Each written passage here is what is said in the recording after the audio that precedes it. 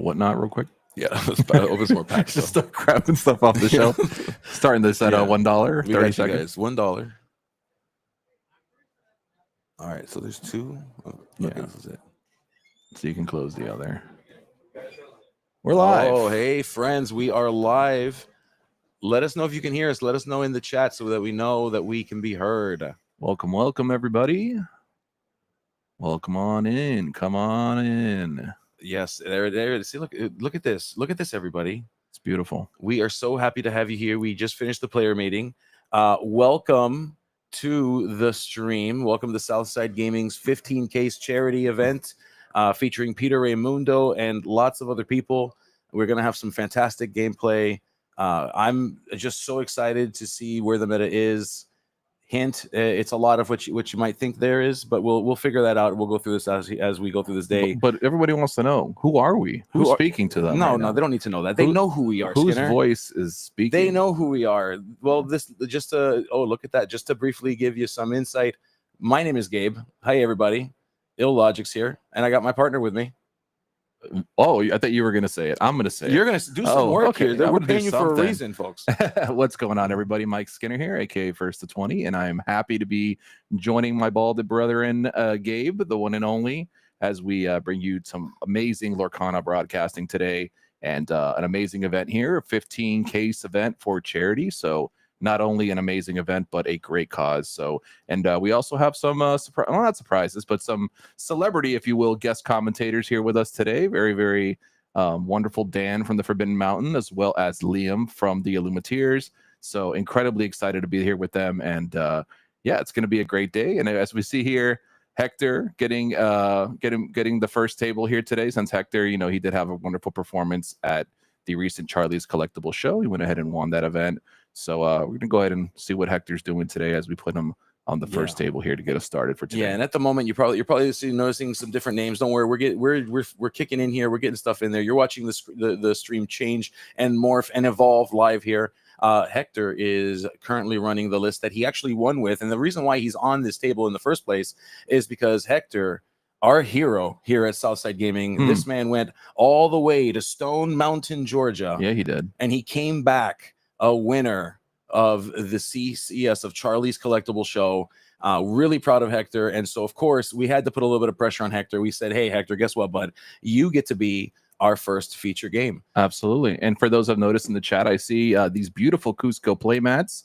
So shout out to Ray, who is one of SSG's own. He plays on SSG's team, and a wonderful friend of ours down here in the Lorcana community of South Florida, drew up this incredible mat. And then Mattified, which you can find online, another great person who helped us add some finishing touches here. As you can see, the little glowing and things like that on the foiling of the mat. So think it came out beautiful. And if you haven't already seen the promos that we're giving out today, they are absolutely gorgeous. I'm sure we'll be showing them in between rounds. And if not, you can catch them. I did post them on my Twitter at First to 20. Yep. So you could check them out there. But if you don't want to do all that, that's totally cool. We will be showing them to you. So they are beautiful, and you're going to love the way they look. Absolutely, I love that. Yes, and you can also find, as Skinner pointed out, you can see those Cusco cards, those Cusco arts from Peter Raimundo on his social media. First to 20, you can see it on mine as well at Illogics. Very nice. I didn't know you grabbed one too. I'm sorry, but I would have plugged you in there. No, that's fine. I would have plugged you. I didn't notice your cable was, in the controller, like when you're a little kid and you unplug your brother's controller. Yeah. I didn't realize you were unplugged. Well, I just want you to know you're showing your age, and that probably applies to like 5 people on chat right now. Got you. Yeah, all that's kind of an old person thing to say. Skinner, but that's okay. We still love you. Fortnite. Thank you. Let's talk more about that. But let's talk about the fact that Hector is playing the build that we know that he's playing. He's playing Sharknado. Let's call a spade a spade. Yeah, he's playing Sharknado. He's definitely playing Sharknado, and he, but with the signature sleeves that he loves to play, they're not Disney affiliated. Hector, shame on you, but Hector says that these are his lucky sleeves. For those of you who don't know Hector, he only uses these sleeves, and I believe he's bought out Dragon Shield's entire inventory. So he has, yes. He's on a constant hunt to make sure he never runs out of these sleeves. So I see he's bringing a little luck with him today for sure. Absolutely. And what we see, so we have Beefy Baby over here who's playing what we know is Amber Emerald. Now, whether or not it is going to be a Trinidad build or a discard build is yet to be seen. I'm sorry to laugh. I'm reading JDZ's comment. He says, "Yo, I hope Hector gets rolled." Yeah, listen, we're supposed to be a little bit partial to Hector being that it's an SSG stream, but I'm sorry. I want to see Dogs make. I mean, let's be real here. Come on. Oh That'd be yeah, so no, great. it would be quite amazing. But Yeah. I just thought it was a funny comment. So what's up, JDZ? Thanks for joining us today. I hope your broadcast goes well as well. I know you're working on an event. So, you know, if you want to go catch JDZ on their stream as well, I'm sure he'll be doing his thing. So much love to JDZ. But for those of you joining us, we see Hector going ahead and putting out a coil. And that's going to be pretty problematic here for Beefy Baby because, you know, coil just able to shrink anything. I mean, most of Beefy Baby's threats are in the lower range. We see a lot of Prince Johns and things like that. But obviously, you know, coil just going to be able to continue to shrink and make things difficult for Beefy Baby here. Yeah, and what we see here is the epic duo, Lady and the Tramp, now both together, as everyone intends, as intended by the story. They are together. Absolutely, and we just need a spaghetti dinner, and that's all if we can get ourselves a spaghetti dinner, we're pretty much halfway to the movie here. But what we're seeing is a game plan of just keeping consistent heat onto the table. Absolutely, you know, it's clear now. The indication is that this is in fact a Chernodog deck. There's no question about it. Yep. You know, we'd be seeing other cards in these slots, but here we are. We do have Chernodog and we have Sharknado going up against each other. Yeah, so I mean, here Beefy Baby's going to want to try to just get in as fast as possible, right? She just needs to, you know, try to get as many characters on board before, you know, the inevitable Sisu, and we see Sisu's smaller form already kind of coming in and causing some trouble here. But the big card here for Hector is definitely going to be 8-drop Sisu, who is able to just come down and pretty much take care of any threat that will be presented here. However, you know, if Beefy Baby's able to get down quick enough and get you know, get her characters and her, you know, her dogs going, or if, you know, she gets Sisu'd, she has an option to summon a demon, if you will, as the Chernybog comes down. Yeah, well, you know that they call it the Chernodog for a reason, and you see Ursula going ahead and sniping a Be Prepared, which is really great. She gets some knowledge also of the hand, so she knows there's no Sisu quite yet, and getting rid of a board wipe, which we know Hector's going to be looking for quite soon. Yeah, I mean, it's difficult here because the game plan when you're playing as Ruby Sapphire is you want to be able to manage the board. You know that your opponent, there's a little bit of bleeding that happens when you're playing as Ruby Sapphire. You know you're going to let your opponent get to a certain point before you're actually able to start locking this game down. And so when you're playing against Chernodog, what's very difficult here is you have to balance both because it can turn sideways really, really quick here for Ruby Sapphire. For sure. So do we ramp? Or do we focus on playing cards like Sisu? And right now what we're seeing is that Hector's kind of choosing the more defensive line. It's still relatively fair. Right. Hector hasn't really ramped that impressively here. Yeah, he's just setting up. Down. He's just putting the machine together. You know, he's just trying to get to the cards he needs to. Obviously playing a Grandma Tala here, getting a peek at 2 more. Just trying to, you know, slowly craft his hand and craft the game plan. And that's what makes this deck so powerful. You know, it's just able to dig through its deck and just find what it needs in every matchup. And I think that's a big testament to the, you know, consistency of this deck. You have cards like Hiram and cards like How Far I'll Go and Tala, which are able to just dig through the deck. And in whatever scenario you are, you can kind of, you know, fish what you need for it. So obviously Hector here, just trying to find something to keep the board stabilized. Doesn't want to get too far behind. But so far, looks like Hector is just about keeping up with the Chernodog deck. Oh, absolutely. And of course, you know, looking at Beefy Baby side of the table here, the ideal plan, the ideal game plan here would be to just go as fast as you can, right? Like you're trying to get to as much ink or as much lore pressure as you can before Ruby Sapphire starts to kind of go back in time. We start playing cards like A Pirate's Life, and we start warping the board state, start going backwards in time to a place where Hector would feel more comfortable with potentially a 12 lore count on Beefy Baby's side versus 16 or 17, kind of close to that point. For sure. And Beefy Baby playing an Yzma here, which will allow her to draw a card and discard a card, which, you know, while discarding a card may not always feel great, in this deck, it's actually wonderful because she's able to maybe use it later for a Chernobog, you know, to reduce the cost. Or if it's a Lilo, you know, Lilo can come back from the discard as well. So a very, very good card for this deck.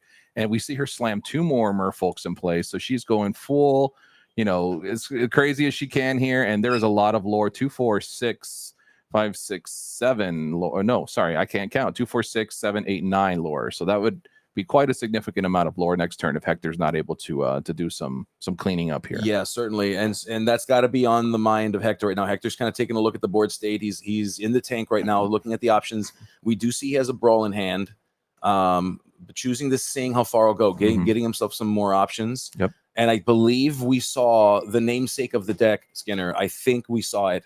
I think it might be my Maui Half Shark time. If it's Shark time, it could get quite tricky really quickly. We did see him ink a Pirate's Life earlier, so that's one of the key cards that we're going to be trying to combo with the Shark in order to, keep this game from getting a little too crazy, keep that lore gain a little down. Very reminiscent of set 1. For those of you who are here for set 1 and remember how treacherous it was to play against the Aladdin, who every time he'd come down, he would take 2 lore from you, he'd gain 2 lore. He'd take 2 lore from you, he'd gain 2 lore. And that's very similar to what Pirate's Life does, in terms of just keeping the game out of reach for your opponents. So yeah, absolutely. And that's exactly the same vibes here, except you get to sing it with multiple characters if you want. Yep, absolutely. Versus relying on the one character at 7 costs. Very tricky. And one of the few sing together cards that actually ended up being, there are a few that are playable, but definitely the most played. And Hector playing that Sisu to try to reduce some of that pressure that is waiting for him on the other end of this turn. When he says go, there's a lot of pain waiting for Hector, and Hector's trying to reduce that pain, trying to minimize the bleeding. Hector has to discard a card here, and I'm hoping he's thinking about which one, because he definitely should have discarded a card. Wait, what do you mean? No, and Sisu attacked into one of them. Oh, it did. I'm sorry. I was too busy. Yeah, he is thinking about which card to pitch. Yes, actually, there it is. Yeah. I figured Hector wouldn't miss something like that, but just wanted to make sure we're keeping the integrity of the game here. Yes. And we do have some incredible DLC judges here joining us as well, just like our last event. So we have just an absolutely awesome staff working this event today. So we're hoping to keep it smooth for you. I know it's going to be a lot of rounds, which we haven't really got into. I guess we could talk about that while we wait here. It is 8 rounds today for this event. It is a 15 case tournament.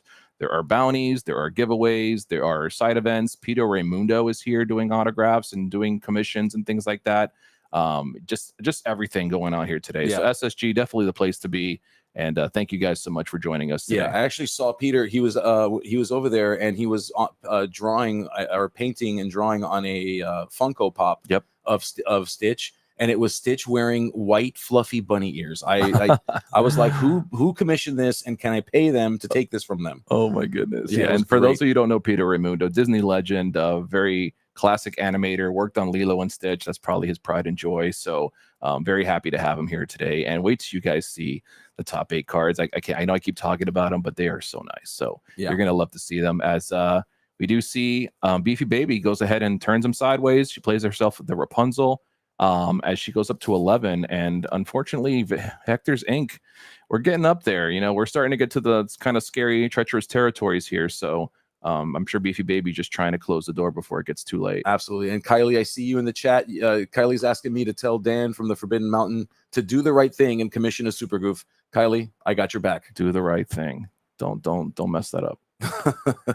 All right. So we see Tala just cleaning up, doing a little cleaning, as some grandmothers do, cleaning up the house a bit. Oh goodness, that is a shark, as you mentioned earlier. So we are officially entering Shark Week here, as Hector puts down what might be a very difficult threat for that to be handled here. I don't know of many evasive ways for Chernodog to get rid of this shark.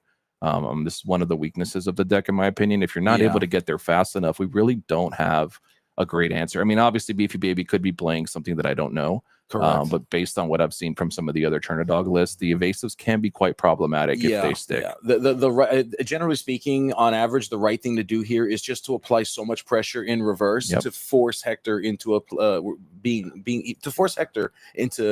causing a board wipe of some kind that doesn't trigger Sisu. Maybe a be prepared. That's like an ideal situation, but there's not a whole lot of answers. Barring kind of what we're seeing here, maybe some body blocking, but that doesn't stop Hector from attacking that bodyguard, from grabbing an action like a brawl or a Pirate's Life, and to continue the onslaught. Beefy Baby is at 16 lore right now, with lethal on board. The thing about Ruby Sapphire, though, is not really. Right. And we do see that Donald Duck coming down to protect everybody else on the board here, and that might be a little problematic, except that Tala can clear it. Unfortunately, if it was just a little Sisu's and the shark, it would have been a really great bodyguard there. But considering we have a Tala to clean it up pretty quickly, and we can ink Sapphire Coil it, so the Tala won't even banish. So it's kind of difficult, but still putting Hector in quite the predicament here. Hector does have the option to get back that Be Prepared if he so chooses out of the discard if he's really, really in trouble.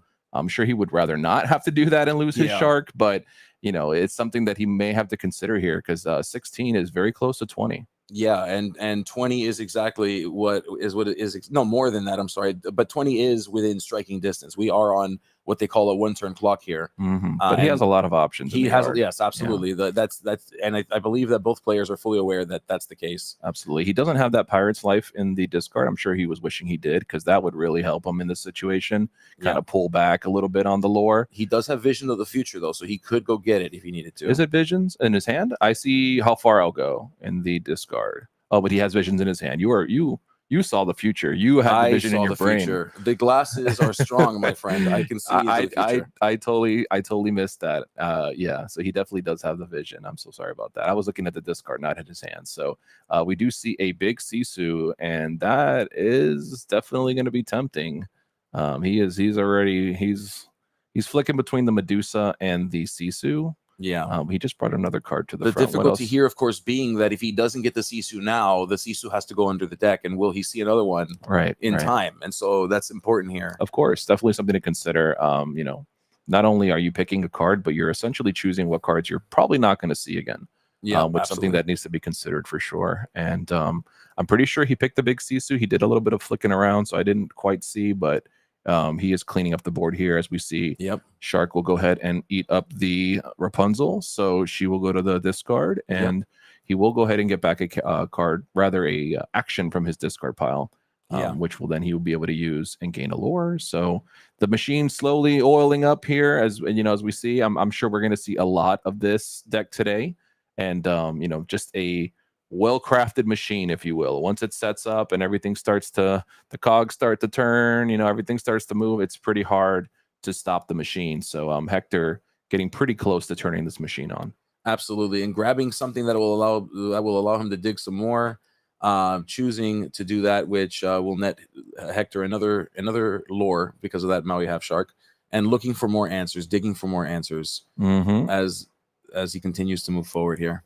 For sure. And we see that because of that ink, Hector indicating that Isma is the target of that Sapphire Coil. For sure. Yep. And properly giving himself the ink, and then choosing to say goodbye, to banish that Isma, sending her on her way outside of the village of Sharknado. Absolutely. And just being able to shrink her, right, with this Sapphire Coil. I know a lot of people, think about Coil with Sisu or Coil with, Medusa, but just being able to shrink it and for combat damage, being able to attack with these two baby Sisus in there and just keep them both alive is incredibly beneficial as we wind down here to 17 lore. Chernadog does have a couple ways to get some jumping lore, like we did see the Donald. I've also seen some other builds playing a couple cards here and there that may give him some reach, but Hector just slowly cleaning up the board here as he continues to assemble his Infinity Stones, if you will. Yep, and grabbing a vision, which can certainly be dangerous, especially if we can start grabbing things like a Pirate's Life. And there is the Sisu to say goodbye to our friend. It's rare to see Sisu, only take out one character in the Chernadog matchup, right? I mean, Hector's just been doing such a good job of trying to clean up the board every turn. And he, there's a testament to that. I mean, this Sisu only took out one character. Beefy Baby is just holding her fingers at the moment. No cards in hand, so she is at the mercy of this deck at the moment. And it is in fact Shark Week here. Yeah, it is definitely looking a little dicey here. So now we start to see what the deck does. We start slowly climbing up in lore, even though we were just kind of dwindling at the beginning. So it's going to be interesting to see if Beefy Baby is able to draw something that can stick here. Yeah, absolutely. And we see a Nala. All right, we love it. We see a Nala. That's another potential lore for Beefy Baby. Not the best card that she could be seeing in her deck right now. Sure. And certainly Hector. The whole point of Ruby Sapphire is to deal with cards like this, with low strength. Sure. And potentially high defense as well. So we'll see if it works out for her. Hector, of course, turning a lot of ink sideways. And if it wasn't Shark Week before, we've got two now. Yeah, we are definitely in open waters at the moment as as Hector adds another shark to the table, and Yes. we just have a lot of lore incoming. And every time he plays an action at this point, he's going to be gaining 2, one for each shark here. So that just makes literally any action you play into a gathering knowledge and wisdom, Gabe. That's like, yeah. Look at this. So we have a Let It Go, which not only will remove the card, it should have gone to the inkwell. But yeah, they're fixing it right now. We have great judging staff on duty. So yeah, gaining 2 lore, sending Nala into the inkwell, and this game is just about wrapped up here. Yeah, absolutely. And really what we need to be thinking about is going into this potential turn 2, what the plan will be. But certainly this game is not over, though. Beefy Baby is still trying to fight that fight. As JDZ mentioned, go off the tizzy would be quite crazy. Yeah, that would be wild. I don't know if she's playing any, but I know a lot of Turner Dog decks are playing a couple of Go-Go's, so that would have definitely been a dream crusher for Hector. But Hector holds on to it and takes game 1 here against Beefy Baby. Absolutely, yes. And so, that means that Beefy Baby will get to go first, which is a prime spot to be in. It is prime real estate, is to be able to be on the play here, because going first and being in a relatively aggressive deck, just a beautiful combination. Absolutely. And so we're going to see if Beefy Baby can claw back in game 2, even the odds out here, and potentially go into a game 3 that just is able to pop off and to just run through as fast as she can before Hector's able to stabilize the board and kind of stop the game in this weird like time lock situation that tends to happen as you get to the later ink counts with Ruby Sapphire. For sure. And for those of you just joining us, welcome. We are in round 1 right now of the Southside Gaming in Margate, Florida 15 case event for charity. The winner of the event will be able to choose a charity of their choice to go ahead and have a part of this proceeds going towards that, which is a beautiful cause. And I know there's been a lot of talk throughout the week over which charities would be donated to if they won. So yeah, a really nice cause to see people come up and just see things get this ball rolling here. So. Yeah, certainly. And it is interesting to see what the mulligan will look like here. So let's take a look. Okay. So Hector. What is Hector looking for here, Gabe? Looking for some ramp, probably, right? Just trying to get ahead quickly. Hector going on the play is going to need to be able to answer. On the draw, rather. I'm sorry. Yeah. Yes, my words are hard.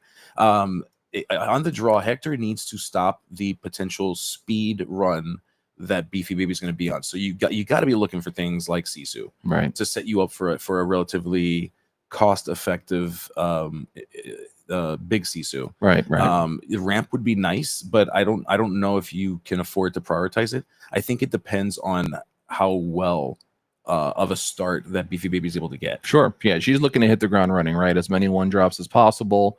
Just try to go from the left side of that playmat all the way to the right side of the playmat, and hopefully just get enough lore under the table before Hector's able to clean up here. I'm sure Hector looking for baby Sisus here, things that can slowly pick off characters, since baby Sisu is pretty much live versus a majority of the deck.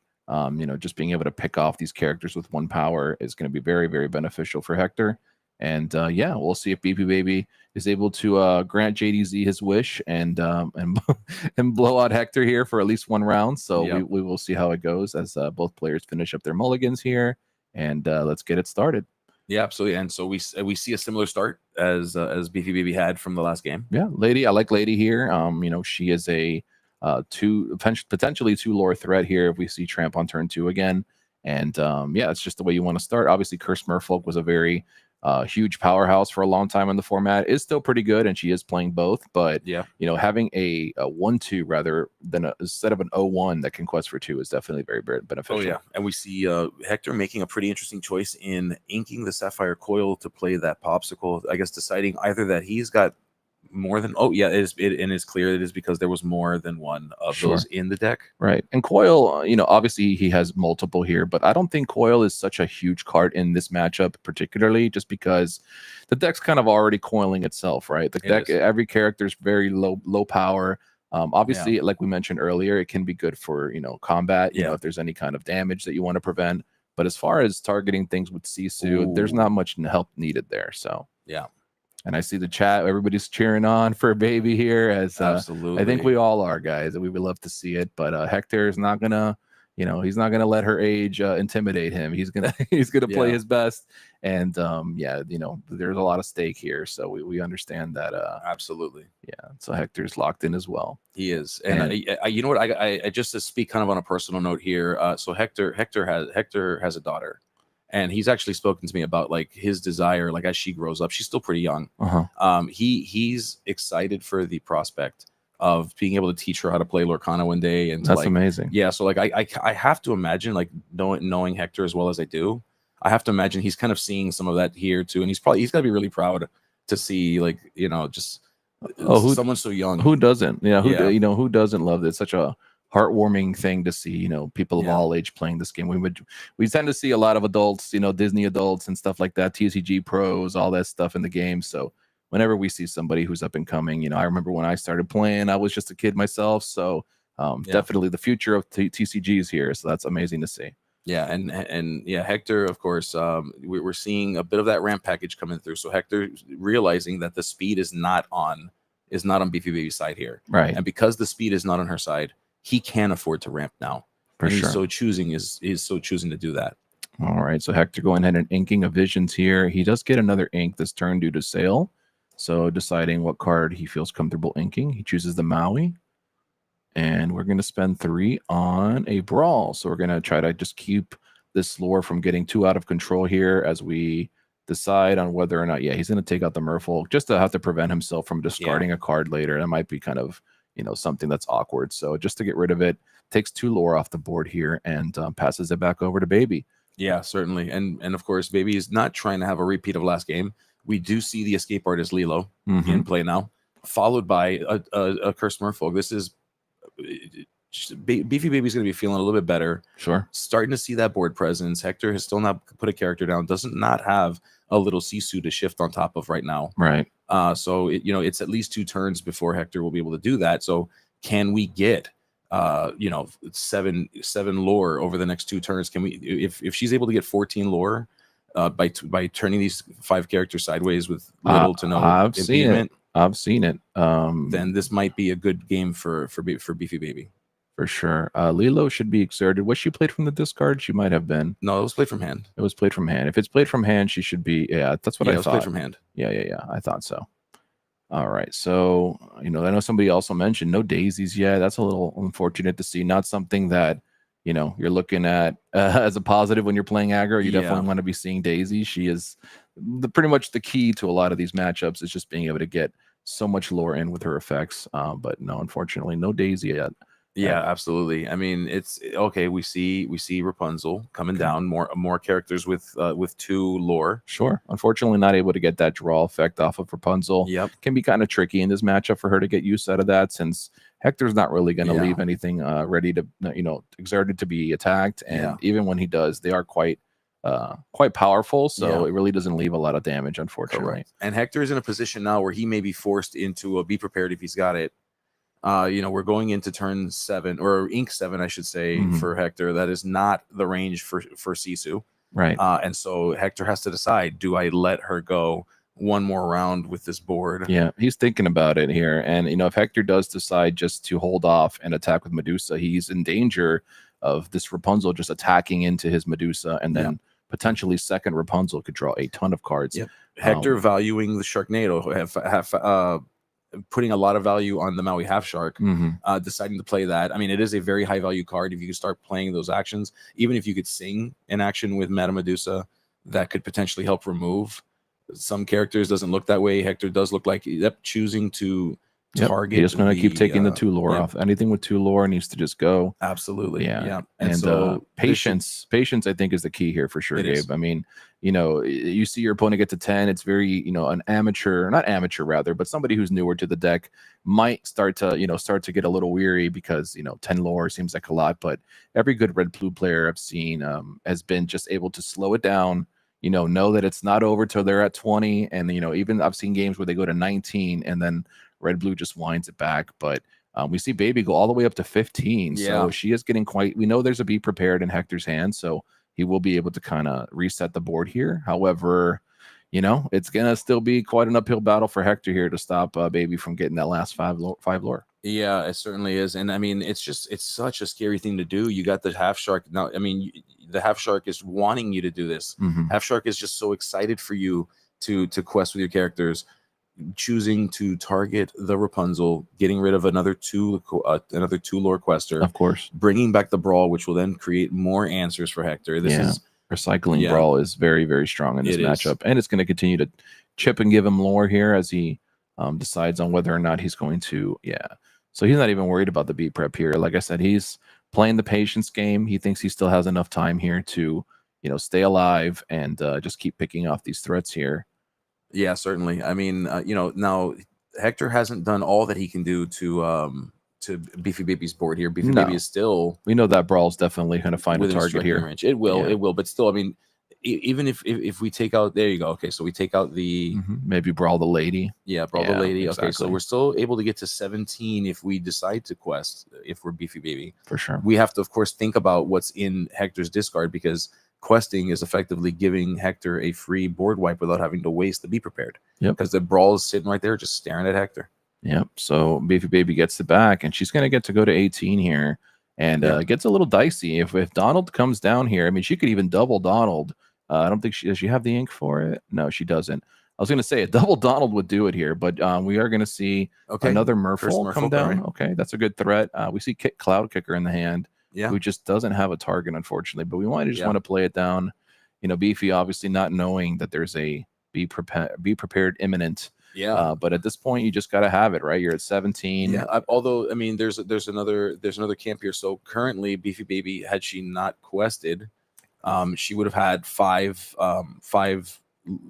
lore worth of characters down. Sure. Could have said go, and then forced a be prepared in that moment. Sure. Or other answers. But there's also the train of thought you're going through, which is like, well, it's Ruby Sapphire, right? Of course he's got answers. Let's just get the points. Let's just try to get the lore, because if he does decide to be prepared here, you lose out on that lore that you didn't quest with. So you could advocate for both. I mean, obviously now Shark is going to get to attack and get back Brawl. So it's going to be a vicious cycle here. But I think you're between a rock and a hard place, right? It's damned if you do, damned if you don't kind of thing, Absolutely. So, but I understand Beefy Baby here just deciding to try to just hit the gas here and see what she can do with it. Yeah.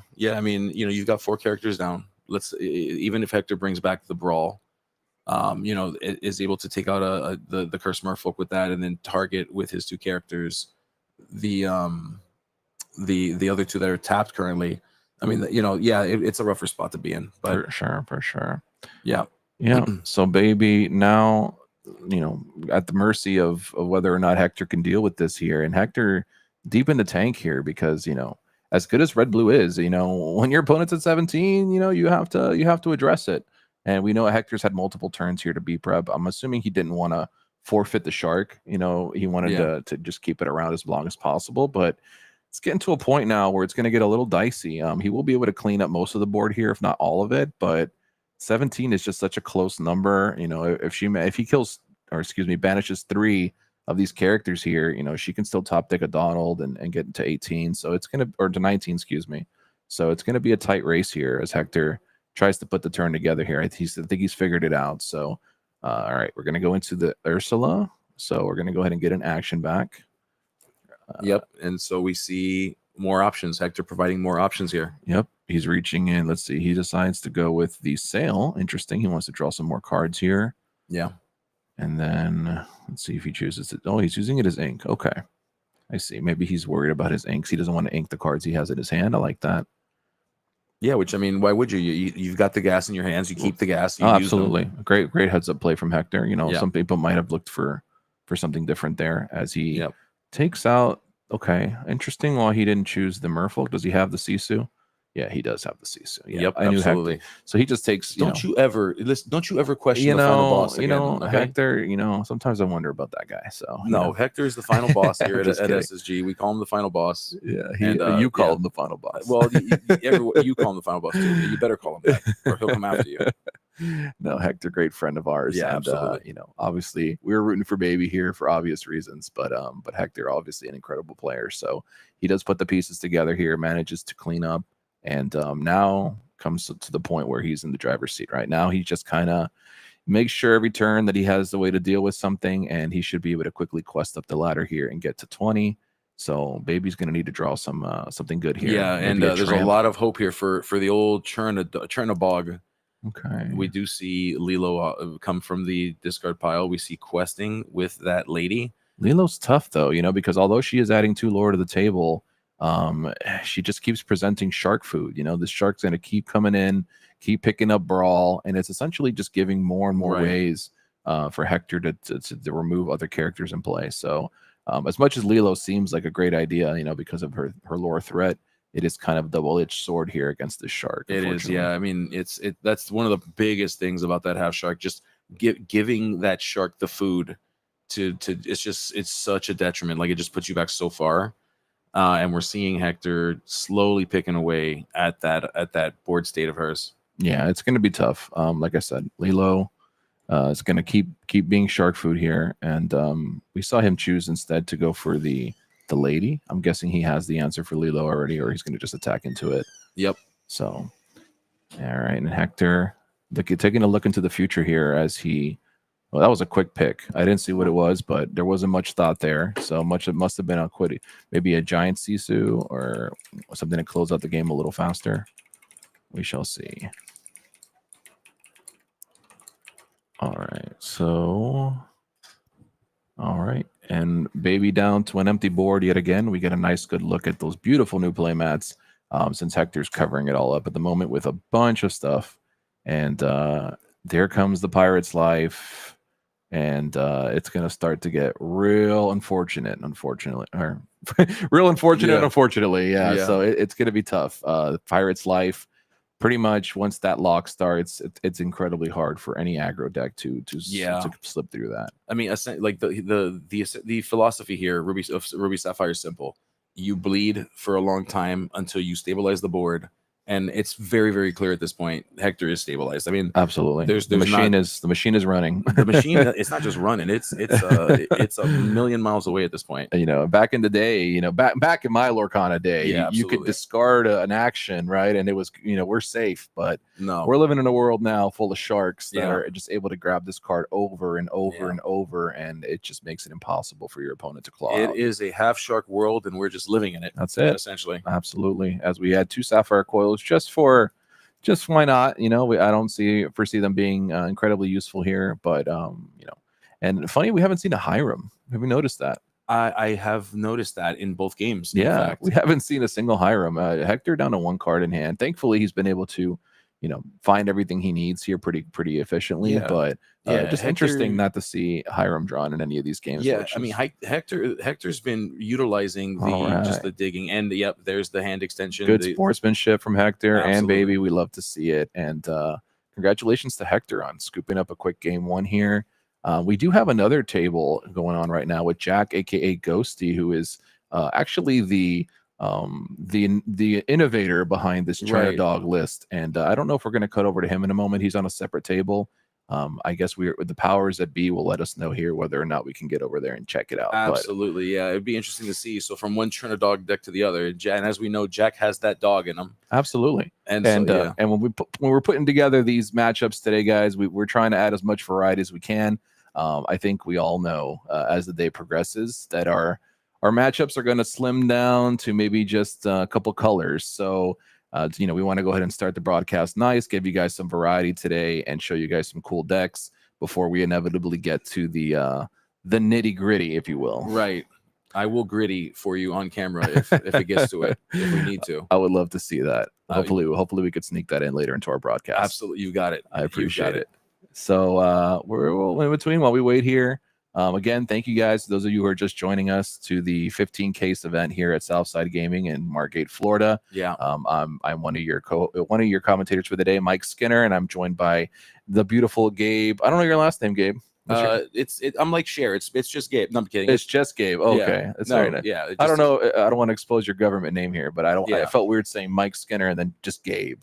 Fair enough. It's Hernandez, by the way. For those of you that Gabe don't know. Hernandez. Yeah, Well, Hernandez. there you go. We'll just call you Gabe though. That's what I'm saying. It's too long. It's not cute. It's like Lady Gaga. It's like I need like a cool name like Lady Gaga. Okay. Or Madonna or Cher. I could call you Lady Gaga if that's what you. I kind of Lady Gaga's pretty cool. I wouldn't mind that at all. Actually. That's pretty cool. Maybe.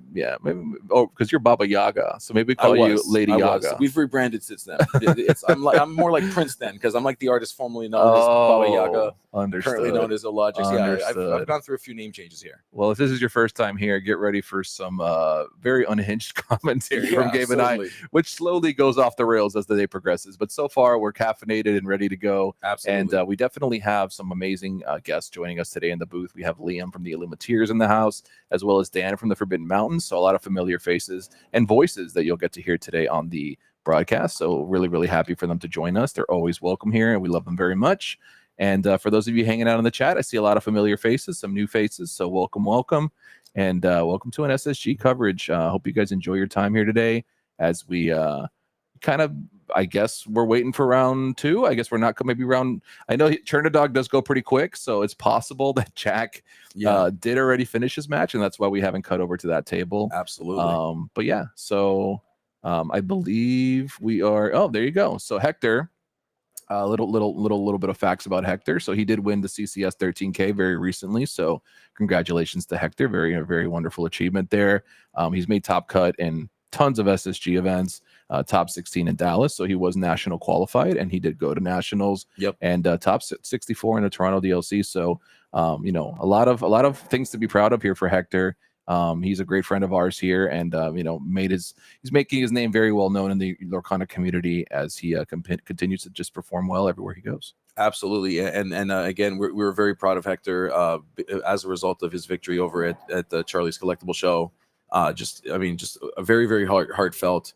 There's pictures out there of the entire team just gathered around that table as they're watching that final match, for sure, and just like the emotions that were felt on that day, it was just next level. Absolutely. If you haven't been to SSG, they're big on family here, and we really do. Although we just commentate here for them, we're not technically employees of SSG. I mean, we call ourselves SSG because it really is a family down here, and we love being part of it. So Hector, popularizing or repopularizing, should I say, the Maui Shark. Some people kind of had lost favor of it a little bit. They were going more towards the Tamatoa, like 8-drop, Lucky Dime, that whole thing. And I'm sure we will see some of that today. But Hector just deciding to drop that all together and just go with Maui Half Shark, which, as you see, can just be quite a powerhouse by itself.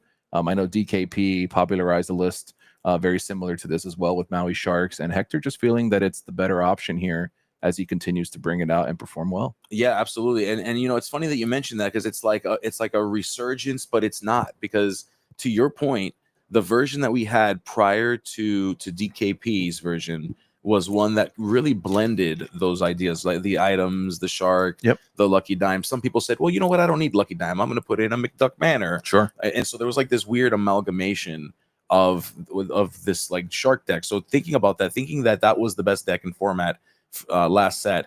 And now what we're seeing is that Hector said, hey, you know what if we like focused on one thing? Right. What if we just like did the shark thing and just play the actions? And what we're seeing is like the sharpening of what we already thought was the best deck in format, and realizing, man, did we miss out in a world where last set we could have just had an all item shark deck? And was there really more room to grow there? We didn't have Sapphire Quill, right? So that's a big new one, a big new weapon that we got here that Hector obviously is choosing to use in the deck. And obviously 6-drop Tamatoa, we didn't get to see him do anything. I don't believe he even played him this game, but definitely a huge card for this meta at the moment. You're going to be seeing it in both blue steel and red blue today. So here's your breakdown for today. Here, so you guys can cry with us. So okay, so look, Dan, I had told him it was 53%. Dan's prediction for blue decks was 55%. I'm sure he'll come in here later and go over that with you, but we actually have 56% today of blue decks. Well, there's others too, so I guess other could be, maybe we'll sneak a blue green in there or something, but a Bleen, as it were. A Bleen. I like Gru better. Gru's okay too. I'm fine with that. Yeah, Gru, like it's like the goo. It's the Gru. It is, and like Yeah. Blurple too, Bleen right? makes me feel, it feels like an organ. Like if I have a Bleen, Yeah. that's kind of weird. That is weird. We're going back into like strange territory here, but I do So love it. let's drive the train right back onto the tracks. No. Let's keep. I was actually gonna go explore the goo more. Anyway, so yeah, 42 players on Ruby Sapphire today. So axe surprised everybody, and then 29 players on Sapphire Steel, which we know is another very popular choice for Sapphire. Some players just saying, you know what, I'm going to trade in my Sisus for how far, not excuse me, how far I'll go. What am I saying? Let the storm rages on, the storm rage on, and strength of a raging fire, and how about Smee? Oh, good old Smee. We love Smee. How about the best 2-drop in the game? Yeah, the bumbling mate. You know, we love you. We love you, you bumbling mate. So both, and you know, when we talk about Sapphire Steel, we have to remember there are multiple versions of it. You know, we have a slower, more item-driven version, as well as a more aggressive, down to the ground version. So and it's going to be interesting to see. We're actually, so I'm getting word from production that we are actually going to be cutting in a moment to an interview with Liam, which is pretty cool. But before we do that, take a look. 139 players, 8 rounds. We are at a 16-player top cut today, which is new. Amazing. We did 8 previously. We're doing 16, and you're seeing all the pricing and the breakdowns there. So absolutely, first and second place, taking home quite a pretty penny of boxes and the amazing playmats that you've been seeing on stream. They will have the champion and finalist text on them as well. So a little bit different than the ones you're seeing on stream, but very similar. And then lots of boxes for everybody else. 3rd through 4th will take 5 boxes home. 5th through 8th will take home a couple boxes. And then 9th through 16th will take home a box. So we're not going to go home empty-handed if you do top 16. So I love to see that. And just top 16 in general. I know a lot of players have been requesting that for a while. You know, top 8 cuts can be a little rough. You know, you can have a great day and still miss top 8. So top 16, I love to see that we're incorporating that for today's event. And I'm sure the players will be very happy about that as well. So all right. So we're gonna go ahead and throw it over now to production, to our production team and our interview staff. And so production, take it away.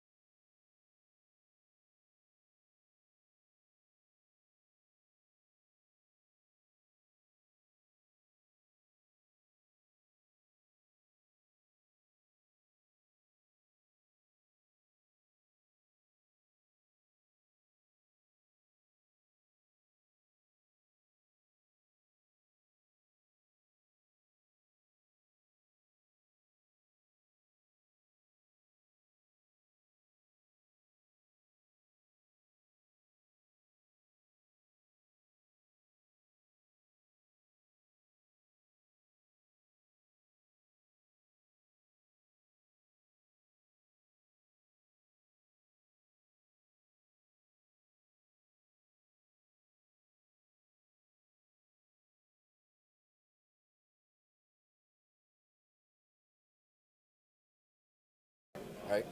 So it's very well placed. Like just with all the tools it has, it could get you out of pretty much anything, right? That's a great point, because I do find when you're playing these control decks, especially in a meta like this, where now I haven't seen the breakdown yet, but I'm willing to bet it is A lot in there, or in that.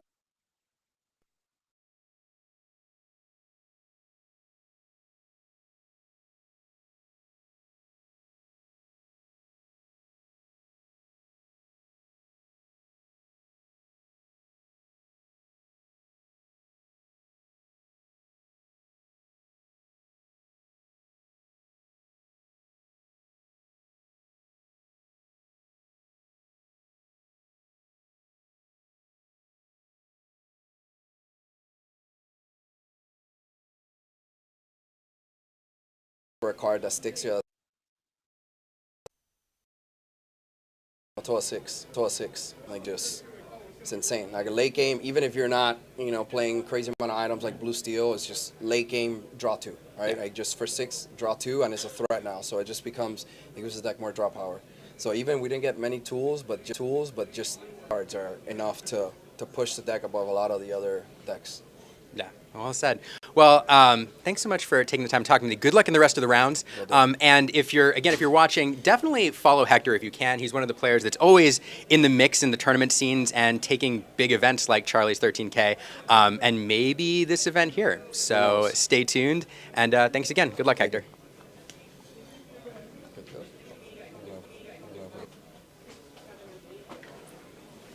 You won? I'll have to play on stream next on round 2. I played the. I played the 24 location. Oh. What colors was it? Was it yellow? Purple steel with 24 locations? No. I don't want to play against that stuff. No, I know. I just want to know how we play my Yeah.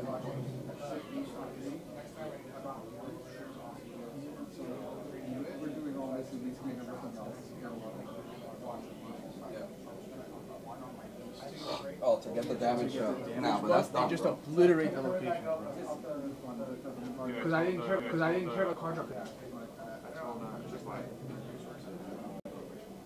It's not anymore. Only when you're on it. For this, I don't know.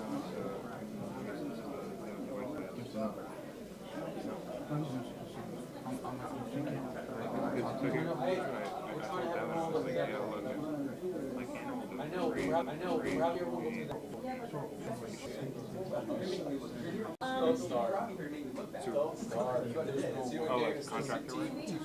We're not in my charts. You're probably here because you're a multiple knowledge.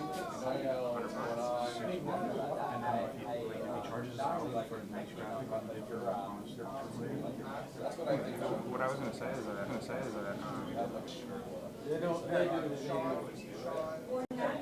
Yeah, but like whoever, they'll go to domination.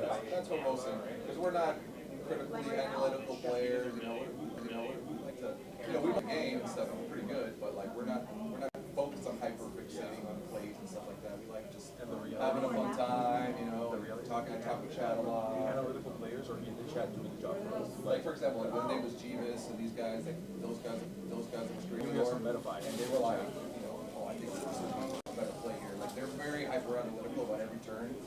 We were like, but everybody has their style. Usually there's more color commentary and more critical analyzing. But yeah, we just do the thing. Yeah. I was telling, aside from the favorite person that I've casted with is Candio. Because Candio is he breaks down every turn. I was telling everybody, I felt like I was sitting in on a metaphor coach. And he's just telling people exactly what needs to happen in that turn. And of course, I'm poking at him, just making it lighthearted or whatever.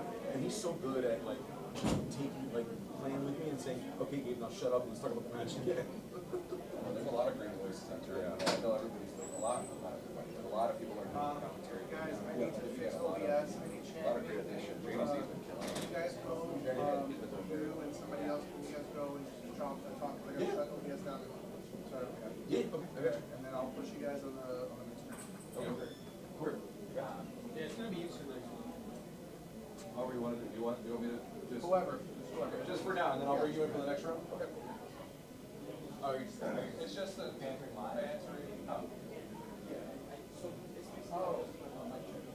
Okay, like not live.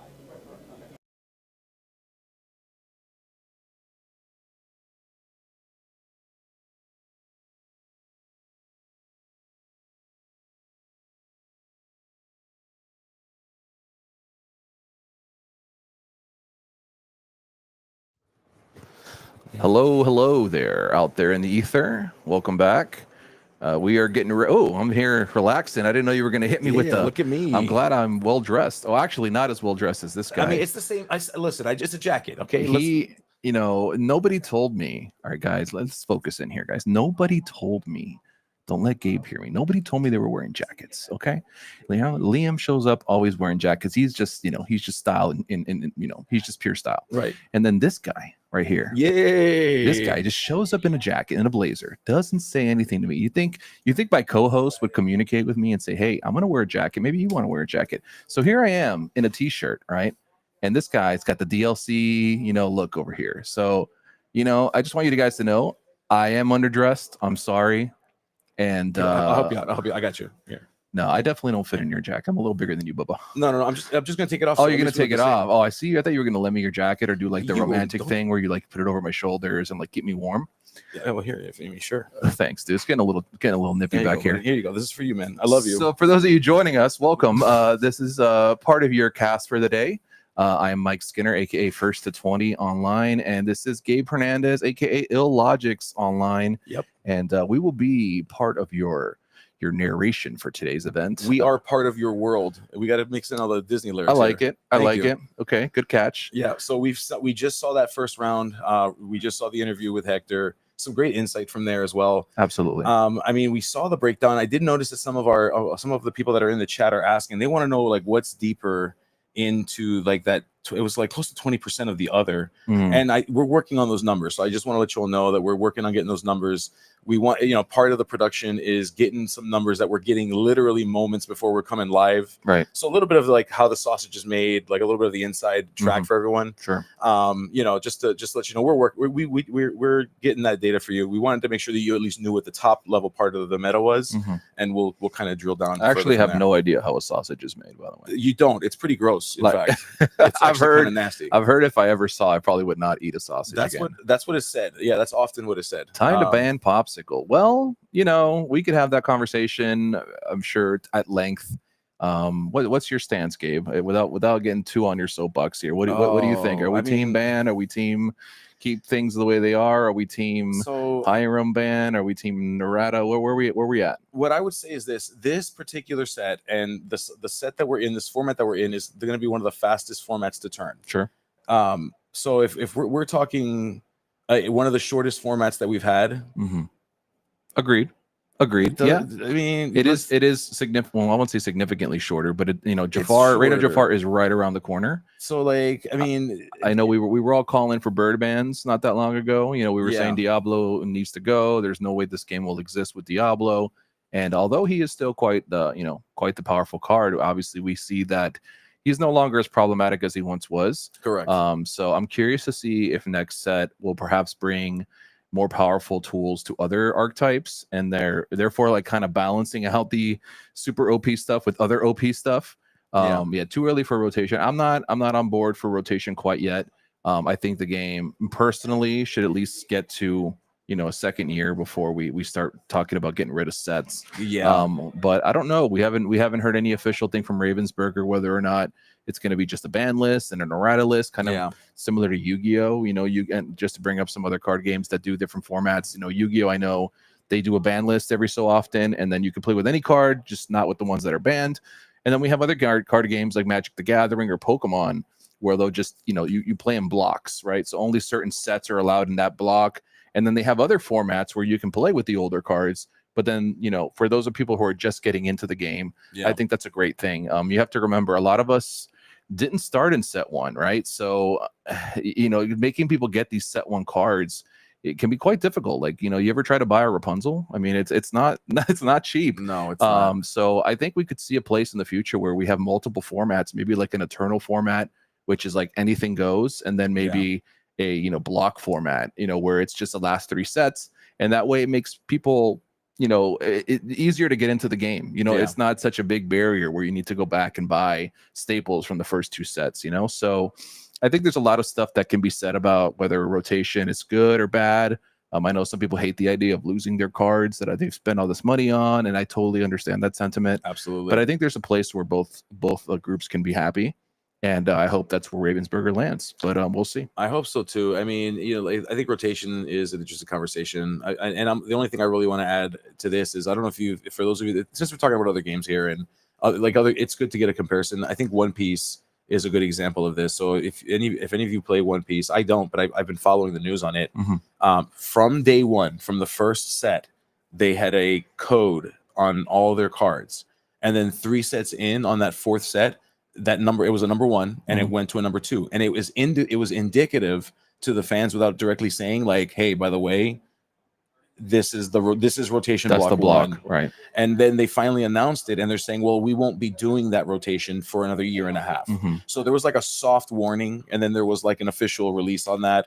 And I think if you're going to do something like that, you need to let the players know well in advance of time. And I did see some conspiracy going on online. We have those theorists out there, and I think it's a pretty good conspiracy, to be honest, that the starter decks, I don't know exactly which sets or which block, but I was told that the starter decks only tend to carry like the cards from like up to 2 sets before it or something like that. And some people have been saying that like maybe that's like a nudge, like to what's going to be allowed at just like the last couple sets, and that's why the starters don't have set 1 cards or set 2 cards. They only have the cards that would be in their block, if you will. Obviously, all speculation. We don't know any of that. We don't work for Ravensburger. We're just like you. We just want an amazing card game to stay healthy and amazing, and we want everybody to be happy one way or another. So I think it's going to be hard to just do one thing and make everybody happy. So we might end up in just something with multiple formats, maybe a more casual, fun multiplayer format similar to, Commander in Magic, where, you have a leader of your deck, and, like all those are fun ways to take the cards that people already have and make them so that they're reusable and they're not just going to phase out, if you will. So I think there's a lot of hope and options for Ravensburger to do something fun, but we'll see how it goes. I would agree. Listen, they've, say what you want about Ravensburger and say what you want about how you're feeling and all that kind of stuff. I mean, what we have here is a game that is at its core. Are there some minor issues with some specific cards? Yeah, sure. Like it's going to happen when you release 200 cards every 3 months. That can happen. But I think overall, like on average, we have a card game that is a lot of fun. Sure. That the meta is shifting constantly, even in metas that we deem to have tier 0 decks. Right. There's still ways to deal with them, and then you see that cycle, like that flip over of what we call the triangle meta. The idea that like one is the best deck in the format, then something comes in, is able to deal with it, and then the other ones are coming behind it, and it's this constant rotation. Right. And I think that as long as you have a format that can do that, and that like you don't have like this one deck that just stops everything, sure, we're in a good spot. And in terms of card rotation or whatever your concerns may be, let's focus first on having enough of a card pool for that to happen. Right. And I definitely think there's some problematic cards that have been. If you're gonna, if you're putting, a plasma blaster to my head, if you will. No, we'll keep it Disney. Thank you. And you're making me choose, ban a card or rat a card. I'm on Team Popsicle. I know Hiram is he's almost maybe almost tied. Yeah. But Popsicle, I feel like as a simple card that seems so innocent when you look at it, it's just a friendly snack. Yeah. Delicious, ice cream snack. We definitely it does a lot for the deck, just allowing you to draw cards. Yeah, and we've got, I apologize about the background noise. We have some rude people. Yeah, we got some friends here that are hanging out with us. It's some friends that you've seen already and some friends that you will see. But yeah, so I'm frustrated that Flynn Sukasu isn't tier 0 anymore and won't get me to top 8 at champs anymore. Right. So sorry. We all go through these phases, right? And we're all like, oh god, this deck again, and then the next time it's like, oh god, that deck again. So I think we just need to give it some time. I think that this next set is rapidly approaching. I think we should stick around, see what the future looks like, and who knows, maybe in a couple months we'll be complaining about something else. Yeah. So we're never sure, but obviously a lot of people upset to see the beloved Ruby Amethyst starting to kind of fall from its tower Yeah. here, right? And I know some true believers are here. I think people like Terrace that are rocking it to the end. Congratulations, Terrace owes by the me way. a ferry ship, by the way. I need to get a signed ferry ship from Terrace. He's offering to sign everybody's ferry ships. Oh, okay. Well, shout out to Terrace, by the way. We did have a locals here last night. Just the best of two to give some people some reps before the event today. And Terrace did take it down with red purple. He did. So is it dead? Is it not? I don't know. It depends who you ask, right? Yeah. Who knows? So Who knows? yeah, so we'll see what happens here. Hopefully we get to see some of that later on the tables. And again, we're going to try to bring you as much variety as we can today, guys. We know how you feel about, mirror matches, and I'm sure we're going to get a few. So, just hang in there. But in the meantime, we are going to do our best to make some fun pairings for you guys. And although, we want to keep the pairings relevant. Yeah. But we also want to add some spice in there for you guys. So we're going to do our best to make sure we make it happen here. Absolutely. And I'm hearing word that there might be I saw our head judge coming in here. Did I hear that the next round is paired already, or are they still working through that? I didn't catch that. What we're gonna do. I think we should take just like a minor. Yeah, we're gonna take a quick sec. I'm gonna pop out. You're Yeah. gonna see a very familiar face joining you guys in just a moment here. Yeah. I think he'll need no introduction. And we'll be back to bring you round two. I believe if you guys see any kind of stuttering on videos today, I know we're doing interviews. We're always trying to level it up, guys. Yeah, absolutely. If you know us, we're always trying to take it to the next level. So if you guys see any choppiness or anything like that, we do apologize. We're working with a lot of new equipment, a lot of new connections. Some things work perfectly, and then as soon as the broadcast starts, they don't work anymore. So just bear with us if you see any kind of hiccups. Just know that we're working real hard here to make sure we bring you the best broadcast possible. Absolutely. So thank you guys so much for being here. We're going to take a quick break here and just double check everything. And pretty soon you'll be joined with somebody who you're going to love. You're going to love being with. So. Oh, hey, Liam. Speaking of which, spoiler. Spoiler alert. We love it. No, we already let everybody know he's Yeah, here. they know. So They know. yeah. Oh.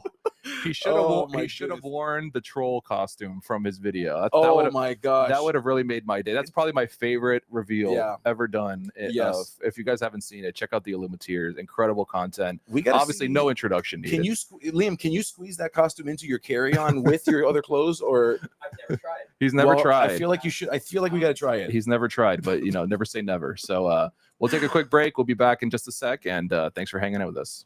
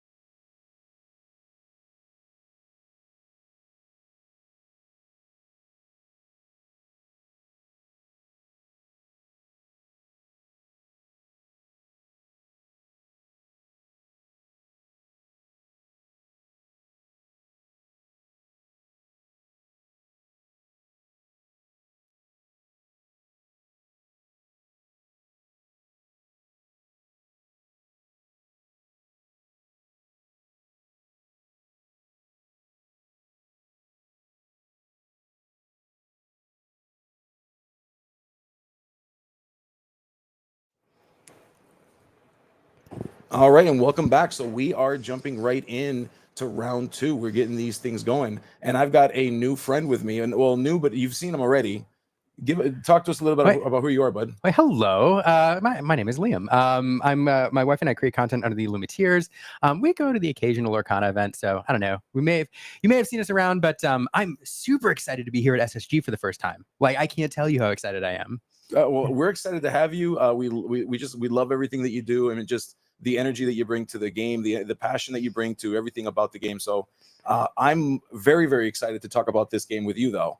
A couple of interesting decks here. We've got Dan versus Eric, and as you probably can tell by looking at their shirts, they are both on the same team. They're both based out of Southwest Florida, overall, like on the Tampa side, and they make their rounds over here because they love SSG. They love coming out here, and they're both great friends of SSG. So we're excited to have them on stream. However, Liam, they have the unfortunate mispleasure of having to make one of their friends lose while the other friend gets to win. Oh, I know. You know, it's always such a bummer. I mean, not only do you have to knock out or knock down, you know, somebody that you're hoping does well, but you know, going into these events, oftentimes the first few rounds you're playing blind.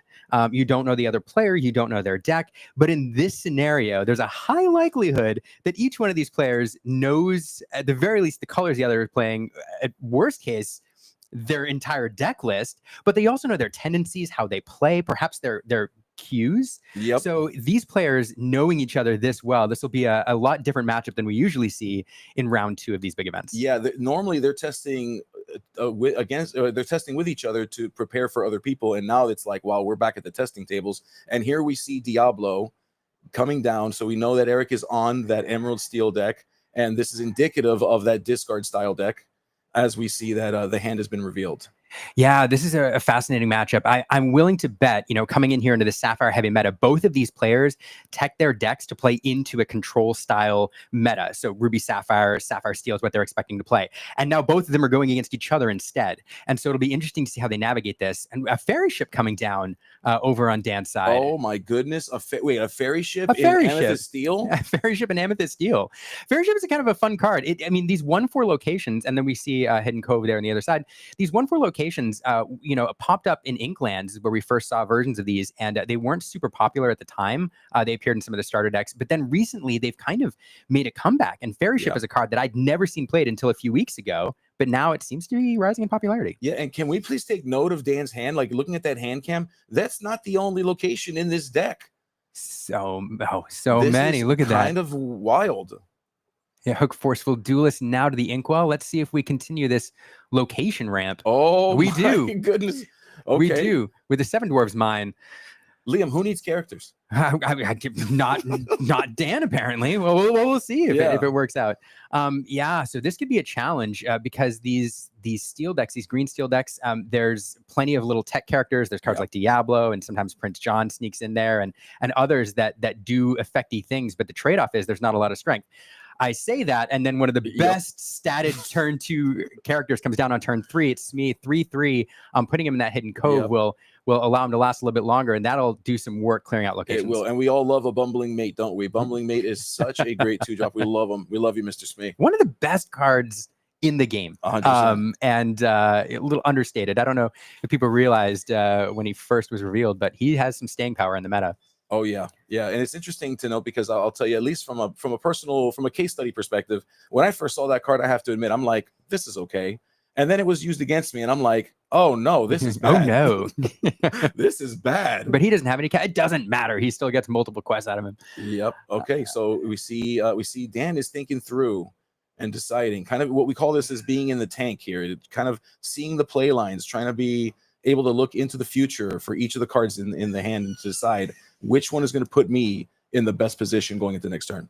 And normally we're kind of like prognosticating, trying to figure out what they're going to do. But I have no idea what this build is that Dan's playing. So I can't even guess what the right lines are here. And I haven't got a good look at his hand either, other than seeing a lot of sideways cards. Absolutely. But we do see the chef, the pirate chef, come down, John Silver. He did target that Mr. Smee. So Mr. Smee will not be able to attack that mine, at least not this turn. At least not this turn.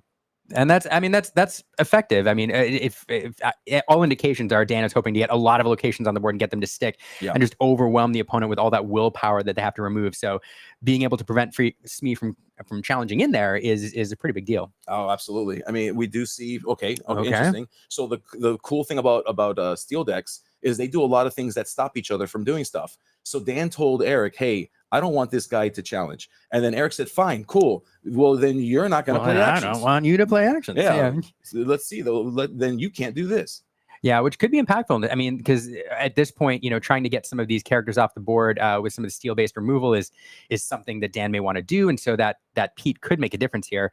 And then, importantly, we know in this set, there's a very I think it's being played more and more in these colors is this Pete shift, the Pete Space Pirate. Space Pirate. And so we've now set up that we're setting up that shift line there. Oh yeah, and Space Pirate is quite scary.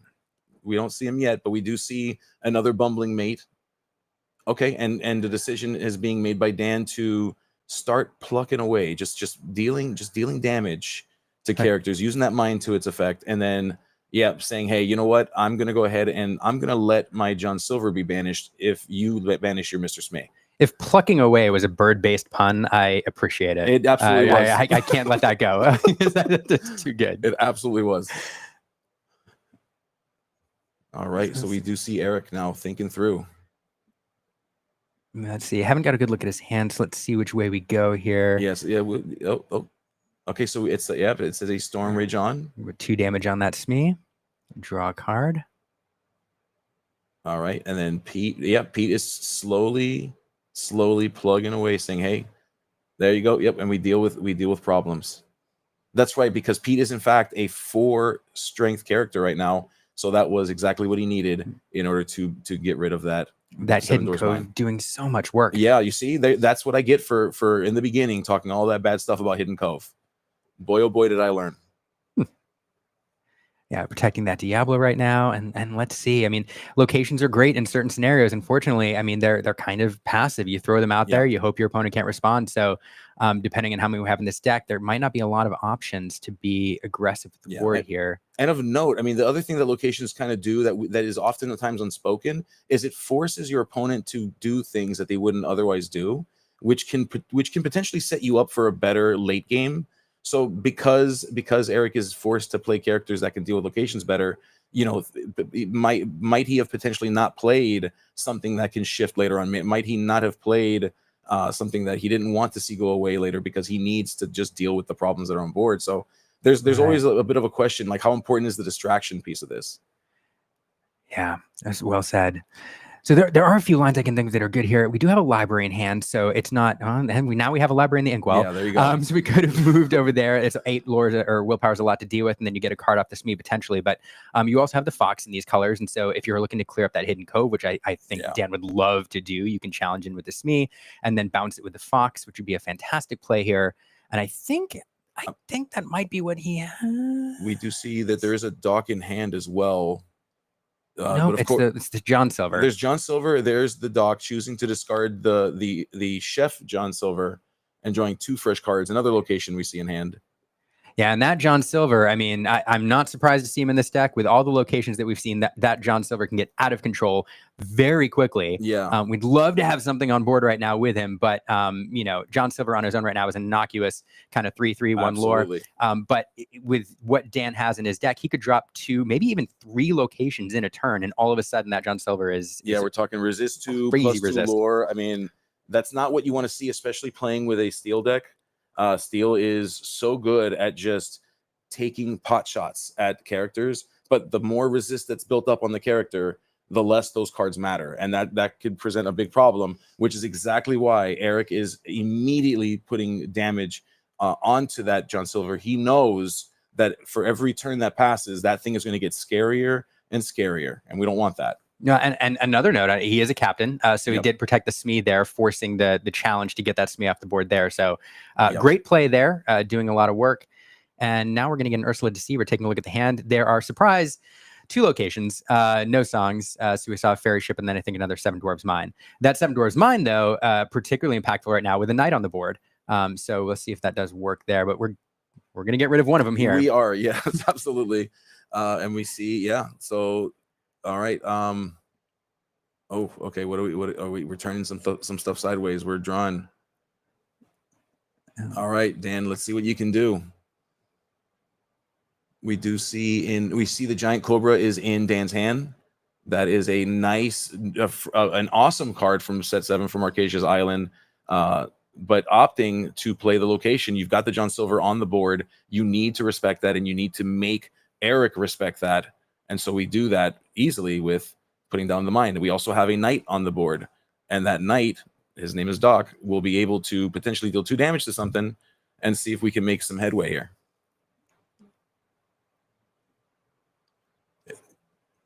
All right. Where we go. There's okay. Yeah. So opting to move, choosing to target the Pete. So Pete will take 2 damage. Has 2 left because it is currently hanging out with his friend Ursula down at the Hidden Cove. Which, if it's hidden, why would 2 people be there? Shouldn't it just be 1 person or nobody? I don't know. And then it's just a cove. Yeah, it's like it's a public cove. It's not a hidden cove. Come on now. Yeah, and then now we have a hypnotize coming down. The hand pressure that Emerald puts on in some of these decks is really starting to take its toll here. That Cobra, I mean, in this scenario, probably not a card that you're so much interested in the lore gain for, but 4/4 is when you're playing against a deck with hidden coves or a hidden cove that you want to get off the board. That 4 stat line and the strength is big. It is. And so it definitely hurts to lose that. And it's very clear here now that the MVP for Eric in this match is that Hidden Cove. It has dealt so much additional damage through challenges. It has dealt with problems that would have otherwise stuck if it wasn't for that Hidden Cove. Eric has to just be so happy with the value that he's getting with this Hidden Cove so far. Yeah, absolutely. And here we have a Calhoun come down. Calhoun, not a terrible card to have here. I mean, it can survive a storm with its resist, do a little work on that Hidden Cove. But I feel like Dan is just consistently 1 strength short of what he needs to clear that cove in 1 turn. Yeah. Oh, and that's a card you hate to see in the mid game here. Yeah, it's almost like Dan needs a Hidden Cove of his own. Right? Oh, yeah. We see Prince John, greediest of all. And boy, oh boy, is Prince John quite greedy. Let's see how much value we can get from this. How many cards? Now, we do see in hand is a Tinkerbell for Eric. So that is going to certainly present a burst of damage that's going to hit the table. We do see, the mine will go away. Clean up that mine. All right, and you see Eric flicking through that card, deciding. All right, so Dan is turning the card sideways. Okay. Interesting choice here. It's the Chromacon. Hey, if you need a way back in the game, you need a way to draw cards. Unfortunately, you're giving your opponent, 1 more card each time, and this is a huge gamble against a discard deck, especially with a Prince John on the board, because you're drawing cards, they're drawing cards, but as soon as they draw into a discard card, it feels bad. So, I mean, Dan trying to keep his hand as empty as possible here to avoid triggering that Prince John is something he might be looking to do. Yeah. I think we have an empty hand. Because you drew the Chromacon and then played into that. And of course, interestingly enough, Dan played the Forbidden Mountain. Can you believe it? The shout out to Dan from the Forbidden Mountain as Dan plays the Forbidden Mountain. There it is. And now Tinkerbell Giant Fairy coming down, doing 1 damage across the board. There's only 1 card there, but it's going to take that damage. Oh yeah. And then immediately into the Hidden Cove. My goodness, a coved Tinkerbell. What a threat. What a scary, scary thing.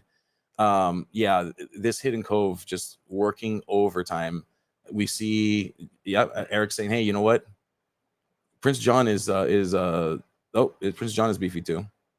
Yeah, Prince John, not a card you usually see, challenging into things. You usually like to protect him or use him for lore late game. But 12 or 13 lore here against an Amethyst deck, honestly, when you're on 3, starts to become just a little scary, especially when you can drop things like Library with 8 willpower, on the board. That'll take some time to clean up.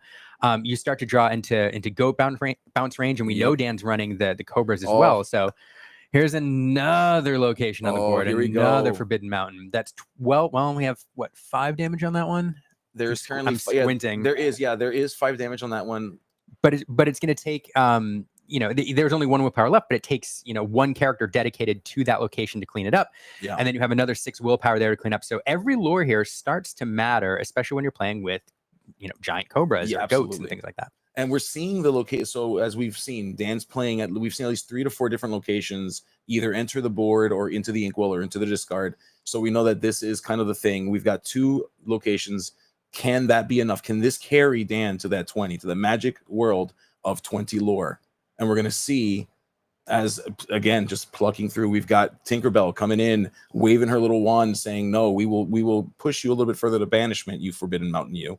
Yeah, I mean, and we're at the point now where, Eric has to start respecting every threat on the board. Yeah. I know a lot of people are saying, or probably thinking, well, the Cobra, you usually have to set that up because you need to draw the Cobra, you need to draw another card. But when you have the Chromicon on board, you can draw that extra card that you need.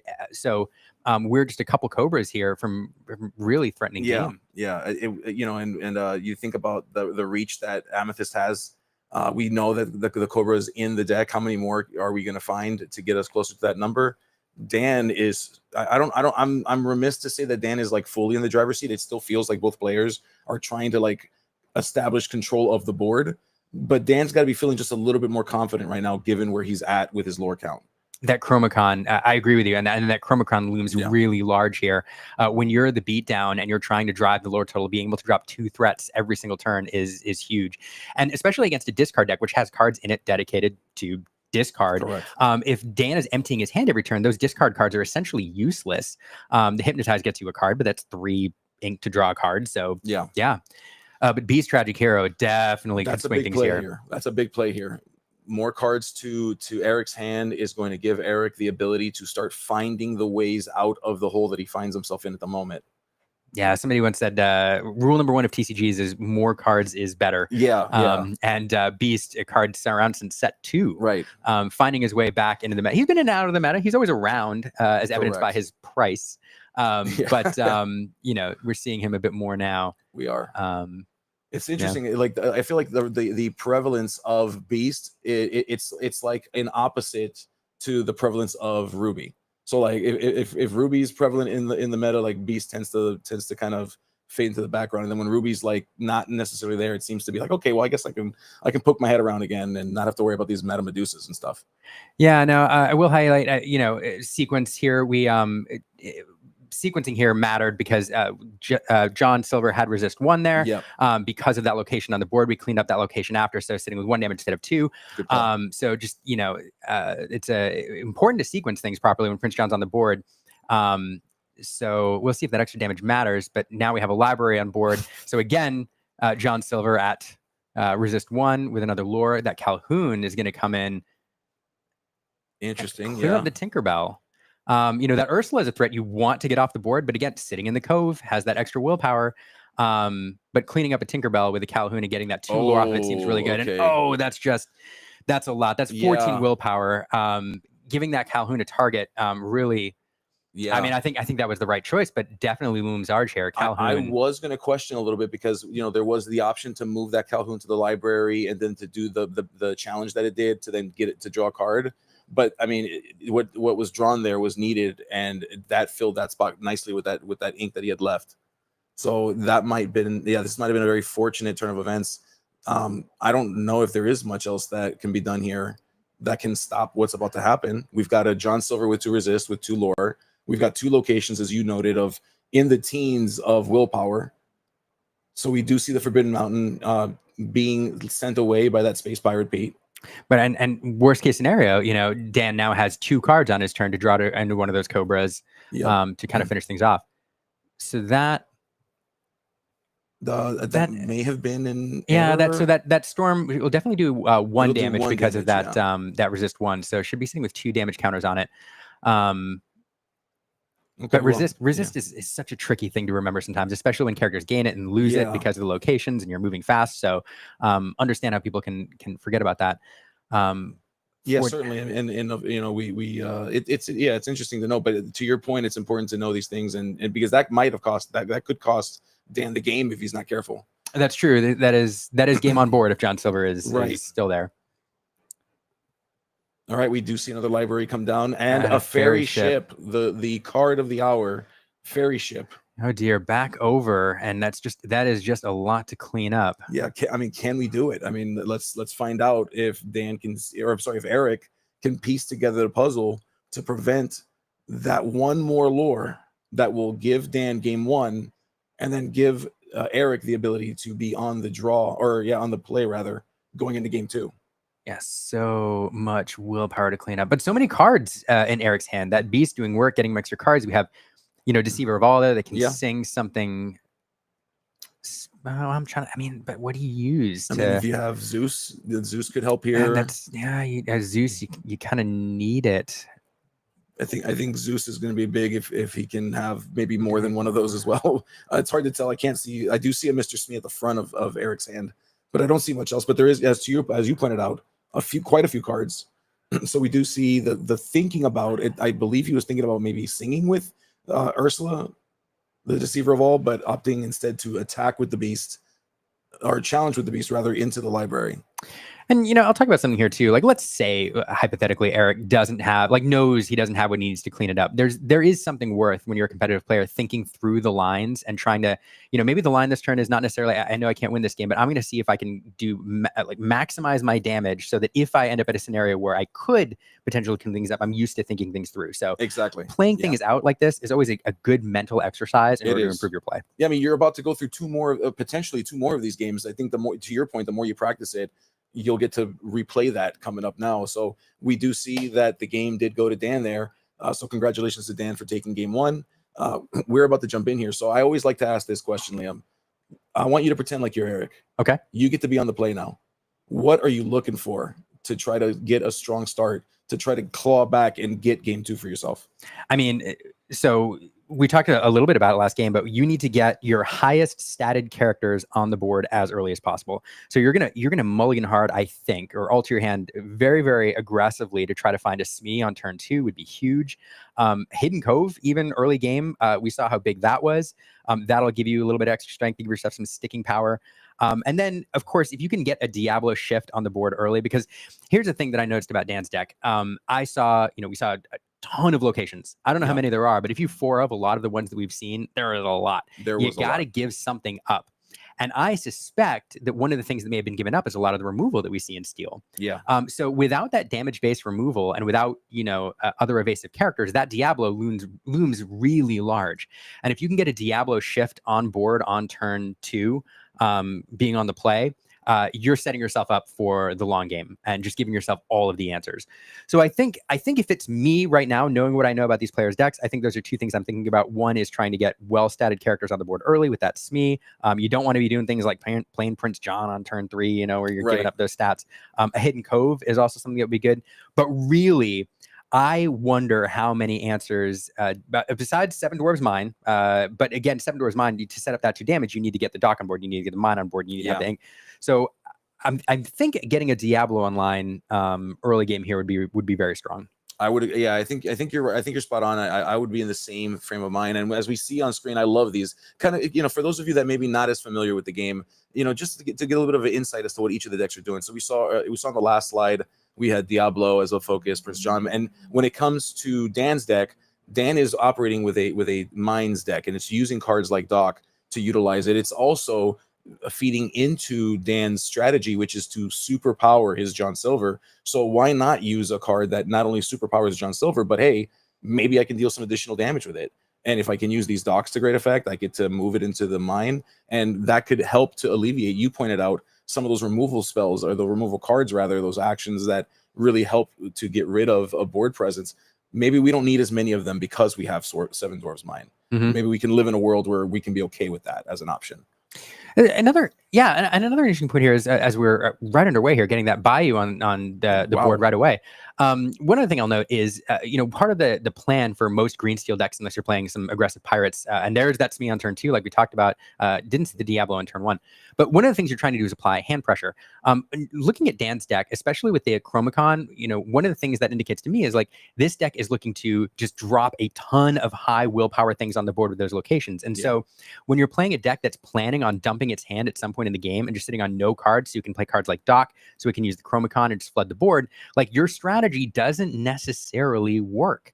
And so that's one of the things we saw in the mid and the late game is there were scenarios where with Prince John on the board, Eric against a control deck is going to force a heavy discard, start to draw cards off the Prince John, but that doesn't work against this purple steel deck. Yeah, that's all fine and dandy until it doesn't do the thing you want it to do.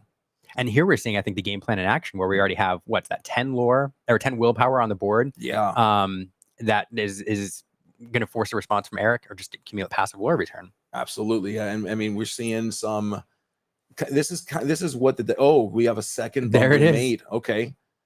We talked about Yeah. getting a lot of stats on the board is key, and now that's 6 on the board that start to clear things up.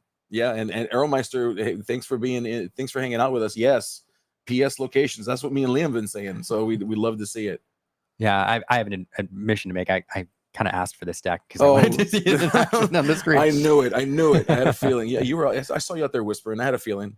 But here we are. I mean, again, if you can get 6 strength on the board by turn 3, that's really good against this deck, and that's what Eric has done here. So willing to bet a pretty aggressive hand alter in order to make that happen. Yeah. And okay, so we chose the Amethyst Chronicon to be the card that we will sacrifice for the Giant Cobra so that we can get ourselves that additional lore. That kind of came in clutch for Dan earlier. So I wonder what the apprehension is. I mean, we're looking at the hand. We do see that he would have had to have chosen either a dock, which I don't think is the right call here, or 2 locations, and the locations are doing pretty hot for him. So maybe that was the right play. Yeah, it is interesting. So when this deck actually won, or a version of Purple Steel, it wasn't the locations version, won the Hunter Burton tournament, taking down Aaron Rubin, the reigning champion, in the finals. And one of the rules that the player there played by was every time you play Giant Cobra, you discard. You just take advantage of the lore every single time. And before you know it, you put yourself, within striking distance. And so, the Chromacon interesting to discard, but okay. Let's see. We're going to get a lot of. Here we go. Yep, Double locations. A lot of lower cost locations on the board. All Cobra right. going in, cleaning up that SME. And we love that 4/4, the 4 strength, 4 willpower on that Giant Cobra is quite strong in this particular matchup. It's such a well-statted character. Yeah. For turn 3. And also, chat, Stephen Mejia, I neglected to mention his name, winning Hunter Burton there. Oh yeah, absolutely. Yes. Shout out to Stephen. And this is a combo you hate to see. It's Prince John singing discard. So not only will we dump that card out of Dan's hand, was that a dock dumped there? I think that so. was the dock. Yeah. Oh, wow. Yeah, Which I think puts that. So Dan was hoping to let that dock be the single card played on that next turn. What an impactful turn. I mean, what an impactful song that was.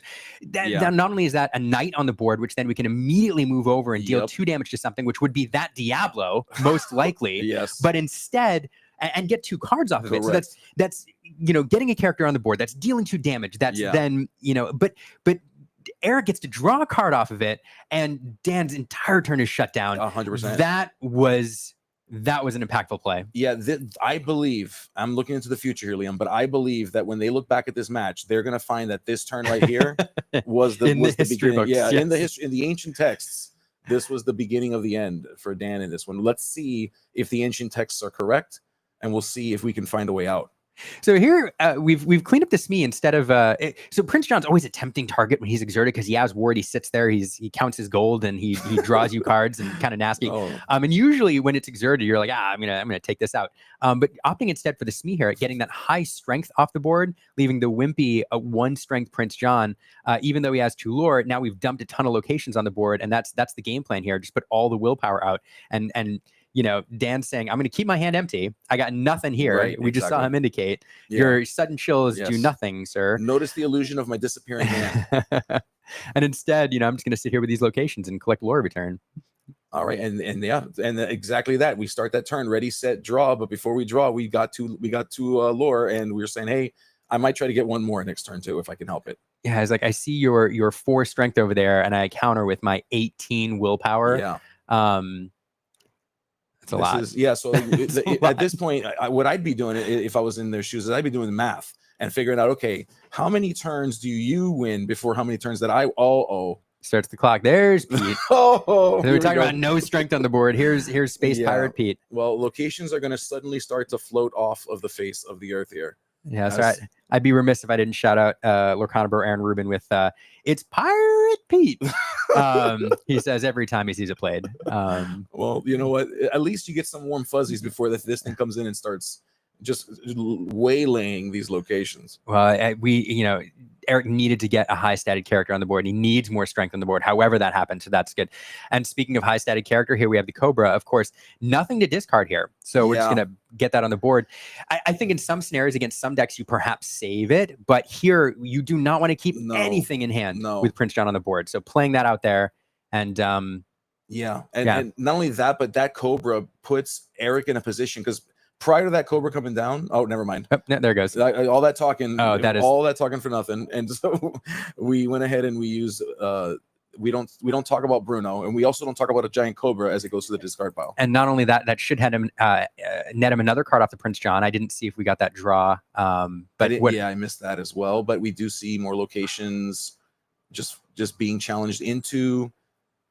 All right, that Cobra needed to stay for Dan to feel better about this. Dan's got to be feeling just really rough. Yeah, that Pirate Pete. The Pirate Pete looms large, and then that losing that Cobra too. We don't talk about Bruno, is just brutal, and drawing into a fairy ship. Not a high impact card here. Not what you want to draw into.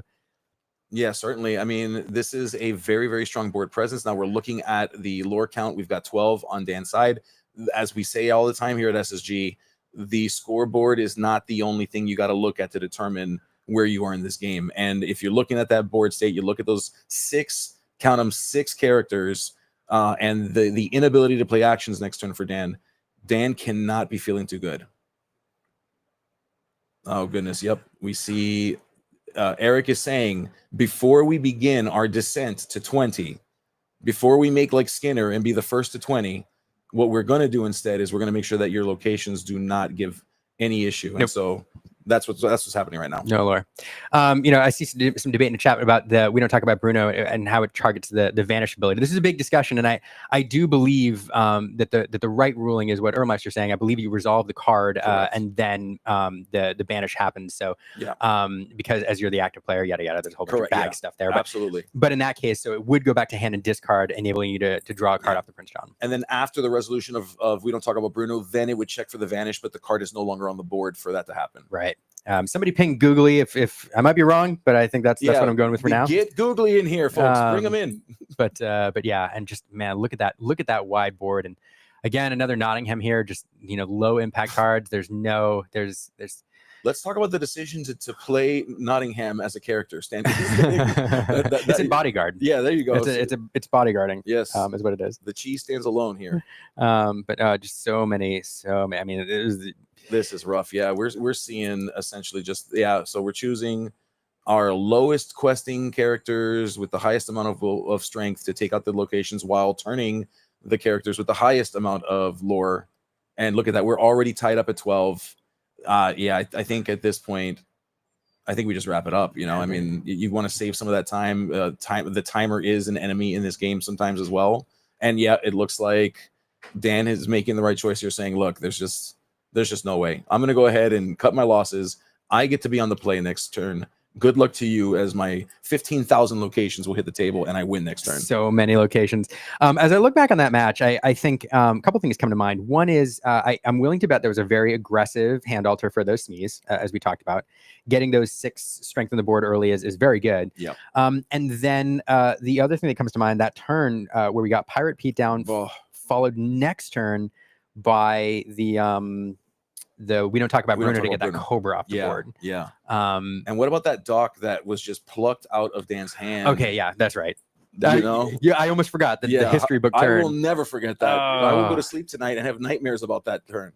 I mean, this game is completely different if that dock is played for a variety of reasons. The damage, the character, drawing 2 cards, like it swings everything right there, and that was just brutal. Yeah, and you got to wonder. So one of my favorite things about the face cams, Liam, is we talk about this game just not only being about what's happening on the table and in the decks and what's in your hand, but there's also like the psychological element. There's you start feeling tired, you start feeling tilted, as they say, and so you have to wonder, are they being taxed right now? Like, they're playing against teammates, so we've got two teammates. One of them is going to have to deal the victory or get the victory, while the other one has to lose.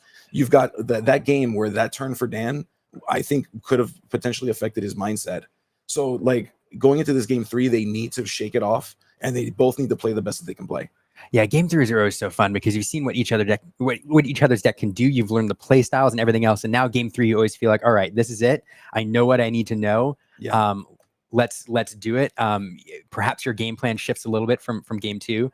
One thing I will note here, I was trying to eyeball Eric's hand to get a cue on his discard. He did keep the Floodborn Diablo, Yes. and then drew into the shift line with a couple of the Diablos there. So that line is available. Yeah. I'm sure the chances of victory have increased here. And immediately bolting for that play line. We'll take a look. So that Seven Dwarves Mine is pretty big here. If that Diablo does get online, that Seven Dwarves Mine will be able to clear things up. But all locations, literally. Yes, all plus an item that lets you draw cards. I'm going to confess something. I have never seen an all location 6-card hand before. Okay, you know that is. I haven't thought of it, but I think you're right. I think that's true for me too. If you write that down. Yeah, let's put that in the text. Put that in my notes. Yeah, first time ever SSG. Let's do it. We like making history here. And we're looking at Eric's hand. Eric has some options. Eric's got some discard options available that are coming up as these turns move. And again, I mean, we have a very similar start to what we had last turn, or last game rather. Just dump in those locations. No, I was gonna say we did shift the Diablo. I didn't see a quest or anything. That's a good call. Didn't turn that online. But here we go. Now we'll put it in the Hidden Cove and turn it online. I'm trying to think of what would have resulted in that. What kind of challenge?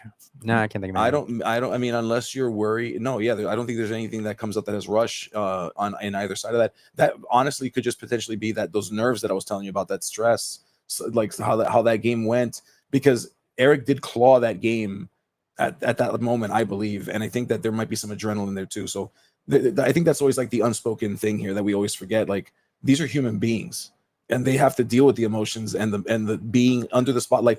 Folks, please remember, like, for anybody who's wanting to like put pressure on these folks, there are literally 5 cameras on them and a judge sitting right there. So please, like, I appreciate you wanting to be analytical, but let's have some grace as human beings here. Yeah, absolutely. If you're not used to playing at a top table, it is an intimidating experience. Sometimes this weird guy in a pink jacket's out there like staring at you while you're playing and looking like the ice cream man out there, right? Hanging out with them. We love it. So the Diablo now augmented by the Hidden Cove, going in and cleaning up that location there, Nottingham.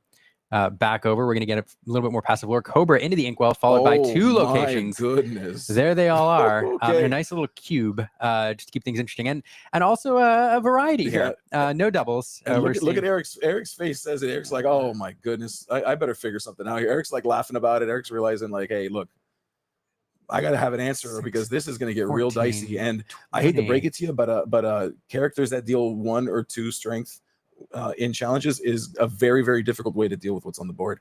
Eric is potentially hoping to draw into solutions. Okay. Yep.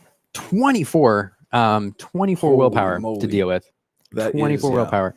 And I mean, we could be wrong, but I don't think we've seen a Zeus played yet, so that's not available. And there's another location. This is why locations can be so brutal. I mean, they're passive. They kind of sit there. They don't allow you to be aggressive on the board, but the willpower you get for the cost is huge. And now, Eric's going to be looking, hopefully, at another Pirate Pete, something coming down here to enable him to clean stuff up. Now, not out of it yet. I mean, no, definitely not. It's 5 lore turnover there on the other side, but with those 2 Diablos, he can draw next turn quite a few cards. Yeah. So let's see. And we have a morph there, so we can set that up. Pete going into the Inkwell because he's on no actions over there. So and there's morph. This is tough. Yeah. When I'm playing, if I'm thinking about this matchup, the way I'm thinking about it is the amount of strength that I put down needs to equal or exceed the amount of willpower of the things that my opponent puts down. Mm-hmm. That math is not mathing right now, Liam, and that's certainly of concern. But to your point, we're not out of it. We just need to figure out a way. But here's the thing: like, if you can stabilize from this, if you can clear out those locations, like Dan, unless he draws into a dock, I mean, there's not a lot of ways back into things. And let's talk about the Hidden Cove there, augmenting everything. 3 strength there, making a huge difference. And again, I mean, in game 3 right now, the most valuable card right now, the card that's pushing itself in terms of its weight in gold, is that Cove. It's doing it again here. Yeah, Fairy Ship, probably one of the worst cards Dan could have top decked there. It's another location, but it's not very well statted. No. I think the Bayou is probably the only thing worse to top deck there. So again, it gives it's something that Eric has to deal with, but easier to clean up. It Let's see is. if that morph. There's morph into that there's beast. a beast. And normally you like to protect him, but in this case, no downside here to using Absolutely. him to In fact, I'll be frank knock with you. into something. I'll be frank with you. If I can get some damage on that beast, I might just do it to myself, because if I can have one character take out one location and have That's like fair. a 1-to-1, that's probably the direction I'd be moving. That's a great point. I mean, there's a line of play here where you sing, Storm or something onto the beast itself to allow it to knock out, bigger things. So, a really interesting card in this matchup and a great point.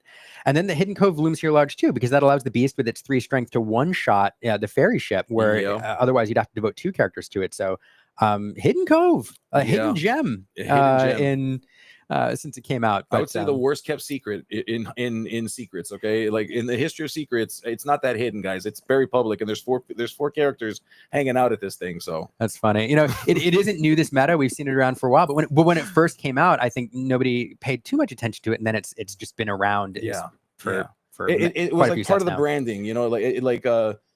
We talk about don't be fooled by a name. A hidden cove. It's not really hidden. It's barely a cove. So. That's fine. But it's doing the work. It's making the difference. You've got a 3 strength set of birds here. You've got a 4 strength beast on the table. And at this point, Eric is well on his way to stabilizing. Yeah. Now, so 2 cards off the dock there should have netted quite a few cards from those Diablos. We missed some triggers, didn't we? We did, I think, but again, moving quickly. Eric still has plenty of cards in hand, and 13, but 4 cards. With 2 Diablos exerted, 4 cards is a lot. But here we'll get that 7 Doors Mine cleaned up, some damage on the library that'll stick around. Library, great card for drawing you cards, but not when you have so few characters. Absolutely, yeah. And so it looks like Eric maybe noticing that they had missed out on some of the draw and saying, hey, now I'm drawing this time. Oh, there's a Cobra. We go to 16. All right. Okay, so you're saying there's a chance. Let's find out if that's true. Yeah, and we got it. So we have 1 left. I know the library's probably going to take it out first. You like to slide that over, just in case. Absolutely. But that library will not be around too long. No, it is not. Okay, so target. There it is. No, yep. And now we see that vanish ability. Actually take effect. Yep. Funny enough. Yeah, I play the storm on it, and then the player realizes, it's not a Cobra. It's just sand. As it melts away into your discard pile. Oh my goodness. Oof.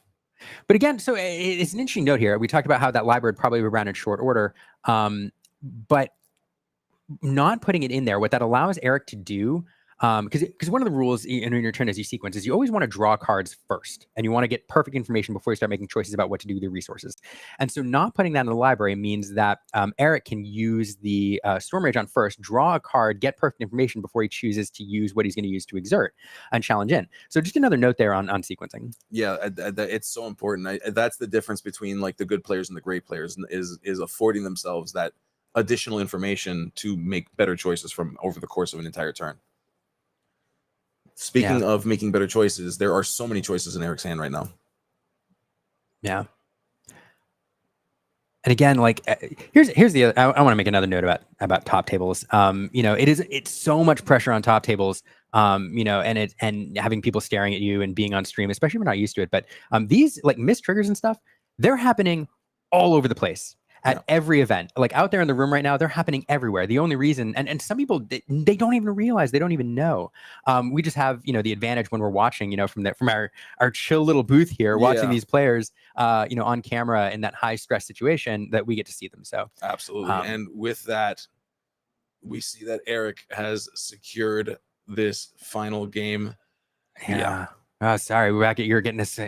And we're intense. This is how we do it. Yeah. Leaning in. Oh wow. My goodness. So Liam, let's I'm sweating right now from that match up. There was so many moments in that matchup that just were pivotal for both players, and just the fight to stabilize. I love watching games like that are so back and forth. It's interesting because we talk, we not to talk about other deck archetypes, and let's talk about Ruby Sapphire is notorious for the stop the game, then stop the game and stop the game over and over and over again after turn 6.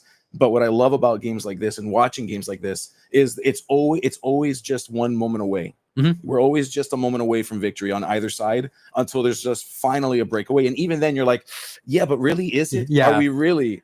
Okay, fine. Now we're comfortable enough in saying this match is probably over. So thank you for choosing that match for us to watch. I got to say, great job on that one. I appreciate that. I appreciate that. But anyway, to be fair to the purple steel deck, to the amethyst steel deck, it wasn't built for this matchup. No. I mean, this deck is built to go into a control matchup, and so I'm interested to see how it does against some of the more control style decks that we were designed to see, or that it was designed for. Yeah. But nevertheless, fun to watch it there, and it did almost pull it out. It did, it really did against this green steel deck. Oh my goodness, yeah. And so I'm curious how much time we got to find out how much time is left in the round.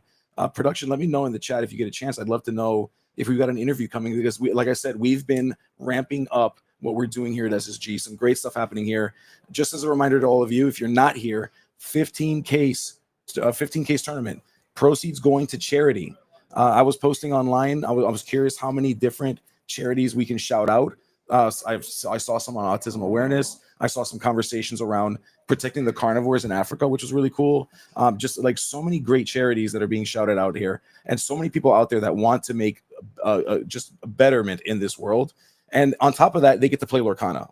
Yeah, that's pretty sweet. Yeah, you support causes that you love and playing a game that you love. I mean, a Disney card game. Yeah. What's better than that? And hanging out with cool people. Yeah, Liam, thanks for coming down here and hanging out with us. I love it so much. Oh my goodness, yes. I'm going to look at the chat here. I see some love. Oh, yeah, I see some love. Hey, Earlmeister, we love you too. Yeah, so charity tournament, yes. The more of these we can do, I mean, I'm all in for it. Like, the more of these that we can do, the better we can do. I want to do. I wish every tournament was a charity tournament.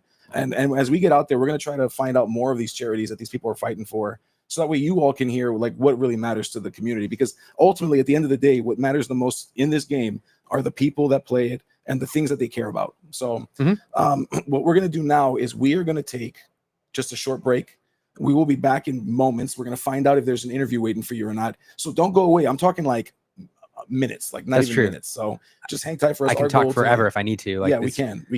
But hang tight. We'll be right back in just a moment.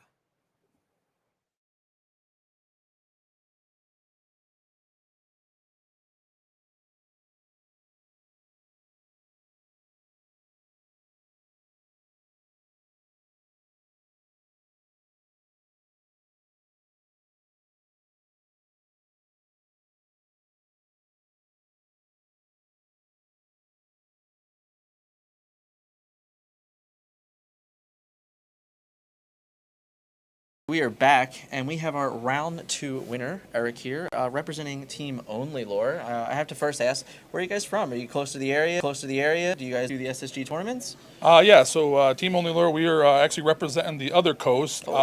We are over in about the Port Charlotte to Fort Myers, Cape Coral area. Okay. Yeah, we've been going strong since end of set 1, early set 2, just going up and down that coast, everything we can. And yeah, the last 4, pretty much we only missed the first one. Okay. And once we seen the buzz, we were like 2-hour trip, no big deal. So the 2-hour at all. That's good. That's good because you get here. Obviously, it's a exciting weekend. Room is full out there. Insane. Yeah, the buzz, you can just feel it as soon as you walk in the building. We've been here so many times that you just walk in the building and the buzz, it's electric. Right. Which is great. But then you go in round 1, you get your win.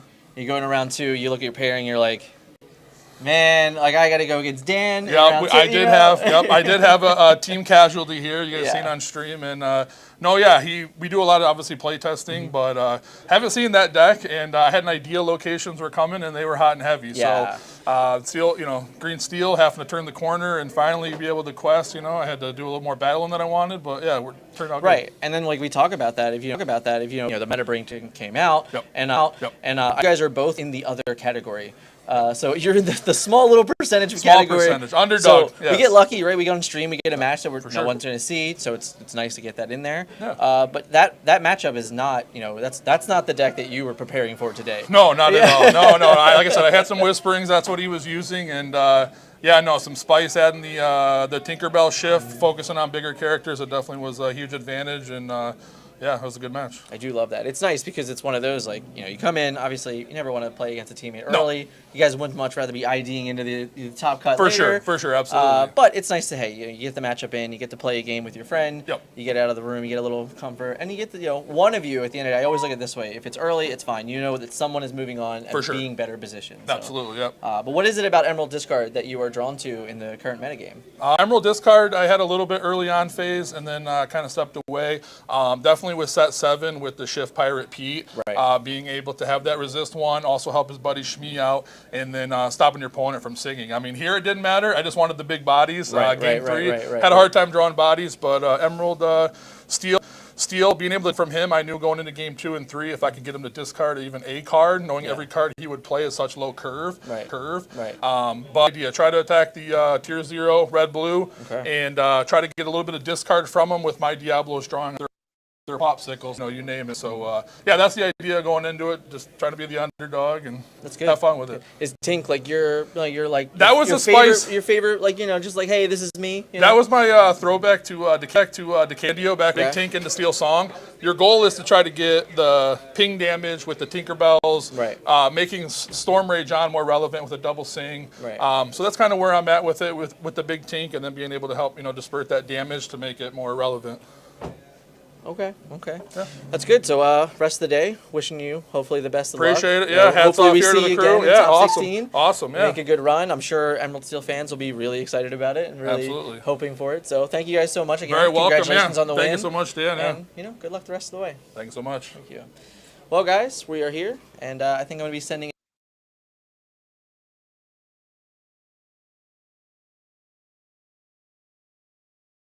away. Thank you so much. We'll send it back to the booth.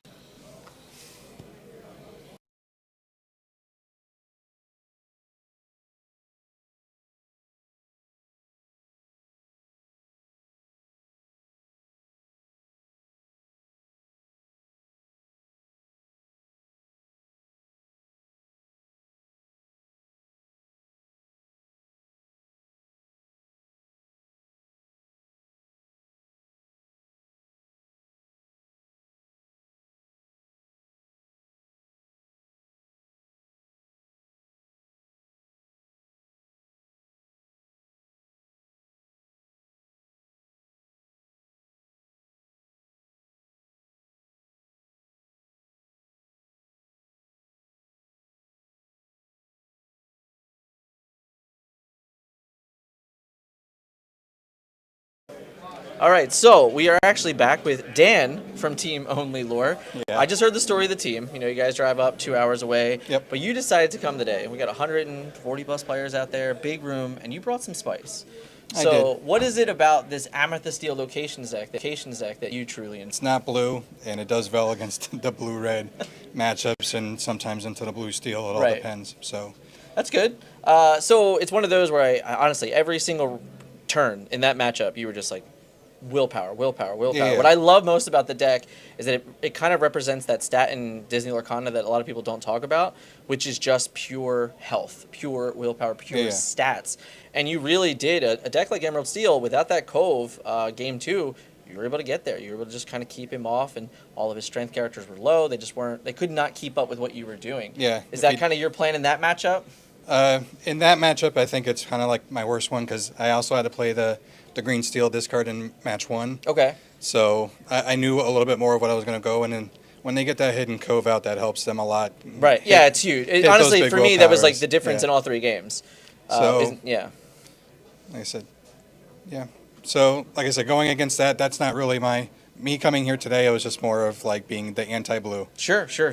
And it is one of those. I was saying to Eric was that you guys are in the other category. You're not like, especially you said you played against Emerald Steel round one. But you to start this tournament playing against 2 Emerald Steels, so a little bit different. Should have known. Last time I was here, I had to play against 4 Steel songs in a row. So all right. Yeah, it depends on where where you are, which is still very interesting. It is one of those. What are we more of a choice between Ruby Sapphire and Sapphire Steel? Like, which one are we targeting more, you think? The Ruby Sapphire. Like I said, they don't have those big bodies because they usually start with like the small Tipo if they have that out, but they're not doing that big, where they'll have a little bit more damaging things. And even if they have the Zeus and the Steel, that's something that can still target locations, so they're Right. going to be able to take it out a little bit quicker. Right. So I'm more of trying to get rid of that ruby sapphire. Yeah, just get under them, kind of just. Unfortunately, I just haven't found those yet. Hey, I mean, listen, not all of them can be undefeated, right? So Right. you're going into a 1-1 bracket. You know, you have the potential, you have that chance to kind of like meet. Hopefully, what you plan for is what you play the rest of the day. Top 16 cut. So the big deal about top 16 cuts on average is that an early loss doesn't remove you from the tournament. You know, now we're No. top 16, a little more freedom. Obviously, it's nice that if we're going to lose, we lose to a teammate. Yeah, yeah. So hopefully Eric can take advantage of this and do better and go farther than. Hey, you know, at least you're. What you love about it is that he's also not Team Blue. No, right? yeah, We're not Team yeah. Sapphire today. We're Yeah. Team Anti-Sapphire. Yeah. Which is nice that if that's like a team goal, that's what you guys are coming in for. How many guys are on the team? We got quite a few. Only I think 9 or 10 of us made it this time. I mean, around. 10 still a lot. You know, coming out to represent Margate, Florida. Nice. You know, SSG putting on a phenomenal show here today. Oh yeah, no, we love coming here. So Yeah. every time we get a chance to, we do. That's great. That's Like I great. said last time, I was able to bring my son. Unfortunately, I couldn't this time, but Son play? yeah. Nice. Yeah, How yeah. old's the son? He's 12. 12. Nice. So he likes more of that aggro aspect, but Okay. he did fairly decent last time. I was hoping to bring him this time, but he just didn't feel like it. His uncle is in town, so Okay. he liked to stay home. Now, for the Amethyst deal, the locations, has that always just been kind of your jam, or you know, are you like? I've always liked John Silver, so I'm just trying to get him to work. So I've also played around with the Amethyst Amber locations, just because they have a little bit willpower. Willpower, on yeah, them, stats. So. We love stats. But decided to take this one, see how I do. Well, you know, might not have worked out in round 2. Long tournament to go and top 16. Hopefully, I'm going to wish you the best of luck. Thank you. And like I said, if we're ever going to lose, at least it was to a teammate. Yeah. that's a big deal. If we had to take the L, the teammate is the best way to go. But yeah, thank you so much. Good luck the rest of the way. And I think we are getting ready for round 3 here. I'm very excited. We're going to keep it going, keep it rolling. Awesome matches all day long. And once again, best of luck. And we're going to send it back to the booth here. And hopefully round 3 is coming up very soon.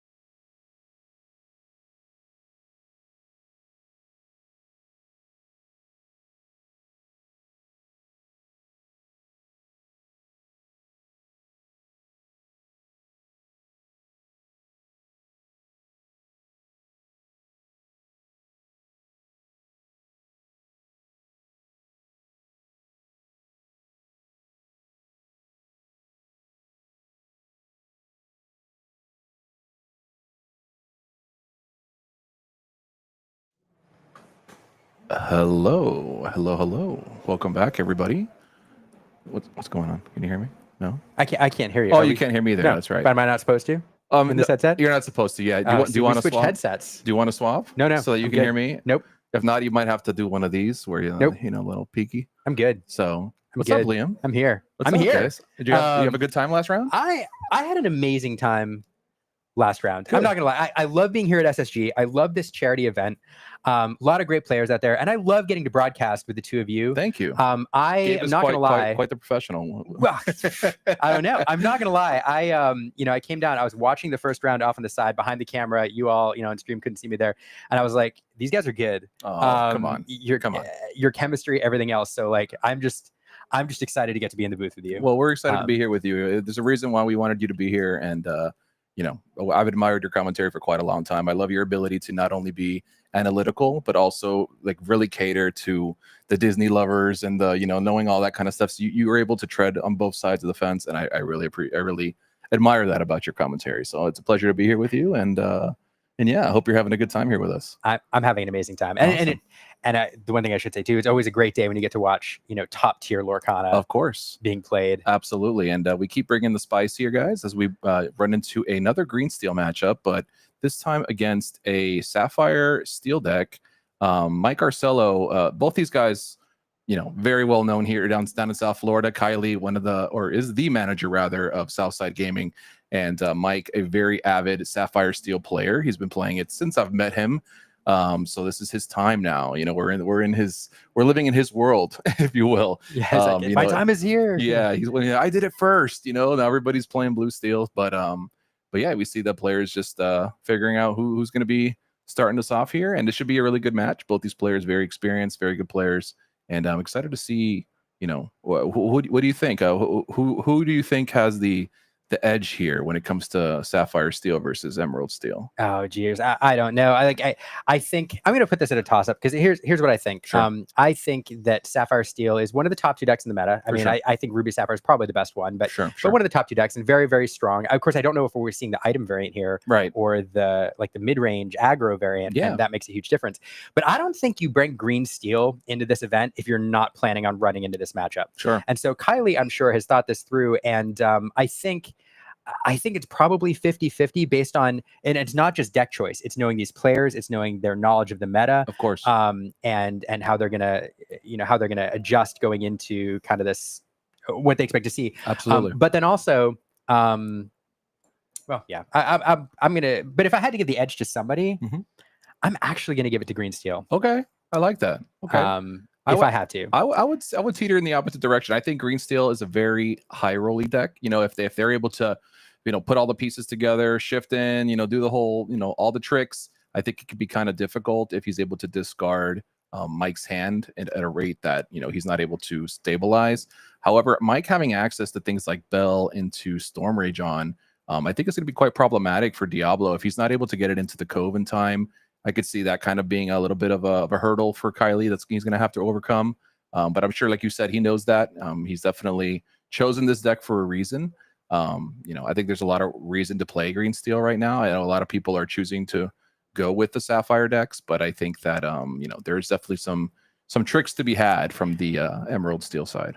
I agree with you. I think your Bell play is right on point. Like if Blue Steel hitting that turn 1 Bell or turn 2, then into Storm Rage on, like that could turn the whole match. Sure. And for sure, like if you're mulliganing for if you see 14 cards or 13 cards, your chances of hitting a 1 of 4 that you need are like 70 something percent. I forget what it is, like 72% or something crazy. Sure. So like the odds of them having that are pretty high, but it does hinge on that, doesn't it? Yeah, I think it definitely does. And we see a Hiram there, and he's debating on what he wants to do with it. But if that Hiram does get going, it can also be pretty difficult for Green Steel to manage their discard, right? Like we want to be able to get that hand depleted as fast as possible, since truthfully, Green Steel's threats aren't that big. We have pretty small threats. It's just a matter of, kind of pulling away the resources from your opponent so they're not able to deal with your threats. And Hiram does make that quite difficult, obviously, because he just keeps on churning cards. That's true. So we'll see. I mean, it Eating depends on. popsicles. Yeah, that's what he does. He's a notorious popsicle eater. But we'll see how it plays out. It all depends on kind of, I think like you said, it could go kind of either way here, but it depends on how we start off here. So let's see. I will admit, I'm basing this a little bit on like recent experience. And there we go. The Diablo in turn 1, setting up that shift potentially, but getting a look at the hand. Absolutely. And do we see them? I can't see those. I think it's cards. a Zeus, and the bottom one is a total mystery. It's a wild card. Either way, we don't have an item anyway. So even if we did have the bell, we're hoping to draw into that. But when I recently did the Hunter Burton tournament, and in that we had Zan Syed, you had Aaron Rubin go in with blue steel. Sure. Zan Syed, the person who I'm not sure if he originated the item build, but definitely made it famous. And one of the best players of that definitely build. popularized that style, I would say. Yeah. And out of the top cut, 4 green steel decks in the top cut of that tournament, in the top 8. And so I saw green steel kind of manhandle blue steel a little bit, which is probably my recency bias. Yeah, here. no, for sure. And But- you have every right to think so. I mean, I definitely can see a world where, Emerald Steel just able to just take over the game.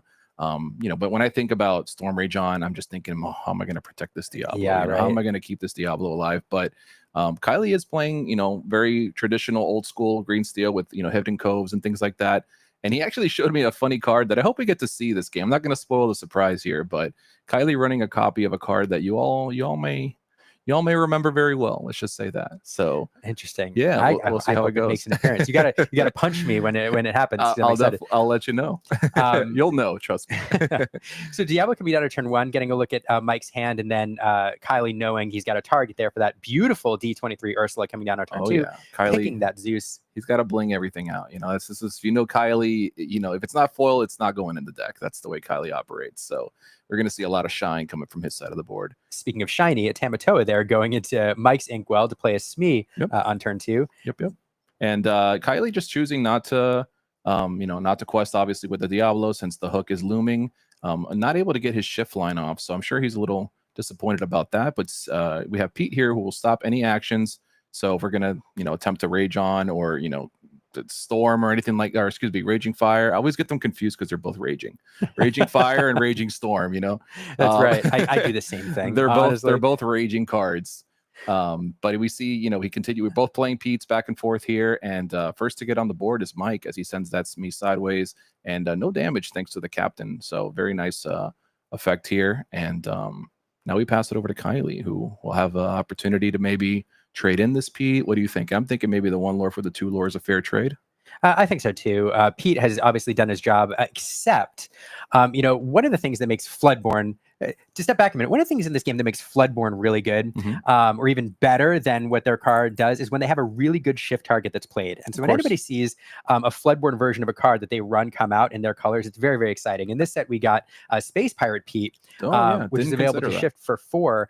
And so normally, I think last set, you play this Pete, it does its job. Now he's just a 3/3 sitting in the board with 1 lore. You're happy to trade it into a Smee. Right. But now it represents a nice target for that Space Pirate if Kylie has it in hand, or if it's something that he wants to save. For sure. That's something I definitely did not consider. I'm forgetting that we do have options for Pete now. I'm just so used to the blue decks that just kind of play him and then send him on his way. Get rid of him. Yeah, I can't bounce him. He's that's it. He's done his job, like you said earlier. But yeah, definitely.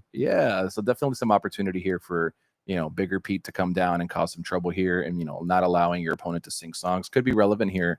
Since that's Pete, most likely next turn we'll be singing a little something.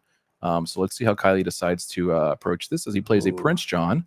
Whether or not he's able to sing some sudden chills here will be interesting to see, but Prince John will keep his hand nice and full, but he doesn't have it. Just sends it right back over to Mike. So I'm sure Mike is taking a breath of relief on that one for sure. Yeah, so it is an interesting choice. Definitely chose to protect that Pete there. Leave that up. I think that's a trade that a lot of people would be happy to make. Right. But again, it does protect that shift line. And not only does it protect that shift line, but if you draw into a card like Along Came Zeus or a more expensive song, now you can shift on top of that Pete and sing it immediately. So it opens up several lines. Prince John is always a scary card to see established in the mid game when you're playing against any discard deck. I feel like it is expensive, and normally for a mid game card at 3 for a 1/2. Sure. And normally you have to take kind of a breather if you're given some space to play it and develop it. Right. But if you're given that space, getting him on the board is kind of nasty. Absolutely. Oh, go ahead. I'm sorry. No. I didn't mean to interrupt you. I was just going to say absolutely what you're saying is true. And, Prince John in this matchup actually shines a little more because there's no Sisu threats, right? We don't have any way to really deal with him unless, he does eventually exert himself, which, I'm sure Kylie's going to do his best not to exert him at all unless he needs to. So Prince John, pretty much just a permanent addition to the board for the time being, which can be quite frustrating for the blue player for sure. Absolutely. I was going to say, I recall, I think DLC Vegas seeing Zansead with like 30 cards in hand off of Diablos and Prince John's. I do remember that. That was during our hashtag ban the bird phase, right? And thankfully the bird's still around, but we have new things to complain about now. So we've moved on from the bird, and hopefully by next set we'll move on from the crab. But we'll see. I don't know how long that's going to be going. We'll see how that goes. But he does choose to exert the John here. We just spoke a little bit about that. I guess he just doesn't have any other way to sing the song that he wants to sing. So he's going to go ahead and use Prince John for the time being to get 2 damage out there and take care of that hook there. Yeah, it's an interesting target. Definitely, I'm sure at this point, Kylie is sick of letting that Smee quest every turn for free, not getting that damage on him. So we'll clean that up. But also get a card, which I think might be one of the bigger benefits here. Of that, I'm guessing. For sure. I think Kylie's definitely looking to dig for cards here. We haven't really seen him assemble any of his pieces here, right? We didn't get the Peach shift. We didn't get the Diablo shift. We really haven't discarded any cards yet. It's kind of feels like right now Kylie's stuck in a place where he's playing, operating in a way his deck doesn't really want to operate, right? He's being very fair at the moment. And I think we're in a world right now where fair is just not quite good enough in this game. When we're looking at the competitive decks, everybody's trying to do the most unfair thing possible. And right now, Kylie's kind of having, playing to play by the rules, if you will. That's true. So yeah, so we'll see if he's able to kind of get out of this. But right now, Mike just slowly climbing up here. Ooh. That's a big one. Potentially very impactful play there. Absolutely. 9 is a big number here, especially when the green steel decks are playing, all these 1-powered characters. It could be quite troublesome to get rid of that manner. Yeah, it is interesting here. You point out Kylie not necessarily in his game plan. Mike not either. This item, if this is the item variant, we haven't seen any items yet. If it is the mid-range aggro variant, normally you'd like to see even then a Flavisham developed here turn 4, Popsicle, that kind of thing, keep it going. And so both players playing kind of an awkward game right now with not their ideal draw. And the McDuck Manor is an interesting play here as well, because normally I think the conventional wisdom would be that the blue steel deck is not necessarily the beatdown. And this McDuck Manor is also in there for the mirrors, but here it's used in more of a beatdown role. Mike managing to get a quarter of the way to victory, dropping down this location, which is going to require a response here before too long. And Kylie with just not much strength on the board. Okay, so the namesake of the mansion, it comes out. He's Who's on My Lawn as Scrooge steps outside, and we do see him, not an addition we always see in this list, so very cool to see him there. And Kylie did play a sudden chill last turn that discarded a Hiram, so I guess he chose, I think it might have been his only card in hand actually, because he didn't have any items in play to take advantage of that Hiram, so it's got to be kind of unfortunate that he had to pitch it. But right now that Manor is going to keep ticking, and Morph is not quite going to do it unless he has something a little bigger to get into there.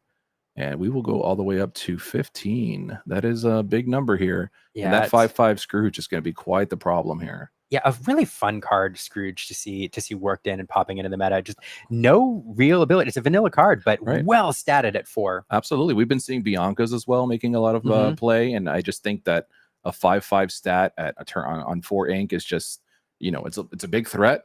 Scrooge does have the benefit of questing for 2, but I think both options clearly being effective at just putting a big wall in play. And here's a little bit of information about the discard deck. If we're newer to the game and you didn't live through the last format of discard, pretty much you're just trying to make your opponent top deck, right? You're just trying to strip away their resources, make it hard for them. Although they may have the resources in their deck, if you're able to pull enough cards out of their hand, maybe they have to ink the wrong card, and it kind of just throws off their game plan. And in the meantime, you're just trying to set up, the machine, if you will, as much as possible, and then hopefully close out the game with some evasives or some 2 questing characters for sure.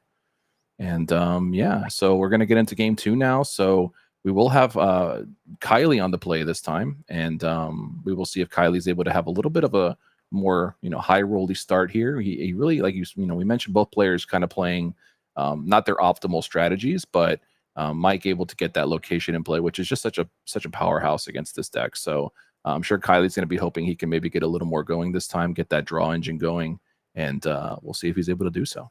Yeah, absolutely.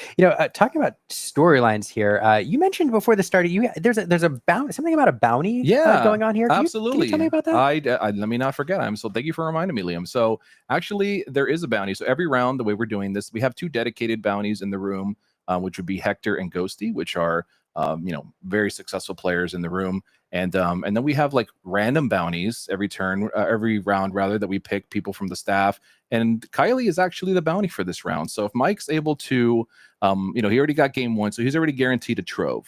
If he goes 2-1, he gets a trove. Actually, sorry, he's not guaranteed it yet. He'd have to win. But if he did win with a loss, he'd get a trove. If he 2-0s Kylie here, he gets a booster box of Azurite Sea, which is, nice little bonus to your day, right? I would say a booster box, not too shabby, right? I mean, if you leave a tournament, if you pay for a tournament and you leave with a booster box, I'd say that's a good day. Yeah, that's a great day. So definitely some incentive here, and it's fun because you never know which round who the bounty is going to be, and it keeps it fun for everybody. Finding out, oh my God, I'm playing against somebody that might potentially give me a trove or might give me a box. So and we see some comments here. Blue Steel's a hard matchup once Matter comes out. Emerald Steel doesn't have too many strong characters besides Pete. Absolutely. A little bit what we talked about. All the characters in the deck tend to have 1 or 2 power. Minus Pete. Pete is definitely one of the more appropriate answers to this manner. But unfortunately, there's not a lot of them. No. So it's going to be difficult to see. And we don't have something like Hideaway or Cusco that can just pick up that manner off the table. So we're going to have to see if Kylie's able to operate around it there. Yeah, you could be running. And then we see a bell into the inkwell for the popsicle.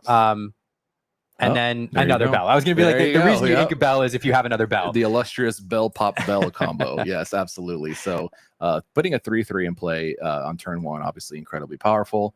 And, able to also sing 3-cost songs. So I think that's okay. Kylie, good check for Kylie. He knows how this goes. And he does take away the Storm Rage on, so that Belle's not able to sing.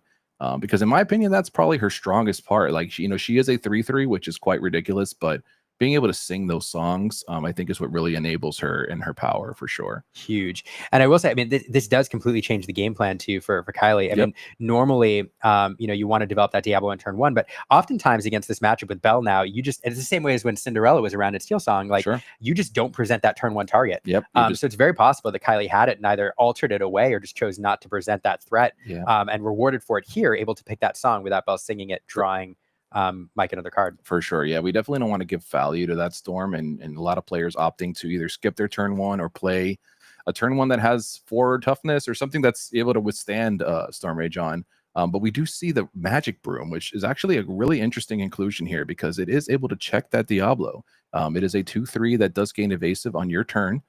So if that Diablo does decide to do what Diablos do, that broom is going to be a problem for him. So a very interesting inclusion there from Mike. What a fascinating meta call here. Absolutely. Because I think the conventional wisdom is you're not expecting to see a ton of green steel.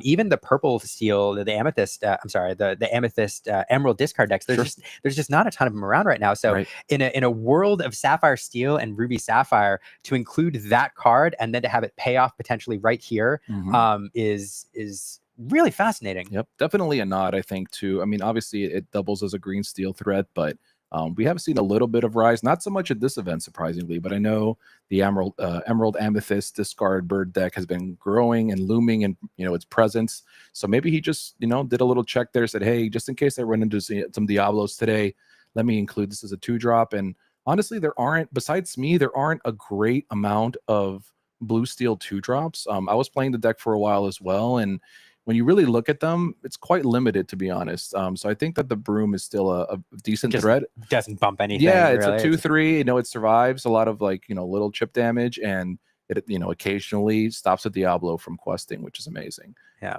so fascinating here. I mean, it didn't matter anyway. We did draw into another Storm, but still, yeah, it's a nice backup. I love seeing meta calls that are not necessarily popular, and then seeing them pay off in real time. Absolutely.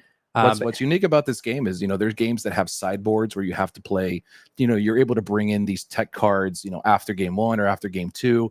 But in this game, you're forced to kind of find ways to, input your tech cards into your build, which is really interesting. It doesn't give you an option of, seeing what you're going to play before you're bringing in these tech cards. So sometimes it's a balance of whether or not you're going to bring in certain cards, if they take away too much from your strategy. But in this scenario, obviously, Mike just being able to, use it as a great threat, and fits right into the deck in my opinion. So Right. yeah, and I mean, Hiram drawing cards, so that's never right. good. I was gonna say, I mean, if there's two keys to victory for Mike this game, it's establishing the Bell on turn 1 and then establishing the Flavisham on turn 4. Mm. And we're seeing its game plan in action here. And just for good measure, an Ooh. evasive Broom to check Diablo. So and we got a hit, which is great. So we we're do, gonna get but to draw look at those two. manners. Oh, I know. Oh, my the, goodness. and the McDucks. And the McDucks. I mean, this is just, that's one of those hands that you see and you're like, oh my goodness. The writing's on the wall a little bit about what the next few turns are going to be. Just so much willpower stacked up on the board for you to deal with. Absolutely. I remember the first set champs that I played in for Rockstar Stitch. I was one match away from getting in, and I played an Ursula. Look at my opponent's hand, and he shows me triple Cogsworth, and I was like, literally unbeatable hand. Yeah. And it's like, oh, you just instantly feel the defeat, even though you're on turn 2. So I'm sure Kylie definitely not happy with what he's looking at there.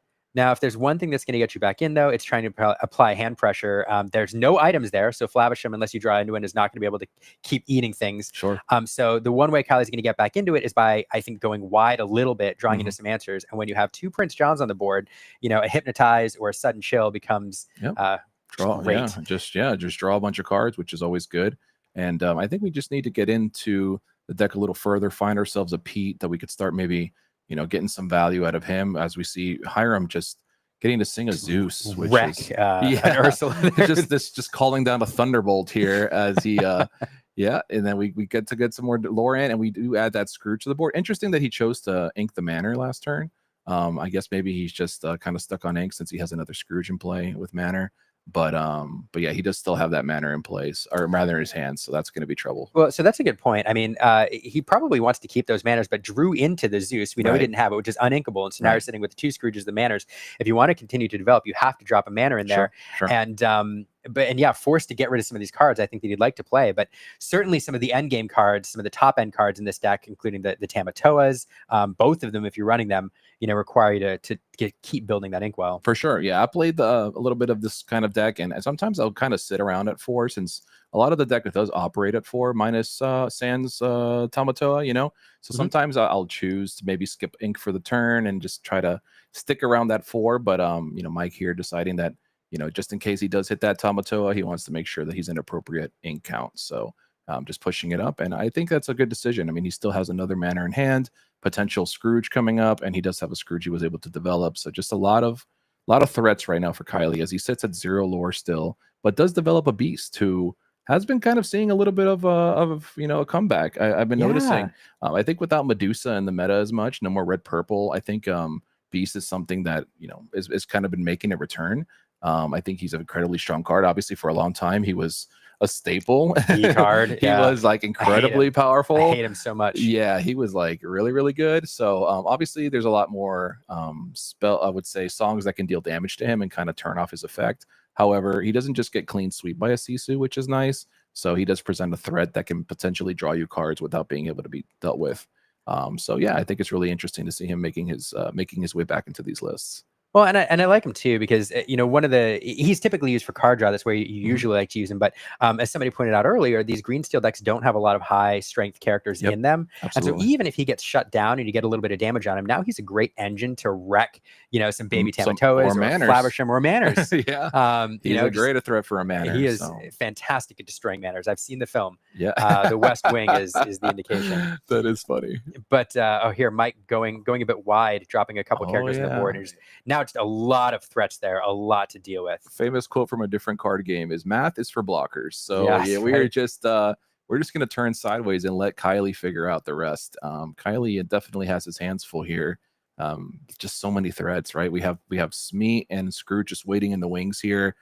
2 lore each. So even if he does manage to deal with a majority of the board, there's still 4 lore coming 100% next turn most likely. So it's going to be tough. I see a Cove in Kylie's hand. I didn't see if there was any songs that he'd be able to maybe sing and get himself a little further out of the situation, but it's going to be a tough one for sure. Yeah, I will say, one of the things that find interesting here, if I'm looking at it right, and I don't see a hand set down, I don't see a hand on the cam, Mike may have put himself here in a top deck mode, which is actually exactly where you want to be in this scenario when you have two Prince Johns sitting on the board. So that decision a couple turns ago to ink the manor and probably ink another manor, which I may have missed, is fantastic. Because let's say Kylie draws into a sudden chill here, sings it with Ursula, that's 2 more cards that gives him options, whatever those options are.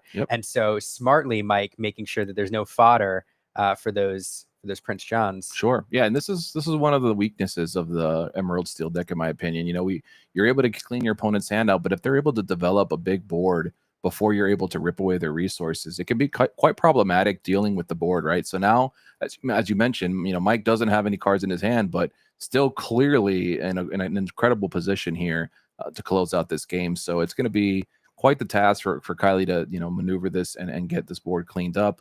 And pretty much anything that Mike draws off the top is live now, right? We got the 6 ink. We could draw Tamatoa. We could draw a manor again. We could draw a million things that are still going to put a decent amount of pressure on Kylie here. So, yeah, it's going to be an uphill battle, I think.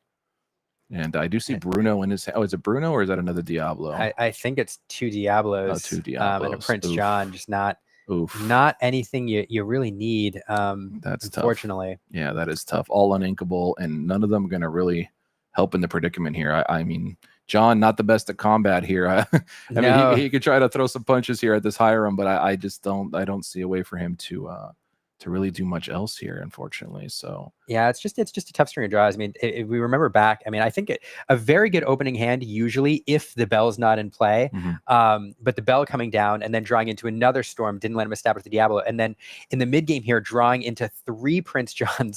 The beast is nice. It's nice to develop, but even then it takes a turn to develop him on the board and actually get some benefit from him. So just not.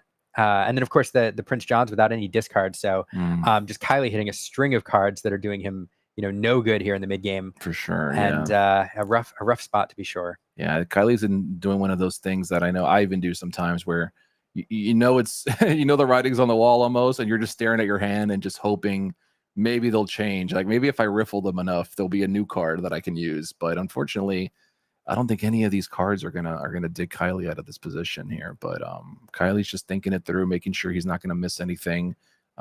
Playing to his outs, seeing if there's any way that he can do something here, as he chooses to do some combat here and just try to clean up as much as he can.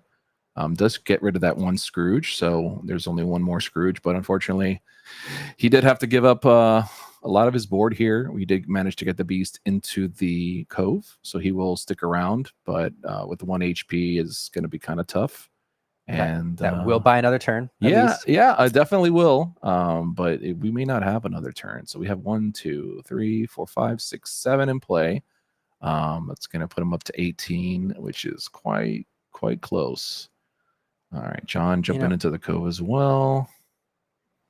And maybe just thinking about developing a Diablo or another John here, which again, probably your only options. Yeah. I mean, it's unfortunately you have to. Oof, that never feels good. Oh, you just blew up your dude. Yeah. Oops. All right. But choosing to develop the Diablo over preserving Prince John, which is probably I mean, what are we gonna do? Call. Yeah, we have to get the evasive guy off the table so that at least this Diablo can stick. And it's not going to be very many more turns here if we're not able to get to something quick. Oof, what did we say? Off the top deck, pulling back the item. Oh, look at that go! God! Oh god!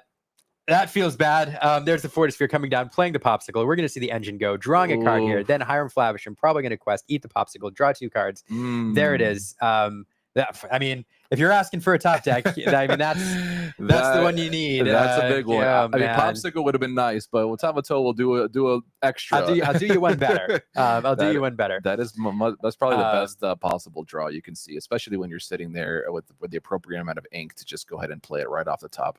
So heads up for inking that manner. He definitely is rewarded for sure, having enough ink here to just slam this crab into play. And now, if you thought you were in trouble before, let me introduce you to some more trouble. Just the lone Diablo here, and Kylie probably a little crabby to see that. Yeah, I would say so. Yeah, he's definitely feeling under the weather, but he's a little under the sea at the moment. And let's see if Kylie's able to do something here. I think that's a Pete that he drew here, but Pete's not going to do it, my friend, unfortunately. Yeah. There we go. Fist bumps around and scoops up a box for himself, Mr. Mike. He does get a nice booster box. What a nice mid tournament treat there. Absolutely. Throw that in your backpack. And I have a funny feeling we'll be seeing Mike later as well. So I'm sure he'll scoop up some more prizes throughout the day. But worst case scenario, it's always nice to walk away with a little something. So booster box. Hope you enjoy that, Mike. Hope you open some good Enchanted or something in there. But congratulations to Mike. And shout out to Kylie for, putting up a good fight here. Unfortunately, draws didn't quite go his way, as we noticed. It was a little bit of an uphill battle the whole round. He wasn't really able to get his shift lines going. The illustrious shift into Diablo, then sing a song, then draw the cards and do. He didn't really do the thing. And that's the way it goes sometimes. Even the Amber Steel decks that are the Steel Song that are so popular for just whole new world and doing the whole thing. Sometimes you just don't draw the pieces, right? Or you draw double whole new worlds, and now you're stuck. So you high risk, high reward. Yeah, and it's a great point. And I will say, I see some people talking about, hey, this game was over when Bell was played on turn 1, and but not necessarily. I think Kylie played that, I think, exactly the way you want to play that on the play into this matchup if you're respecting the Bell, and that is you take the gamble. You don't play the turn 1 Diablo and present that target for Let the Storm Rage on, and then on turn 2 he checks it. You take it, you pick it, and you take that Storm, and then you can develop Diablo on turn 3. The two problems he had this matchup were, one, a fantastic meta call for this scenario by Mike presenting those brooms, which would have checked the Diablo after a turn anyway. But then 2, he drew into another Storm Rage on. And didn't allow Kylie to develop that Diablo. So I will say Kylie played this, I think, exactly right for this first few turns. I don't necessarily think the game was over with the turn 1 Bell. Right. But yeah, just as you pointed out, never able to hit his and just a lot of uninkables, right? His hand was John Diablo or John Diablo. Not much we can do with that, unfortunately. And Kylie just not able to find his draw engine. Meanwhile, Mike's just churning through cards with the rat. He's just going and going. So that's the way the cookie crumbles here. And I'm curious to see if we'll be able to grab some footage from the other match that's going on right now. Yeah, Stefan, can you hear us? Can you let me not play with stuff here. Yeah. How do we look at our beautiful faces? Yeah, let me see. I have Stefan, if you can hear us. I'm not sure if you can hear us in the booth. You could get our faces here.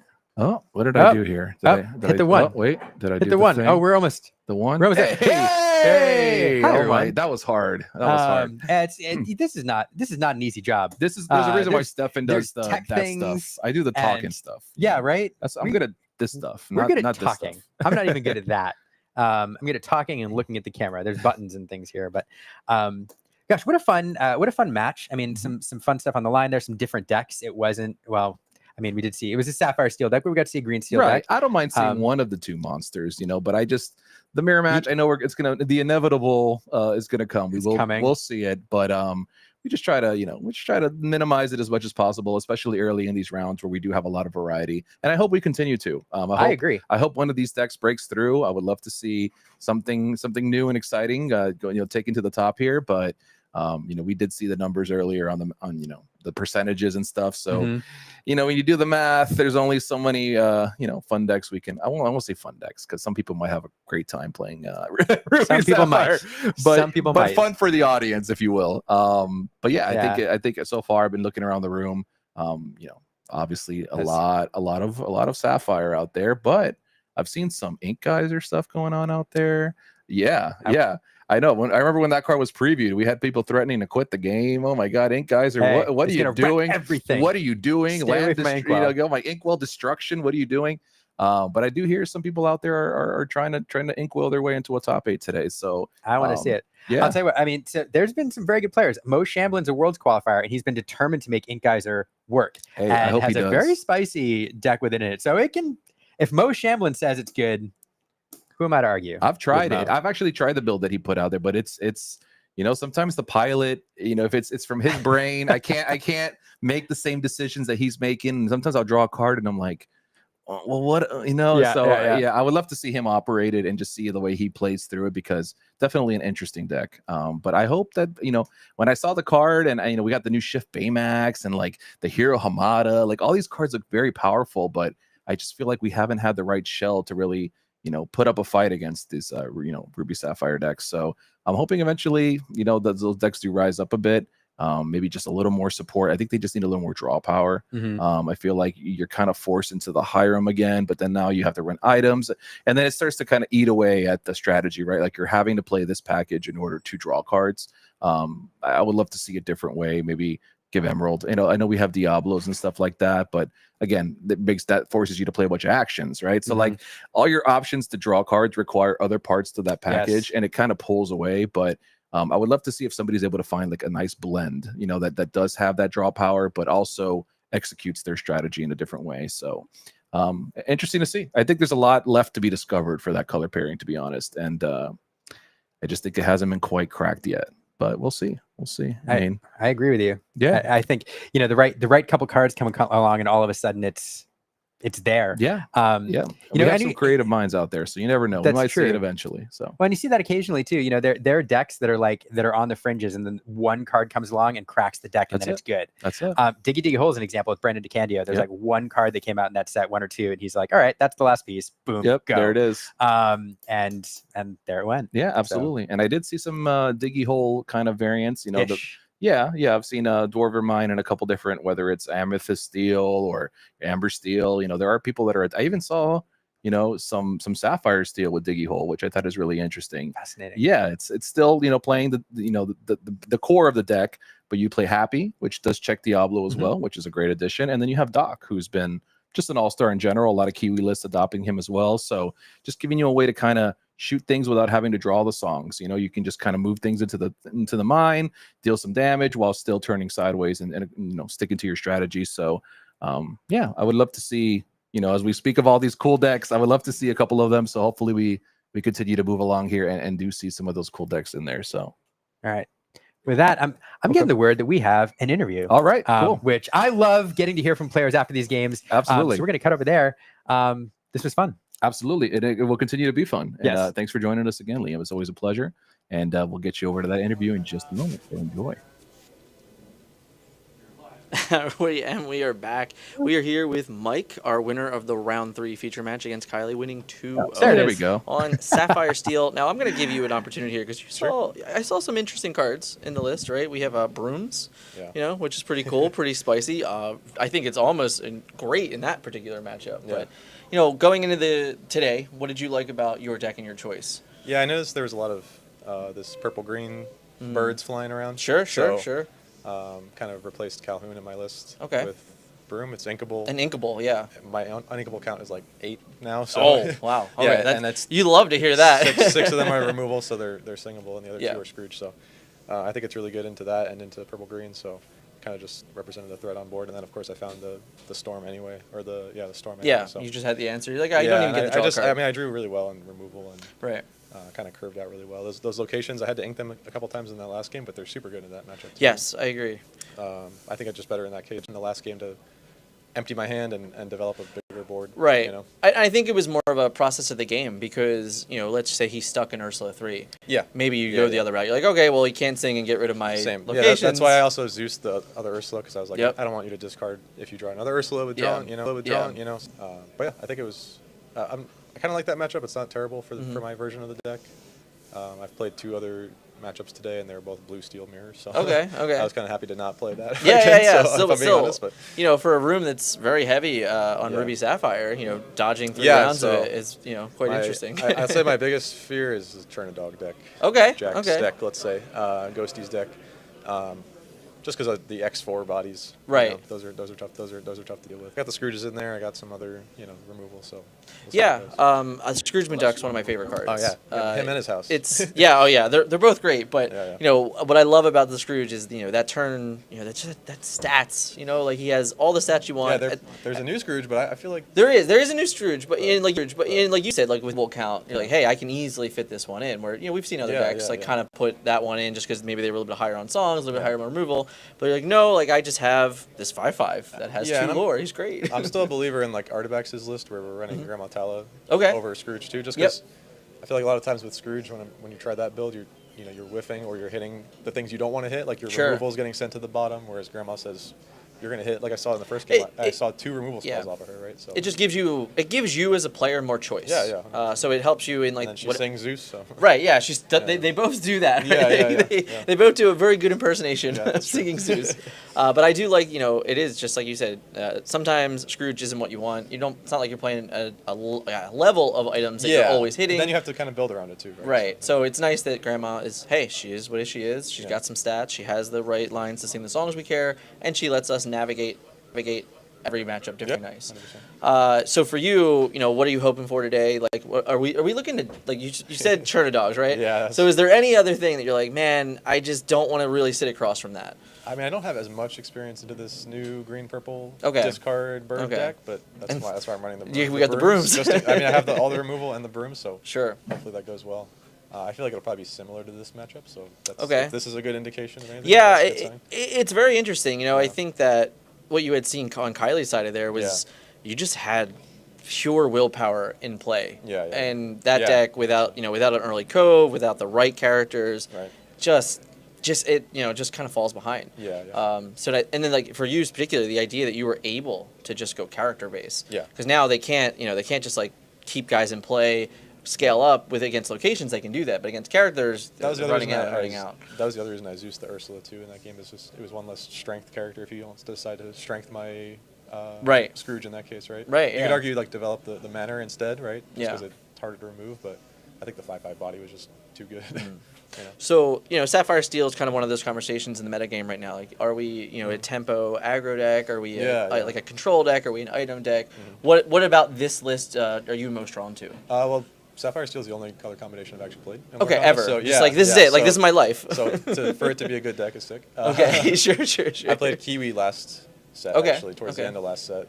And I do like that version still, but I do feel like it loses harder to red-blue with the Alice's and all that. So I like this version of it. I like this kind of mid-rangey. It feels like a really, really strong mid-range deck. Yeah, okay. It feels like I'm doing what Purple Steel was doing last set. Right, I was just but, like, literally a little bit more broken. You just literally took it right from me. I was just gonna say, like, it feels like the way the guy watched those games play, it very much had a similar feel to how that Amethyst Steel balanced like mid-range have the deck was. answer, And you just like we just got stats. The Scrooge is a great indication of it, and most of those decks love library. The more mid-rangey versions really love library, and you're just like, I just have McDuck's manner. Yeah, I just That's gained location 2 lore. of the I got 9 willpower. I get to do all the fun things that we want to do, and still really pressure the game. Yeah. So that was a really tight set for you. It back and forth a little bit, but it just felt for me watching it on the side, Kylie just couldn't really. Yeah, he just didn't couldn't draw. I compete with like the sheer board. Yeah. SSG is where I go locally. I'm Oh, okay, you're locally, so local. Okay, we cool. play pretty often too. So Oh, okay. I think we both know. He knew exactly what I was running Okay. basically before we went into that. But yeah, I don't think he drew exactly what he wanted. for Yeah, sure. to me And it I had all the looked answers. it looked very difficult, right? Yeah, and you're like because I think he played the Ursula, he saw the coast was clear, and you're like, Yeah, no, I'm it's like, not nope, clear. I'll popsicle and just find another one. Yeah, I'm just gonna have it. It's fine. Sometimes better to be lucky than good. Sometimes we love to be lucky, but yeah, thank you so much Yeah, of for course, joining thank with you. me. I'm Appreciate really congratulations. Starting Thank you, 3-0 thank is you. Yeah, we'll see how it great. goes. We're going to top 16 today. That's good. So you have a lot of ground to cover still, Awesome. but great start. So Thank you thank so you so much. much for joining me, Nice to meet Mike. you. Very nice, Meet you. very nice. And we're gonna head back. Back to you Thank guys. you guys.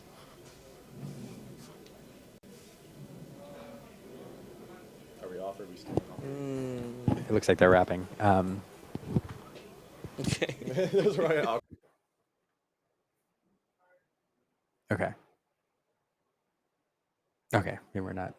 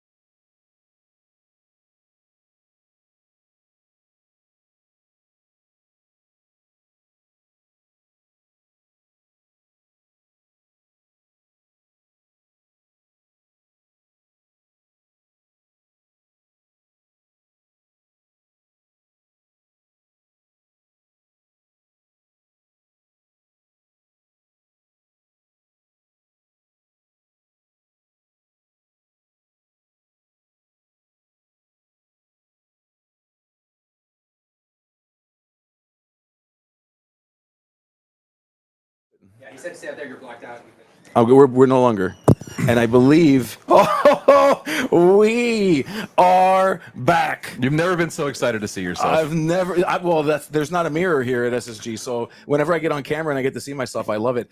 Hey, everybody, welcome back. Look at that. They're commenting on what a long break. We have spoiled them this day so far. See that? You give them a finger, and they take the whole darn arm. Come on, guys. We're working our best here. Yes. Yeah, we did have some games go to time, unfortunately. So. Unfortunately, some downtime there while we waited for them to wrap it up. We know we do have a lot of Sapphire mirrors going on, so there are some longer games here. We apologize, but we do have a nice next round here for us. We have Colby versus Colby. Yes, Colby from the Forbidden Mountain. Okay. Versus Colby from Team Colby from wherever he's at. Yeah, exactly. From wherever he was born. Got it. Certainly. Well, one from the mountains and one from who knows where. Although the call tag for Colby, not from the Forbidden Mountain, is MMI, so that could be like a team acronym, and maybe we'll learn more in the interview if Colby is able to take down the middle of Michigan is where he's from. The MMI. You know what? That's a very bold prediction, and we're gonna see if you're right. And if you're right, I'll buy you a booster pack. That one booster pack? Okay, I'll buy you 2 booster packs. All right, fine. All right, deal. You got yourself a deal. To give you some context, so the pairings have went out. They just went out. So the players are getting together now. Our team is pulling the players in from the table, and they are going to be playing some of the finest Lorcana you'll ever see. Both of these players are currently undefeated. We have Colby Garish, who is rocking a Ruby Amethyst deck. Yes, we haven't seen one of those yet, and I'll give you. So here's the thing about about that deck. It's not playing fairy ships. Okay, it's not playing locations at all. In fact, it's a very familiar deck. It's a let's call it a classic. Okay, let's say Kendall Burdett would be proud. Are we okay? We're getting to the point where like we have a we say classic rock. Yeah, and it's like songs you kind of know, and you're like, dang, I'm old. So this is like classic red purple. Exactly. Like, yes. Okay. Classic red purple or classic Ruby Amethyst if we're playing our cards right here. For sure, absolutely. And I just wanted to say a little side note. I appreciate you taking the jacket off when you're with me.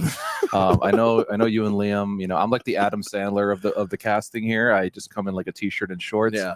I once again want to let everybody know that I was not in the group chat for the jacket thing. You know, Skinner was mostly walking around going scoobity boobity like what Adam Sandler does. Yeah, scoobity beep bop bop, talking about hitting golf balls or something. But at least you took the jacket off, so I don't feel alone. So I appreciate that. Well, you know what, friends work together, friends love each other, and I took the jacket off for you. But guess what happens when you leave this booth?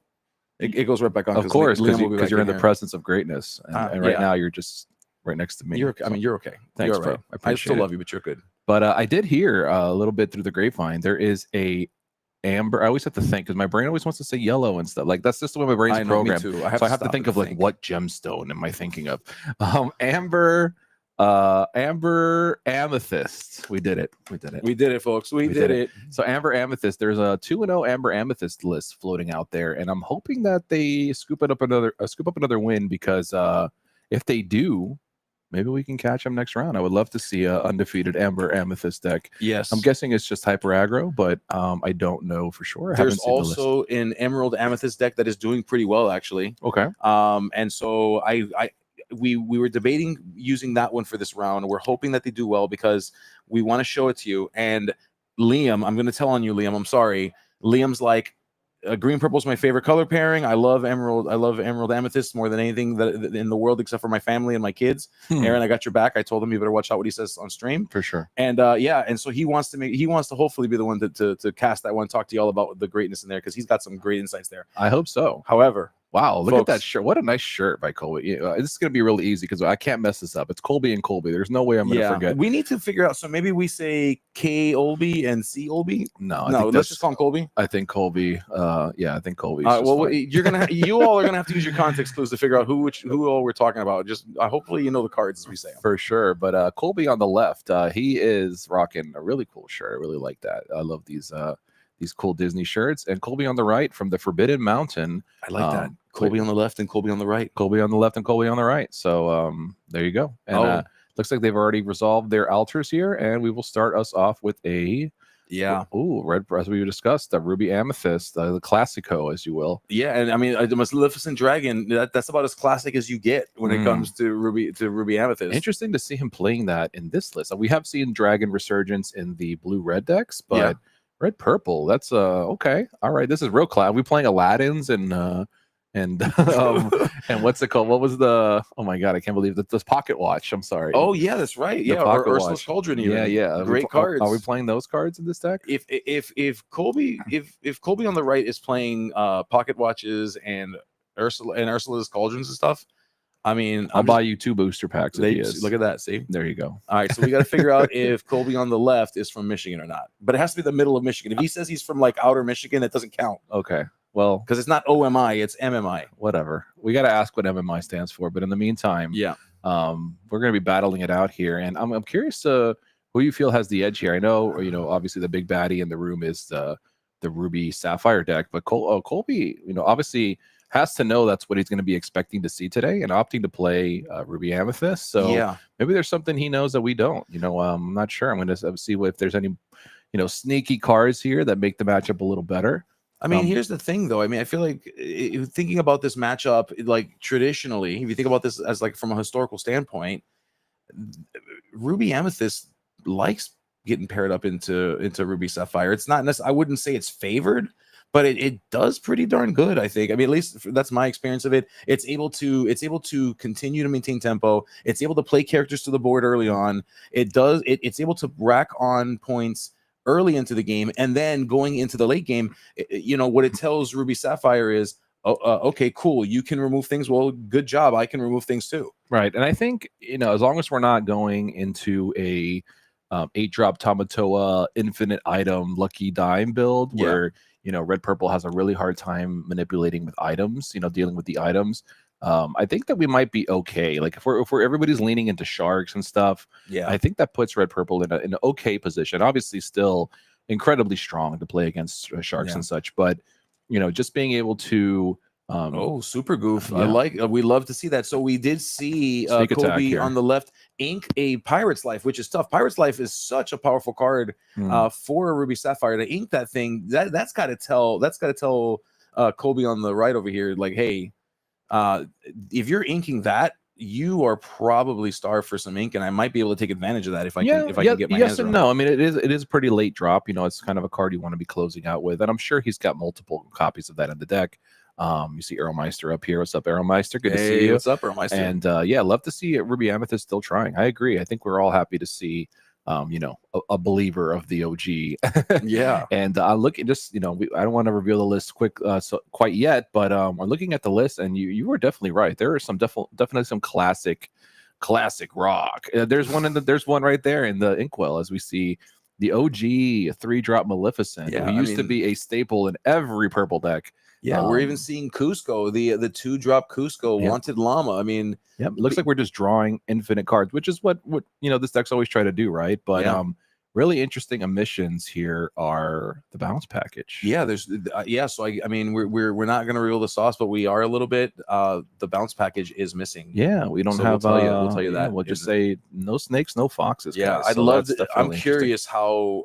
I want to know what you all think. So in the chat, let me know, like, what do you feel about that? Did you ever think we'd get to a place where no snakes, no foxes?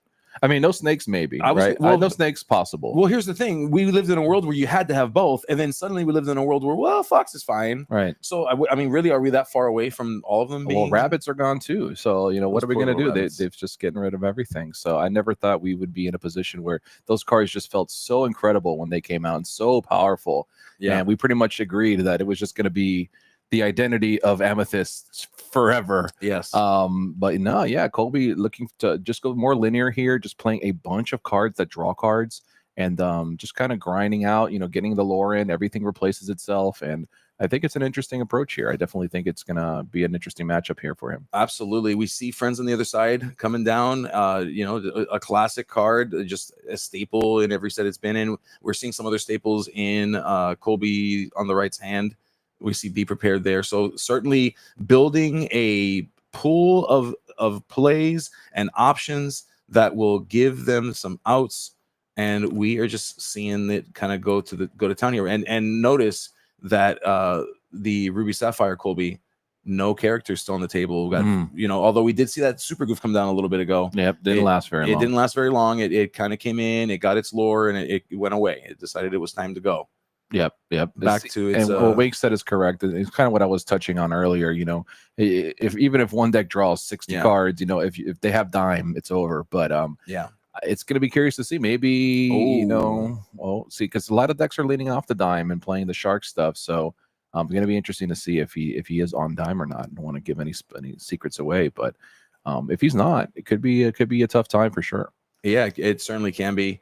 Colby taking a look at that discard pile, wanted to make sure that you know that there's nothing too crazy. Deciding, is a Maui half shark challenging into this character? How bad is that going to be for me? And deciding, okay, well, you know, maybe I can not let this character stay exerted. And if the character doesn't stay exerted, then no big deal. Then I don't have to worry about that half shark. For sure. And you know, Colby deciding to pop the Chernobog's follower here, not leaving any attackers, or rather you know, targets to be attacked is what I should say, from the shark here. The shark right now just kind of hanging out, but Colby's going to jam here, and he's going to go up to 11 lore. And the be prepared. Okay. I can't. Sorry, that's copyrighted by Lorcana. I apologize. Okay, yeah, he's like Baker, who is in the chat right now. And by the way, Baker, if you didn't see Lorcana After Dark, I just want to let you know that I'm after your Ulafala. Okay, just so you're aware, because it's time to take over the tribal chief. But either way, just some kayfabe to throw into our matchup here. Those of you that are not watching the ICL, please do so. Great matches. Yeah, absolutely. Shout out to ICL and everybody involved. It's been a really, you know, I know we talked about this a little bit, you know, personally, you and I, but really great to just see, you know, not only SSG, but 20 Lore Pro and world-class cards, and, you know, all Charlie's Collectibles and all these stores that are, you know, putting up these amazing events and giving the Lorcana family, you know, what they're looking for. You know, we're trying to compete, we're trying to play, and it's been slim pickings this year on that. So I love seeing that we were able to throw these high-level events for sure. And what we're seeing right here, so, you know, exactly what we were talking about at the beginning of the game. The be prepared from Colby wipes the board. Now we're in a position where Ruby Sapphire is putting characters down, and Ruby Amethyst has the answers, and vice versa. So now, as a result of realizing, okay, well, you've got answers, Ruby Amethyst. Well, guess what I got? I got something called McDuck Manor. Sure. So good luck to you and getting through this with your teeny tiny little Diablo. So one of the problems here for cutting Fox is this location here, right? So Crab can do some work if we have a Crab, you know, but Fox is really the enabler, right? Fox has been able to bounce Crab and attack for 7, which has been kind of like the main way. Oh, he's gonna brawl himself. That's not a good sign. Oh, hey, we got a goat, everybody. We got a goat. My goodness, when you got to brawl yourself, that's interesting. But yeah, this manner is going to be quite tricky. I mean, Colby clearly wants to resolve a character that can put some pressure.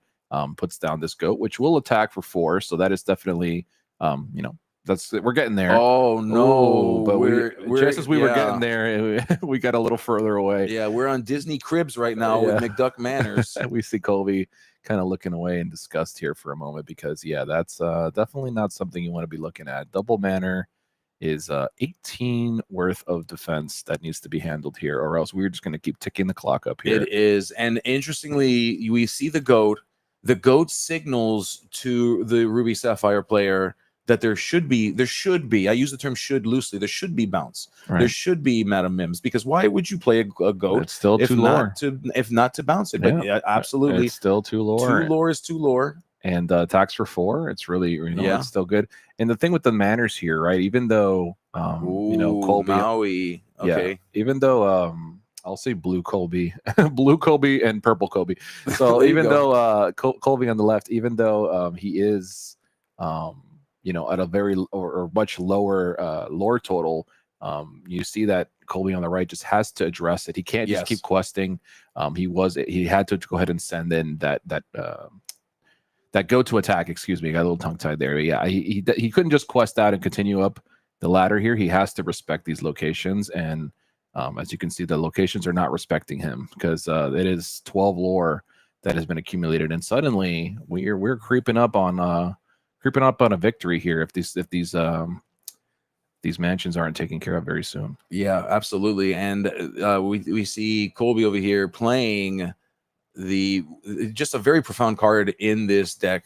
Just how far I'll go, and we're gonna see just how far Colby will go. Yeah, absolutely. Colby takes a pretty quick selection there, so found something he liked. Still quite a lot of cards in hand, right? Oh, so yeah. that's and I see brawl. Yeah, they're just gonna brawl. Yep. We're gonna keep on brawling. And Yeah, I mean, once again, leaves Colby with no way to attack into these locations next turn, which is pretty scary, considering that we're going to gain another 2, putting us up to 16 next turn. Yeah, but for those of you that missed it, Colby did bring a Pirate's Life to the hand using that Develop Your Brain. So we have the ability to that reach, basically right? swap lore at this point. Yeah, gaining that reach, as we call it, in that lore count, kind of doing what Goat does, but with less Goat. Yep, absolutely. And Colby going to do his best here, but as we know, maybe Queen's Castle. There we Another go. classic, followed by Diablo. Guys. There you go, guys. For our red purple enthusiasts out there, we see old school Maleficent, old school Dragon, old school Queen's Castle. Colby said, "I'm taking it back, guys. Yeah, Throwback Thursday, except it's on a Saturday." And although locations are quite good, it's still gonna be a little too far away for Colby here, I think, as we said. No, yeah, here we go. So we go from we went from a pretty close to a pretty separate divide in that lore count. Absolutely. That's going to be blue Colby, as we've dubbed them, going to 18, with purple Colby dropping down to 12. Yep, absolutely. And another brawl. He just can't believe it. He's like, my gosh. Yep. And Maui will crash into the because why not? I mean, what else is it going to do but maybe sing a song if you got one? Yeah, he's going to just crash in there. And if Colby's not able to take out both of these manners this turn, which I don't see how he does. No, and I think Colby at this point is looking at the hand to see if there's anything, because I think at this point you just extend the hand and say, hey, unless you've got something magical that can get rid of. Yep. Okay. This is that's good, but now is there more? No, he's playing the scoop card. He's playing the card. The card titled, pick up your deck, shuffle it up, and start over. Absolutely, and you can see we have action going on our other table, guys. We're leveling up all the time. We got a side table now. We got interviews. We got stuff. So we appreciate you sticking with us. And we see out there on the other table, we do have Hector playing against what is it, Sapphire Steel? Yeah, Oswald. Yeah, we see Sapphire Oswald Steel. and we see Tamatoas. You know what that means? Absolutely. No, Zan's not here. Instead, what we've got is somebody else who's been inspired by that just really crazy deck. I think you and I famously said that. Well, you mostly famously said that Oswald was fake, and I think that some people are trying to prove us wrong. So yeah, I mean, we've been seeing Chicha and other cards kind of replacing him over time, and but we still have some people that are believers. So Oswald still making his way into some lists here, and we don't have a whole lot of information as to what game they're on. I would assume it's the first game. Given the matchup, it's usually a slower matchup. Yeah, it's likely to be. It's 6-4. They're both doing their things. It looks like there's 1,000 items in play right now for the blue steel player. Yeah. So I'm sure there's a lot of game left here. And there is a Tamatoa. The 8-drop Tamatoa is currently sitting in Hector's opponent's hand. And as we see all the goodness gracious, and we're playing Scrooge McDuck for free. Yeah, this is pretty much probably card for card what Jeremy and Zan were playing, but yeah. I mean, I don't know. I'm not looking at the list, but so far it would appear. Yeah, we will call it strongly inspired by, huh? Yeah, just in case. If not, yeah, definitely. But yeah, we're looking at a pretty significant one-turn combo on the way with a Tamatoa if Hector's opponent has a lucky dime as well. So absolutely, yeah. And so as we wait on to see.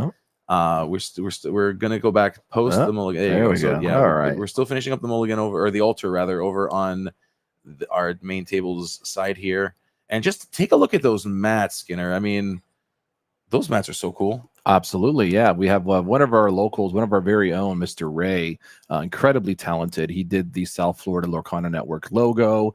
He's done, I know, Ghosty's logo as well for his channel. He's done the Illuminati's logo now. He did the Illuminati logo, so he's been a plethora of help for a lot of people in the community, and he offered to go ahead and help us with this playmat, and amazing playmat. He said he did this one in a rush. He said, wait till you see the next one, is what he told me. You know, So, Ray, that's so Ray. That's so Ray. Oh yeah, this one that everybody's like giving me huge kudos on. Oh, it's okay, Ray. Get I out was of here. I It's was in a beautiful. rush, yes. And shout out also to Mattified, who you can also find online, who did the foiling on the mat, which looks incredible. So, Looks great. It just as beautiful as it looks on camera. absolutely. And these will be these mats will be not these specific ones in play right now, but there will be top player mats as well given out with the same image on them. So very with cool. like champion and finalist.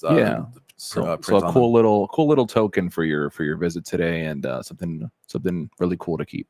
Yeah, So, and we see a magic broom that has been unopposed. Colby playing the Cusco. yep, he's going to leave it in play just so Yep. he can keep a thread in play, because he just wants to crank as much lore as he can really here. Absolutely. So Yeah, there's no reason to use the effect if it is going to survive anyway. Yep, absolutely. And Tipo will be resolving here, and Colby deciding what's going to be the best card I can ink here.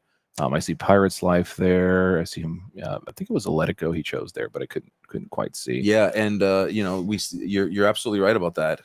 Let's see. We got over to Colby.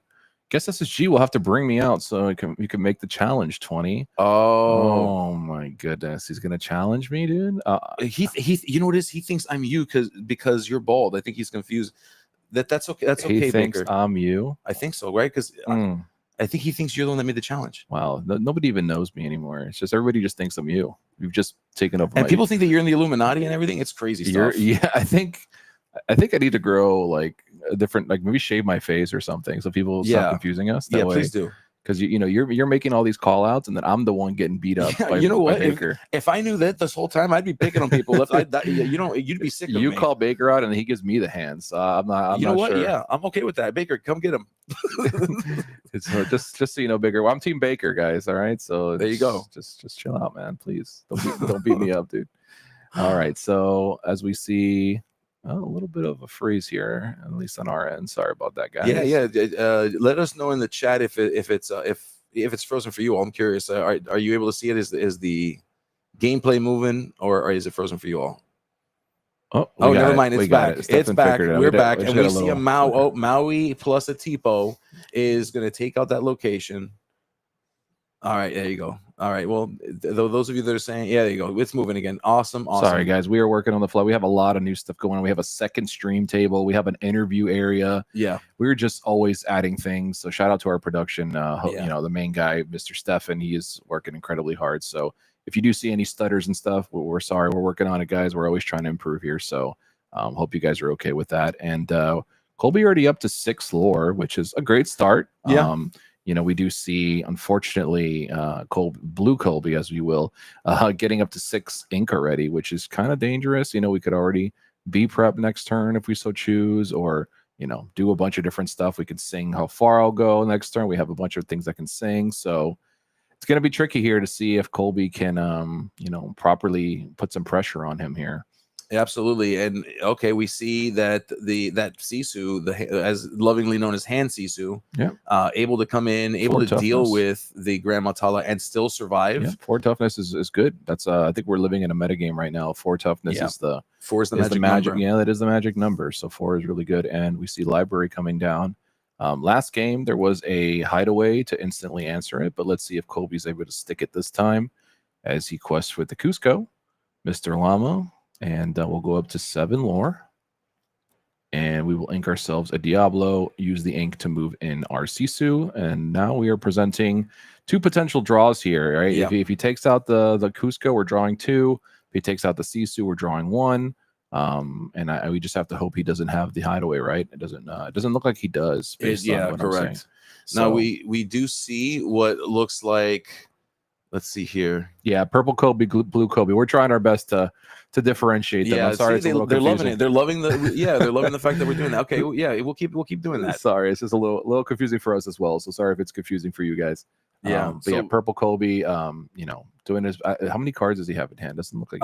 It was in the ballpark of 3 or 4 the last I saw, but we do see a very, very strong card into this matchup. We've got Maui Half Shark that is down. So on when we think about cards that control the board, Maui Half Shark has got to be at the top of that conversation. For sure. At this point, Kobe had a chance to kind of freely quest, and now, Purple Kobe had a chance to do that. Purple Kobe now has to say, hey, maybe I don't. Maybe I need to respect the Maui Half Shark because I do not want to let Blue Kobe just run wild, grabbing actions and stuff. Now, of note, I can't really see the discard pile, so it's hard to tell how impactful letting the Maui Half Shark attack is. Although, never mind, because there's a how far I'll go, and how far I'll goes is not what you want to see repeated when you're opposed to that. For sure. And now that I look at it, one Colby's wearing blue and one Colby's wearing purple, so it just all worked out. This actually is perfect. This is we did that. Wow, you did that. Oh yeah, you're right. You did that, and you should take all the credit. You deserve it. Yeah, I was trying to share the wealth, but well, thank you. But I'm pretty awesome already for other things. Yeah, red blue's a natural counter, so somebody in chat is saying, but this is a little bit different. This is a little bit of a traditional red purple. So interesting. I'm sure Colby must have play tested this matchup. I can't imagine he hasn't played tested it. So yeah, I don't think you have a choice. He felt good enough to bring it today, so I'm guessing that he's okay with his odds here. Yeah, certainly. Even though right now it's not totally going in his favor. But I was just about to say, yeah, he has to know what this matchup looks like, because there's no way you haven't played against like the number one deck in the game right now. So yeah, certainly. And Purple Colby right now is in a, I'd say, okay spot. That Maui Half Shark did kind of change the game a little bit in that moment. Yeah, he could definitely draw a bunch of cards here, and if he so chooses, will unfortunately take him away from the lore. And I don't see how many cards Blue Colby has in hand, so I can't tell quite how strong the Sisu is, but I would imagine, yeah, okay, he's going to take it's about 4. It looks like it's about 4. Okay, so we'll draw a card off that, which is nice. We'll dig through the deck a little bit, and then Cusco can't trade into the Tipo. He would stay alive, so probably just going to end up questing here if I had to guess.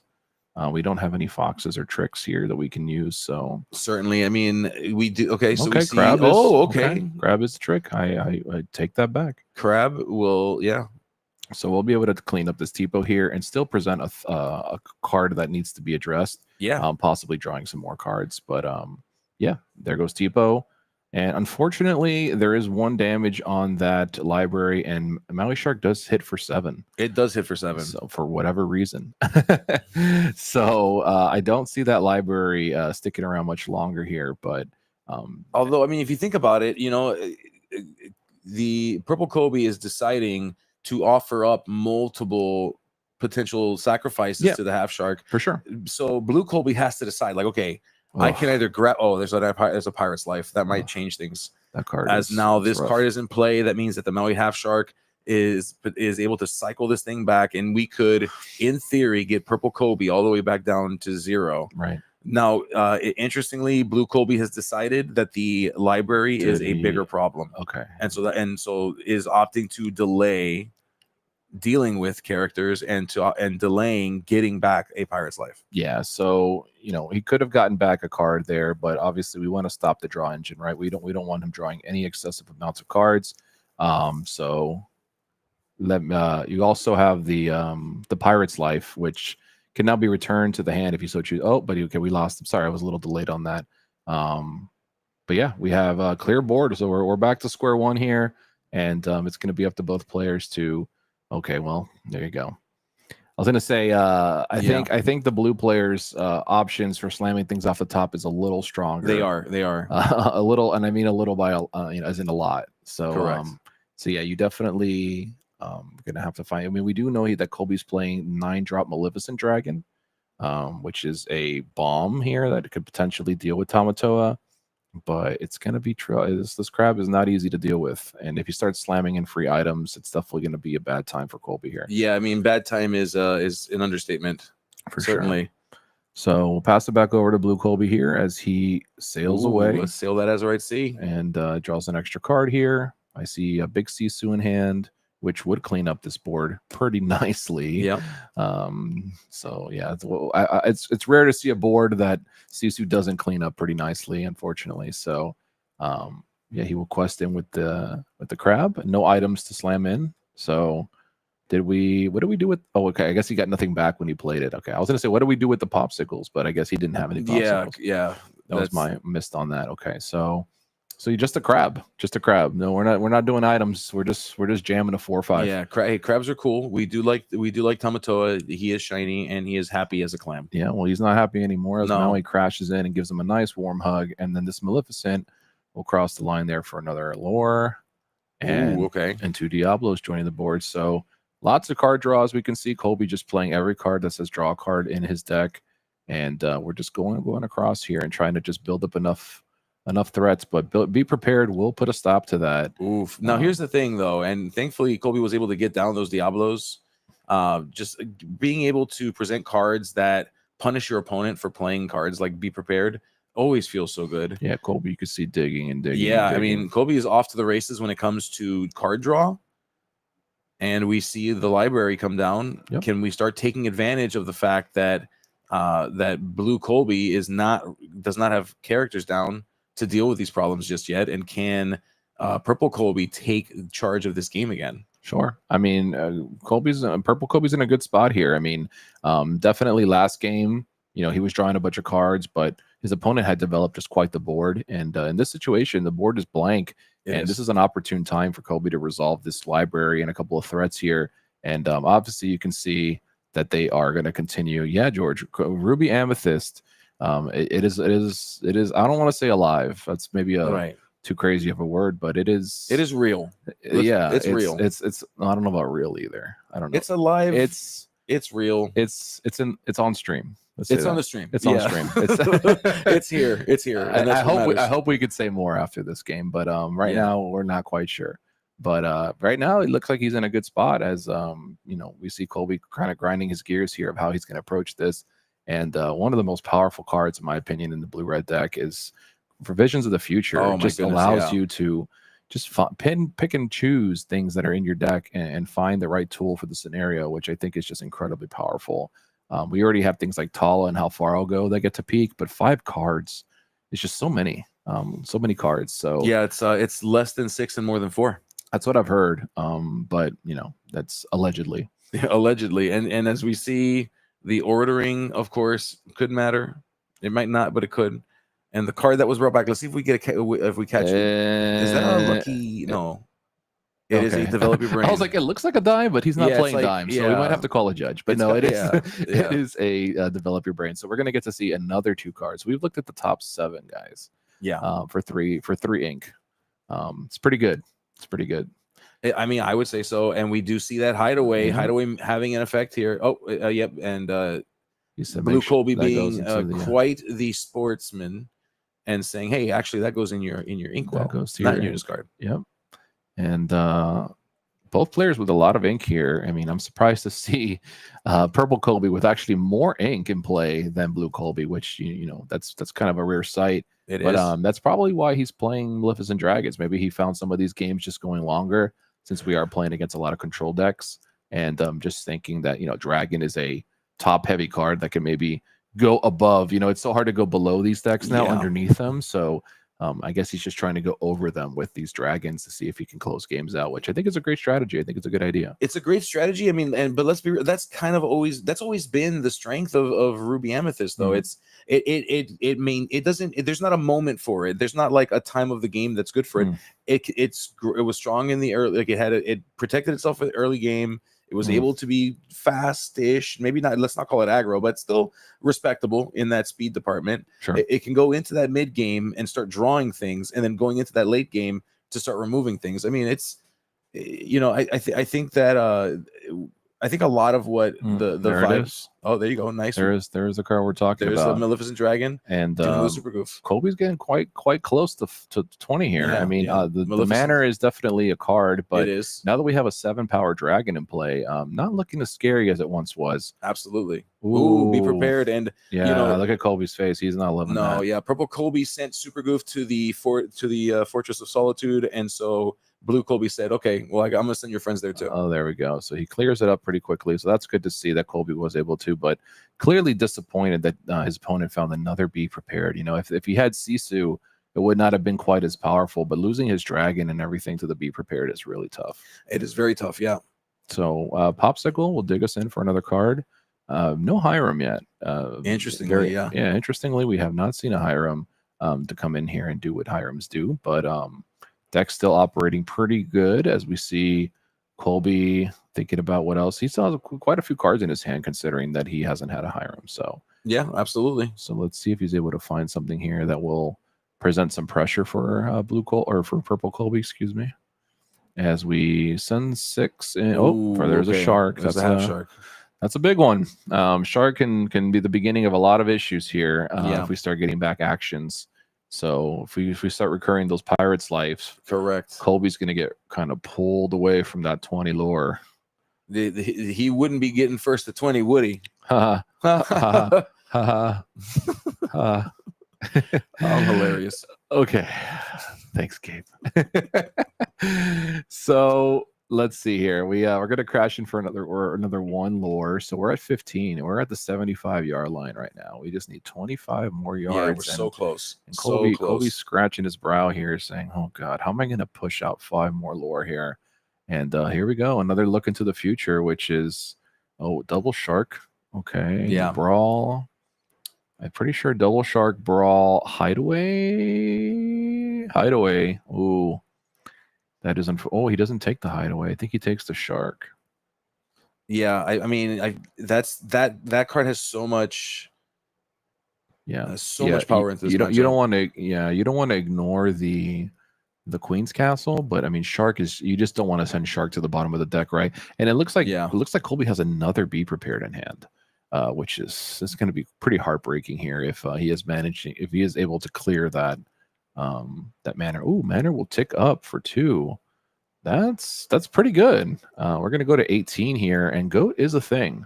Yes, it is. Goat is absolutely a card. However, if we turn this crab sideways, shark can recur the pirate's life.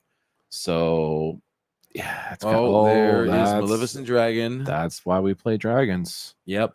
That's why we play them. It is. That's a great spot for dragon right there. Absolutely incredible spot.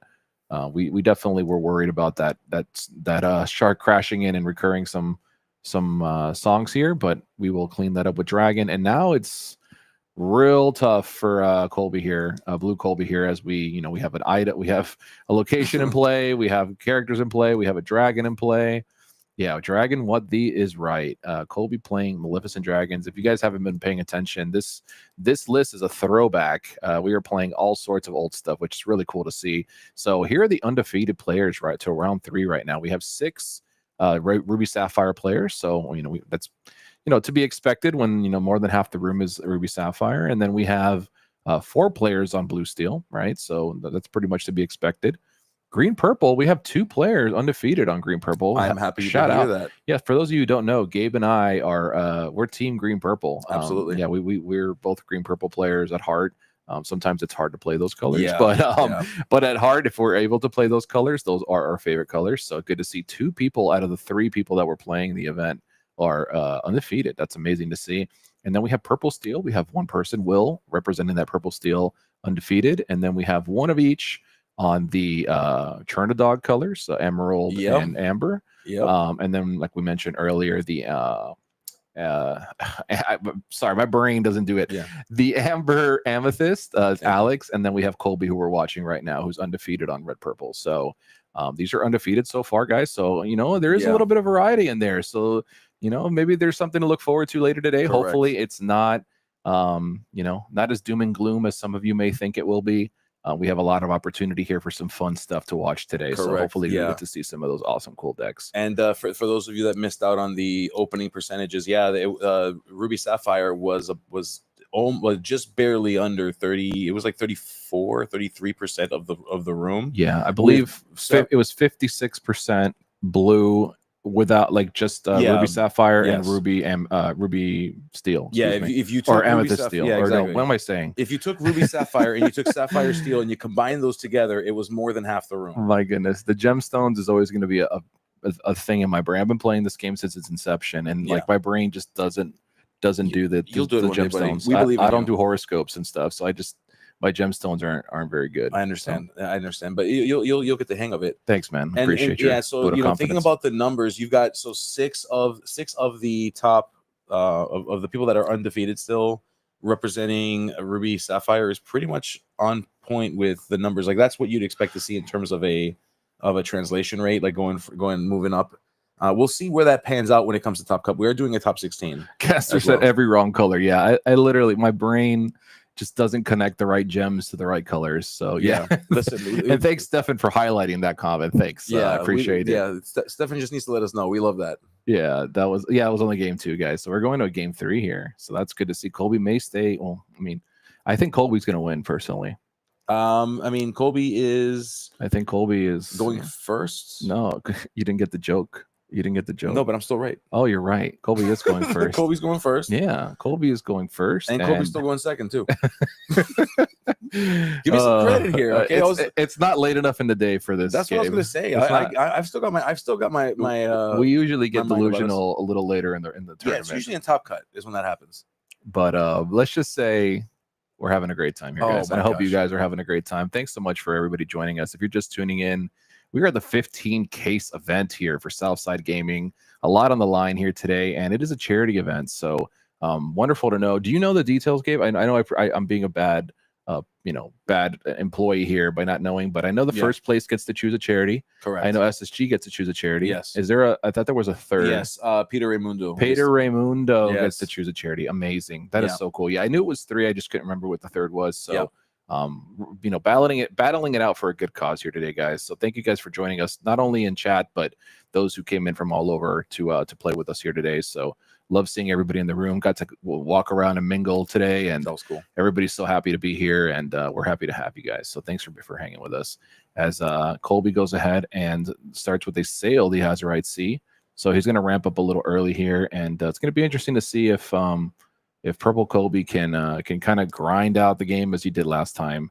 It was definitely a back and forth here. He was able to survive multiple B preps. I know, which is really impressive. Just keep drawing cards, keep presenting threats. Yeah, and eventually just hope that your opponent just can't deal with it all. Yeah, and not just present threats, but timing out those Diablos, those cards that when you put them down, they punish you there, and we're seeing one right now. They punish your opponent for doing things like board wipes. They punish your opponent for be preparing because it adds more cards to hand. So it's like, are you gonna let me keep questing, or are you gonna let me draw cards? Two things that your opponent just doesn't want you to do. Yeah. So you don't want to be wasting your brawls on things like Diablo and such. So definitely going to be interesting here as we add another Diablo to the board.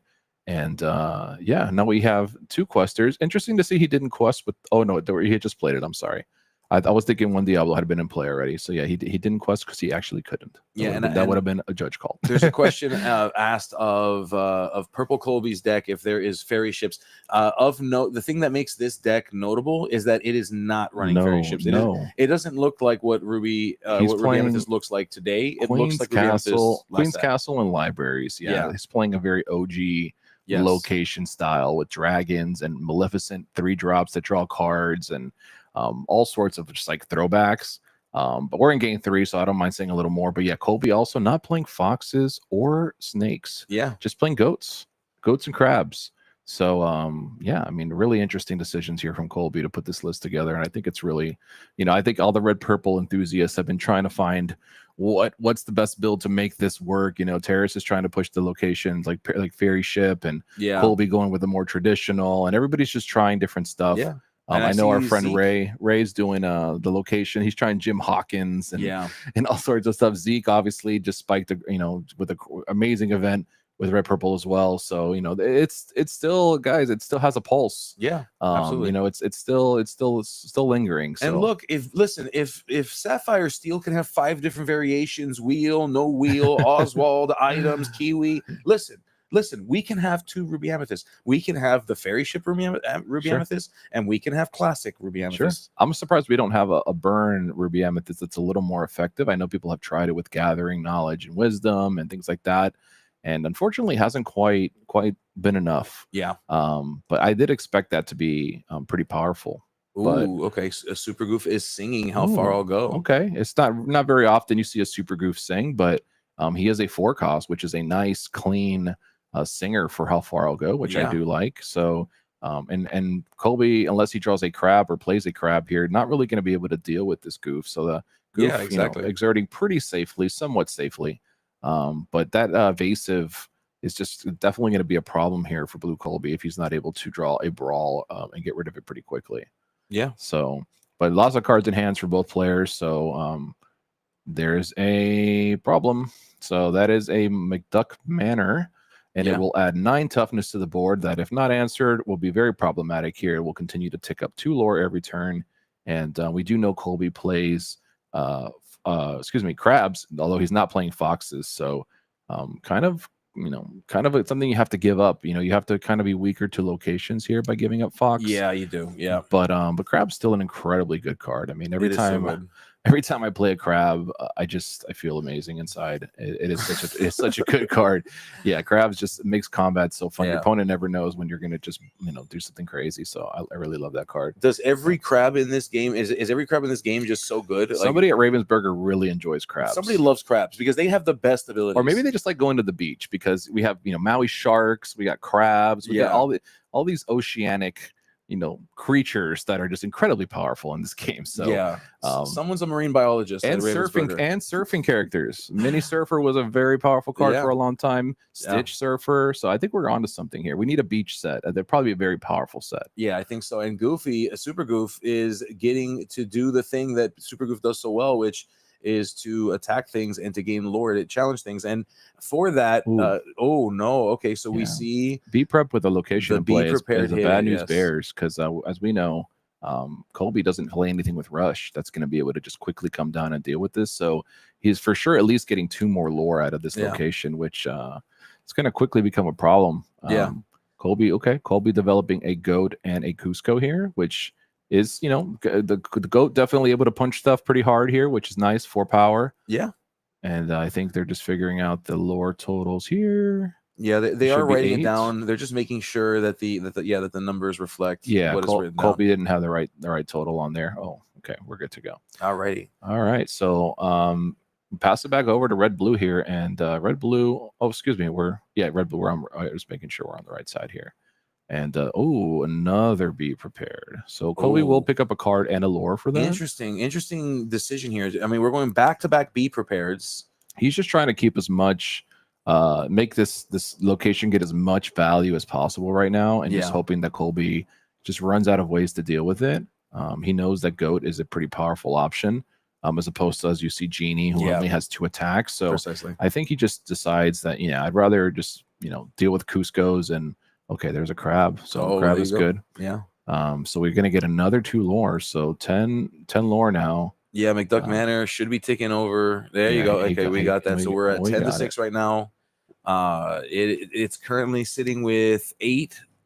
It looks like there's 8 damage on that McDuck Manor at the moment. A little hard for me to see as well, but yeah, it does look like 8 on there, which is another thing. He's just, even though it's only got 1 damage remaining, he's just getting so much value out of it because he keeps clearing the board. We'll go ahead and just get rid of the popsicle, and I think you know what that means. I think we all know what that means. And there comes Mr. Krabs himself, the Tamatoa, happy as a clam. Happy as a clam. Yes. Double check. Do we have any more items? We do. Oh my gosh. So the double, don't laugh at me, dude. So the double popsicle cashes in here as we go ahead and draw another card. And now it's going to be pretty difficult. A 4/5 is quite problematic here. For Colby's deck, unless he dragons or something, but he's at how many ink? 1, 2, 3, 4, 5, 6, 7 Which I mean, so Colby does have some options, some plays that can potentially solve. Now we do see in Purple Colby's hand. I saw what is it a library or Queen's Castle? It's one of the 2. I see Chernobog's followers in there as well. Okay. So let's see here. All right, and finally the crab has made its way over to McDuck Manor and said, "Hey, I don't think that this pool with all the coins in it is approved by OSHA, so we need to get rid of that thing." So they're going to take turns being realtors here. Now we're on Purple Colby, just developing some real estate, if you will. Absolutely, yes. And getting that Queen's Castle, who, man, I remember when that card was just the most crazy OP card ever. Like Queen's Castle was just, you play that, you play Be Prepared over and over again, and the games are over. So interesting to see Colby going back to it. I know a lot of people kind of fell out of favor on that card. They were just playing a lot of libraries and such, but Colby deciding, hey, I'm still having a good time with this card. This card's still proving to be pretty good for me. Yeah, listen. If McDuck Manor is good, then Queen's Castle is good too. Okay. Well, McDuck Manor's got 9, right? So 9 is a little bit of a trickier number to get to than the 7. Well, then I'll just be prepared. No big deal. All right, Gabe, you just got it all the time. Yeah, I have all the answers. I draw all the cards I need, and I always win every single game. Well, that's you're just because it's you. Well, thank you. I know if you were playing in this tournament right now, you would just be at the top. You would just be waiting at the finals. You wouldn't even have to play the event. Yeah. Speaking of charity, I'm doing every player in this tournament a service by not entering into it. That's your charitable addition to the. I'm helping all the players here by not being there. So we have Hideaway. Hideaway is great answer here for that Queen's Castle, sending it right into the inkwell. And unfortunately, Colby will not get any cards out of it like he had hoped he would. Colby.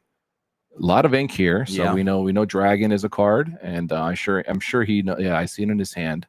Also, Be Prepared looks to be in his hand, which is another great answer here. I think we might just take the 2 lore and prep here, which I think is where Colby's headed.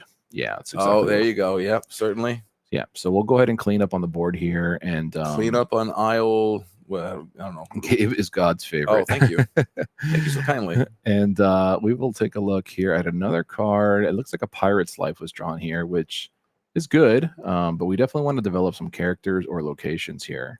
Yeah. So, location's better than characters at this moment. When it comes to a post Be Prepared world, you wanna present a lot of willpower in the which that also has a pretty good amount of willpower too. Yeah, Popsicle just being able to get rid of itself is just so incredibly powerful.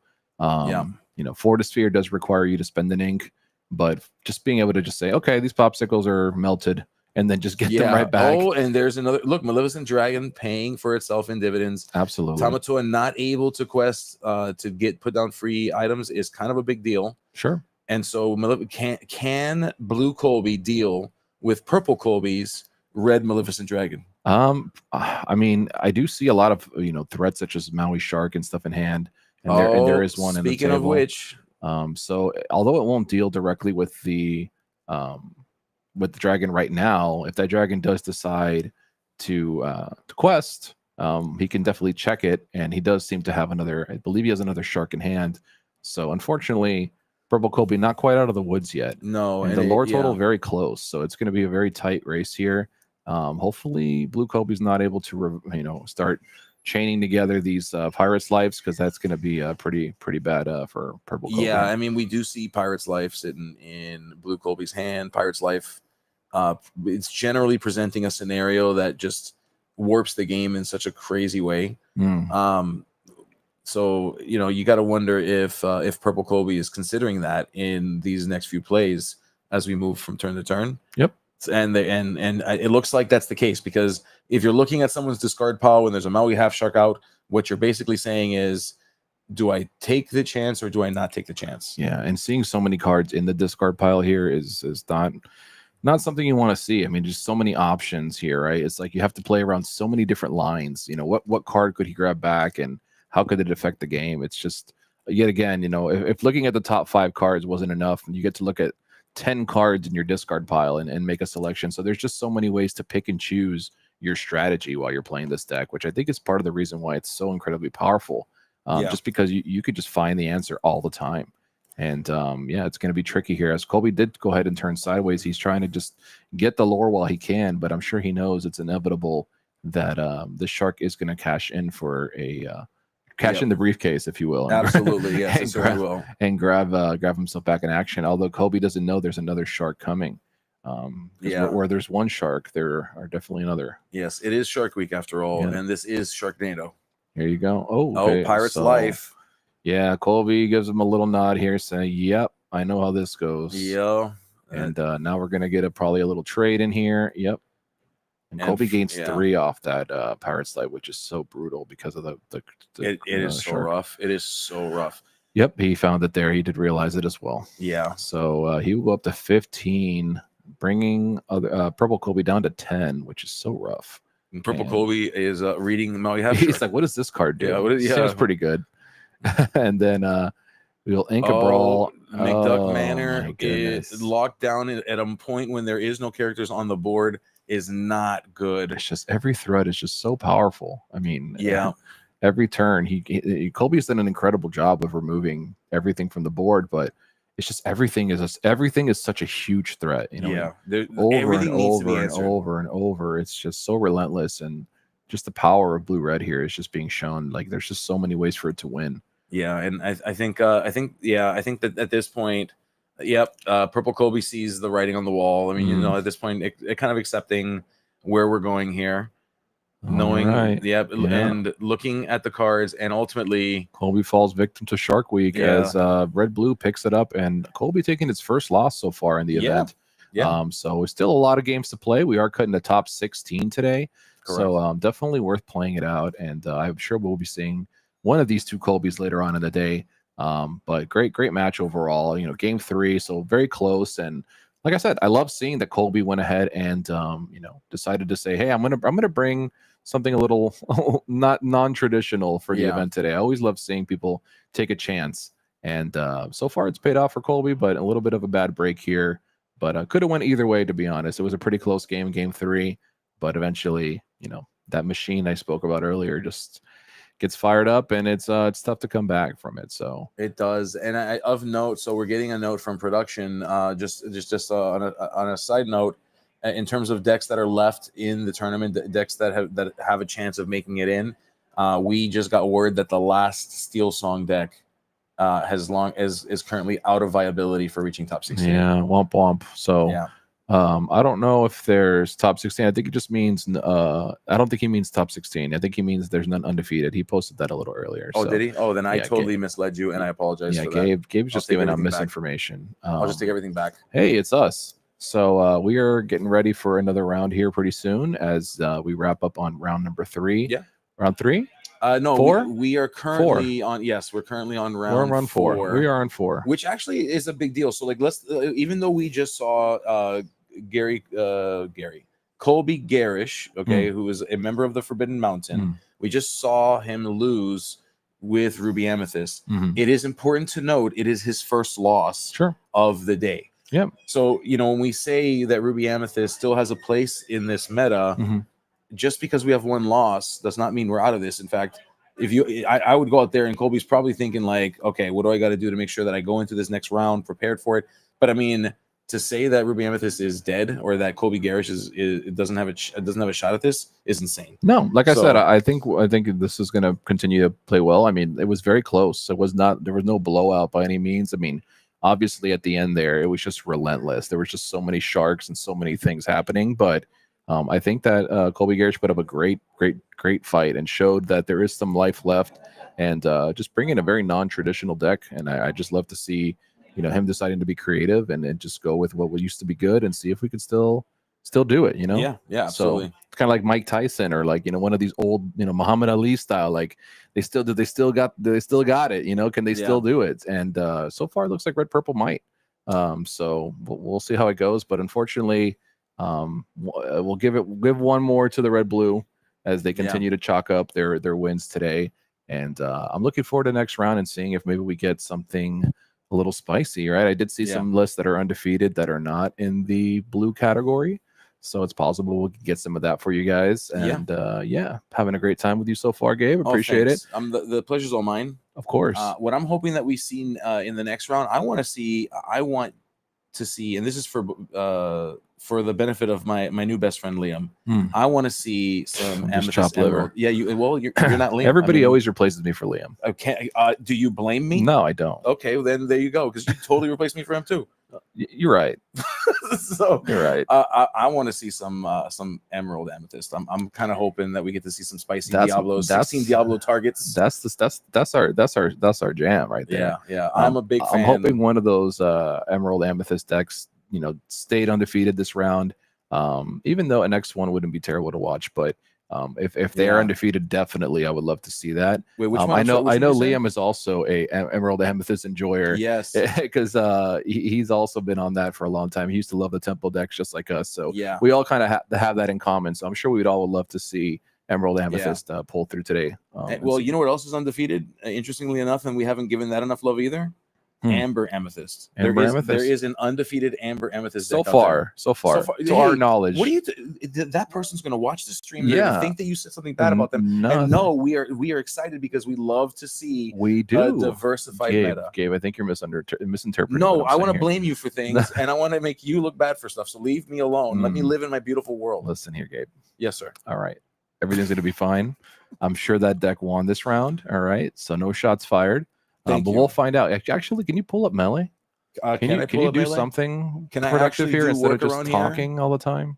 Yeah, all this talking. Can I pull up melee? I think I can, but it's gonna be really awkward because you're gonna see me touching and clicking on keyboards on stream. That's all right. That's how it works. You're supposed to click on keyboards. Okay. Here's my apologies as we pull this up. I just want to take a look. Take a gander as we wait and see as this round wraps up and see who's still undefeated, who's doing the stuff. All right. So going into round 4 or in round 4 currently. We're taking a look at results. Okay. Oh, look, it even has the there it is. So we can actually scroll through and find it has the deck list by color. So let's take a look. Amethyst, Emerald. Oh, still undefeated. Emerald Amethyst. Emerald Amethyst is in fact 21. We got a 21. Table 21. Yeah. 21. Is that the person that was undefeated though? I don't know. Amethyst, Emerald up top. Ooh, Mike beat it. Interesting. Mike, I love you, but why are you beating up on my deck? And then above there, Dick Burns did beat the other Emerald. Oh, so no more undefeated Emerald Amethyst. Okay, but there's still an opportunity here to get into the top cut. That's not. Oh, that's for not, sure. We're not talking about that. I'm just speaking, just undefeateds. Fair enough. But definitely no, they have not lost their shot at the top 16. They're very well in the. They're not giving up their shot for sure. And let's see. I see my friend Lewis up there doing a good job as well. Very nice. Certainly. He's cleaning house. I love that. So we'll wait and see what we end up with here. Hopefully we can get us some fun stuff. Dick Burns in the house. Actually doing pretty darn well. I've been told he's bad for the brand. He constantly I hear that he's bad for the brand, but sometimes the brand is bad for him. So there you go. And we have Jonathan, Colby, and Lewis that are in the undefeateds. And look who Alex. Look, Alex, your bud. Alex is still on the deck you wanted to see, Amber Amethyst. Yeah. Still undefeated. So there's the answer to your question. We were wondering if they were still undefeated. They are still undefeated. If I had to guess, we'd probably be watching that match next. I would since the rest of the undefeateds are going to be in treacherous territory here. So either way, we're going to see one of these blue decks most likely playing, or not most likely, they're going to be playing against the Amber deck. Yeah. But I would love to see the Amber deck and give us something fun to watch there. Yeah. So how many rounds are being played? As somebody asked in the chat, it is going to be 8 rounds today, guys, with a cut to top 16. So it's very nice. Opens the window a little bit for some other players to sneak into top cut, which I love. And just one less round for us to have to. And yes, I see a question. When we say Jonathan, do we mean Dragon Johns? And the answer is yes. Yes, Dragon Johns. He is one of the undefeated red blue players. Absolutely. Yeah. Colby, who we just watched, Jonathan, and then Lewis, who is a friend of mine as well. So they are the only undefeated red blue players. And then Dick Burns, Mike Arcello, who we did see earlier on stream, is undefeated as well. And then Nicholas. I'm not sure who Nicholas is, but congrats to Nicholas, who's also undefeated. And then, as we mentioned, Alex, who we're really excited to see something spicy still lingering in the tops here. So I'd love to see that. Yeah. And it's been a great event so far. It's been wonderful. I'm actually, although I see that the paths are starting to kind of get a little more linear as we get further up the tournament here, I've loved that we've been able to watch some variety so far. Yeah. I think there's some really cool decks out there, even though everybody feels like this meta is ready to be pushed out already, but some people still having a good time and still spicing it up, and I love to see it. I'll be honest with you. I mean, for as much as some of the people are very vocal about their feelings about this meta, I don't hate it. I don't either, actually. Somehow, I know a lot of people have compared this to the Bucky meta, it's not the same and they said, "Oh, I prefer Bucky," and no, you don't. No, you don't. No, you don't. Stop saying that. No, you That's don't. not true. You don't remember Bucky. Yeah. Bucky literally was just watching. I know it feels like you're watching your opponent play No. red blue as well, but at least you get to actually play cards. They may not last on the Yeah. board more than a turn, but you at least get to turn the ink and play them. Listen, So, I yeah. assure you, what you have on is we call those rose tinted glasses. Okay, you think back fondly of a time long ago when a beautiful squirrel just was infesting that battlefield. Okay, you don't like Bucky. I promise you. Yeah, Bucky is just. I just try to block. I'm just block. I just block it from my memory. Yeah, it's it's just trauma. It's just pure trauma. No, So, but I mean, I too am a Bucky connoisseur, though. To be fair, but however, yeah, I think we still have a lot of Lorcana to play. absolutely. So even talking about the undefeated players, there is no guarantee, even at this point, that these players that you're seeing on screen will make it to top cut. Absolutely, yeah. Anything can happen. We have tons. Showing these undefeated players is just to kind of give you guys an idea of what's really performing well, but this is in no shape indicative of what the top cut will look like. We have a lot of games left to be played. Yeah. A lot of X1s that I'm sure are going to continue to win. Oh, yeah. So just keep an eye out. I'm hoping to see some cool decks slip into the top cut today. And as mentioned, we have a lot of Lorcana left. So it's been a pleasure here so far. We have Liam joining us. We have Dan doing interviews. I have you here. We have staff from the Lorcana DLCs here. We always do it big here at SSG. In fact, here, let's see if you recognize this guy. And if you recognize him, put his name in the chat. Here you go. put his name in the chat. So if you've been to a DLC, most likely. Do you recognize this? It's kind of a blurry picture. Yeah, you may know this person as the guy who grabs your deck and checks your deck to make sure that you're not cheating. That's him. That's that guy right there. That's the one. He's here. He's in here. the flesh, grabbing decks. And you can't read it, but it says, "I am here to judge you." By the way, just to be clear. And interestingly, so he was telling me about it. Somebody made this for him, and he's like, "You got to show this to people." Also, he really likes tacos. I heard. So if you buy him a taco, he'd really appreciate that. He likes. To be I would love a judge. taco right now too. Actually, that sounds pretty good. Pretty good. All right. So yeah, we're taking a little break here as we prepare for the next round. I believe so. Yeah. So I think we may even be taking a break. In fact, the pairings are already live for round 5. All right. So am I getting going? Are you getting going? We'll let me talk to you offline about something. Wow, you have secrets? What can't you say in front of our chat that you can't say? Okay, then I guess no, I'm just kidding. No, we're gonna take a quick break. They're getting ready to pair up. The stream table is getting warmed up, so we can get the gameplay going. Yeah, let's make sure we go get them in on the nose so they know who to put on there. So we'll get you guys some Amber Amethyst up next. I'm going to do our best to make sure we get that happening for you. So give us a moment. Let's communicate with production here, and we'll be back in just a few, guys. Thanks for hanging with us. Thank you.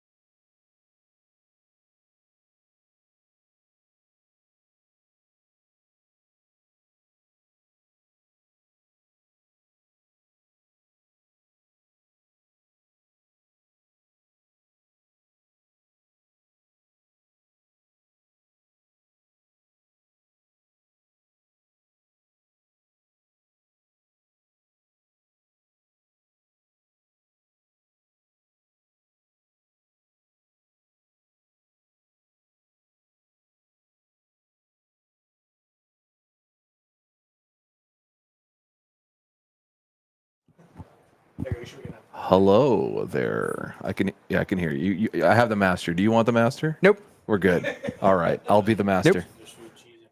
Appreciate you. Thank you so much. And now I am the master. You are the master. No, I'm not. Sorry, we were getting the heads up foods here. That's very important. It is very important to take care of yourself when you're commentating as well as playing Lorcana. Absolutely. No lunch breaks. I know people have been asking for lunch breaks. We're doing our best, but guys, we're trying to get through here. You know, it's tough sometimes. I know these long events, you know, people just try to scramble and get food. But the good thing is in this shopping center, we got a Domino's right next door. So you go grab yourself a slice of pizza if you need to, and just power through, right? I need to do that. I never eat or hydrate properly at these. It's terrible. But I need to do that. I will say though, you know, maybe this round will go fast. Yeah. I say so. that because we're about to see something fun. Absolutely. So we do have what looks to be a hyper aggro versus blue steel here. And usually hyper aggro, probably not too excited to run into blue steel.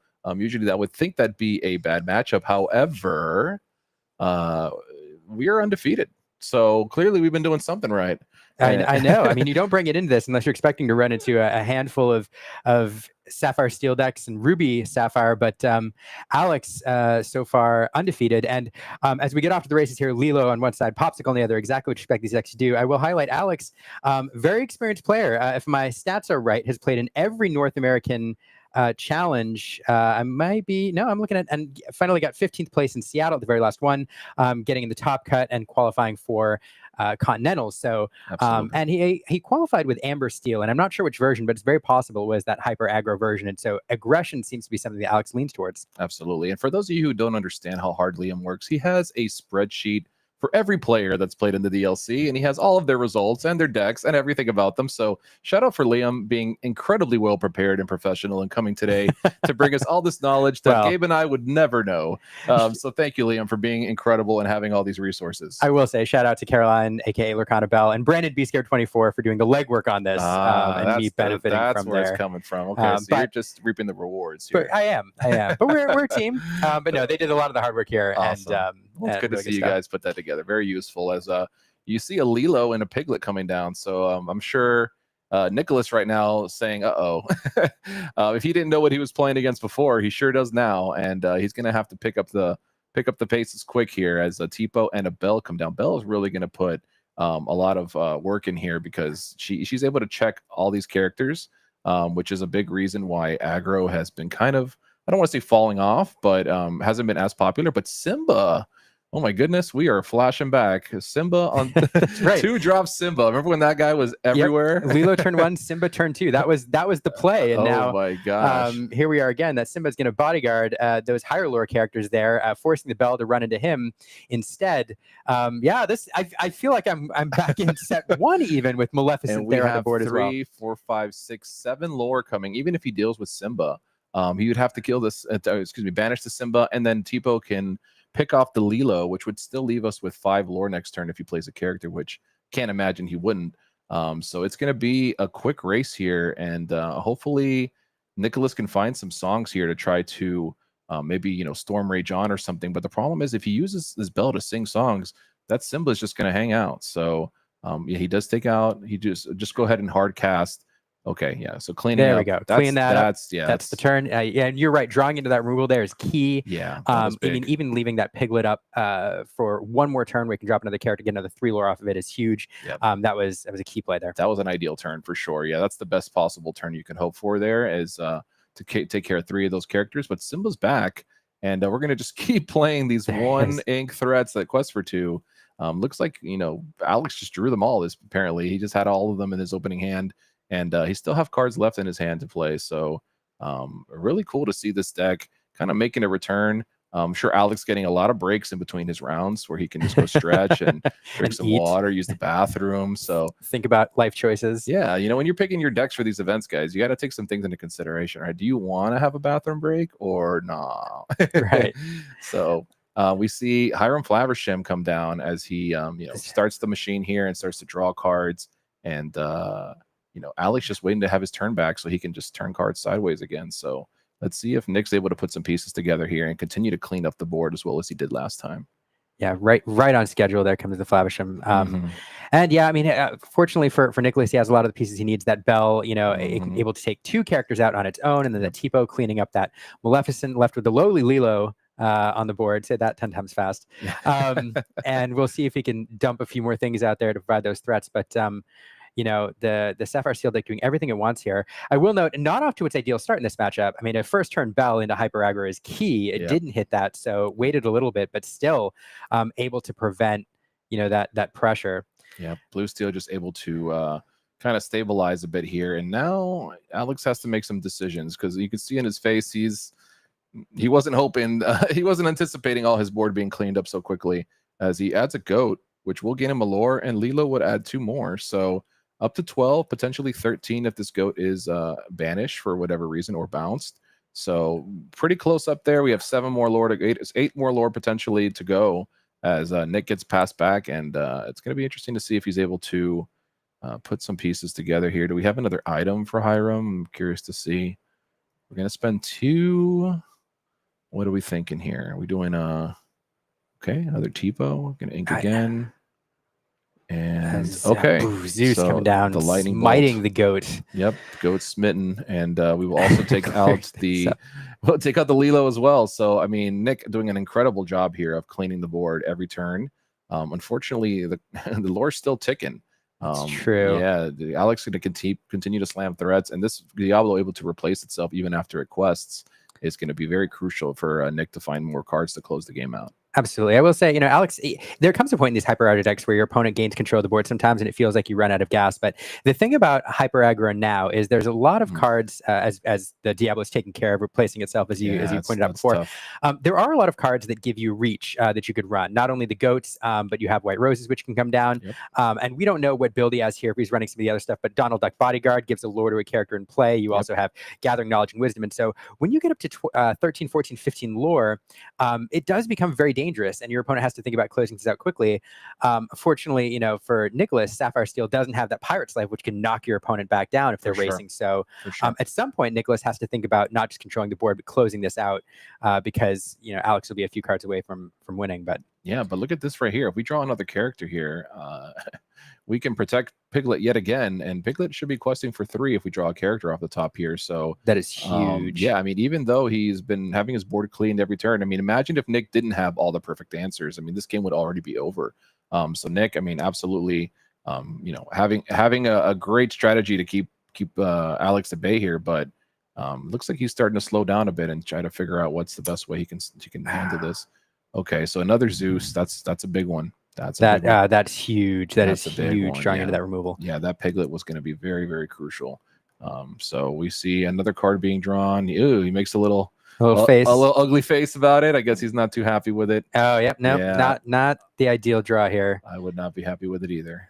Great early on to rack up some lore, but unfortunately, Nicholas already has the answer for that sitting right on the board. Yeah. That's the problem with some of these, these weenie decks, if you will, these like small threat decks, is that they're great at the start, but then when you're top decking and you just draw 1 ink location, it's like, ugh, So unfortunately, not going to be enough here, considering that there's so many ways for Nick to deal with it. So yeah, Nick just setting up, continuing to do his thing. Has pretty much had the perfect answers to everything that Alex has presented so far. So unfortunate. Fortunate for Alex, but definitely great by Nick to, be able to on the fly, not knowing what he was playing against, just be able to, handle the board and stop things from getting too out of hand. Yep. I mean, it was already a long shot. It was slowing down, had ways back in, but I'm going to go on a limb and say Neverland was probably the worst card he could have drawn in that position. I would have to say so. I can't think of another. I would have to say, and his face said it too. I think he knows that as well. As he gets over to 14. 14 is just a little far. I mean, it's up there, but we definitely want to be in the 16 to 18 range to just kind of, okay, we have a new addition here. Yeah, not a terrible card to pull. Sure. So Tiana, so whenever this character is challenged, while she is exerted, is it her? Excuse me. So whenever a character, not her, sorry, a character is challenged while she's exerted, the challenging character gets -3. So it's almost like reverse challenger, unless they pay 3 ink. So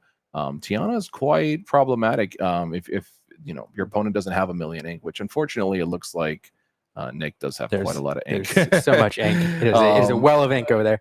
But she's still 2 lore. And, that's the key here. Yeah, she's still 2 lore.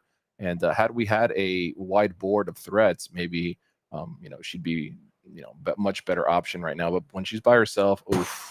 Yeah, and strength of rage. I was gonna say the 4 in the stat line is nice. It's strength of let the storm rage on won't remove her. But you know what will? When you have it all, I mean, yeah, Nick's just cranking through the deck here, and I'm sure Alex can already see the writing on the wall here as the door is slowly closing in, and we have a big 8-drop Tamatoa sitting in play, Scrooge, T-Pose.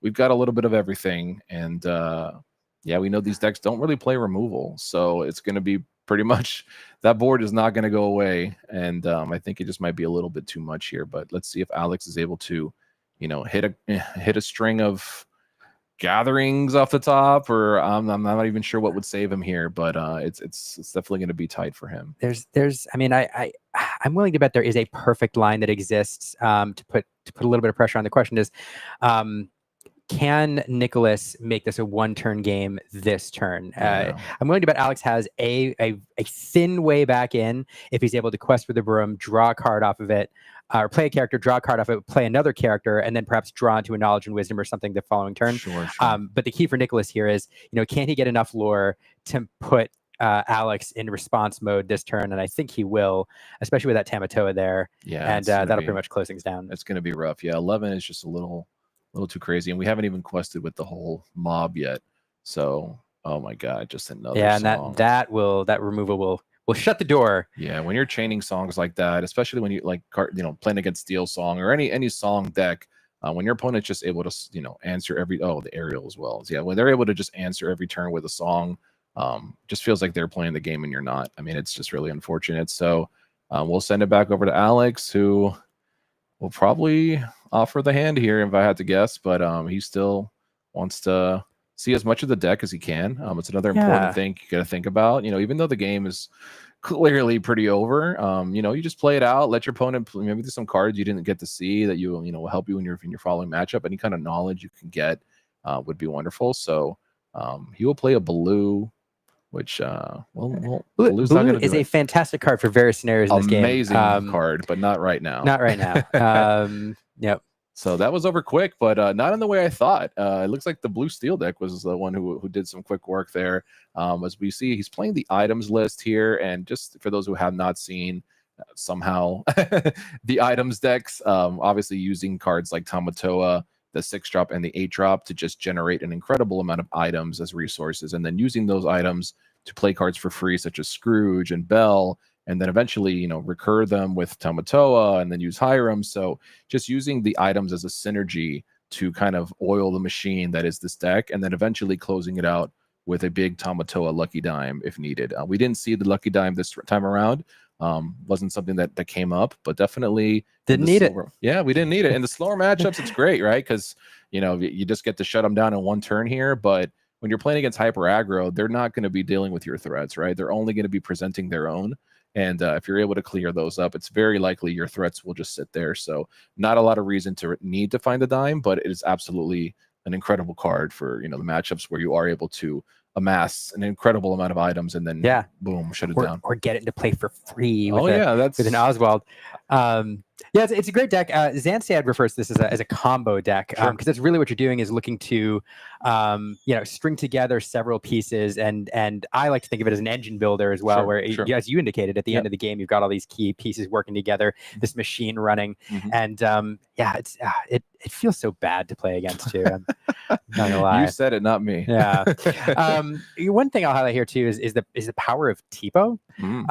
Back in the day, we saw a lot of these Sapphire decks ramp primarily with 1 jump ahead, and then there's also Sail the Azurite Sea, which you can play in turn 2. But the value of getting that body down on the board, it sometimes squeaks out a lore too. But it's just one of the things that does make aggressive decks, hyper aggro, just struggle oftentimes in the Lorcana meta. Well, we saw it check Lilo there. We saw it check Maleficent there. You know, it removed just seems, 4 lore. Yeah, it seems like it's just kind of hanging out, but it's not. It's absolutely a threat, and like you said, it is able to chip away at the lore. I've given my opponent 4 or 5 lore off Tipo sometimes because I'm just ignoring him, and Tipo is just slowly, you know, cracking it in little by little. So. Like you said, just getting a body out of that effect is incredibly valuable, I think. And yeah, I agree with you 100% in that sentiment. Yeah. So one of the key cards I think in this matchup is hitting that on turn 2, and then of course the Bell on turn 1. If we can do that, establish that board presence. Bell will run over Simbas, as we saw, sometimes 2 of them, as we saw in the last matchup. So certainly a game that's winnable here. Alex wouldn't be undefeated, and a player of his experience wouldn't be playing this deck if he thought he couldn't win this matchup. But well, I mean, in all fairness, Nick did have not only one answer. I mean, he had essentially answer after answer after answer, but Alex approaching things a little different this time with Daisy Duck, who we didn't get to see at all last game, and a huge difference in power level when it comes to Daisy. I mean, 1/4 is able to survive a single attack from Bell as he passes. Unfortunately, gives his opponent a Bell. The Bell. But Daisy, absolutely a powerhouse in these builds. If you've ever played it against a Daisy, I'm sure you know how that feels. And it's going to be interesting to see if Daisy's able to give cards to Nicholas, or if he'll start bottom decking some items. You know, that would be really useful as well. So he's gonna let's see. Going wide here. Yep. I love this strategy here, and you saw we inked a Piglet. Yep. As opposed to playing the Piglet here on turn 2, getting that extra lore. This is definitely the right way to go, because now we know we have the Bell in hand as well. So Bell could be played and immediately sing and take out that Piglet with you know, let the Storm Rage on. So choosing to go wide here, and yeah, Daisy Duck, the perfect turn 1 play here into this deck. Bell will take a couple swings to remove it. There it goes. Popsicle to the bottom. That's what we want to see here. It feels good when your opponent misses off a Daisy. So absolutely. I mean, this is the start that Alex wants. This is it, and I love that he chose to go. You know, we usually say quality over quantity, but in this sense, it's quantity over quality, right? So Piglet, obviously an ideal turn 2 drop, but just being able to diversify your threats and spread them out really makes it harder for the blue steel player to just pinpoint a target every turn. You know, we have multiple targets now. Like, you got to get rid of this Daisy, you got to get rid of this Lilo, you got to do all the things. And you know, last game Nick did do all the things, but can you do it again? You know, it's going to be really interesting to see. Baloo. Yes, this is a very ideal start. Baloo. Funny, there's somebody at my locals who is playing still Baloo and Hades, the Hades that brings cards back from the discard pile, old school Hades. Way back then. Yeah, and he will recur this Baloo and keep slamming Baloo, and Baloo can be quite frustrating to play against. He's going to give 2 lore every time he gets banished, and that's no joke, let me tell you, because 2 lore is a big deal here. So and Tipo cannot attack him, or he can attack him, but it's just going to be a little hug because it's not really going to do much about it. So this is definitely the opener that Alex is looking for, and he's on the play. So yeah, this one might be over before it even started, but we'll see. Phenomenal opening. I mean, Blue, that we saw him last game, like kind of late game, plunked down on the board. This is the scenario on him in here. Yeah, he represents 9 lore, and the resources is going to be required to deal with him. I mean, Nicholas is going to have the perfect card. I mean, slam a Zeus into it, and then challenge him perhaps with a Tipo. That's probably your best case scenario for removing it. But the alternative is, you know, developing the board. Here he is, I think, trying to draw into some removal options. But the alternative is develop the board, get that Bell down, get some other characters down, Pete referee perhaps. But he's going to have to take a whole nother turn now, letting Alex quest for another 6. That popsicle going to the bottom from Daisy was incredibly huge, because we know he's got Bell, we know he's got these ways to, you know, to interact with the items, but sending that popsicle to the bottom and not having another item to back it up is really working here against there's Zeus going to the bottom. Zeus going to the bottom, and Zeus so impactful here. But here we go, even wider. There's Malil Maleficent from set 1. Doing work. Oh my goodness. Oh my goodness. This is a throwback right here. We've seen a couple throwbacks. Last round we had Red Purple that was playing Maleficent Dragons and Maleficent 3 drops, and now we have, you know, Simbas and Baloos. So what's old is new again. Yeah, hey, sometimes you got to go back to the originals to beat some of these newer strategies. So yeah, clearly it's been working out for Alex today, and Alex with an incredibly powerful board here, and yeah, Nick is gonna definitely have his work cut out for him here as he tries to figure out if there's a way out. And I'm not sure that there is. I am a lot I of don't these know. cards quest for 2. I mean, it was doing the math here. Like if we haven't inked for turn, although okay, we haven't. So you could play 2 removal cards to take out some of those smaller characters. Run Pete into blue. Run Tipo into 3 for a we get the bell. Hard play Bell. That is never a good feeling. It is not. So let's see, 3 for a. There's no question that her name means beauty, but it's a lot more beautiful to play her on turn 1. Okay. Strength will give that Maleficent. We'll run into blue. We'll give gain 2 lore. And Take out that Lilo. That's still 5, sir. Yeah, so almost the perfect. I mean, if we had another storm or something, that would have been even better. But still, that will be that, as they say. I don't think he realizes that it's already very over. Yeah, we're definitely done here. Yep. And just like that, we'll pack it up and go to game 3.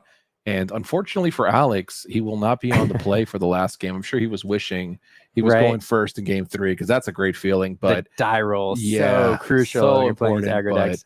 but it's okay. It's not to say it's a down and out yet. He could still have a great opening here. And obviously, hyper aggro decks here. We're looking to burn and pressure and race to 20 lore as fast as possible. We haven't seen Gathering Knowledge and Wisdom quite yet, but we do know these decks play this card to just have reach, right? It's just a card that your opponent finally deals with your whole board, but you've quested high enough where you can just burn it out just off the top of the deck or in your hand.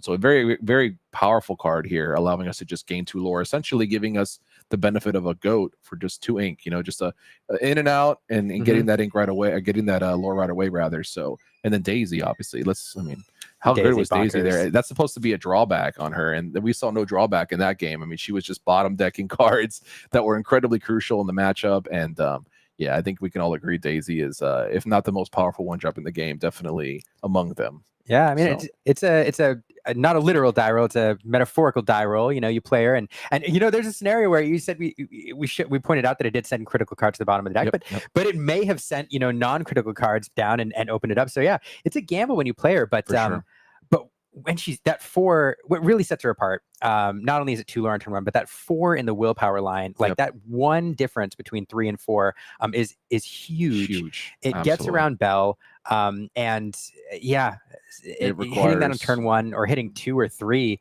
in the first few turns is brutal. Yeah, 1/4 stat line is. I remember we were playing with 2/2s on turn 1 that quest for 1. And now we got 1/4 that quest for 2. So the power level of Daisy is very, very huge. And Daisy goes up in value when you're playing against more and more decks that are cutting characters in place of songs and items. We've been seeing all these item and song decks, and that's just more targets for Daisy to hit there.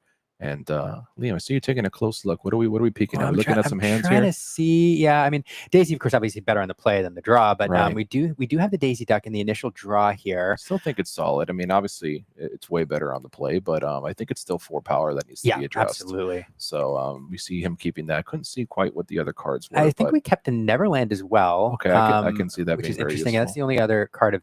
I was trying to glance. I saw what I saw, and that's about it. You would think with these, I know you guys can't see these monitors we're sitting, you would think you could see everything very clearly, but still sometimes a little hard to pinpoint exactly what they have there. But it does look like, and I mean, Neverland would be a great start here as well. Tipo takes 4 swings to get into a Neverland. It's really going to come down to whether or not Nick is able to open with Popsicle Bell here. Well, there's the Popsicle, and there's the Bell. And that's very rough. There it is. Yeah, it's rough. It is rough. So that's tough. If your opponent's not able to start with that, I mean, it really increases your odds significantly, but that's definitely going to be a problematic start for Alex here as he tries to navigate around this 3/3 that can just sing songs on the majority of your 1-drops. So definitely going to be interesting. I see Knowledge and Wisdom. I see a Simba. So it is interesting. We did keep, because I thought I saw, but I was doubting myself. We did keep the Gathering Knowledge and Wisdom on the altar, I believe. Okay. So interesting choice there to keep that reach in the early game, that uninkable. But that is interesting. Yeah, maybe he's found that on the draw, it's been more valuable to him. Maybe in his testing, he feels like that card is crucial to hang on to. But yeah, I'm not sure. That's interesting. Interesting note there from you. Absolutely. Well, there are. Yeah. So let's see. Bell, they're questioning for 1, and we'll go back over. Yep. And So far, I mean, besides the bell, pretty standard. I mean, I would say bell's pretty standard as well, but no songs or anything singing. Just going ahead and questing with Bell. And unfortunately, if he's able to build up enough characters here, we'll start talking about strength of a raging fire, which we'll be able to deal with this Daisy. So I think we want to get some Daisy triggers in here as soon as possible. But the problem is Tipo Bell checks it. Ooh. Yeah, that's a big one. Giving a crab there to Nicholas. Yep, and yep, perfect. Oh, we have okay. Oh, okay. Befuddle. Okay. I like it. I like it. So you sent the befuddle back down. So what that does, that protects the Daisy for another turn. Yep. It does give your opponent another ramp off the Tipo, but if you're forcing your opponent to play the Tipo on turn 4, yes, you're ramping a little bit. You get closer to that Tamatoa, but they can't do other stuff. You can't do other things. Right. It is slowing down the tempo a bit for Nicholas, and it could give Alex some breathing space to dump 3 more 1-drops on the board or something like that. So absolutely. Interesting tempo play there. Yeah, I thought that was very well done. We haven't seen Befuddle in quite some time, and it's clearly doing its thing there. And we see Scrooge come down, paying full price for a Scrooge, which at the first, when I first saw Scrooge, I was like, yeah, do you want to pay full price for this? But then some players explained it to me, it's like a Grand Motala, right? We pay 4 for a Grand Motala to look at the top 2, and it's a 3/3. Here we're paying 4 for a 4/4, and we're looking for cards. So Scrooge definitely is still a powerful card, even when it's not played for free. Just really good on curve. And did he find an item there? I saw him put a card to hand, so couldn't quite see what it was a Fortisphere. A Fortisphere. Yeah, he did find a Fortisphere. Yeah, so Fortisphere added to the hand, and yeah, that's going to be possible. Maybe Hiram Fortisphere next turn if he's got the Hiram. I can't quite tell. I see another Bell in hand, an Aerial, and he has another Aerial to the hand. Aerial tough. I see a lot more players including. Was that an item collector? I missed it. That was an Aerial he pulled. Yeah, that was an Aerial. That was an Aerial. Yep. Yeah, very. I mean, fascinating card. That card I saw did work at Hunter Burton in a few of these builds, and that Ward makes her so menacing. Yeah, Ward is still incredibly powerful. I mean, Ward is something that a lot of these steel decks just cannot answer, and cannot brawl for the red decks. It's tough. I wasn't too sure about the card at first when everybody was playing items, because I'm like, how do you know for sure you're going to have more items than your opponent? But she's still an incredible threat, and clearly, finding some success here for Nicholas today. So he has 2 in hand at the moment, which is a little clunky, but I think he should have something here that he can use to remove. Let's see. He's thinking about but if a Fishbone. Okay. It's going to ramp us up a little bit here. He's thinking about what he wants to do. Some of those extra cards. I do see the Hiram in hand as well, so he does have Hiram as an option for the following turns if he chooses. There's that Tipo back super from ramping. Yeah, back from the hand. Yeah. Taking a moment to develop the board. Looks like we'll give Alex a whole other round of questing with his characters. I take it back. We're going to get rid of those that Donald Duck and the Daisy, and that smarts a little bit. That's tough. Make sure we get the damage there. I'll be made sure, because he can't. What's going on? He just played him. Yeah. Didn't he just play? No, that was last turn. I thought he had just played it. He played the last turn. Took his turn for the Fishbone Quill. Yeah, that's true. But now the Quill available for Hiram next turn. I was a little weary about him throwing the Fortisphere in the yard here, because he might have used that for Hiram, but he did ramp quite enough where he might be comfortable just throwing away this Fishbone Quill next turn for Hiram. As we know, that's the card left in his hand here. So now he's going to not only get, he drew another one. So sometimes you just draw another one, right? Right. Well, why get rid of the Fishbone Quill when you could just draw more popsicles, essentially? So just keep the items on the top of your deck. So you can draw them. That's a good strategy. This turn. So we're going to get to see 2 fresh cards, as well as a mountain of characters in play that you can see is starting to form up on Nicholas's side. And it's kind of reminiscing the first match, right? I mean, we're just seeing so many characters. And 9 lore, although it is a generous amount, it's not where you want to be right now. But that hurts. That was so rough. Yeah. That hurts more. Oh my goodness. Just the blows keep coming. There's the removal, and then we're gonna get rid of that Exertum Maleficent there. No way she's sticking around. So that hurts. One thing I'll point out is that Alex is sitting with a White Rose and a Gathering Knowledge Wisdom in hand. So that represents 3 instant lore gain. And so if he's able to scoop up a little bit there, he gets closer to striking distance, but just if he was able to quest that turn without the songs, it would have probably been very close. But just being able to clean the Zeus on the Lilo, as somebody mentions in chat, is feels like overkill. It is, but sometimes you got to do what you got to do, right? He took 2 lore off the board, and just really putting Alex in a tough predicament here. White Rose is nice to see, but I mean, look at what he's facing down. I mean, Nicholas just has a plethora of threats here, and we're just going to keep drawing songs. Oh my goodness.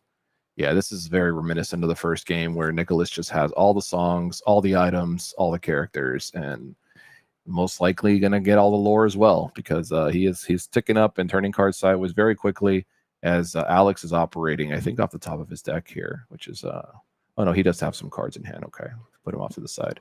I think we still have that Gathering Knowledge and Wisdom and Baloo. And a Baloo. Thinking about Baloo. Okay. Yeah.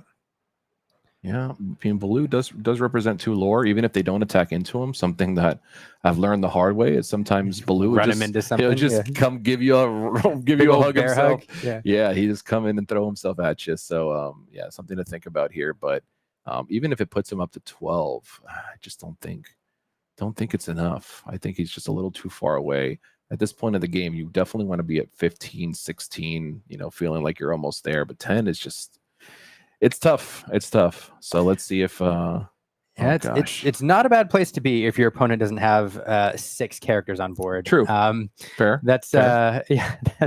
That's a true statement for sure. But now we have double Rat here, double Hiram. So I mean, just what else could go wrong? Let's see. Oh, we're gonna play. What did we play here? I missed it. Was it looking at the top? Did he play another Scrooge? Is that what happened? I missed it. Yeah, I did not. I did not see. There goes the Baloo. That'll be 2 lore. Yeah, I missed it. I saw him looking at the top cards, but it's in the discard pile. I'm not sure what it was. I see. Maybe a vision of the future. Couldn't tell. All right. Here it is. We'll turn the corner. A couple of those arrows, if they're still available, shut the door really fast. But yeah, I mean, we saw what the deck can do, especially on the play in Alex's first game on the ideal draw. I mean, the aggro decks, especially this variety, it's strong.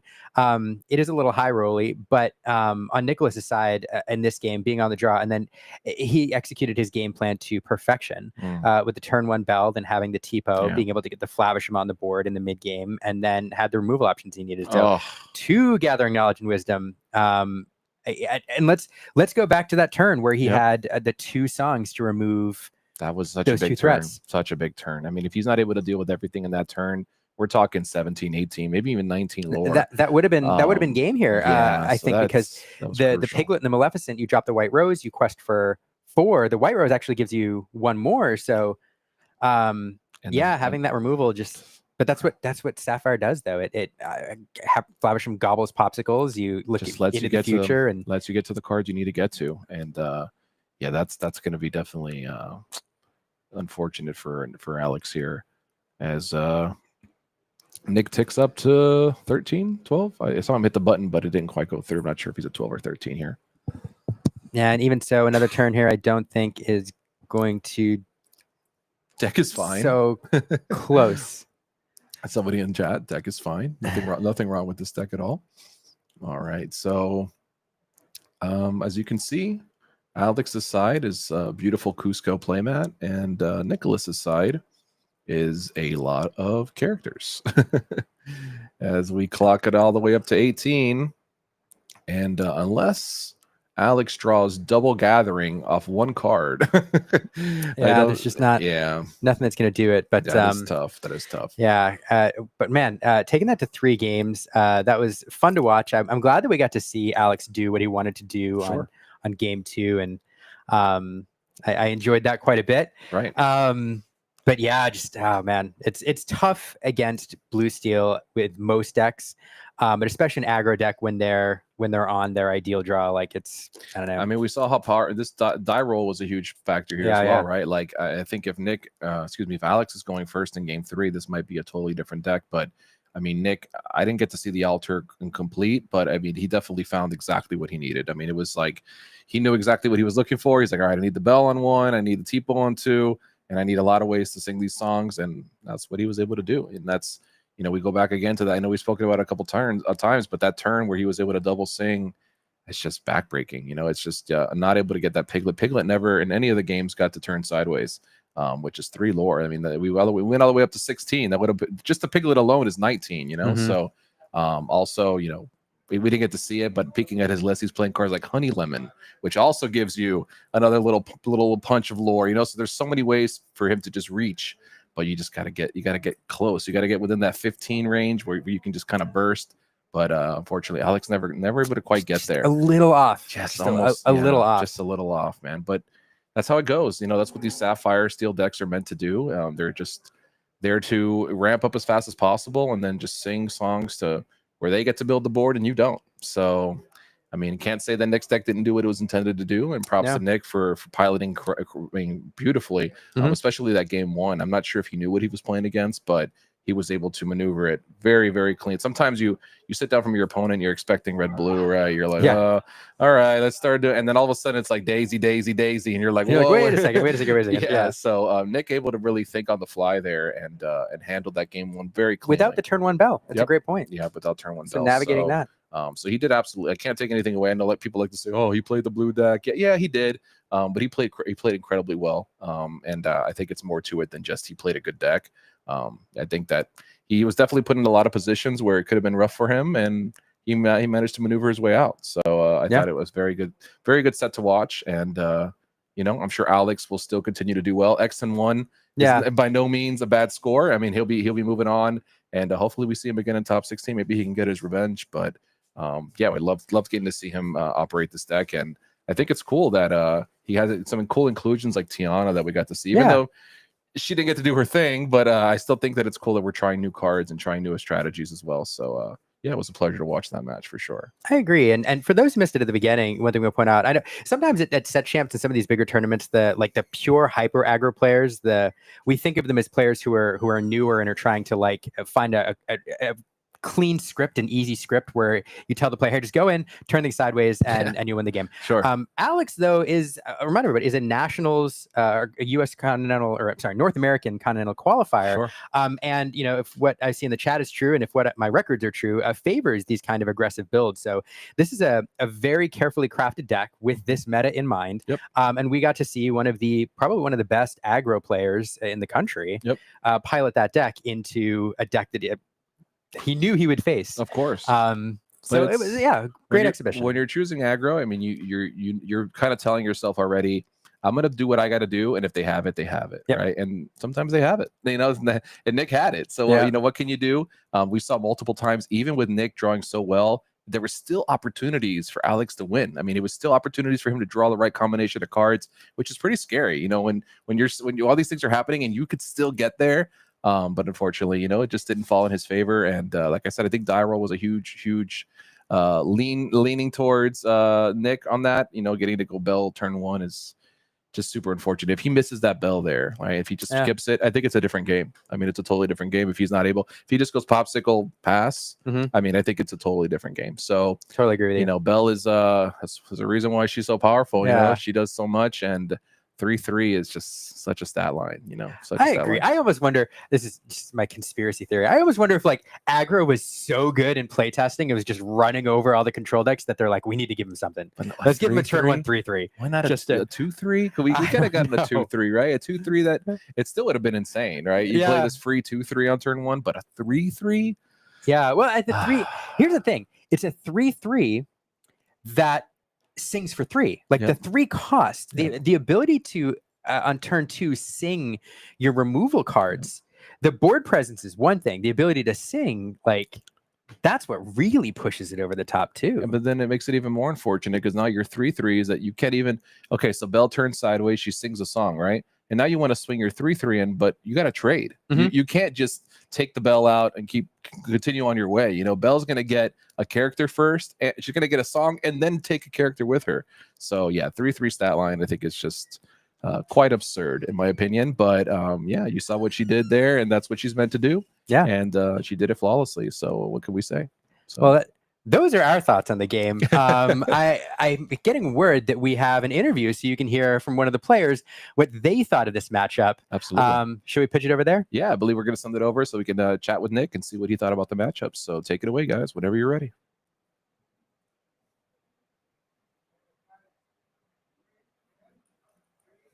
If not, Liam and I will hang out more. You let us know. Very good.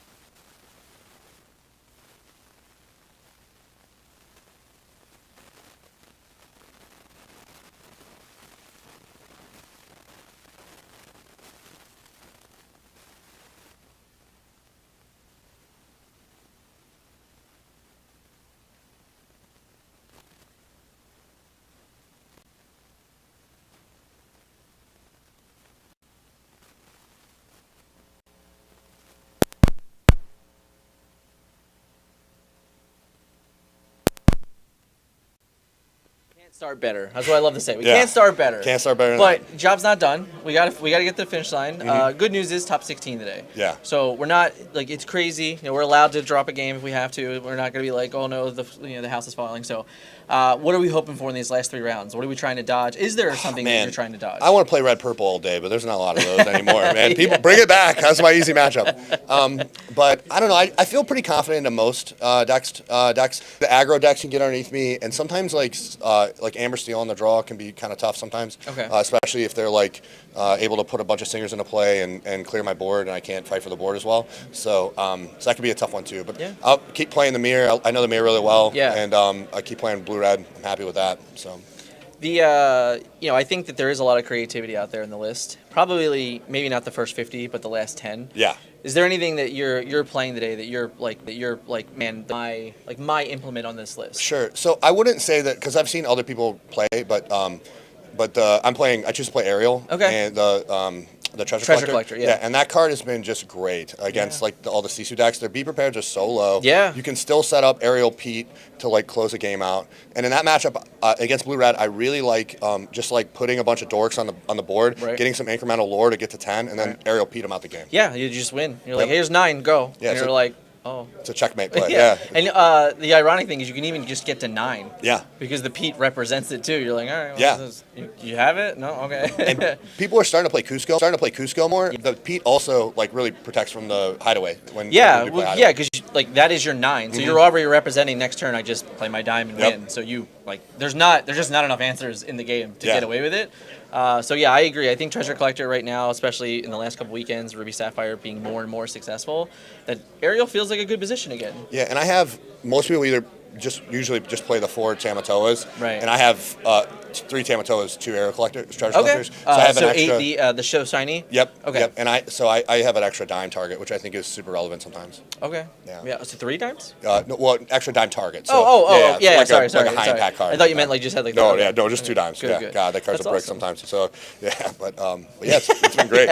It definitely bricks every once in a while. Like, oh, I don't want this right now. Yeah, you Mulligan, you're like, Mulligan, you're like, yeah, you pick up where's 2 dimes. where's you're my like, T-po? Yeah, exactly. Yeah, get my fishbone out here. So, Exactly. yeah. Well, hey man, congratulations! 2 weekends in a row. Last weekend, second place runner-up. I was actually watching all day. I was Oh, like, great. Day. I was Oh, like, great. Come in here, 5-0 start. Can't really ask for much more. So that's definitely great. good luck rest of the way. Very nice meeting you. Yeah, and hats off to Southside Games for Yeah. beautiful. The competition level at these things are Yep. unbelievable. So everybody I played against so far has been a great person and a great player. So it's been a great experience all overall. for Love sure. to hear it. For Love me to hear and the beefy baby. There you go. Yeah. You love it. You gotta Yeah. love it. You gotta Yeah. love it. It is so great. I am so excited that we're here. We're in Margate, Florida. That's 3 right. rounds to go, and we're gonna be looking back. Get round 6. So good luck, sir. Thanks, man. Appreciate it. Back to you guys.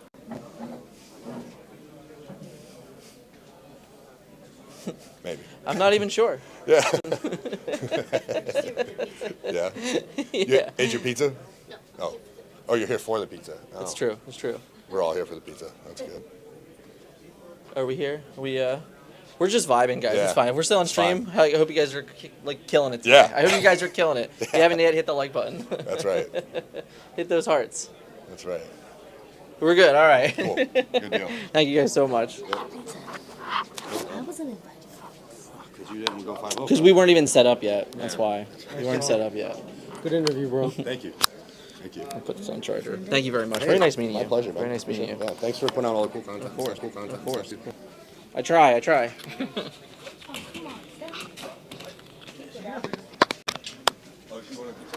Eat one.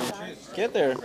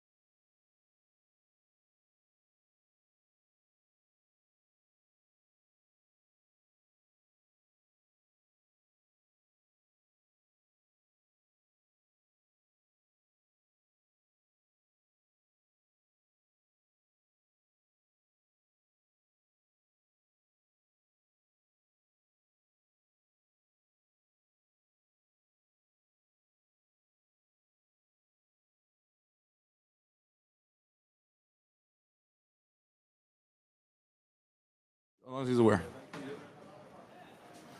Well, oh, look at the. Oh, you didn't warn me. You got it. Hold on. Sorry, It's my bad. reciprocal. Reciprocal. It's Hey demanded it. Hey, yes. I get to sit next to Hey. Liam's cool, but Hey Hey's better. That's true. How's That's the Ruby only doing? reason I'm here. That's the only reason I'm here. Oh my That's goodness! numbered. It is. Listen, you can already hear it in my voice. The delirium is setting in. Oh no! It is starting. But you know what? We are determined. We are determined to make sure that you get to see all pieces of the meta today. Okay, and we want to make sure that you see it all. Let's be real here. Let's just level with them. Mm-hmm. You're gonna likely see Ruby Sapphire in the top cut. Mm-hmm. You're gonna likely see Sapphire Steel. Let's just call a spade a spade. So how about before we get there, we look at least one more deck that is a little bit different, but also is kind of meta. Yeah, it's meta-ish. It's meta. Yeah, it's meta. Let's talk about Chernadogs, shall we? Yes. Who's got that dog in them? We're going to see that one more time. And this time, who we're going to see it from is actually from Jack Morales, better known as Ghosty. For those of you who are maybe in the know or not in the know, Ghosty went to Wisconsin last week and performed pretty well. Performed in the top of the list. Didn't win, but was top 8. He is an SSG sponsored player. So another cool added bonus to this match is bounties. And so if Sal is able to 2-0 Jack here, then Sal will win himself a box. If Sal is able to 2-1, he will win a trophy. So either way, as long as Sal wins, there's something to be had. On top of that, these are pretty high stakes. They're both pretty high up. They're sitting currently at table 5. So they're amongst the top 10 of the best players here, certainly fighting to keep that position as they move toward ultimately getting into that top cut, getting into those top 16, trying to get into the piece of that. Yeah, it's really cool. That bounty thing you all do here is pretty neat. It's a way to kind of like honor and your very talented local players and give all the other players something fun to kind of to look for and a fun little bonus. So we did see somebody win a bounty earlier. If you weren't here on the stream, somebody winning a booster box for 2-0ing one of your rotational bounty players, I think. Yeah, correct. And so let's see if we get another booster box given away here. Absolutely. I mean, and I will say, Devin Broadman, who is the owner of SSG, swell dude, and I've said it before, but it bears repeating. His goal, first of all, he's very passionate about this game. He loves this game. That's number one, and he loves the community. But number two, he wants his players to be the very best players that they could possibly be, and he knows that putting that kind of pressure on them helps them to kind of get to that mental space that you need to be to. You want to really replicate the pressure that it takes when you're sitting on that DLC stage, sitting on that stream table. He's really trying to duplicate that. It's a fascinating way to put it. I love that. All right, and we are currently starting off, and we see Jack is on the left, we see Sal is on the right, and yeah, we're about to watch the person who, let's be frank here, Jack is the one who innovated Trinidad. Someone actually asked him for the list, and then they placed very well in one of the first tournaments of Arcasia's island, and since then it's kind of been around this day. Yeah, I love it because they're in the meta as new sets come out. There are decks that evolve, but then are just always around, and they may have a different flavor, but they gradually change from time to time. One example is Ruby Amethyst, which looked very different in set 1 than it does now. But that was a gradual process, and then occasionally you see decks pop up that are like brand new. A completely new concept. And although there's elements of Chernadogs which have been around, the whole idea of the deck really became possible because of some of the cards that came out in set 7. And it's kind of new. It's very different than the Lemon Lime Under the Sea decks that we saw earlier. So I'm a big fan. Me too. I love it. Jack certainly has that dog in him, as we like to say. We joke about it. And yeah, we're going to see that come to fruition. We do see, interestingly enough, I'm seeing some chatter in the chat. They're saying, hey, what happens if Ghosty does a turn 1 Daisy into like turn 2 Daisy? Well, if you ask Jack, he'd love that. Yeah. He would love that. That's what you're looking for, right? Yeah. And I've seen it happen, and man, that's so difficult to work around. 100%. Yeah, this deck is just good. I mean, one of the things, let's talk about one of the reasons or why it's good. So one, it is aggressive. It has very aggressive lines with Daisy and Merfolk and other cards. It works in a lot of 4 willpower characters to get around things like the Bell on first turn and some other removal options. But one of the things it's doing is it also has cards that filter, that can dump as you draw cards and you put cards into your discard pile, and your discard pile starts to become a second hand for you, because it allows you to do two things. One, there are cards which allow you to pull characters back from your discard pile into your hand, allowing you to use them again in the later game. And then two, or cards that just come out on their own, like Lilo Escape Artist. And then in the later game, the reason it's called Churnadogs, and we get the first part of that, is one of your finishers is dropping that ginormous card onto the board, fueled by the characters in your discard pile. So it's being aggressive, but then it's building up a late game game plan that can close things out. Absolutely. And conversely, just to give you a little bit of insight, so as we know, there are so many variants of Sapphire Steel. I'm not going to reveal all of the sauce for Sal, but what I will tell you is that he is running more of a lower to the ground version, what some might call Kiwi Birds, that the loving name that's gotten. It does run cards like Alice, so it's a little bit different. It's not going to be this item heavy variant that we're used to seeing, and I won't surprise it. But there's some really cool characters in there too that I'm really excited for you all to see. Me too. Some that I haven't seen play before. I'll be quite honest. Yeah. Yep, it'll be interesting. So we do see Bell is on the table, and we see that alongside that bumbling mate we all know and love.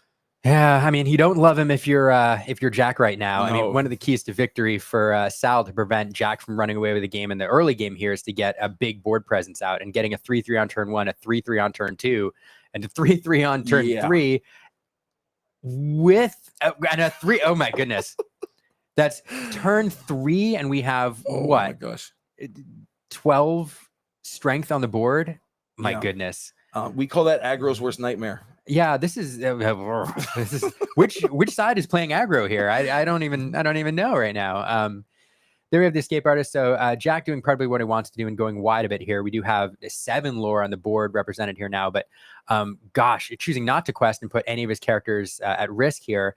The downside for this steel deck here is, blue steel Sal over there has been forced to like dump his hand, not ramp. So even though there's a lot on the board, running out of gas a little bit, there's not even any item fuel for Flaversham. Of course, we also know that a lot of characters equals a lot of damage with Strength of Raging Fire. There he is singing it to remove that Daisy Duck, so trying to get some of that lore off the board. But man, we expected the left side of the board here to go wide, and we're seeing Sal do it instead. It's opposite day, Liam. That's what's going on today. Oh my goodness. Yeah, so we do see like part of the reason why that Bell, and we talked a little bit about it just as the last match wrapped up, like the danger of Bell, the ability to sing those songs, and when you're able to just crank them out like this, Strength of a Raging Fire is just an ion cannon of a card at this point, able to take out any of the threats that is going on over here on Jack's side of the board. And this is normally it's the opposite. Normally it's the other way around. Jack's the one that's supposed to be doing what Sal's doing. Yeah. So what's Jack's game plan here now that there's all this strength on that side of the board? So what he's clearly doing, he knows that Sal's running out of gas. He's used some removal. He's drawn, I think he's 1 card in hand now, and drawing 1 card per turn. So he's trying to protect all of his questers, put a lot on the board, try to close out or get to threaten game with one giant quest, and then perhaps use some of his reach cards like Go-Go Tamago to really threaten game. So that's the game plan here. Just go wide. Unfortunately, one of the things that Sal has going for him, let's talk about Smee. Smee is such a valuable card because not only is it a big board presence on turn 2, but it has 2 lore. And so Sal has really turned into the beatdown here, and Jack's game plan of sitting there and letting everything remain ready so that I can quest all at once, it doesn't work when you have to go into aggressive mode. And what just happened there? Exactly. I didn't want to interrupt you because it sounded so graceful, but holy moly, was that something wild. That was why. Yeah. So what we just saw was opposite day in full effect, as Sal was the just full on aggro deck. The Alice was pivotal in that plan. Alice, of course, giving other characters the additional lore, giving the other characters ward. But really what helped was that additional lore. That's all Sal needed to close out this game faster than Jack could probably do on his own. So that was quite the match. It was quite fast. We might have another speedway here going for us, and it's not the finish line or the one from Wreck-It Ralph happening right now. This is crazy. So we're about to go into game 2. Jack is going to be on the play. What is Jack thinking? Like, look, I'm trying to be in Jack's mind right now. he has to feel some level of pressure. Yeah. Well, one, I mean, he knows the bounties on him, right? So he already potentially gave away. Well, yeah, a booster box is in play here still. He's halfway there. Yeah. But no, I mean, you're looking for those daisies. You're looking for, the big difference here in that game is the play draw. Jack here on the play now with Daisy, able to drop, hopefully go aggressive, go wide, and hopefully have Sal miss that first turn bell. It could be a whole of the game. Yeah, I mean, gosh, I don't know. It was just so aggressive. It was so fast. It was so fast. I mean, I think Jack. I know Jack. I've known Jack for a long time. Jack is a very, very fast player, and what I'm seeing from him, I'm looking at his face, and what I'm seeing right now is just a very pensive look on his face. He's thinking about what he wants to do going in here. They've already completed the mulligans. He's shuffling up and getting ready for it. So I think Jack is locked in. Jack needs to make sure that he can close this out. He now has to figure out a way to win twice, first on the play and then again on the draw, if he's able to close this one out. Mm-hmm. Yeah, because there are different ways to go here. I mean, you could go the hyper aggressive route and drop your low willpower, high lore questers and just really go aggressive. Or you can play the more conservative route and try to drop some cards like Little John out, which gets you 1 lore, but have that 4 willpower and are a little more sticky and survivable. Here we do see the Lady on turn 1 though. Yeah. Lady, a card that's decent on her own, but really good when paired with her bow on turn 2. Yeah, and we see now, just thinking through this line, these lines of play here. We're on turn 1, so Sal is now getting. Oh goodness gracious, so Jack actually was able to go on a second turn and play 2 Nalas. So Jack is doing the thing that he wants to do, and that means that Sal did not get an item. Was not able to play that bell on turn 1. We do see the Smee. And here it is, and pick that. Goodness gracious. Yep. So this is what you're seeing here is obviously Sal, as you highlighted, is not on his ideal draw, not able to put that bell right out. And Jack is playing a little more conservatively here, choosing to go again with those high willpower characters. Once he saw all the Smees and the bells last game, these cards are going to be a little more sticky and require 2 characters to challenge into them, 2 early game characters. But once he sees that bell not being played, knows that there may be a song stranded there and chooses to try to pick that. So this is not as aggressive. But now here comes the daisy. Here we go. Yeah, here we go. I've controlled. So realizing now what it is that Sal. So Jack understands now what he's faced with. He was able to see Sal's hand. He needs to run for the races at this point. He just needs to go out there, turn character sideways. If he has that tramp, he needs to play that tramp and start to get to that Trinabog and just completely overwhelm this board state. And here's the bell that Sal would have liked to have several turns ago, but nevertheless making an appearance here. Still a lot of strength, but not as impactful here. Well, you know what I say, better late than never, but never late is better, Liam. That's fair. All right. Have a happy come out for a little more board presence. All right, yeah, so we see Smee taking that damage that it needs to take. It is bumbling after all, and it tripped into something, so it's got to take a damage. We do see the completion of that. So we challenge, sending Smee back to. Oh no! Oh, there it is, setting up the Rapunzel. Walk. I mean, Sal was doing what he needed to do, clean up the board, take some characters, and there it is, running into that daisy, getting full value out of that Rapunzel. 3 cards off that heel.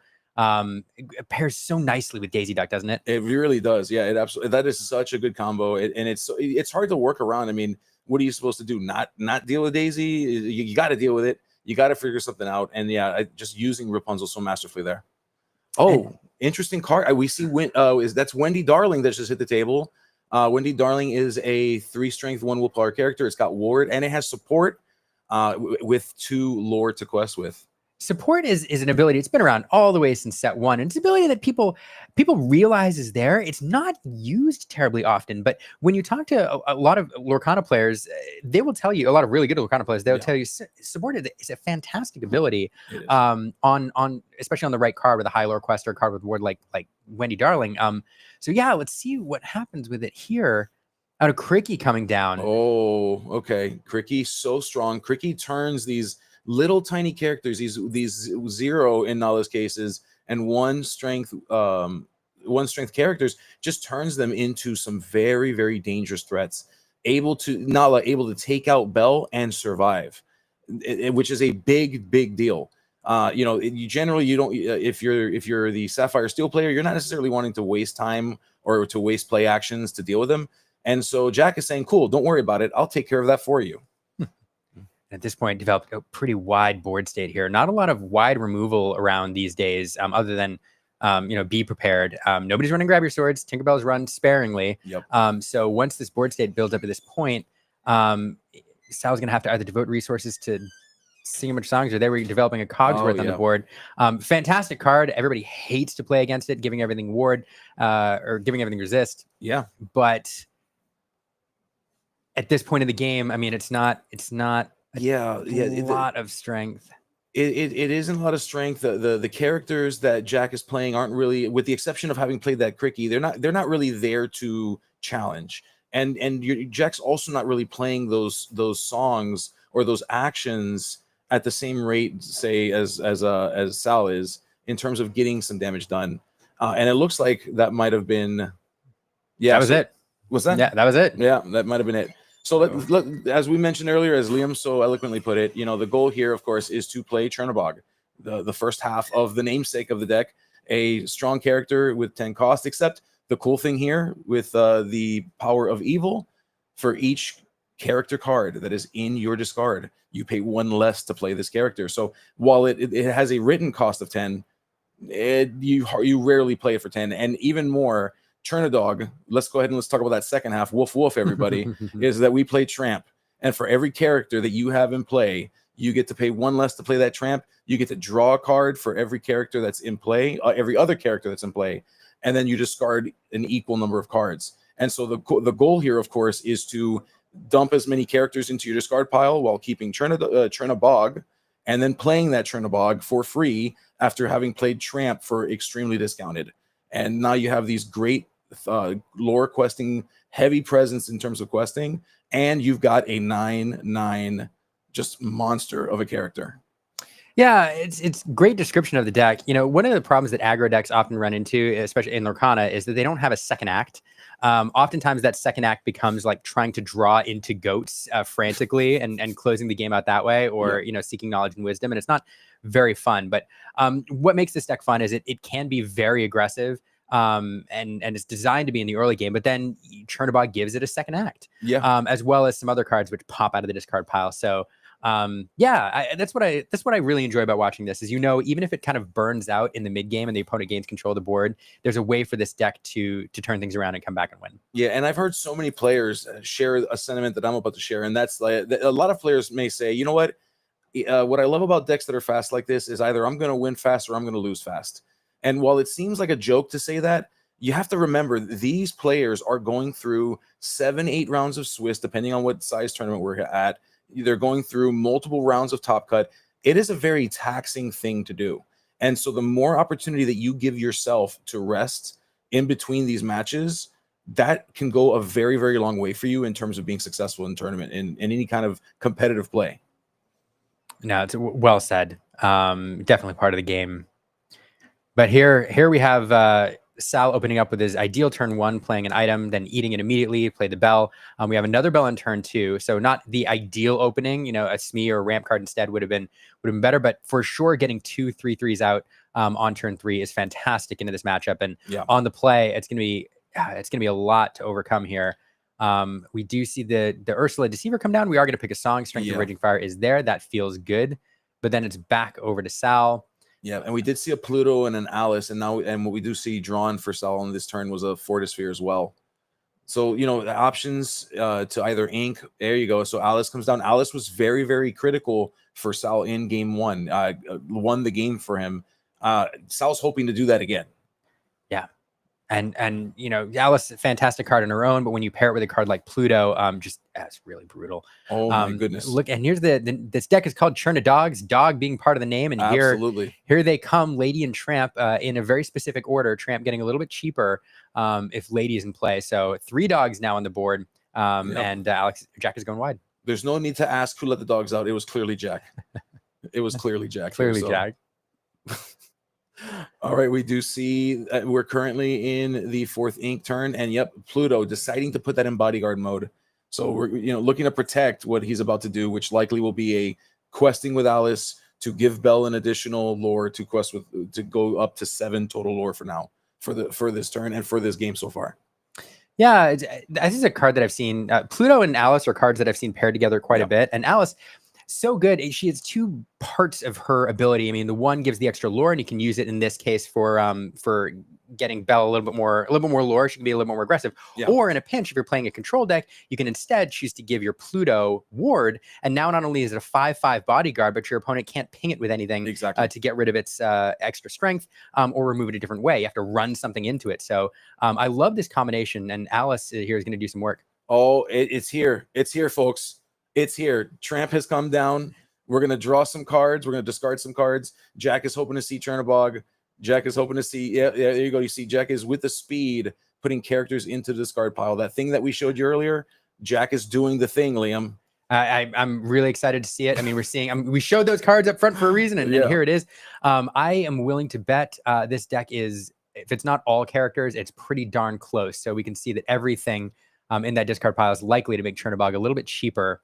But here, the problem for Jack is, he doesn't want to be into the control role, running his characters into opposing characters. And now Sal is starting to build up, a decent number of lore on the board. Not only is Alice 2 on her own, but she gives something else too. So that Bell is effectively 2, making it 4, plus the Pluto's 5. And now Happy will be 6, even though he can't quest this turn. So if Sal is able to quest a little bit more, forcing Jack into responding with his characters, that's not where he wants to be. It's not. And assuming that Pluto is used, and Pluto will be given the ward just to protect it a little bit more. But now that Pluto has been turned sideways, is exerted, that kind of messes up the math a little bit for Jack. Jack needs to figure out the math. Oh my goodness. And Cricky with the calculator coming to solve problems. Well, and here it is. And so let's take a look at these stat lines here. That 2/6 stat line, so impactful here.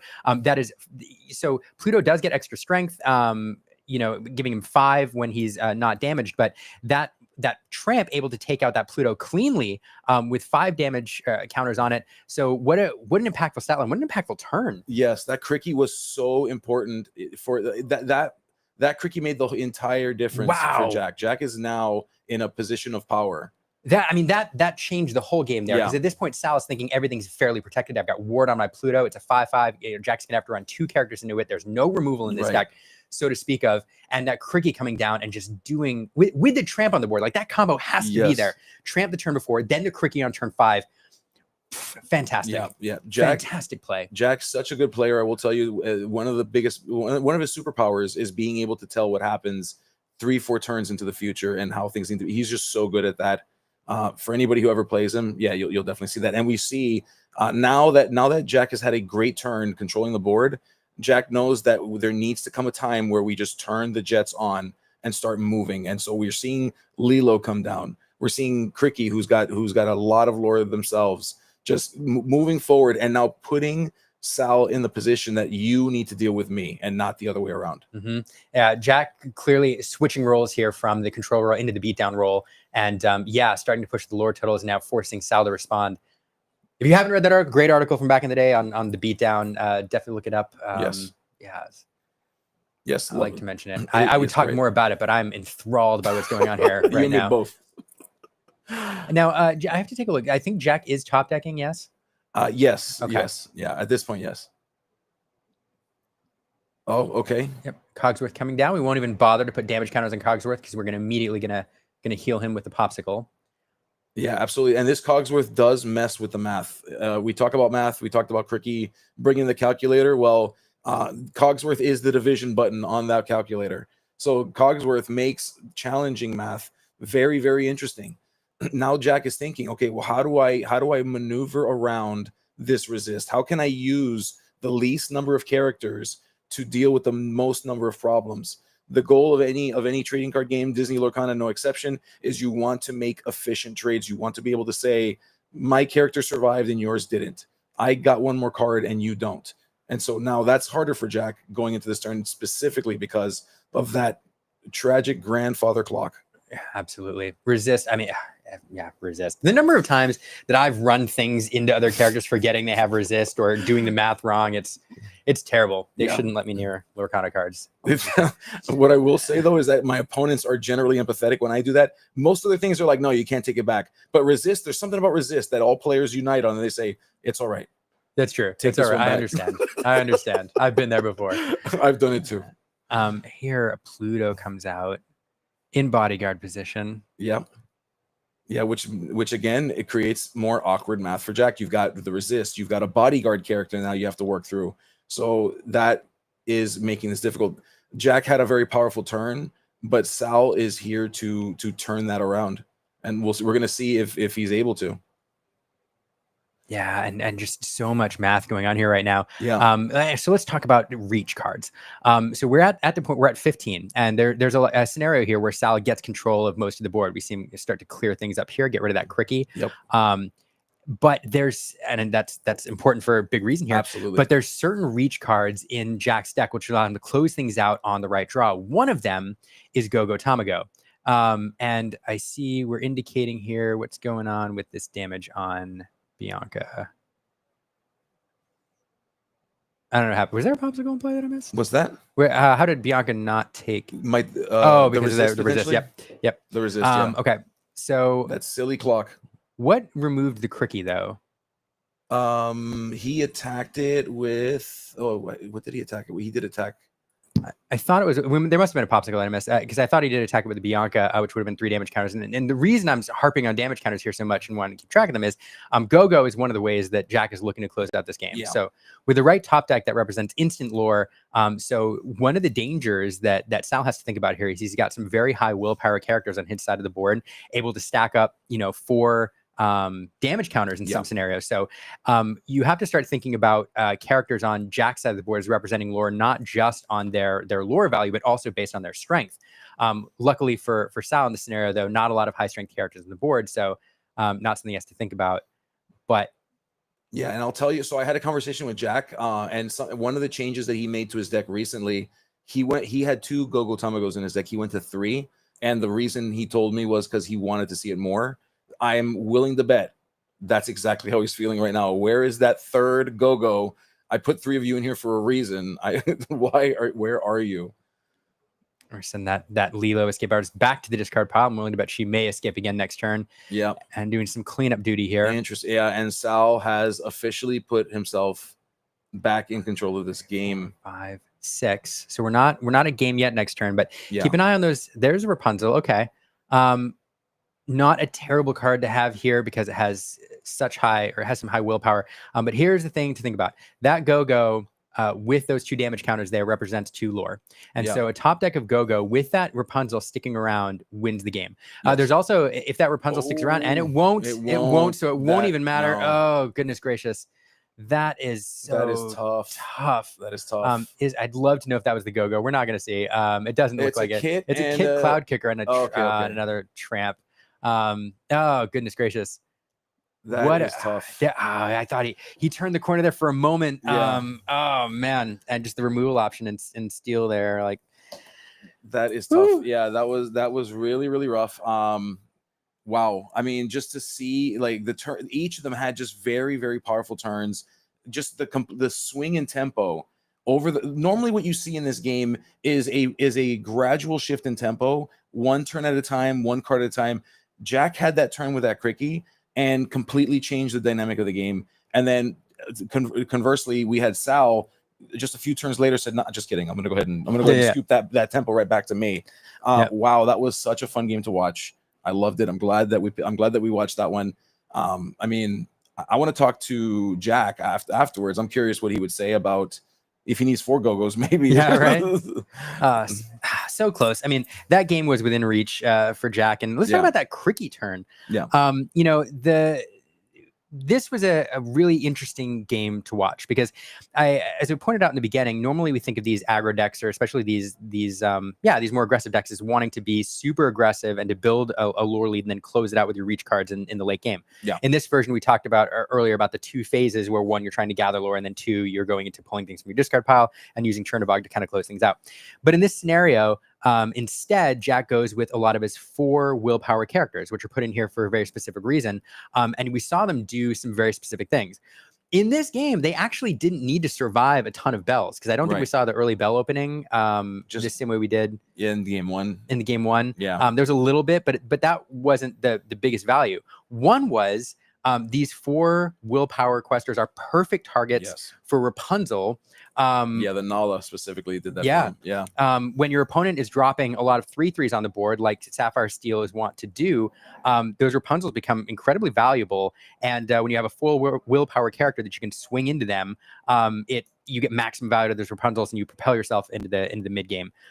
The second thing is Cricky fodder, because the more characters that you have able to stick on the board, and those 4 willpower characters, despite having 0 strength, they're very sticky. That Cricky on turn 5 becomes super impactful. And we saw both of those things happen in this game. And so, so definitely when you look at this deck, yes, look at the high lore characters, but don't discount the value of those 0/4 Little Johns and the Nalas. Because when they're paired right and you hit the right things, it just does a lot of work. It does. So much work being put in there. We do see they're not quite set up yet from what I understand, but they are working on getting that interview put together. So we'll be. I'd love to hear what those players have to say about that matchup. But I mean, Trinidog, I do see as a strong competitor of this metagame. It makes playing Blue Steel or Sapphire Steel specifically just so uncomfortable. And there's so many of them that I think the place that it has in the meta now needs to be reconsidered given the rise of Ruby Sapphire and how does it play into that. I've seen variations of it. I don't know if you got a chance to see the ICL match that my team played in, the Illuminati. Nassif from my team was playing Ruby Sapphire, played into Trinidog's deck, and the Trinidog's deck was able to get as close as 18-19, and Ruby Sapphire was able to claw it back. But seeing a match like this against Sapphire Steel, Pirate's Life isn't a thing. And Pirate's Life changes the dynamic of the game tremendously. No, So that's a fantastic point. Pirate's Life is such a backbreaking card for some of these decks that are trying to play this 2-phased approach where you're trying to close out a little bit. Like against an engine builder, it's not as bad. But against these decks that are looking to claw to a certain amount of lore and then close things out, it's a backbreaking card. But it a is difficult deck to play. And again, a great match. It was so great. Yeah, and speaking of great matches, we're going to talk to the competitors of that match as we are going to go ahead and we are going to cut to an interview. I believe is it Dan that's been doing those interviews? I think so. He's been looking great, by the way. He came in here dressed so sharp. Yeah, he wears a tie. I don't wear a tie. Yeah, that's for fancy. I wear a hey. We do. So. But yeah, with that note, Dan, take it over.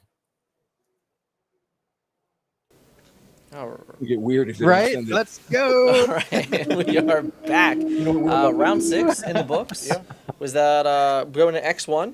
I believe? X1, yeah. Right. Okay. So, talking about this deck, you have Sapphire Steel. Bianca is a character that we've seen very commonly in Amber Steel decks, but not so commonly in Sapphire Steel. So, what's with Bianca and Sapphire Steel today? Yeah. So it's a modified version of the Kiwi list. Got some little bit of not spicy tech, but I like Ward because I hate people touching my stuff. Sure. So, I saw Wendy's. Yeah, throw the Wendy's in there. The Alice always just puts in the works. Bianca, I was trying to go through my numbers. I had made some changes today and put 2 of her in because I had gone up to 2 Lawrences. I had gone 3 Happies. You got 4 Docs. You've got the Cogsworth, the Pluto. So the reduced cost came in pretty handy a lot of the times in all the games. 2 is the right number. I tried 3, saw her too many times. Too much, but having that 5/5 puts a lot of pressure, especially against red-blue. Right. If they've only got 1 coil, it's really hard for them to deal with her. So it's been nice. Yeah, I mean, my favorite part about Bianca is, I love Scrooge McDuck, the 4-cost uninkable 5/5 with 2 lore, but he is uninkable, so it comes at a cost. So she's just 4-cost 5/5 that's inkable. Yeah, hard to beat that. Stats are good. Yeah. How about Wendy though? Wendy's definitely a card. I think it's been out forever, and we've never really seen it see too much competitive success. So what drew you to Wendy? Is it just the Ward? Do we get to do cool tricks with support? How many times did we support today? Oh, a lot. The support is just so nice for the mirror matches. It's good against the blue steel items list. It's good against red blue. It's just good against a lot of things.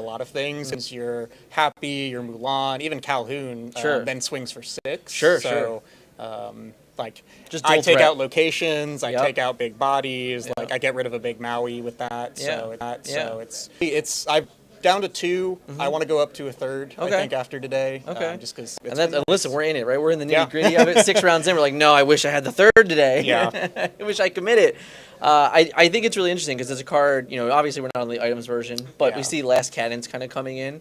So this is like kind of your own version. You're like, well, how do I get 2 lore and a Last Cannon? Yeah. And it's kind of what we're trying to go for. Especially like when you're in the top deck mode and you Right. got to 18, they've controlled you. Like usually that happens a lot in some Right. of these matchups. Is Yeah. you're going fast, you're trying to get there. They Sisu, whatever. Yeah. Wendy doesn't care about No. Sisu Yeah. because foil her, Yeah. they can't ice block her, and Yeah. she's a 3/1. So Mhm. that's B prep or Doom. Yeah. Yeah. And a lot of folks I are can down to respect 2 that. B prep. Yeah, so- or lower. Or yeah. lower, yeah. Yeah. That's cool. So your date, we're 5-1 now. Yep. What was our run today look like? I went up against Red Blue in rounds 1 and 2. Okay. Got both of them 2-1. Okay. Round 1 was on the draw. Round 2 was on the play. Okay. Round 3, I played Alex, who is running the purple aggro? Yeah, Sure. that's just tough. Just tough. If Okay, you're on draw, you're on it's the draw. tough. Yeah. Yeah. No bells, no 1-drops Yep. either game. So Yeah, it's like, you're just like, okay, cool. Like, it's just life. yeah. But he's great. So, Yeah, love Alex. Oh yeah. And then I had Churna Dogs that I got 2-1. Okay. I had Steel Song, which I got 2-0 because Okay. this deck just feasts on Steel Song. So. Okay. That's good. Yeah. That's good. So how do you feel in your matchup? With the addition of Wendy, is it enough to say going second against Ruby Sapphire Sisu's like that? Like that's like the difference maker in some of those matchups. It has been. Also having the 3 mines and the 2 McDuck Manors have been. Just like a hey, I'm gonna be a little versatile here, Yeah. attack you in different ways. Yeah, Nice. she adds in a good flex slot to Okay. where if I see her after my mulligan, I'm not that upset because Sure. worst case I have to ink her, She's I have to ink, ink yeah. her, but best case I get her on board and then I can take out Flaversham with her Yeah. pretty easily. I Yeah. can get rid of grandmas. Like I can Yeah. just turn my little guys into brawlers. Yeah, Brawlers. yeah. And all of a sudden, when you're like, I actually think it's hilarious when we get to support Hiram. Yeah. Every once in a while, and you're just like, yeah, my Hiram's a 4/6. Like, deal with it. Oh yeah, there was a very bad blue-yellow deck I was running that felt really fun to just support Daisy. Sure, and yeah, let yeah. her just 4/4s. Like, let's go. like, Yeah. Just keep brawling. Yeah, that's very fun. That's very fun. So a couple rounds left. Yeah. We're going to a top 16 today. So honestly, one round we're definitely locking up. If one more win, 100% in. But you're in a really good position to really just find a way into top 16 today. Yeah. 16 today, Yeah. which is great. Moving forward, what are we hoping? Is there anything we're like we just not want to see in the last 2 rounds? Like how do we Yeah. what's our path to top 16? Honestly, I was like really concerned coming into this with the amount of red blue. Okay. Where I'm like, Okay. I fight against red blue a lot because it just comes down to like a lot of good players. It's a lot of thinking. It's very Right. taxing, and that's like one of those things where it's like, oh, maybe being overly afraid of it helped play Right. against it a little better. But yeah, obviously I don't like getting paired up against red blue Sure. because it's tough. Yeah. But, I mean, it's also fun. The deck's Yeah, good. I mean the good news is also like you put the reps in. Yeah. You know the matchup. You know what you have to do. Oh yeah. And obviously you get to play to your outs. And best part about playing cards like Wendy's and Bianca's, your opponent has no idea those cards might be in your deck. Yeah. Like, wait, what does that do again? Yeah, The amount yeah. of people I've had ask me, like, what does Wendy do? The Or they read the tried- card check. Yeah. It's like, oh, I'm going to storm Wendy. I'm like, she's got war. Yeah, I'm like, no. Oh, no. I'm like, yeah, you're good. Sorry. Yeah. Yeah, no touch. That's fair. That's fair. Well, awesome. Congratulations so much. Thank you. A win away. Hopefully we get there. Hopefully we see you in top 16. That's the hope. And shout out to Triangle Area. Oh, I Trading love it. Cards. Yeah, send it. Send it. What do we got? What do we got? Our team. We're in the Triangle area, Okay. Raleigh, Durham, Okay. Chapel Hill. So we've got Triangle Area Trading Cards. They've been sponsoring a few of us for Okay. like when we went to Charlie's the other nice. weekend. So just got to give a bigger shout out to Yeah, them. love it. Yeah, get the Yeah. camera, the shouts. We Oh, gotta yeah. love it. We gotta love it. we love our LGSs. We love so- LGSs that support players. Yeah. Give us the opportunity to go play in these awesome tournaments, meet awesome people. Oh yeah. Gotta love it. Totally, all the respect in the world. Yeah. It's definitely part of the reason why we get to do these things. Yeah. So, and not to mention we get to do it every week in their shop. Oh yeah. So all So- around good times. Oh yeah, all around, all around. Well, good luck to you, sir. The Thank rest you, of the thank way. you. With that, I think we're gonna head back to the booth. And yeah, thank you so much. Awesome. Sounds good. All right. Thank you guys. Thanks. Can I just say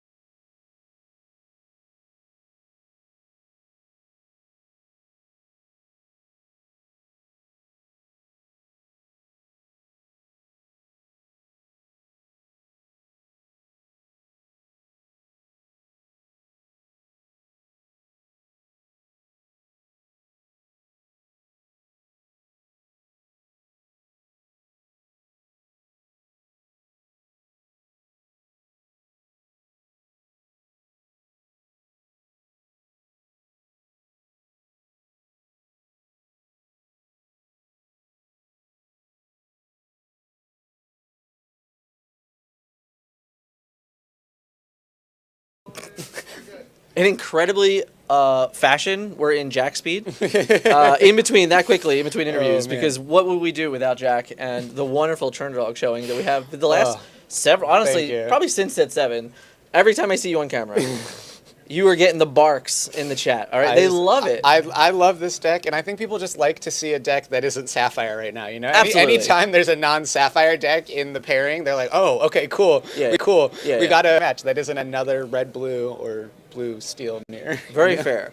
No, I haven't had a lot of time to talk to you, right? You know, I wasn't here in March, but what really is interesting to me is that you went from a Sapphire Amethyst, you know, a super grindy, McGrind style, to, no, I'm just going to put dogs in play term sideways and tell my opponent to figure it out. How do we get there? How do we have that process? It is very funny, but I love the Tramp 7, the Street Smart Dog. That card is just Phenomenal. so much fun. It's like it's such a powerhouse on so many levels of filtering through the deck. It's a 2/6 that quests for 2. That's usually coming out on turn 4. You know, and for very cheap. So there's a lot to. It also feeds the Chernobog, an insane part. But as soon as that Tramp got revealed, it was in German, I think. I was like, I saw him, I was like, I'm this deck. Love it. I got to work immediately, started tinkering, and as I'm putting together the deck, closer, sorry. So as I'm putting together the deck, I'm slowly coming to the realization. I'm like, oh, this is an aggro deck. You know, I'm like, what have I done? I guess I'm playing aggro now. You know, it was kind of funny, but I love Affinity and Magic, and this is the same mechanic on both Tramp and Chernobog, where we're just getting cost reduction for things, right? And when one of the characters that's coming in for next to 0 ink, allows you to feed into the machine that's another massive character for next to 0 ink. It's just kind of makes for a really destructive combo. And I imagine the further away we get from the origin of set 7 and those initial tournaments, the Chernobog's probably not as scary. I think there's a lot of week 1 stuff where you were like, remember this guy? Yep. No, you all forgot about him? Oh, he's gigantic. Go. No, I mean literally the first tournament I played this deck in, all of the red-blue players were just like, well, I guess I'm prepping my own board now, to get rid of it. And now today I've played it against a couple of red-blue players, one of which on stream, and they've got Let It Goes, and they've got Dragonfires, and they've got the Maleficent Dragons, and everyone's like, maybe we need answers for a big 9/9. I mean, and even very quickly, the Sap Hades in their deck and things like that. Oh, man. They're like, no, we actually cannot do 9 damage. At WCC, when I was looking over Kendall's list, and I was like, oh, he's got a single Hades in here. Okay, that's something to be ready for. You know, because normally against the blue steel decks, just you have no answer. Just get it out as quick as possible and then watch them He die. literally always represents 3 to 6 lore. Or literally their board, right? You're like, you know what? If he gets 3 lords and takes their entire board, I'm in. We're good. It's fun. So Chernobog's been a little less of the powerhouse he was, but he's still very solid. He still demands one of those answers at least. For sure. So, for sure. Yeah. So today, through 6 rounds, we're 4-2 now. And both losses on stream too. You love it. So all the great people out there got to watch me get blasted in games 3. And they've all been super, super close. My game 3 against the Sapphire Ruby in round 1, if I had just seen a single Chernobog in that game 3, we actually could have won that because I got to check his hand with the Ursula. Right, he didn't have it, right. Sometimes they don't have it, even though it's in the deck, right? He had the Let It Go in there, but he just couldn't find it. And so I was like, if I could find the Chernobog, it would be great that you can't find the Let It Go. But and then as we saw here in Game 3, this match against Blue Steel, the Kiwi aggro version, it is a real uphill battle. Right. On the draw, if we don't mulligan correctly, I did in game 1. I thought I was up against red blue for some reason. Because I seen him around playing today. And you only saw Sapphire cards. Yeah, I just saw the Sapphire stuff. What are Ruby cards? Who plays those? But so then when I mulliganed in game 1, I kept a Merfolk. I pitched Tramp 2s and just really bad things if you're on the draw against Blue Steel. So then we very quickly realized that. That's why game 1 I kind of just did nothing and just it's like, okay, cool, you keep turning sideways and I can't interact. But then game 3 got to see our Tramp, and we maybe a little preemptively, but we traded into the best L to get that off board, and then we were able to slow it down a little bit enough to actually hit that cricky turn, and just oh man, what a blowout that was. Could have followed it up. Yeah, I mean cricky is he is that game changing, especially in board states that you have there where you guys are just going wide. You're wide on wide, and he's like. His guys have zero strength. Yes, exactly. He can't stop me. You have all these Nalas and Little Johns and Daisy, the Merfolk, everything's on 0 and 1. Yeah. And they're just like, that can't hurt me. Maybe he quests for some more, but I'll just race him. And then I just go, wait, but what if they could fight? What about this thing? If it's this little crazy cricket that it gives also the 3/4/3. I love cricket. Dude, cricket I'm a big fan. It's a great card. Like it's inkable. It's a 3/4. It quests for 3. It also makes your entire board, just juiced up. Awesome. It's a really, really good card. There's times when it's literally just been you play cricky on an empty board just to close it out, right? Sure. Because it's like because it's like open for a Chernobog and you get a cricky and you go, okay, well I've got 5 ink. I can play a cricky and just now they have to have the answer for that, right? This could be worse. So it's a really great.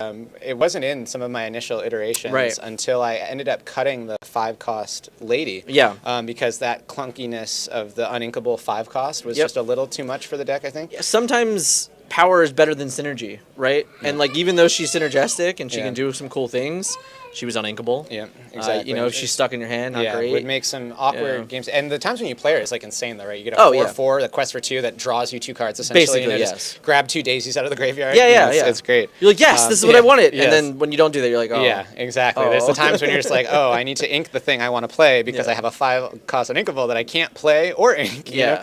So we cut that and made room for cricky, and oh man, what a game big changer turning it's point. been. So yeah. Is that like really helping your on the draw games? Yes, I mean at CCS a couple weekends ago, I would not have gotten anywhere close to the amount of wins I got that day if not for cricky and the ability to just go, hey, you have a massive board in your blue steel board, but I have a huge board too, and people just underestimate it, and then that cricky comes down and they go, oh, you just kind of see their eyes go wide. It's definitely one of those like fool me once, shame on me moments, it's a good one. I will say I've been able to watch today, and I think that this deck is very difficult to pilot. I really don't think I actually called it the thinking man's aggro deck. Honestly, I mean, it's like a combo deck that people look at it and they go, oh, it's an aggro deck, and it's like it is, but it also could be so much more, right? Like there are matchups again, kind of just like I'm just trying to hit all my 2 questers and turn sideways as fast as possible. I don't want that game to go on any longer than it has to. But then there's other games like against Blue Steel where you just have to be really patient and know when to hold them, know when to turn, and because it's especially on the draw, games are very winnable, but you just have to play very differently. Yeah, I think the biggest takeaway for me is that I watched you go several days. You were on the draw, you were kind of on the back foot. And you were like, no, I'm not going to quest this turn. I'm not going to challenge. Like, I'm just going to wait. I'm going to wait till my opportune moment. And I think that's something that like patience. Yeah, exactly. I think a lot of players lack that patience play this because deck, when you're playing a deck that's as low to the ground as this, you end up in these situations where you're going like, do I have time to let this game go longer? Can I wait? Right. And a lot of times the answer actually is yes, even though in a normal aggro deck it wouldn't be, right? No. You're like, you need to do that before they just start getting their blowout cards and stuff. But in this deck, fact that we can kind of combo off, as it were, with the Tramps and the Chernobyls, sometimes you just need to just wait for the right moment, and that one quest that your Merfolk was going to get, it's going to happen eventually, right? It just doesn't need to happen right away until it's literally the most favorable it can be. Exactly. You got to get everything out of your cards, right? And I think that's the biggest takeaway. That's one of the biggest tips that I try to tell people is just get every last bit of value you can wring out of these cards, because as soon as you turn sideways, whether it's for a challenge or a quest that you didn't need to do and that puts that character in a vulnerable position, you're immediately on the back foot. You're maybe not getting the tramp out when you would have, and then the whole game just falls apart, you know. So I love it. I know the chat loves it. They're barking up again. Every time it hits the table, we are so excited. I wish I was doing a little bit better so I could stay on stream for you guys. But we'll see. I'm gonna play out these last couple rounds, and maybe we manage with a 6 and 2. We'll see. But thank you so much for joining me, Jack. Always a pleasure. Always a lot of fun. And we're gonna head back to the booth, and it's gonna be a lot of fun. We got 2 more rounds left. We'll be right back. Thanks. Thanks, Jack.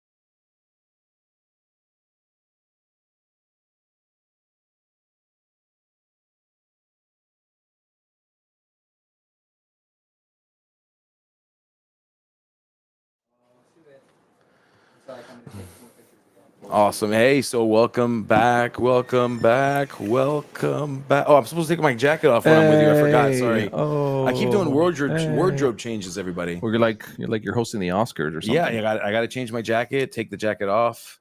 Can you scoot over, dude. I feel like you're all. No, this is my. You know spot. what? You know what it is? It's this needs to be. Oh, there you go. There we go. Well, because you were.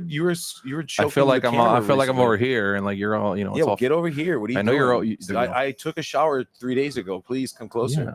Yeah, hey, everybody, welcome back to what we're doing. What is it that we're doing here again? We're doing something. We're doing a thing. Yeah. Lots of Lorcana guys. 15 case event. We are approaching round number 6, I believe, right? I've been switching in and out, so I've lost track. We are currently in round 6. We're about to be going into round 7. So they're 2 more wrapping rounds. up the last of the games. We do see that there's still a couple of games that have not been reported yet, including the game with Jonathan Williams versus Nicholas. So that is still wrapping up. So we got a number of games that are still wrapping up. They're getting close. But yeah, we just wanted to come on here and say, hey, everybody. Yeah. Thank you for being here with us. Thanks for hanging out with us. One of my favorite things, other than watching people play Lorcana and talking about it and above all that is hanging out with you, of course. Thank you. I appreciate you at least considering that. Other than all that stuff, my favorite thing is getting a chance to hang out with everybody in the chat. So loving all the interaction. Thank you all for sharing your perspectives, the things that you've been sharing, all good, all bad, everything in between. Even that one guy that said that my jacket's too small. Even you, I love you. Thank you for that engagement. No, so RIP, dude. Not RIP. the jacket's too small. Yeah, I knew that when I put it on. It's good. Oh no. But yeah, we've still got 2 rounds of Swiss. We've still got so much Lorcana to play. Top 16. Top 16. Yeah. We got a long way to go. And guys, somehow, some way, although there are a lot of Sapphire decks, top 16 might not be all Sapphire somehow. Yeah, we may be able to survive after all. It looks like there's definitely some players that are doing quite well. Ooh, look at Lewis. He is cooking today. My buddy Lewis, he just picked up Red Blue, and he's been like smoking people. He just beat Mike, who's really good on Blue Steel. So that's very cool to see. Absolutely. Yeah. I mean, just taking a look at what's happening here there, which interestingly enough, something I should also share with you. And you already knew this because I've been saying this all day, but I'm going to say it again. Tell me again. The side quests. There's so many side quests here at SSG. You're like an NPC here. So many side quests. There's side events going on. Side events. That's what I meant to say, but I felt like side quest was. I thought you were gonna walk out and be like, "Hello, traveler." Hey, hello there. Hello, traveler. We've had some great. So what they do is if you decide to drop from the event, let's say you are not in a good spot, that's okay. Yeah, you don't have to go home. Oh. You don't have to go home, really? And we want you to stay here. That's the difference, though. But what am I going to do? Well, what are you going to do? Well, what you're going to do is you're going to walk up to the counter, okay, and for the low price of $15, okay, you're going to enter in for a 8-man pod. Okay, they call them blossom pods. If you notice these right here, these are cherry blossoms. Oh, and this is a blossom pod. This cherry blossoms. Isn't that cute? Is that what those are? That's exactly what that is. Those are cherry blossom flowers. And so you join in the blossom pod, and the way it works is if you can win 3 rounds, 8 people is 3 rounds, you get 1 less undefeated person. That person wins a box. They announce which boxes each of the pods are for, so you can choose which box you want to play for. But they also will include a random enchanted. So you're playing for the chance at a box and an enchanted, and all you have to do is be good at Lorcana. Okay, I'm halfway there. I'm halfway there. Halfway there. And then $15, and that gets you. I'm also halfway there. Yeah, okay, yeah. I've got about half of that. So I think together we could probably enter one pod as the same person. We can rub our $7.50 together and join and a one of us pod. can play, and then we could split the enchanted in half at the end. Absolutely. Oh, look, and I'm seeing people are making the call. # put Jonathan Williams in. No. Wow. Okay. No. Yeah, we could do that. Yeah, I think we could probably do it. Yeah, I think so. Yeah, I feel that is the right time. But look what I just noticed. Somebody, that person who just said put Jonathan Williams on, you're about to be really upset. You jinxed it. They jinxed it. They're the ones that said no, put him on. you. I'm talking to you. Yeah, you jinxed it. You jinxed it. Jonathan Williams just reported a loss in his round to Beefcake, aka Nicholas, who we did see earlier. Yeah, and, Beefcake. I was wondering how he got that name, and then I walked outside, and I'm like, yeah, dude, stoked. That guy is Johnny Bravo for real, IRL. I didn't get to hear. Did you all discuss the fact that the young lady we saw in round 1 is his daughter? Is his daughter? Isn't that crazy? Yeah, I made a comment about Beefcake, and she's like, "What'd you say about Beefcake?" Because I'm Beef Baby. I was like, she's so cute. Yeah, she's a cute girl. So funny. And it's funny because we got kids here too. We've got like, there's a few kids out there that are hanging out. Some of those kids are playing Lorcana, some of them are not. But what I love about SSG is that they're all about family. Yes. And you know, if you have kids, there's something for them to do here as well. Absolutely. So it's just a good SSG time. is incredibly accommodating. You know, people with special needs or children or elderly or whatever it may be, whatever your thing is. SSG is, I mean, I can't even explain it. It's just so amazing. Even going as far as to say, even as like we actually have tables for accessibility. We have tables that are dedicated to accessibility. You know, we have ADA tables. They sit standard. If you've ever been to a DLC, you'll know what I'm talking about. Where you know, people who might need an accommodation of some kind. Sure. We have ways to situate accommodations for them too. So I mean, yeah, like when we talk about being the place that cares about the folks, being the place that you come to make sure that you have the best experience of all abilities, of all types, of all walks of life, SSG is the place to go. Absolutely. Yeah. Yeah. So we are, let's see here, taking a look to see. I know we've got some stuff working in the background. Yeah, standings are filling up little by little. We're looking at the melee, just making sure all the rounds get completed here. Yep. Didn't want to leave you guys in complete silence, so you could stare at our faces for just a bit. You're welcome. And I don't know why this tape is in my hand. You're kind of freaking me. I didn't want to talk about it live. You're freaking me out right now. I've been playing with it for like every round that I've been up here, and I don't know where it came from. Yeah, I don't this know part why. doesn't concern me. It's the burlap rope that you've got off camera. Yeah, that's for later. Yeah, certainly. Please keep that away from me. I'm frightened. But we've got so much going on. I mean, just look at the talent that is here. Mark Miller is here. I see Wochuk is here as well. Wochuk is currently X1-1 right now. So Wochuk has a pretty good shot at making it into the top cut. He does. We've got, I mean, so much talent, so much going on here. Good bounce back by Wochuk, because I saw him. You know, Wochuk. Shout out to Wochuk. He made an incredible tweet today. Did you see Wochuk's tweet? Wochuk's, every time I read a Wochuk tweet, I get frightened. What do you say? Wochuk, his tweets are few and far between, but when he says something, it's impactful. It makes me feel good inside. So this is what Wochuk said today, guys. Let me share it to you guys, folks. If you have children, please. No, it's not. Okay. It's not. Okay. So these are all local players, by the way. So you might not recognize all the names. Robbie, lifelong Steel Song player. Monty, lifelong Red Yellow player. Mikey, Blurple Boy forever. Ray, lifelong Ruby Amethyst player. Sploosh, lifelong Green player, Purple player. Nassif, forever Purple Steel player. All 6 of these players are playing Red Blue today. Dark times in Lorcana. Oof, we are in the dark times. We are approaching the reign of Jafar, is what it is. Yeah, it is. It's tough. And the reign of Jafar. Apparently, what we're learning is it's a lot of red blue in our future. Yeah, I approached all these people like I was like, tell Brian like it's Sploosh. I was like, hey, green purple. He's like, nope, red blue. I'm like, no way. You've turned to the dark side. I was like, no. I'm surprised Freddie didn't play red blue. Because he was one of the only tried and true. Him and Wochuk were like, nah. So I will tell you, I was testing with the Illuminati yesterday. I was playing with them. I'm of course here casting with you all, the Illuminati in full effect. The Eye of Chaos and Poglet. All hail Poglet. If Katie, if you're out there, that's for you.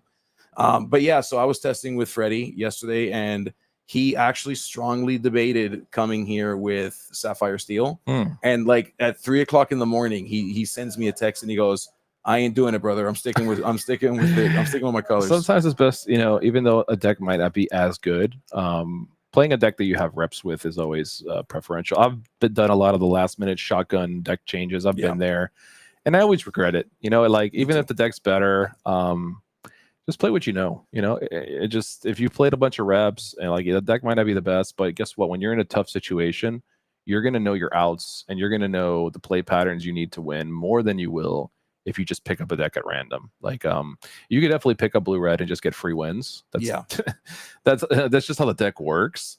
But if you really want to perform at your highest, I think you know, going with something you're comfortable with is always the way to go. That is certainly I would agree. I mean, the only time I would tell you it's okay to switch is if you decided to switch 3 weeks in advance or a month in advance and you're able to put in the reps. Yeah. Then I'd be like, as long as you can say you have in, like, let's call it 50 games Okay, fine. Then you know what? If you want to switch, go ahead and switch. But if you're showing up and you're like red-eyed and you're just like trying to stay awake because you spent all last night trying to crank out 3 games with your buddies, don't do that. That's not a good idea. If you spent all night cranking out 3 games, I'm concerned. Because if it's Ruby Sapphire, what were you doing? What were you doing every hour? Yeah, Ruby Sapphire mirrors primarily. Okay. What it Well, was. you know, makes sense then. So what we've got, okay, so it looks like that the rounds have paired or the matches have paired for round 7. In Melee, they are showing. They didn't even ask So us what what we we're going to do wanted. is we're going to take just a minor break because we need to go out there and help them decide who goes on that table. We have heard your calls in the chat. Unbelievable. We know what you want to see. Unbelievable. Give us a sec. No. Oh, wait.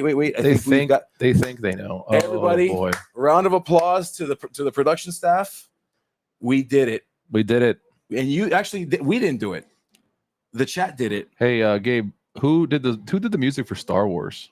I believe his name is Jonathan Williams. Oh, Jonathan Williams up next. And let's see what we got here. John Williams versus Mr. Felix. There you Fix go. it, Felix, if you will. And if you needed to know what Jonathan Williams is playing, you already knew. Yeah, it is Ruby If Sapphire. you don't know, then you don't know John Williams. Yeah, then you don't care about John Williams or seeing Jonathan Williams play if you don't know what he's playing. John's on a mission, guys. He's come here and gotten second place twice, and he doesn't want to go home with second place again. Oh my! Googly Glimmers is in the chat right now, trolling Wochuk so hard. So Googly Glimmers, what we love about you is that we call on you for some of the best judge rulings, but also you give us some of the spiciest takes, and we love you for that every single moment. I just read it, and that is actually an incredible statement. Thank you for that, Googly. We miss you. We miss you. We wish you were here. We love you. It's so funny. Oh, Oh, gosh. goodness gracious. I'm gonna make sure Chuck knows about that one. That's a good one. Screen cap that and then send it directly to Wochuk. Yeah, well, the sooner Chuck gets eliminated, the more dangerous we start to get in the chat for sure. Usually he gets eliminated and then starts like doing like drunk tweeting and drunk commenting, drunk posting in our chats. But Oh, my thankfully goodness. for now he is in the event and and he's actually doing okay. He's doing pretty good. So good for him. Alrighty, so Oh, I love these sleeves. Yeah, these sleeves are pretty. The green, They're you like mean? chroma key green. Yeah, like thankfully we're not using a green screen, or it would just be like a bunch of like square, empty blocks. Those are nice. I like that. So as we can see, John Williams versus Blue Steel. So red, blue, and blue steel. This is a tale as old as time, if you will, and something that I'm surprised we haven't done more of today. But we've been doing our best, guys, to spoon feed you, a little bit of flavor before we hit you with the the spinach. We if you will. kind of had a vibe. There was a vibe. It was off, but we knew we had to counteract it. Yeah. And we're getting closer to the point where we just need to show you the meta as it is, and we're approaching that. And here we are. Yeah. So Jonathan Williams All of and it's come Felix down are to getting this. ready to enter into their altar phase here, getting ready to do the thing. Who And, takes this? What do you think? Are both these players X and 1, by the way, or are they X and O? Williams just lost, so it has to be X and 1. Yes, yeah. So one of these players most likely will get knocked out of top 16 here. Yeah, so we can call this a win and in. Essentially, yeah, top 16. A couple X2s may sneak in. I got to look and see how many. It's 8 rounds, which makes it a little trickier. If it was 9 rounds, for sure, it would be maybe an X and 2. But there's also an abnormally large number of draws that took place, and for those of you that are like concerned, like these draws started happening really early on, like round 2 and 3. Well, you know why, right? There's, let me I mean, guess. pretty obvious, but not only is it because people are playing a bunch of Sapphire decks, but you got to remember a lot of players that maybe don't have reps on Sapphire decks are playing Sapphire decks, and when that happens, people play slow, and slow equals ties, and ties equal. I don't know what ties equal, but they equal ties. There's not. Let me tell you what. I got a bunch of ties at DLCs, and it got me just about nothing. Yeah. Well, that's not true. I got at least 30 tickets. Yeah, I got about like 15 ties at home, but I never wear them. Well, that's horrible. That's just horrible. Because I don't have any suits to wear them with. Well, then you wonder why we didn't include you in the suit Slack group. That we didn't want to make you feel bad. You're true. That's true. That's true. I understand. All right. So we already see the Sisu in the hand here, and John Williams drawing his initial 7 here. Yep. And we see T-pose in the opening hand, so we know we're going to be looking at that. John Williams just man, I can't imagine what it feels like to be John Williams. Like, imagine just playing red blue all the time. Like, how does your brain do it? Like, just every time, looking at the hand, you're like, all right, here we go. Popsicle, Tipo. Hiram, here we go again. Like, gosh, how do people have fun? But John Williams loves it. He lives for the glory, and yeah, he's been very successful on this list, and he will continue to be successful on this list, I would imagine. What I will say about Jonathan Williams too that I really appreciate is he's always trying to find ways to just sharpen that deck. Like I watch him, I follow him on YouTube, and I follow him on social media. And he's always thinking about that Ruby Sapphire deck and saying, okay, just because it's the best deck in the format doesn't mean that it can't be better. So how can we make it better?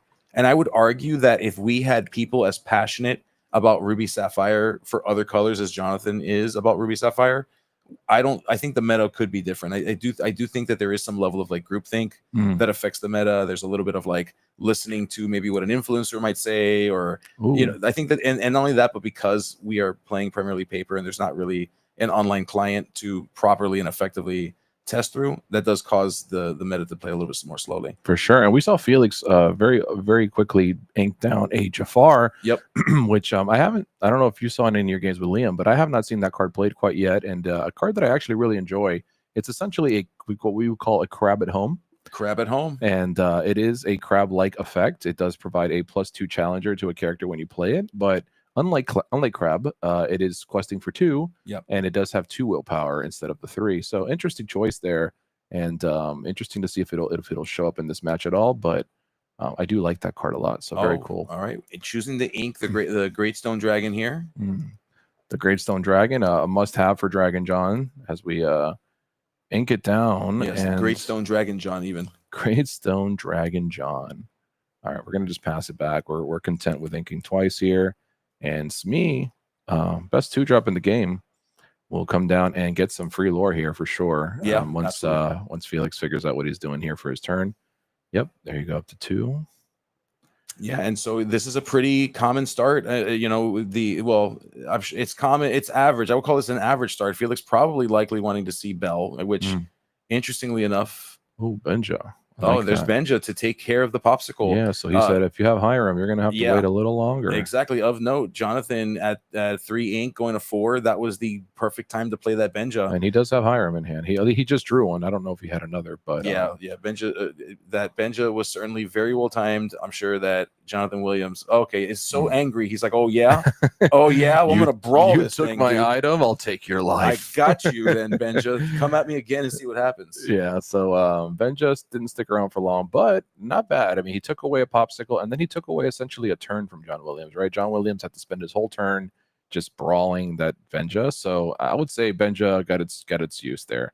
3 ink, destroy an item, and your opponent passes the turn. That's pretty good. That is not bad. I mean, yeah, that's not bad. So we do have 4 ink coming up here for Felix, and curious if it's going to be a Grandma Tala or if he has maybe an Alice or something that he's playing. I don't know what this list. There's the McDuck Look Manor. at John's face. He said, Yeah, he said, well, that is not going to be great.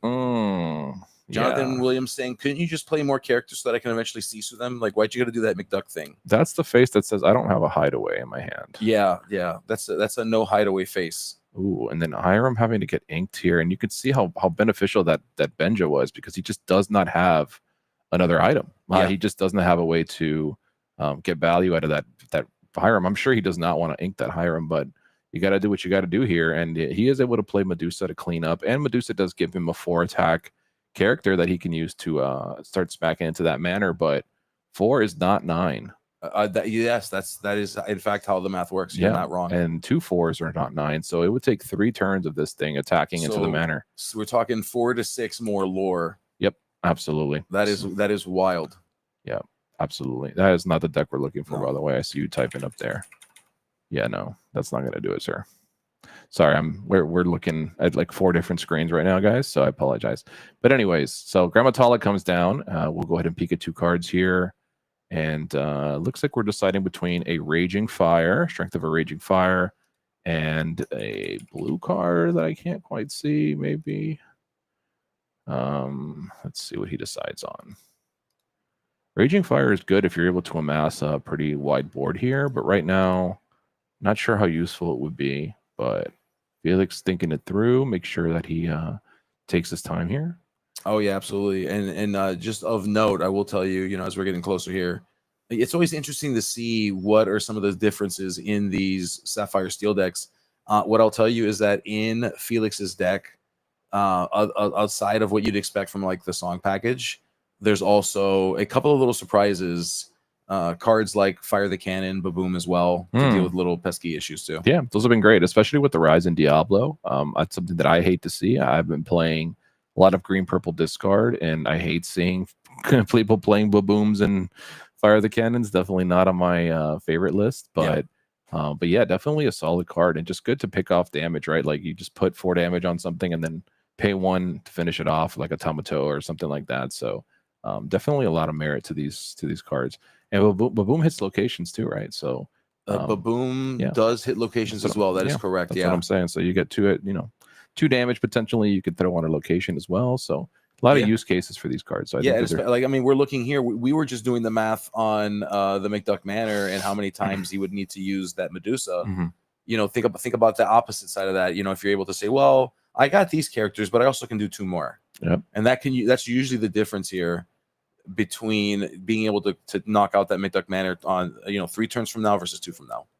Somebody in chat says, "Is that blue steel ramp in this economy?" In this economy, yes. In fact, in this economy, absolutely. Yeah, that is a tough one, but hey, it can still be done. Red blue does not have as many ways to deal with items, and they have a few ways, but not many ways. So if blue steel can just amass a million items and just stick a dime in Tamatoa, they could definitely do some work here, but it's definitely not going to be easy. And John Williams is not going to make it easy for sure.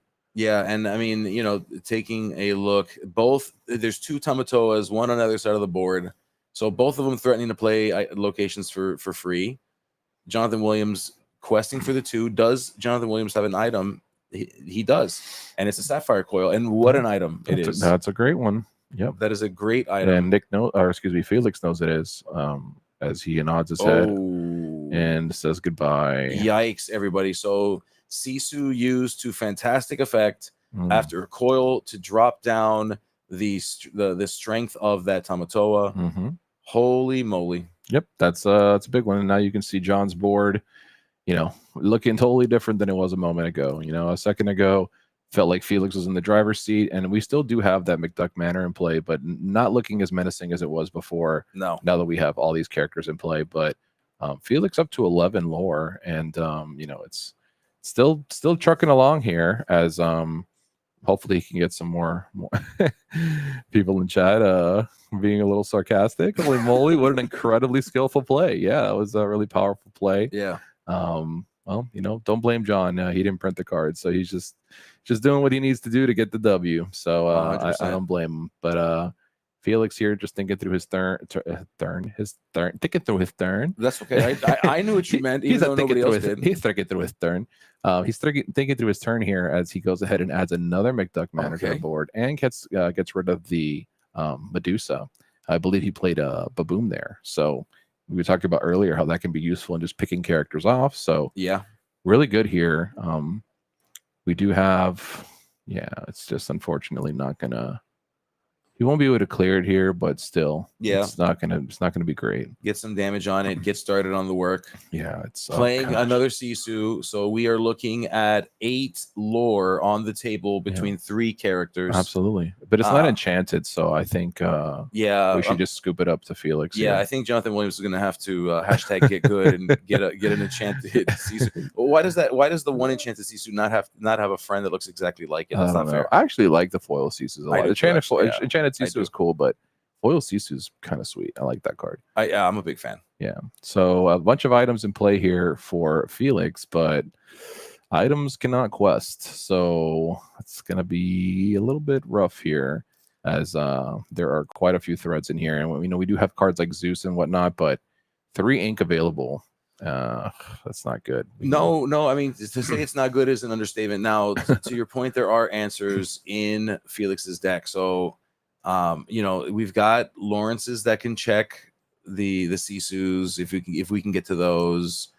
We have Zeus's as well. Not an ideal way to. You don't want to draw into a Zeus and then play the Zeus and then sit there while there's still another Sisu and the Tamatoa kind of dealing with you. Of course. So it's not fantastic. Yeah, but Felix was in the. I keep wanting to say Nick because we saw Nick earlier on Blue Steel, but Felix thinking it through here because I mean it's definitely a pickle. He's going to go ahead and get rid of the Hiram, choosing to instead go with the Doc. Very interesting play. He didn't have a way to ink Doc and play Hiram. I'm sure he would have preferred that. So he was really thinking it through whether or not he wanted to ink this Hiram, but. Unfortunately, you got to move the game along, right? Like we can't just pass here, so he does need to ink the Hiram, unfortunately. So that is a little bit of an for him. And Sisu will come in and claim the manor, and I don't see good things for Felix in this future. I don't either. I mean, I know that Jonathan Williams is the one playing Vision of the Future, but maybe he should tell Felix what's about to happen to him. Yeah, it's going to be a rough one here, and we will put a card in our inkwell. And we'll draw some more cards with Popsicle. And we just at this point, Jonathan is comfortable. Yep, he's sternly in the driver's seat now. Yeah. He's nice and comfortable, seatbelts on, and car's running. Yeah, so and we are free to move about the cabin here. Absolutely, and we're gonna just add a Maui just because we're just trying to play as many Enchanted as possible. That's New win condition. If you could play 5 Enchanteds in play, you just win the game on the spot. It'd be interesting to see a card like that in the future. Yeah, if you have 5 Enchanteds. But right now that unenchanted Sisu is really costing him from that win condition. So we're gonna have to figure that out. Yeah. Now the Maui, of course, some of you may be questioning, well, why are you playing a character that you can't really get its most that you can't really get the most efficiency out of? It just sits there. It has reckless.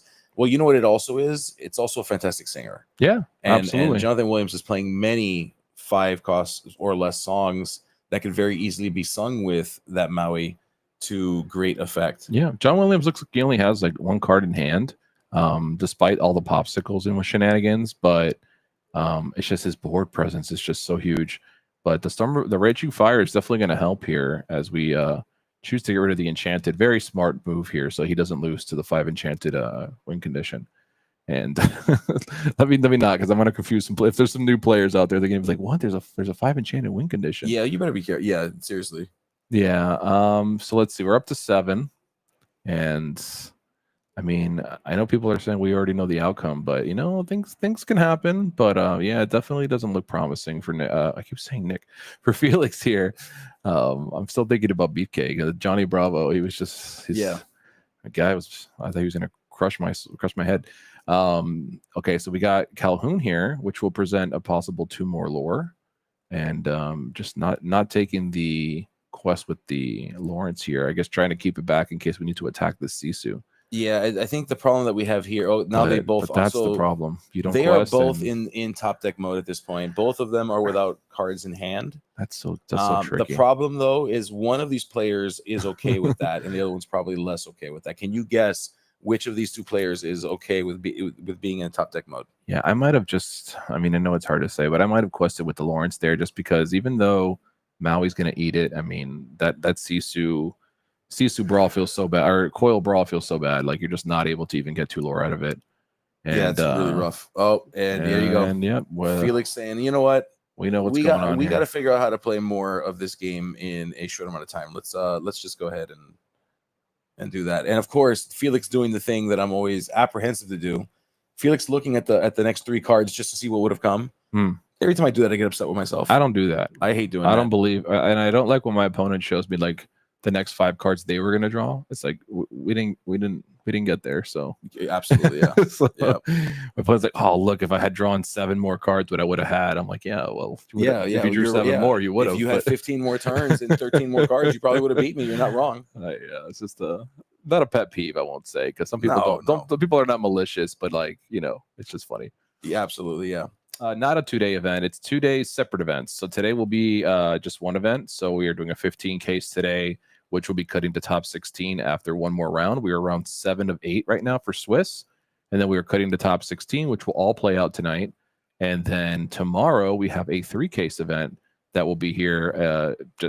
Just following up this one. We'll have some of the same players, but definitely not as many players. Many players needing to go back home to their families and stuff. Not everybody can just hang out in Florida for the full weekend, so I understand. They should though, because it's so beautiful down here. Yeah, but there will be another event tomorrow as well. I don't know if Gabe, will you be here tomorrow? I'm going to be playing in it. Yeah. Oh, we'll be playing. So Gabe and I will be playing. Maybe we'll put some headsets on and you could just do commentary as we during our games. Yeah. I'll just tell my opponent about my hand and let them, them know what game we'll just talk. lines I'm only going you through. and I can hear each other, and we'll just talk to each other throughout the I like tournament. that. Yeah. I think that's a good idea. We just call each other on the phone. That'll work too.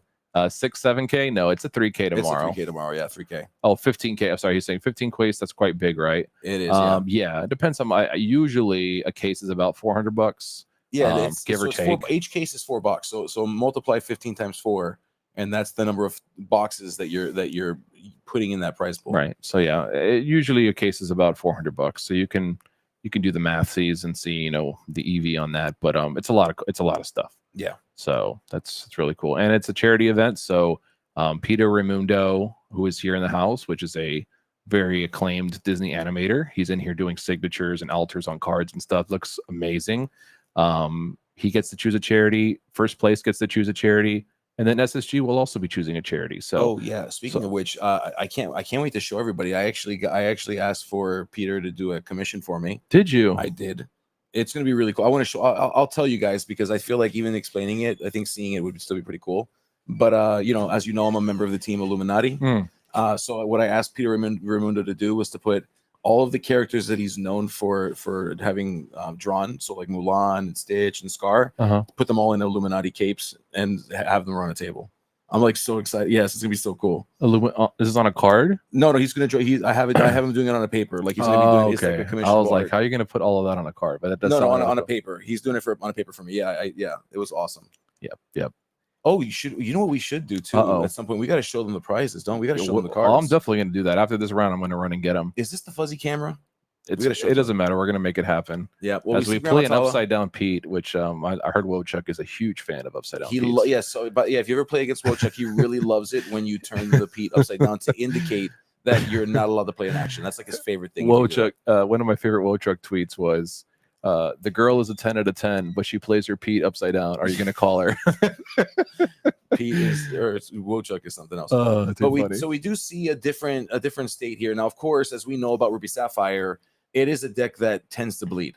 So Ruby Sapphire decks let you get to a certain point. We're kind of experiencing that right now. So you've got Felix who's sitting with Captain Hook and Smee, which of note, that means that Mr. Smee does not take damage every turn that it's exerted because we have a pirate down. Yep. And then a Pete, of course, slows down Jonathan Williams' ability to play actions. He can how far I'll go here, which I'm sure he's upset about. Not upset about, but it's got to be a frustrating spot. Even though it looks like he doesn't have a how far. He looks like he has a Hiram, which unfortunately does not care about your Pete. No, but he does have a brawl which can deal with the Captain Hook. Obviously after the turn that the Pete is in effect, we got to make sure of that. Yeah, you definitely don't want to spend your whole turn destroying a Captain Hook, though. No, you don't. You definitely. That's not a good use of your resources. You are right. Okay, so let's fast it back over here and see. I mean, Felix is jamming here. 8 lore right now. Nothing super crazy happening for John, but don't be fooled. As we saw last game, things can change quite quickly. Yeah. So John just, making sure he's analyzing his hand here, making sure that he knows his game plan. John, a very smart individual when it comes to this piloting this deck. So, just thinking about all the lines and the ways that he can maneuver this to get the W for sure. So thinking about what he wants to ink here. Yeah, and I see in terms of prices outside of the 15 cases, what I also want to point out that the mats that you see that both players are playing on is also part of that as well. So we've got the play mats. We have a champion and finalist play mat with that art that you're seeing with Cusco, kind of given like the heart fingers. So that's part of the prize pool as well. And Peter Raimundo also drew on 8 of the national.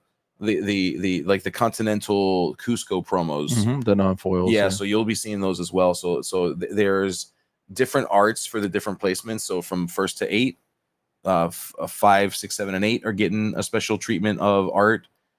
3 and 4 are getting something special, and then 1 and 2, that one's really, really cool. Yeah, I'll bring them in after this round. I'll run out there and grab them so we can show everybody because they're really cool. John here goes ahead and uses the Maui to clean up the Smee, so Smee won't be questing for 2 any longer. But we do see Hiram come down and draw a couple of cards here for Felix. And Pete cleaning up the rest of the Maui here. And so he quested with it. I was going to say, how did the Pete survive? He used the hook to finish the Maui, and then he quested with Pete. Yeah, I'm looking at the number of ink that Jonathan still has. All right, so we see a brawl. Is that 6 total ink on Jonathan's side? That is It's hard to tell. The white is difficult It to looks tell. like 5, unless he has something stacked, but that looks like 6 right now. Okay. Yeah. So passing it back over. And Felix, still pretty slow here, but every turn that passes by is a turn closer to chaos here. So right now, this is just the calm before the storm, as one popsicle sits in play and one Pete sits in play. And John gives a direct look into the camera and makes a face. I don't know what that was about, but maybe he feels like we're watching him, which we are. I think Jonathan that's like The Office, when you look at the camera, you're like, whoa, geez. Yeah. I think we should make a show like The Office, but in a TCG store. Wouldn't that be great? I think nobody steal my idea, please. It could be really funny. Could be really scary too. Like Severance, but a TCG store. Yeah. Okay. So we see Felix opting to, bring out multiple characters, looking to kind of go wide. You got to be careful a little bit here. We're entering into the 7th ink turn of Jonathan, so there's potentially a be prepared. However, Jonathan valuing drawing more, using that Hiram, and I think we see some options here. Let's see here. Draws a lot of cards. I see Sisu in hand. John puts his hand to his head here and says, "All right, what's next?" Okay, Vitalosphere. That one doesn't draw a card, but very, very useful. Yeah, absolutely. And we'll pass it right back over, and a little bit of chess match here as we just kind of, back and forth and just kind of put the seed down and see how we're going to maneuver through this matchup. I think the thing to point out here, like the Vitalosphere, is actually a very impactful card here. So if the goal is to get out a Maui Half Shark, for example, to start capitalizing on it. Now, one of the things that Maui Half Shark is really good at is locking down the board, because once you see the Maui Half Shark, you don't want to turn the character sideways. Here's the catch, though. You have to see that the Half Shark is on the table for that to work, don't you? Right. And so if you're comfortable, or if you say, you know what are the chances that he has it? What are the chances that he has it? And then you start turning character sideways, and then before you know it, on the following turn, a Maui Half Shark comes down, you pay for the Vitalosphere, and all of a sudden your game is just over. It's just done. 100%. Because you didn't really value that Vitalosphere. Now, we didn't see that happen here. What we saw instead was Hiram decided to eat that Vitalosphere, giving Jonathan the additional cards needed, getting him closer to the tools he needed, and of course opting with what he's drawn to wipe the board with a be prepared in order to try to start to take over the board. Yeah, and I love how John keeps making these direct eye contact with the camera. It's just like he looks. It's like he sees us. I feel like at this point he hears. Maybe does he hear us? And he's looking at us. Yeah, somebody else said it too. Why is John staring at me? Yeah. He keeps doing this thing where he just looks right into the camera. It's really funny. You know what though? I gotta say I respect the camera presence. I really do. I respect it. In fact, from now on, if I'm ever on that stream table, I'm gonna do the same thing. Just stare at it between your hands. Thank you for the brilliant idea. And thank you for being so awesome. Just death stare the whole time. Oh, look at us. Look at us. I thought I was safe here. And Stefan's just putting me on. I got to be careful what I'm. I got to be careful how I'm sitting and I'm looking. You just throw me in there. He does that at locals as well. He's being fake and not showing up. Oh, no. Not like this. Seriously, no, John Williams, he would never. Yeah, that sounds like a conversation to be had outside of this. Is crazy. Also, thank you guys for the compliments on the commentary. We did catch that as well. And, yes, thank you guys. We really appreciate it. Gabe and I are very thankful to be here, and we love commentating for you guys. And we're very happy that Liam from the Illuminateers joined us today. It's been a wealth of knowledge for us as well. And we love what we do here, and we love bringing this to you guys. And I know we can get a little off the rails sometimes, a little crazy. But thank you guys for all your support. We really appreciate it. Yeah. And I hope that when we do go off the rails, we do so just for the love of everybody there. So okay. That's the breakup text. I love it. I love the chat. You all are crazy. Chat keeps me going. I love that chat is hanging out with us today. Yeah, seriously. So John with the Tamatoa in play, which is it's a good card to have in play as he decides on his options here, how he's going to attack this. He's still at 1 lore. So, you know, That's a good point. Now, traditionally, if we were talking about the last format, you know, there's like a bit of a mishmash of Lucky Dimes and the Maui Half Sharks. Ooh, I like that. We have to wonder, is Jonathan still on a Lucky Dime variant of this thing, or has he kind of conformed and moved on to just the Maui Half Shark? Sharknadoes. Yeah, the Sharknado situation. Not sure. But let's see. I mean, I really like that Zeus on that Tamatoa last turn was really big. Is he with no cards in hand? Is those two? No, those 2 cards sitting on the table are ink, right? So I'm pretty sure Felix is just top decking at the moment. So that Zeus was great, but this Bell is not gonna take us all the way to the promised land. We're gonna there you go. Yeah, there's a Maui. She overstayed her welcome by quite a bit, and she did, and not only did she overstay her welcome, but the amount of damage that she did put on Maui just brushed off. A little popsicle makes everything feel just a little bit better. And Maui has healed 2 of that and is now at 1 damage. You know, the goal again, as I talked about a little bit earlier, is you want to get the most effect, the most efficiency out of your cards. Oh, that is one of the better cards you can draw off the top, especially when you have an item sitting in play. Yeah, the Hiram was clutch, and yet another popsicle and a popsicle for next turn. If Jonathan does not solve the Hiram, then there's 2 more cards that are about to enter into Felix's hand here. Absolutely. So let's see here. Felix has a couple of cards to choose from. Oh, it looks like he had more than 1 card in his hand. Okay, so he did have a couple there. I see a Strength of a Raging Fire. I see a Calhoun. A little hard to make out the rest, but yeah, certainly. Definitely some things he can think of, maybe Ink and Calhoun here. Oh, yeah, not off the top. Yeah, I thought for sure he was playing off the top, but no, he does have cards in hand. That was my mistake. He must have placed them off to the side there. And so look at that. I'll go. The only thing Maui does better than challenge is sing. And how far we go. Yeah, how far I go, very powerful here. Just gets you another tool to dig, ramps you up another turn. Yeah, diamond hand for John. I see Otto saying that, and that is, you know, not a big threat right now because we really don't have any. Well, now it might be a bigger threat. I was going to say we don't have a lot of lore to steal and play, but yeah. Yeah, well, 3 is good. 3 is great. The real question is, can Felix scrape together 5 more lore to win this game? And obviously, you know, potentially more if Pirate's Life is a factor here. Yep. And we're gonna pass it back over to John. John will lay him out for us here. Got the ink all appropriate. And let's think about what we're doing next here. Okay, talking a little bit here. Looking through the discard. Jonathan's in the tank, thinking about what needs to be played in order to do things the right way. Lots of options in Jonathan's hand. Jonathan is able to do a bit of things here. We do see. Oh, actually, I'm so sorry. I saw Jonathan looking through his discard, so I thought it was on his turn. We're back over to Felix. Yep, we are. Okay, sorry, I lost track of turns here. Okay, but now we are back over to John. Sorry, because John does this thing where he readies his ink at the end of his turn, and it throws me off. Like I always think it's the start of his turn, but he's just readying it at the end of his turn, and it just breaks my brain. But we are back on John now. Yeah. So let's see. John's thinking it through here, and Felix was able to present, you know, a decent amount of threats here, and all of them with 3 power, which is quite good in case there's another Sisu on the horizon. And yeah, let's see, you're not 1, wrong. 2, 3, 4. That's lethal. I mean, if this Calhoun collides with anything, these other 2 questers are going to seal the deal. But John doesn't look too worried, so I'm sure John is going to figure out a way here to clear the board.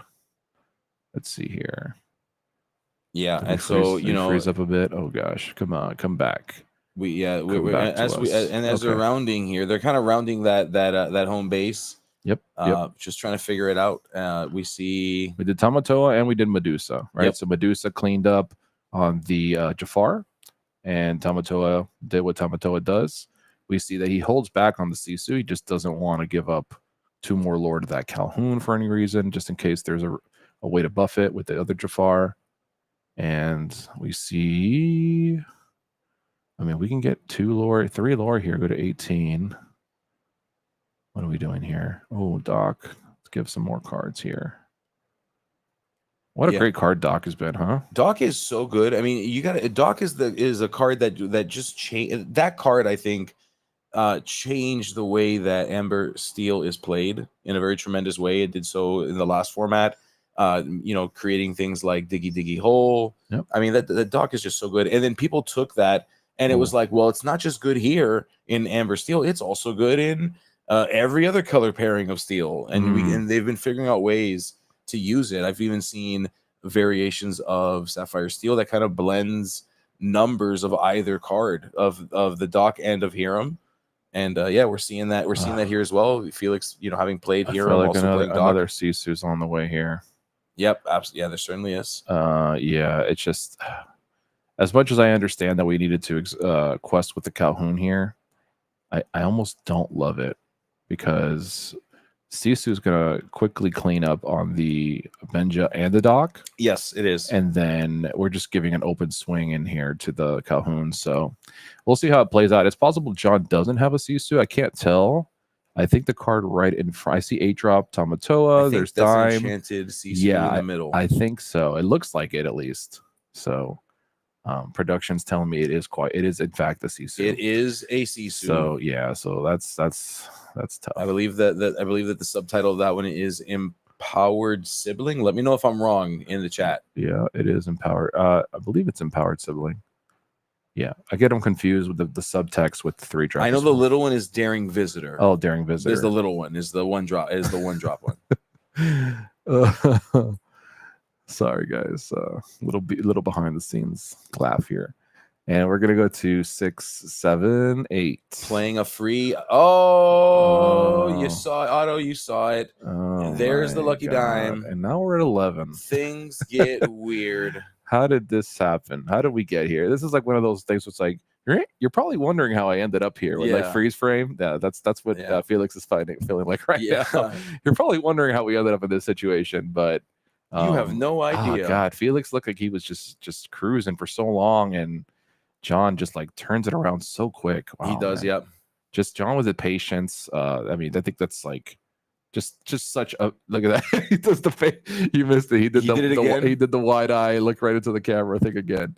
Yeah. Oh, Jonathan Williams, we love you. John Williams, Nerf Sapphire. The chat says, "Oh my goodness." I don't know. To me, it looked like a lot of Sisu. It didn't look like a lot of Sapphire to me. But yeah, Sapphire is quite crazy. Yeah. Oh, sorry, Gabe. What are you doing? I was doing a Jonathan Williams impression. Oh, that's what it was. I'm sorry. I was staring into the camera, guys. What is there to say? Ruby Sapphire is a deck. It is, yeah. You don't say. Yeah. I mean, Hector won with it at CCS. It lit ablaze the meta, and it's here, and it's here to stay for however long the Arcasia's Island is still above water. Yeah, Jafar's coming. The reign of like I said, the reign of Jafar is just a wave of Jafar is coming, but can't come soon enough because Sapphire is dominating here.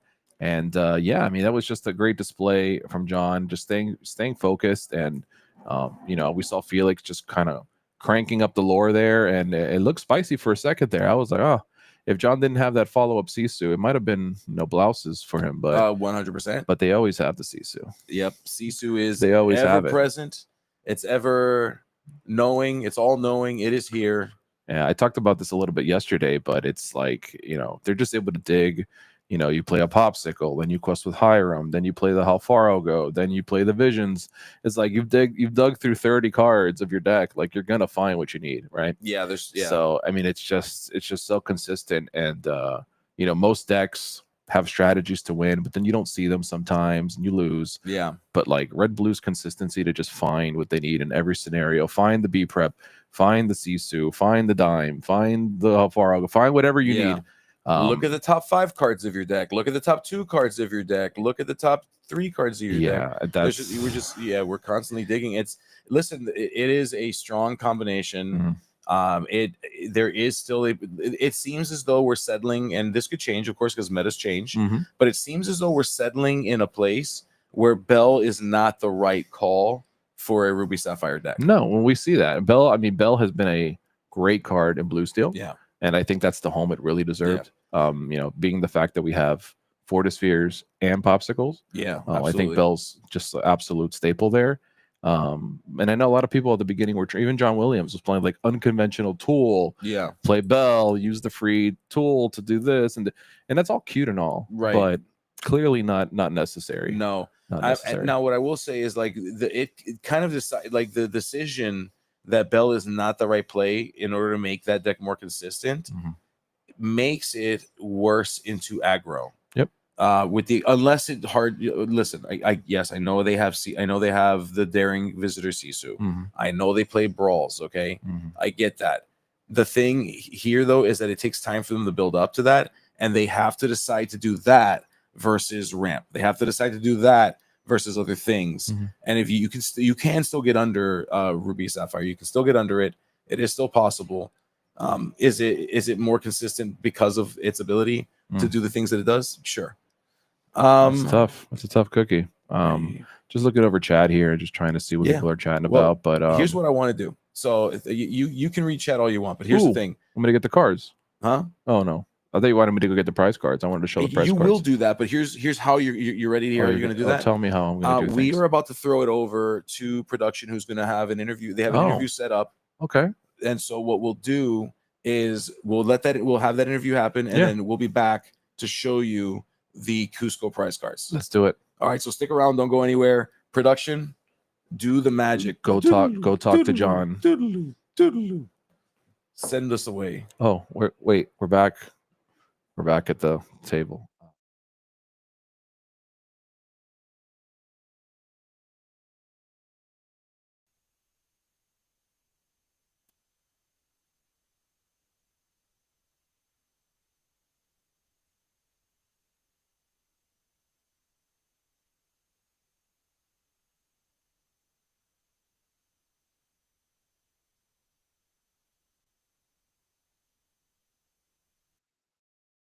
To win and then get to split in, this feels really good. Yeah, it's nice.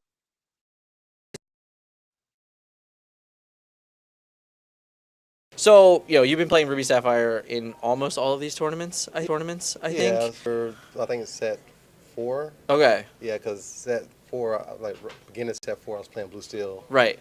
And then Red, because I thought Blue Red was really good with the B-Prep playing the big Sisus. So. Okay. Yep. And this. So you in March you had like that item version, right? And you were like really all in on the bells and stuff like that. Today is a little bit more traditional for you. Is there anything a little bit different that you're playing today, like because of the mirrors and stuff like that? Yeah. So the item list when I played it, Workshop did a good thing, but I'm pretty sure everybody's going to bring in more item hate. Like the steel mirrors are going to bring in Benjas and all this stuff, so it's probably get bad. You just play it and they just kill it, and then you kill it, and then you start all over and you get behind. So this time I took Blue Red like a original build, and I'm just playing like all the crabs. Sure, yeah. And I'm just trying to kill my opponent really fast. Yeah. Putting items on the battlefield, control the board, play a Tomatoa, quest Tomatoa, put diamond free Tomatoa, gain like 6 lore, and then can you kill it? Yeah, it's funny because like even those games, specifically game 2, where your opponent is just like chipping and chair, like right, like gain 2-3, 2-3, 2-3, and then by the end of the game, you're just like, I'm just gonna gain 10 and 10. Yep. Do you enjoy that play style a bunch? Yes, I enjoy like controlling the board and just killing your opponent in 2 turns after they can't do nothing. Yeah, they're just helpless. Versus Blue Steel, they can't really clear the board like Blue Red can. So I can just slowly put everything to the board. Right. That's why I was playing all the characters, and I'm like, all right, well like anything you play, I'm just gonna wipe the board and quest for 10 each turn. Each turn. And put in free die. Yeah. What was your run today? Like what was our kind of our breakdown of our tournament? Actually, I had a great run today. A lot of different decks, so I didn't play a lot of mirrors. I played round 1. I played Blue Steel aggro. Okay. Round Green Yellow Dogs. Okay. Round 3, I played Blue Red Mirror. And then round 4 was Purple Steel. Okay. Then round 5, I played against traditional Blue Steel. With aerials, and then I lost that. And then last round. Sapphire Steel aggro. I think I missed a round, but yeah. We might have. I don't know. That's like counting's hard, guys. Counting's hard. Yeah. But it's nice because the room is very heavy, to Ruby Sapphire. So the idea that we're through 7 rounds, you played 1 mirror. Yep. That's pretty good. That's pretty good. How do you feel about going into the top 8? Are we playing for seeding? We're just gonna break in. I would play for seeding, but it's top 16. Sure. So pretty sure bracket. No matter what. So I'd rather play that match out for that, Mhm. and then I just. Hopefully, I don't lose to somebody in top 16. That's we gotta hope. You've been coming to all these tournaments. What is it about Southside Gaming just keeps you coming back? Southside Gaming does the biggest tournaments. I always wanted a store that can do big tournaments. But like when I played Magic, they had like SSG and all that stuff. Upstate, and I was like, I gotta fly every time to drive to tournaments. Right. So I gotta get a ticket to fly all across the state. Right. To play. Right. So. Tell me about Alpha Nerd Gaming. Alpha Nerd Gaming is like me and my friends making a team, and they've been had it for a while, and they asked me to join the team and play, just have fun, So not really. Is it like a big difference of being solo to the team? Like, do you enjoy the camaraderie of it all? Yeah, I enjoy the camaraderie. Like, we actually can talk about deck lists and all that stuff. I actually got one of them to play Blue Red today. Okay. It was good to me. But Okay. I told him to play Blue Red, and we do strategize about deck lists and stuff too. Right. So big deals. Somebody test the decks for me and stuff like that too. That's helpful. Hey, listen, strength in numbers. Strength in numbers. Well, very much. You're going to be in top 16. Hopefully, we see you here again before the night is over. That is always I think. Hope so. You were finals last time? Yeah, right? I got the semifinals. I lost to Blue Steel. Okay. I was like, I know you went deep. The finals. All right. So I mean, still back to back here, and you did you say this is your 4th? Yes. All right, 4 top 8s. All right. That's pretty good. First time I lost to Amber Steel. Second time I lost to Blue Steel. And now what happens. I got top 4 the first time. Okay. And I lost to Red Purple when Red Purple was good. Right. And now I'm more losing Red Purple. Well, now you just got to win one. Yeah. So hopefully today's the day. Hopefully it's today. Or we get second, and then we're like, all right, I got second place playmat again. Very fair. The playmats are nice. Did you like the playmat playing on it? That's good. Pretty. The one they have champion on it though, so we'll see. Be finalists again. Yeah, well, hopefully we'll see. Listen, we'll see. We got we'll see what happens. a couple hours. We'll know. Yeah, a couple hours. We'll know. But thank you so much for joining me. It was a lot of fun. I hope Chad is watching and enjoying. We'll be back for round 8. Thank you guys so much.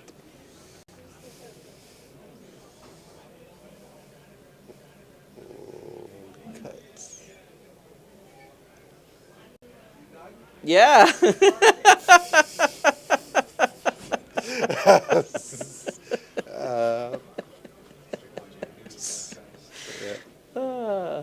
That was good.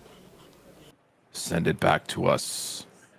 Give it to us. Give it to us. Give it back. Hello, guys. Welcome back to, the best part of the broadcast. I'm just kidding, guys. Look how amazing. Oh, here we go. All right, guys. So check this out. Let me show you something. So top 8, right? 5 through 8. 5 through 8. We'll be receiving. All right, let's make sure we get them. Okay, is this gonna be? It's gonna be a thing. Are we gonna have issues here? I told you this camera. Are we gonna have the issues thing? All right. Well, you can kind of see they're signatured. All right. Let me see if I can. Let me get up and close here, guys. Hey, how's it going? Look at Liam in the back. Look at Hey, Liam in the say hi, background. buddy. Slacker. All right. So look, here we go. Here we go. So these are Peter Raimundo autographed. Okay. This will be 5 through 8. Really cool already, right? Awesome promo, autograph. Very nice, right? But then there's more. There's more. So 3rd and 4th place will receive these as soon as you can see them. It would be really cool. Hey, wait for it.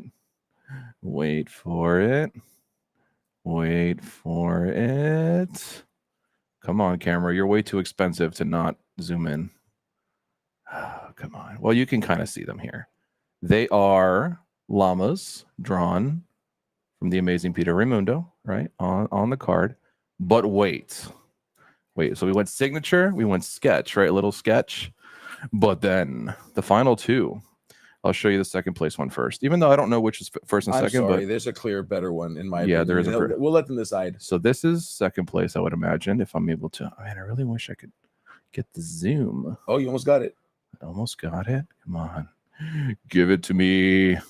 There we go. There you go. So this is the 2nd place. Tell me that's not beautiful. Oh, what did I do? There we go. We'll just do this. Beautiful. Yeah, look at that. Look at the art. Look at But the time. then it gets better, guys. Oh, this one is so cool, guys. So what if Cusco was daydreaming about Cusco? Wait. Come on. Do the thing. It's about to. It's doing it. Kind of did it.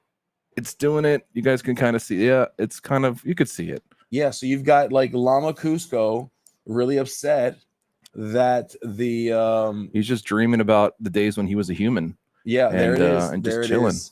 Yeah, thinking and just reminiscing and being sad. So I'm getting word that this one is second place. This one is second place? Can you believe it? Unbelievable. That's the word I'm getting. Apparently, they said it's because he's crying about losing. Because he's sad because he lost. But if you won this, you wouldn't be a loser. Look, oh, there it looks. Somehow, I don't try and it's You clear. just like flicked it into existence. Well, and there now you go, it's guys. perfectly Is that seen. not beautiful? But this is apparently the first place one. You know, whatever you. Oh God, not you flick it in here. Oh, yeah. What are you, a ninja? She's a. What Stefan said No. to do was put your hand first, then put the card in the way. Hand first, then card. Hand first, then card. My goodness. Hand first, You all saw it. That's then it. card. All right, guys, that's good enough. You guys know what's up.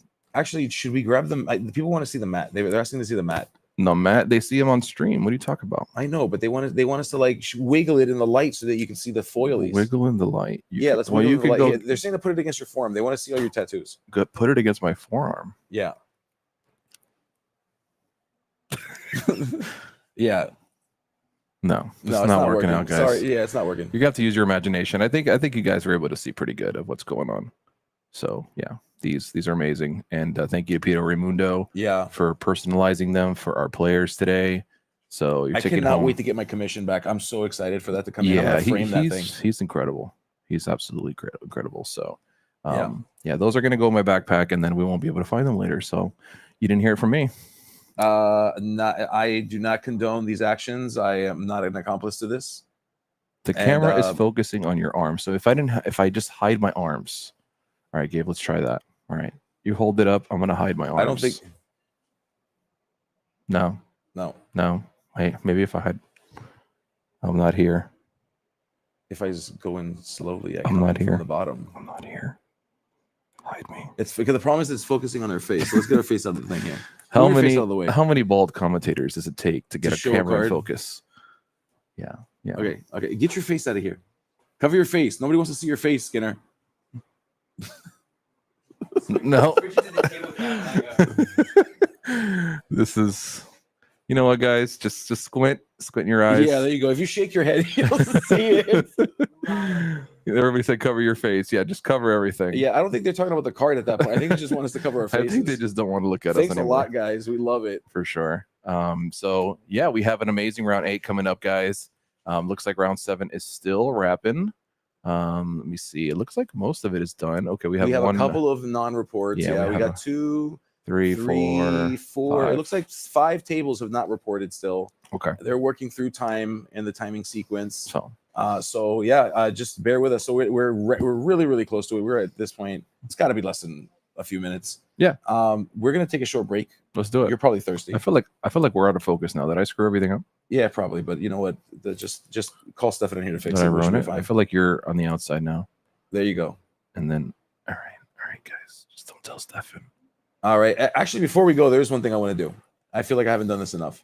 I want to give a huge shout out to SSG, specifically to like the judging staff. Like we've got the head judge Ronald out there working with some of the finest judges. We've got production working. The crew is here. Everybody that works for SSG is here, making sure that everybody is having a good experience. We've got the side events that are running. There's just so much passion, so much excitement that is coming from all of the employees, all of the people that come together to make this event happen. So I just need to say thank you to them for the work that they have done. Thank you to them for the care and the attention that they put into this.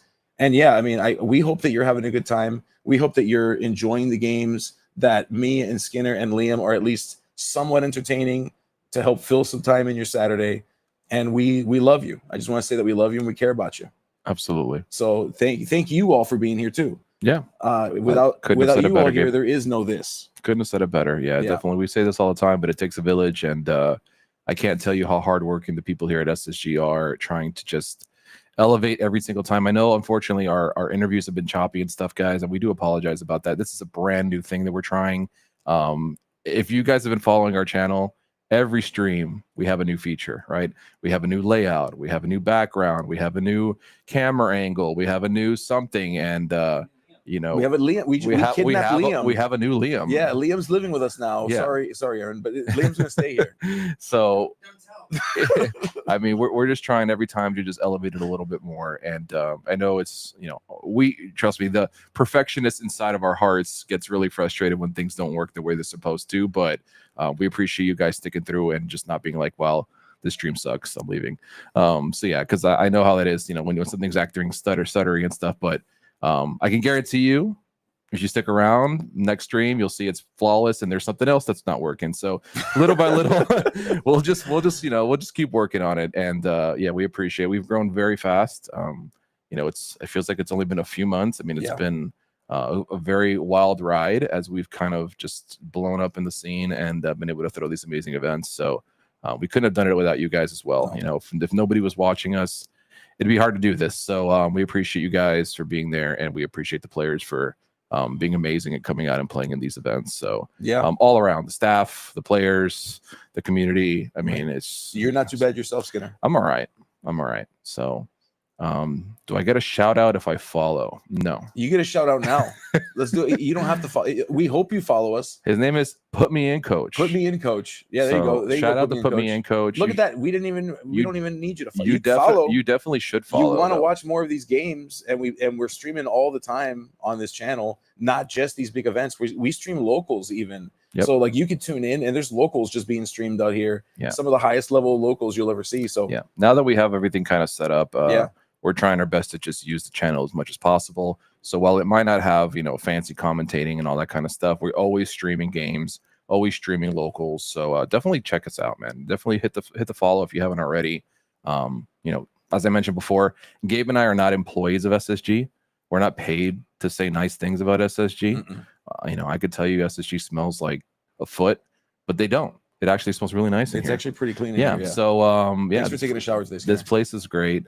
These people are great. They treat us like family. And yeah, if you haven't already done so, I mean, Liam can vouch, and the judges that have come, Googly Glimmers, come over. All these people that have visited us all have nothing but great things to say. So I hope it remains to be that way. And yeah, I think we're going to give it a little break here. The time in the round's already been called, so players are on turns. So I don't foresee this break being for very long. But we're just going to get a little stretch break, and then Liam and I will be back to bring you your round number 8, which will be your final round of Swiss, and then top cut. I was going to say top 8, but top 16 actually. It's top 16. Yeah, look at that. Even that's growing. So yeah, even that's changed, which is amazing. So thank you guys again. Sorry for all the sappy stuff, but we just wanted to get that in there and say thank you. And we'll be back in just a bit. So hang around, and we'll see you soon.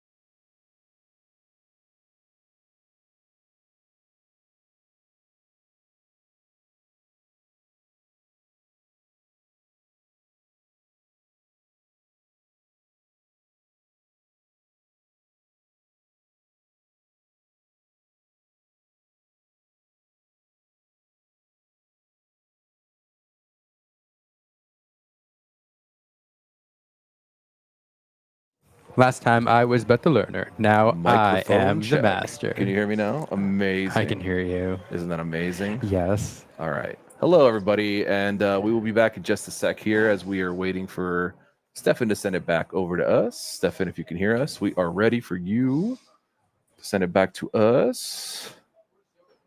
What you looking at? You know, adjust the camera. I'm looking at the people. You looking at the people? Yeah. Can you see them in there? They can't see me yet. No. They can't see you in there? No, they can't see me yet. Stefan, They will. We're doing something really awkward. We're waiting for you. Yeah, Stefan, what's up? Gabe left. He said he hates you. No, he's out there somewhere, out there in the ether.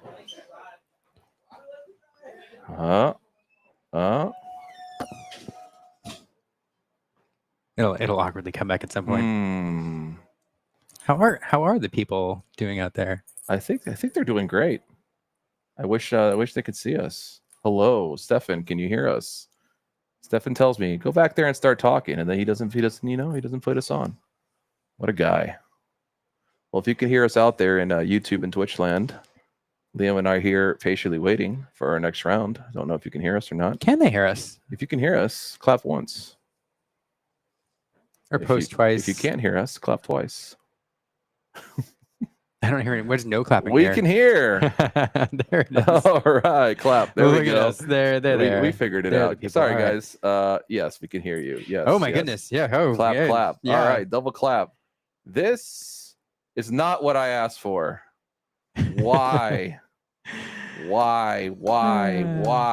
I'm just kidding, guys. We're happy to see whoever we got, but I thought we had cleared something up with production, and they hate me.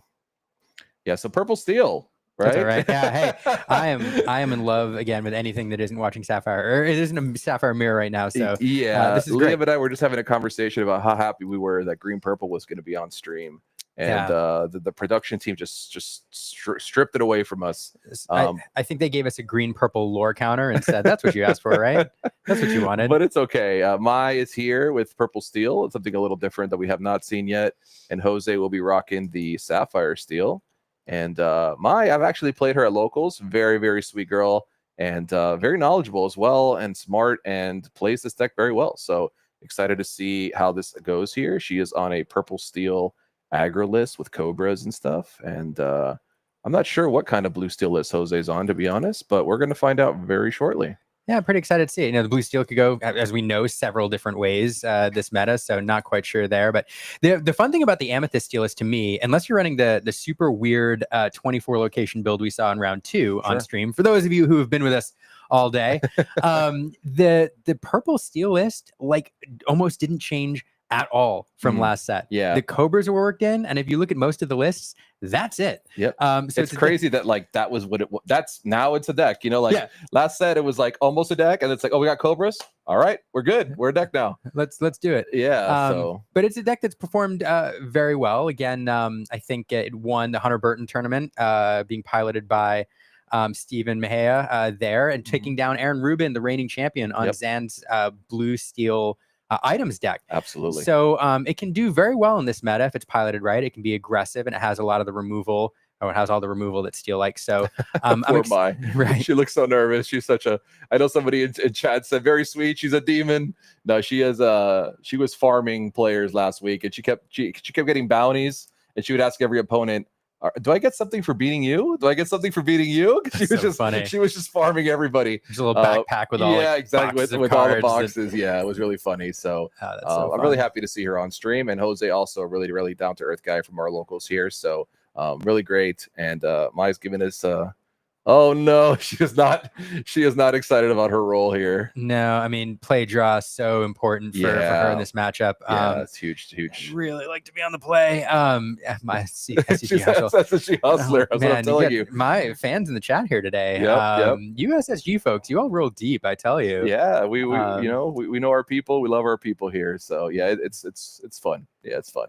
Yeah, that's really cool. Yeah. So we see both players finishing up their altars here. I'm trying to see a little peek here at Jose's deck and see if I see any things that would signify one way or another whether he's on an items list. I know that Jose is actually a diehard Emerald Sapphire player. He played a lot of Bend to My Will in the last format. He loves like the bounce muses, sing this, bounce that, discard that. He was playing that for a long while, but it looks like he finally succumbed to the dark side here, and getting paid for it. Yeah. Almost. I think this is a win and in. Yeah, If I'm this not is mistaken. definitely from what I've been told, this is a win and in. Top 8 round day into top 32, top 16, top 16. Yeah, so it's top 16 guys. So winning in here, and then we'll have our top 16. This is the last round of Swiss. This is round number 8, and yeah, Maya and Jose Lake Worth crew absolutely represent. So both South Florida locals here, and they're going to be battling it out for a spot in our top 16. And Liam and I are excited to see who's going to be taking it down. And looks like Jose will be going first, which Maya can't be super happy about considering she is on an aggressive deck. But let's see what she can do.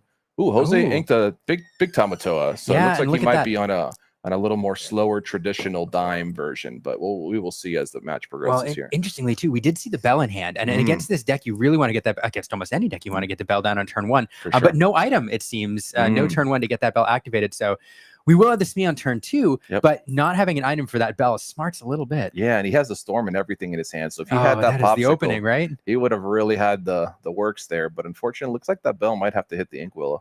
But Yeah. he's thinking about it here. Well, what a difference it makes. I mean, that Chernobog's follower is there now available to get a card for Mai, propelling her a little bit into later turns if she wants to use it. So it's little things like that that can make big differences down the road. We do see that Smee played here on turn 2. Fantastic turn 2 play. Yeah, the best turn 2, I would say. Yeah, it's pretty close. If not, yeah, it is. It is quite the turn 2. I wonder if we'll ever see a world where, I know for the longest time Fox and Snake and stuff, we never thought we would not see bounce package as Purple's identity. I wonder if we'll ever get to a place where Smee will just not be good enough for Steel. I mean, it's just such a great card. Yeah. I always wonder, like, man, are we ever going to get to a point where like this is? Oh, remember when we used to play Smee? That card, yeah, it used to take damage. Remember one jump ahead? Yeah. Like we used to think that was great. Yeah. So, but Smee, absolutely one of my favorite cards in the game. Actually, he's a great 2-drop here, and Calhoun a great way to answer him. Truthfully. Yeah, absolutely. A card that can clean Smee up and get 2 lore in the process. Yeah, fantastic. Another fantastic turn 2 card. It is uninkable. It's his biggest drawback. Yeah. But great card to play here. Great play by Mai here. She chooses not to pop her Chernobog, which might seem a little strange here, but she's pretty much saying, hey, if your Smee wants to attack for free, it's going to have to trade eventually because it's going to lose after that damage. So she could pretty much predict here that Smee will not be attacking. However, Smee could be healed now, so this is a little tricky, although I doubt that Jose will go all in on a play just to get rid of a Chernobog's follower. So most likely this Chernobog did get a free quest here. Oh, he's just going to throw. Okay. Yeah. And there comes the bell. Oh, there it is. Yeah. Okay. A couple turns too late, but here's the bell for free. Yep. Eating that popsicle, getting into play. Yeah, I mean, go wide. We thought Mai might be going wide here, but instead the blue steel deck, like these mid-range blue steel decks can do, going wide a little bit here. Yeah, a great opening from blue steel. And gosh, one of the things, the problem for Mai is that the Amethyst Steel deck really wants to run under a lot of these decks. Even I would argue the mid-range blue steel decks. I think inevitability is with blue steel. And so you really want to be pushing the lore totals and be the beatdown. It's a little more difficult on the draw. Absolutely. But that's what you want to do. Calhoun Calhoun's so problematic because it allows your opponent to play board control while also gaining lore in the process. Yep. You're both beating down your opponent and being the beatdown driving your lure total at the same time. Absolutely. That card bothers me. Yeah, I was scarred by very many Robin Hoods in my past, and just shifting in, attacking my guy, gaining 2 lore. It was a nightmare. And now we have just a little mini hood here as Calhoun comes in and just makes your life very difficult. And as you can see, although Mai does have one as well. It's kind of like a who's going to give up first, who's going to turn sideways first and give up their Calhoun for 2 lore. So Mai thinking through, she does go ahead and play a Pete, so there will be no actions coming out of Jose this turn. But Jose debating on what he wants to ink here. If we have Hiram, we don't have any items, so that's not going to quite do it. Let's see what else we have here. Okay, so Tala will do. We'll get a peek at the top 2. Looks like a Fortisphere, and I missed it. It's a blue card. Is it a bell? Is it a? I missed it. Trying to see if Flavish into the bottom, maybe. I don't know. I know it was Fortisphere and something. So if he has Fortisphere in hand, which I think, yeah, he took the Fortisphere. Yeah, I think it might have been a Flavisham to the bottom. I'm not positive, but could have been. I do think, in this instance, Jose is, Hiram. Hiram, yeah. I do think Jose in this instance is more than happy to build the board state to go wide a little bit. Amethyst, Emerald, great deck, but not a lot of wide removal. I don't see Tinkerbells run too often in this list, if ever. Although I suppose they could be in there. No grab your swords, etc. So if Jose does go the beatdown route and start to go wide, especially if we're running Cogsworth and that managed to hit the board later, it's very, very hard for the purple steel deck to come back. Absolutely, yeah. I actually when I played the other day at locals, I was on blue steel and Cogsworth was the dagger. In fact, yeah, it was just really hard for her to get past that. So I'm not sure if Jose is on Cogsworth, but that would be definitely a great card for him to come across here.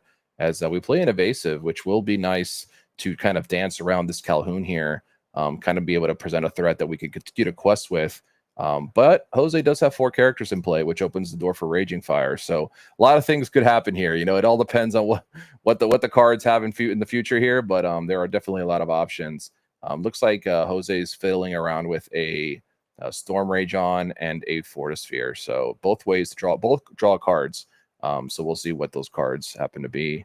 And May just trying to figure out what's the best way to handle the rest of her turn here. She's thinking it through, and we are singing. She will sing. So we'll sing it. Yep, that's good. Takes him off a character as well, which makes it harder for him to Raging Fire if he did have one. So I like that play from Mai. Yeah, that's a great point. I mean, 3 characters, 4 characters, very different when you're running a character-based damage card like Strength. And I do think that was a fantastic turn from Mai there. Establishing the Genie is great. One way that Mai kind of gets back into this is by starting once again to become the beatdown and pushing the lore totals, and she can do that if Genie sticks around without terribly much danger of repercussion or retaliation. And then getting that one character off the board does potentially make a huge difference. So let's see that we have another Pete come down. Yep, Pete Wars. And I do think next turn the Elsa is available. If we draw into it, we could do a little more removal if we wanted to.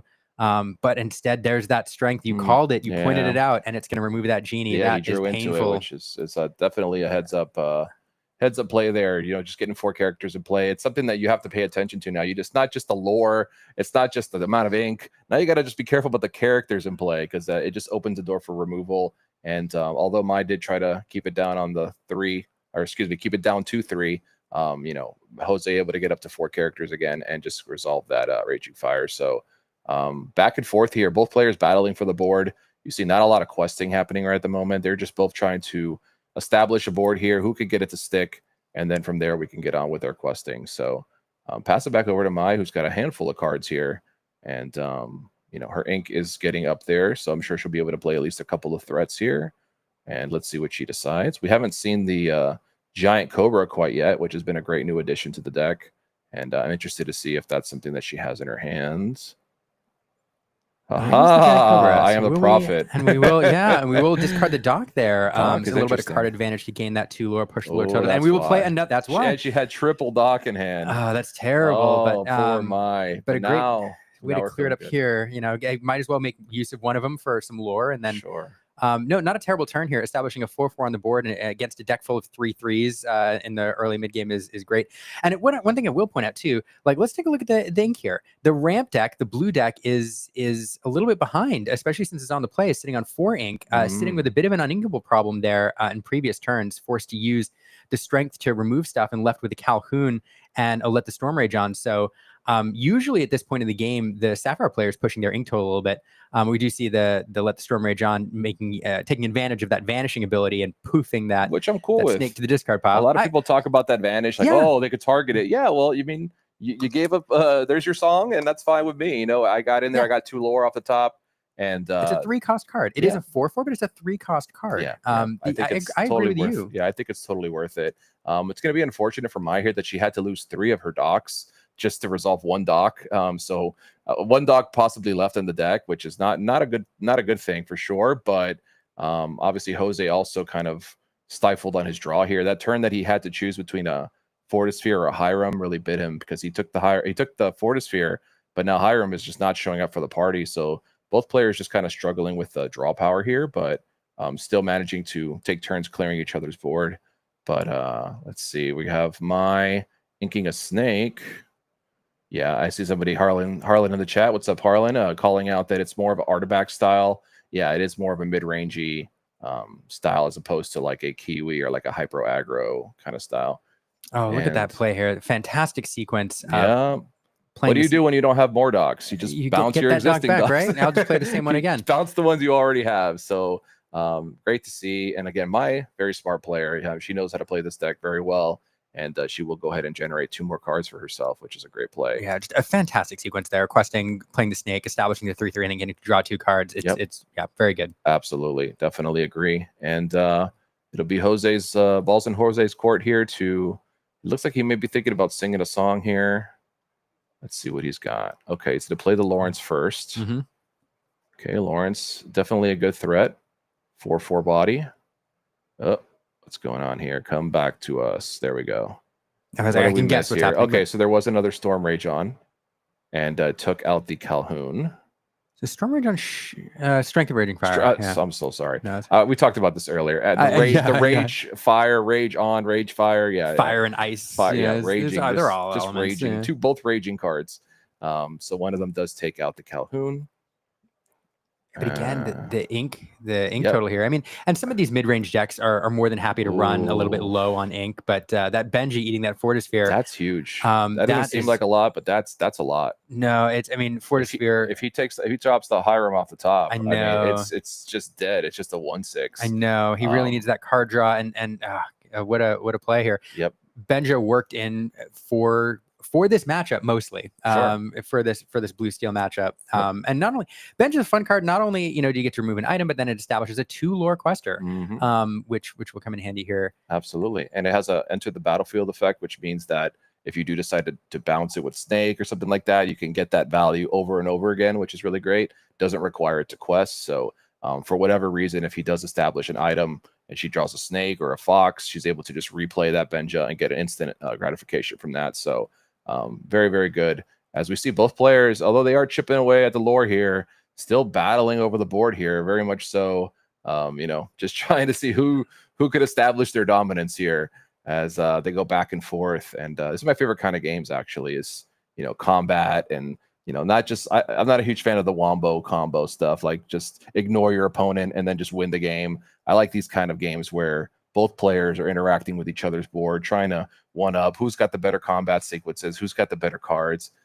So it's really, really enjoying this matchup at the moment. Yeah, it's mid-range on mid-range, isn't it? Like that's what this is. Absolutely. And Crab coming down, making a really good trade there, getting that dock for that Lawrence. There's the 4th dock. There it is. And there it is. Yeah, you joked about there being one left. And that was it. He's made an appearance. That is it. Man, and what card advantage these docks have generated for Mai, even though she was forced to dump 2. This is great. Yeah, these mid-range on mid-range matchups are so fascinating because sometimes one of the decks will be in the control role for most of the game, and then we'll be able to turn the tide and go into the beatdown role. But sometimes you see it where each player is just trying to I'm gonna push my lord to a little bit. I think I'm the beatdown now. No, wait, no, now you're the beatdown based on the removal drawn, and that's what this one is. It's back and forth, both at 7 lore here. That's what I'm saying. And the board state's swinging back and forth each way. Yep. It's a knife's edge, really. I love it. And these are, like I said, these are my favorite kind of games. They're the most interactive. This is how I feel, in my opinion, how Lorcana was kind of meant to be played. We have attacking, we have defending, we have songs. So I really prefer this play style to a sit around and sit around for 10 turns and then just win. So they're both players having to use all their knowledge here to best analyze what they should be doing every turn. So Jose passing it right back over to Mai. Choosing to protect his characters. Could have quested with the Smee there in the bench. I mean, inviting for some removal, but choosing not to drive his lore total and kind of protect his board state. Yep. Passing back over to Mai. Let's see, Mai. Look at that. I mean, the ink disparity here starting to show. Definitely. There's the goat. I was wondering when we would see a goat come down. It's the time of game where you start to play them a little bit. We saw 3. I'm like, is it gonna be bounced? No. But the White Rose coming in again. That's 2 lore off interplay abilities. And the goat, the goat is a card you're often ink in the early game, in the mid game, or in the late game is where you like to play them, bounce them, use them for their burn effects. But it is a decent body in the mid game here, and in this matchup, we'll see. And I see the chat talking about Jose missed the lore. I don't know if production, if you're on table side, if you could just double check that with the judge, just to make sure that we're keeping everybody honest. I know the judges are also tableside keeping track of lore, so just to make sure that they're matching it up there. I didn't miss that. Yeah, I missed it as well. I don't know if sometimes chat's right, sometimes they're not, but chat usually sees I just like making sure. everything. Yeah, chat should be commentating because chat always never misses anything. So but I just want to make sure if it does become relevant, I don't want it to be something there. You see my putting your just one lore. Yeah, I believe so. Yeah, but it's hard to rewind it at this point. So Yeah, it is kind of hard to go backwards. The game state and all that. Yeah. So we'll see what happens here, but we'll let the judges handle that. But here we go back over to Mai with the wide board here. Now it feels like it's definitely swung a little bit. Yeah, Mai out of nowhere has quite the board. Yep, and you'll see she picks up with the fox yet again, and there's another 2 cards. These docks working overtime. 2 more cards. Thank you very much. Stringing these docks together, it's fantastic. And yeah, in this matchup, one thing I was going to say earlier is, what it's going to come down to is who has the better card draw, who has the most cards. I mean, right now, Mai is cranking through her deck as these docks have just, she pitched 2 docks earlier, but it feels like she just had them all anyway because bouncing them over and over again has just allowed her to continue to get all this value. And I remember when Doc first came out, the streamer Wonderland, he bought like 30 docks at like 10 cents each because he's like, this card is going to be nuts. And sure enough, they are very nuts. So it took a while for them to establish. Yeah, it did take a while, but they're established all right. So people now know the power of Doc, and drawing cards turns out is good. So more cards is better. Yeah. But yeah, not being able to establish that Flavisham in the mid game in any Sapphire deck, it's really rough. Really holding him back at the moment. I think if we were questing with Hiram, this might be a totally different game. I think so too. Even one activation with those extra 2 cards make a huge difference. Yep. But I mean, even now, some of the answers that you draw into, we saw him inking a Tamatoa earlier, a card that at this point in the game you'd love to play, but need to build up that inkwell. So. Yep. Every time they're at a stalemate, it feels like Mai just gets 2 more cards. So Jose just not able to keep up with the amount of attrition that's happening here, which is just getting so many more cards than he is. And I think we all know, like you said, more cards is better. A lot of these games come down to who has more cards. So it turns out if you have more cards to play and your opponent has less cards to play, you're probably favored. So somebody in chat mentioning he's used a lot of his removal as well. And now the Pete's going to make sure there's no removal coming. And this might be a pretty big turn for Mai. I would imagine she's probably just going to quest out here.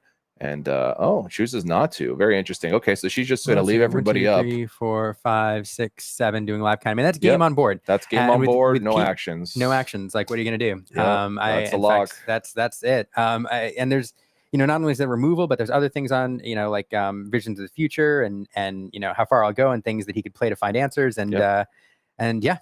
And that's the way the cookie crumbles. That's the way the cookie crumbles. Yeah, we're gonna get into a game 2 now, which hopefully Jose's able to get a better start. Jose, I think if he gets the bell turn 1 and gets the Hiram going, we could definitely keep up with Mai. But Mai, I was really worried honestly when she threw away all those docks. I was like, oh, there goes all her draw power. Right. But clearly did not phase her. She just ended up using them over and over again with the Fox, which shows really a lot of the power of purple. As a secondary color for steel. Being able to rebuy all these abilities over and over again, the Benjas, the foxes, or excuse me, the goats, and all these into the battlefield effects.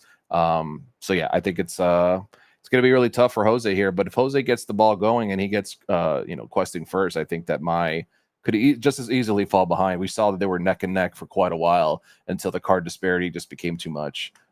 So I think it's going to be a close game too, and hoping that Jose hopefully sees a little more of his draw power, because he just got left in the dust. Once Mai started cranking out those docks, it was only a matter of time for sure. So yeah, I agree. Yeah. I mean, key to this game is it's the same thing we've been saying for Sapphire all day, right? It's turn 1 bell, turn 2 Smee or Calhoun preferably, and then you've got to get that Flavisham rocking on turn 4. Oh yeah, to match the card advantage that you're going to get against most Amethyst decks. Sure. And in this case, with Doc being cycled over and over again. Yeah, this all goes back to the turn where he had to choose between. He played the Tala and chose between the Hiram and the item. It's like damned if you do, damned if you don't, because you need the item for Hiram and then you need Hiram for the item. So he chose to hopefully see the item, or hopefully see the Hiram rather, But then, you know, it ended up being the wrong choice there. But obviously hindsight is 2020. You know, it's a tough choice. It is. You've got both. You're picking between the two combo pieces. Yeah. You know, I think the thought with the Fortisphere is maybe you're drawing a card off of it, and it gets you closer to that, you know, item that you need. But at the same time, we're only playing 4 Flavershims. We're playing 8 popsicles, quote unquote. That's fair. So maybe taking the higher end would have been better there, so that you have more possibilities of seeing the second piece. But again, this is all you know, what ifs, and we'll never know. I think the other problem, now that I think back to it, is we noticed there was an inkable problem that Jose had going on there in the mid game with Calhoun and Let the Storm Rage on sitting in hand. So that's the other problem. You don't want to take the Flavisham just to be forced to use him for ink, because now you're absolutely, like rocking a hard place. Really, I mean, it was not looking good, but we'll see what we can do here, and hopefully we can get a good game from both players here as we go into game 2.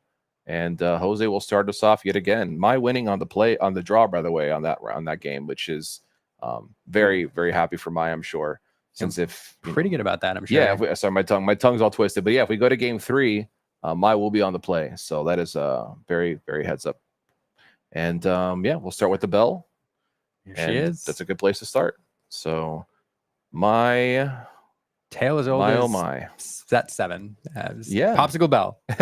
And you know, but you do lose that popsicle for that Flavisham in turn 4. So but here's this Diablo. This Diablo card that I really, really like, gained a lot of popularity recently. I mean, it replaces itself. It's getting you lore every single turn until your opponent takes the time to banish it, in which case it replaces itself. So fun little card if you're on an aggro version. Ooh, okay. We're starting to see the things, right? We're starting to see what the deck's supposed to do here. I did present him with a target there, which I know we discussed earlier. Some players are on the fence about whether they're just going to skip turn 1 to not present a threat. But the good thing is Mai also gets to draw a card here. But unfortunately, that bell is going to get a lot of value being able to sing songs like this. So we're going to go into our second ink here. We're not going to be able to play Snake, unfortunately, because we don't have a 1-drop anymore. But we could play 2 more 1-drops. 2 1-drops. Yep. So not bad. Unfortunately, this Calhoun is keeping a close eye on both these 1-drops here and can clean them up quite easily for some lore. But both these cards do draw us more cards. So probably just hoping to get through the deck as fast as possible, find the cards that do the things, and hopefully close this game out before it's too late. And ooh, Alice. So we're seeing a lot of different cards we didn't get to see in the first game here from Jose, as Alice joins the board, and more of a Kiwi list. I know Harlan Sweet was in here earlier talking about how it's more of a artifacts list, but definitely taking a little inspiration from Kiwi as well with the Alice. So Alice, a great target. I was gonna say a great target, but not a great target actually. She has wards, so she makes her a very hard target for Steel to deal with. And yeah, I'm guessing she's going to be kind of problematic here unless they find a Fox. Fox would be the perfect answer, unfortunately, for Alice. But we'll see if we're able to follow up with maybe a Pluto or something. I haven't looked at Jose's deck, but Pluto would be huge next turn. So let's see. Okay, got a Smee. Mai chooses to go ahead and just get the card off of it. And another Diablo. Okay, all right. So far, just kind of cycling through the deck. Mai likes to draw like all 4 of a particular card in every game I'm seeing. So we had all 4 ducks last game. I think we'll have all 4 Diablos this time. That's it. She draws everything 4 cards at a time. Yeah. So, but I mean, these are great cards. I talk about how awesome they are, and you get lore, they draw you a card, but not so great when Calhoun is punching them every turn, giving you 2 lore and removing them. Thing. Yeah, Calhoun is so powerful. Just being able to single-handedly stop from questing, pretty much stop Mai from making any quests here. So, and let's see here. So, unfortunately, not a Pluto. I was hoping it'd be a Pluto to block, but that's real good though. Fire, choosing Smee there, dealing 4 damage. That is really good. And moving him from the board. And I mean, just that's all of the board presence there. Basically, those Diablos are great for drawing cards, not so good for challenging. So yep. Jose can choose to quest here with Alice and provide the extra lore to Calhoun. I think he's just worried about a Fox or a Crab.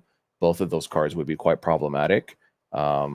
But yeah, so he chooses not to quest. I think you hit the nail on the head. I think that's exactly the thought process here. And it's unfortunate. I mean, you have 2 0 powered characters in play. You definitely want to quest, but you have to just show restraint and not fall into the trap here. And Genie will come down to join the birds. And all of scourge of last meta. I'm surprised the 0-1s don't have. I guess that would be a little crazy if they were evasive, but they're birds, right? They should be evasive. Yeah, there are Diablos that are evasive. They should all be evasive. They should all be evasive. Yeah. But no, that would probably be a little too much. So let's see here. All right.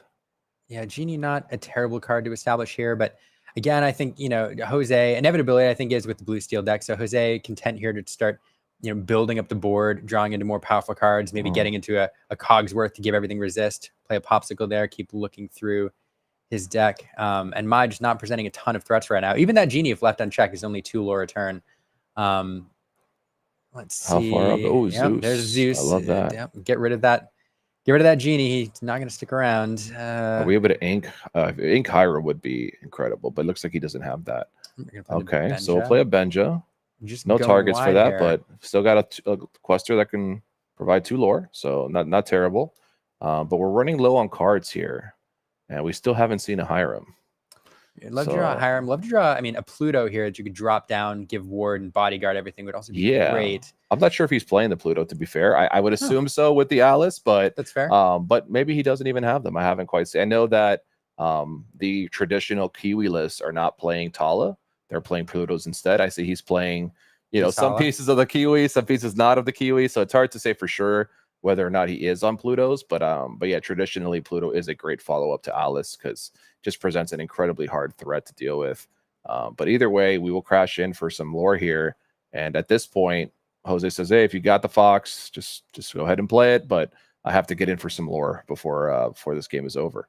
Yeah, I think that's the right answer. Push the lore total here. Okay, and Mai will play a Calhoun. And what else are we adding here? Another okay, Calhoun. 2 Double Calhouns. Calhoun. Yeah, I mean, in this kind of matchup where we're fighting over the board, Calhoun is great, honestly. Calhoun checks a lot of these cards. Both Calhouns can crash into an Alice and not take any damage from her. Just a lot of options here that Calhoun presents. And we're living in a format full of 3/3s, right? Like so many of these cards have 3 power. So Calhoun just able to check all of those cards, which is really nice. And Mai choosing to quest here with the bird saying, okay, if you want to gain 2 lore, I'm okay with it. I just need you to draw me some cards here. Yeah, at this point, I think is looking for that card draw, saying, Yeah. hey, I could crash these into something. But yeah, it's fine. You remove them, you get the 2 lore. I have the answer now to your Calhoun with my Calhoun if I need to. But yeah, looking for that card draw. Let's see. And it's strength. Goodness gracious. How many strengths is that now? 2, 3? I don't know. It's a lot of strength. And important to know. I mean, let the Storm Rage on is a removal option often used. This deck not good against Calhoun, but Jose having the answer there. Calhoun removing that bird. Another 2 lore, but giving Mai another card.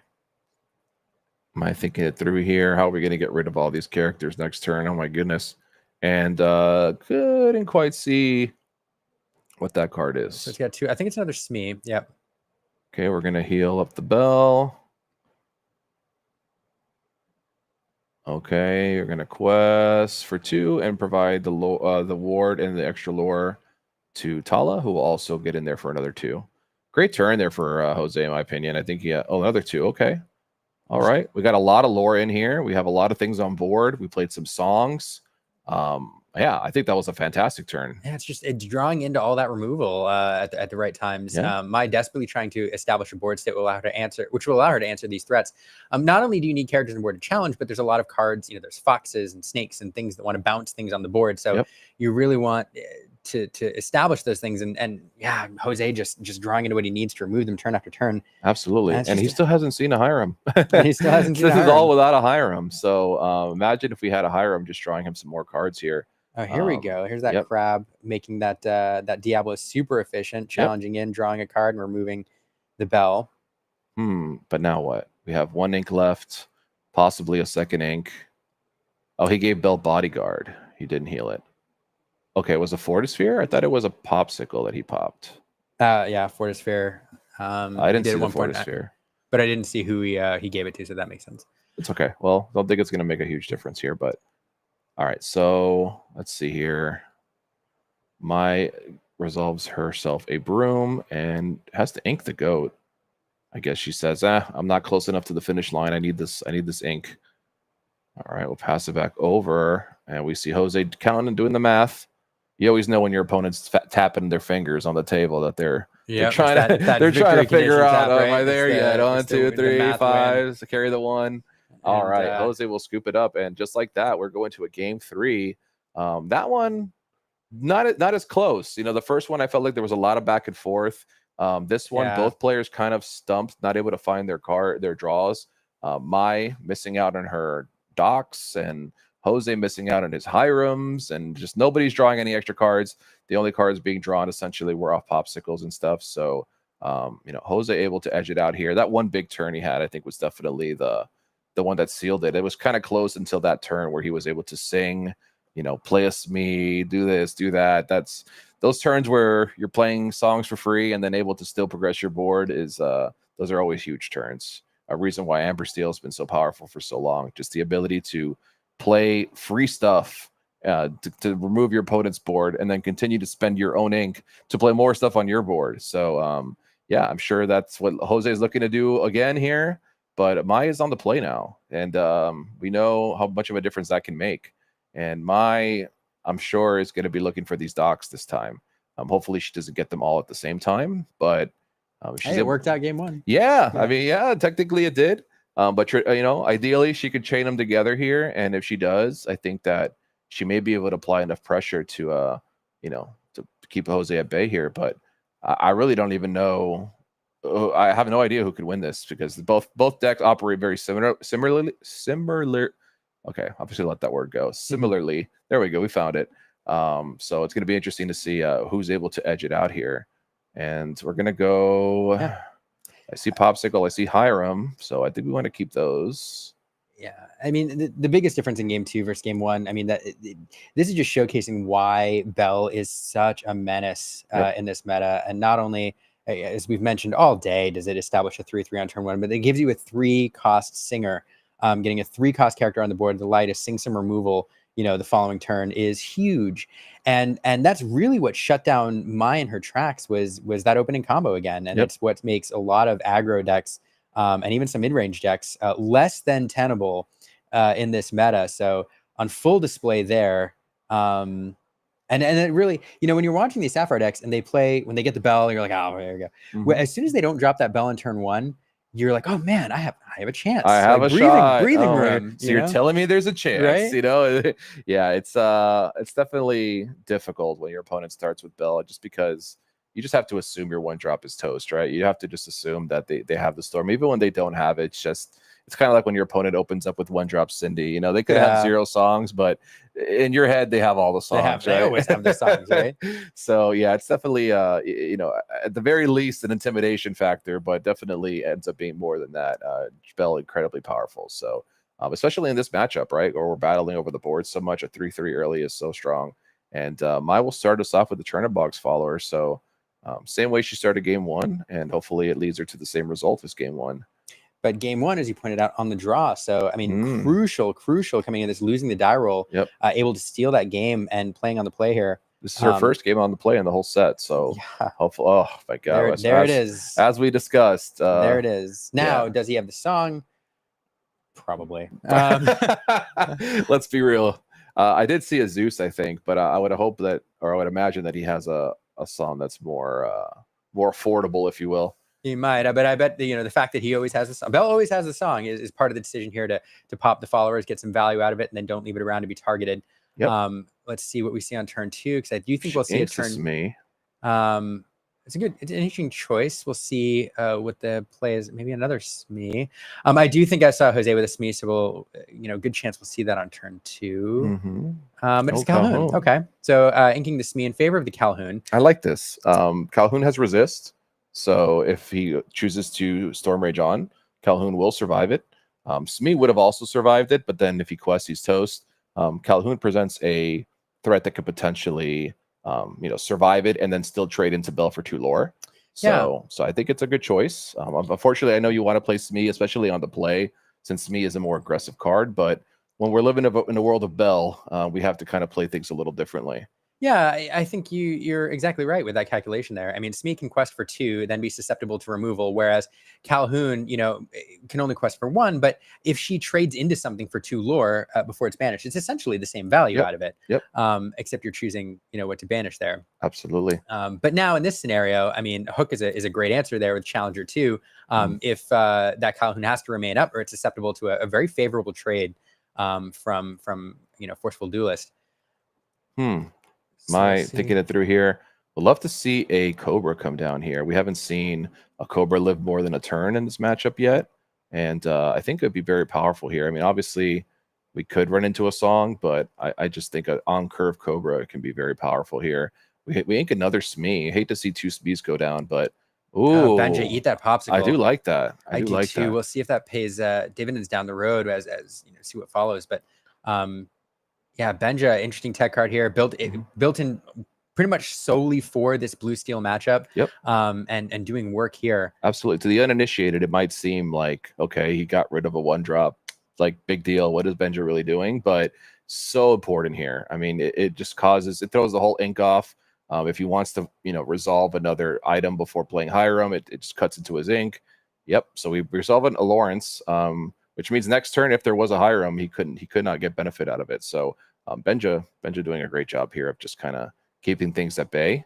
And Lawrence, big guy, big problem at the moment.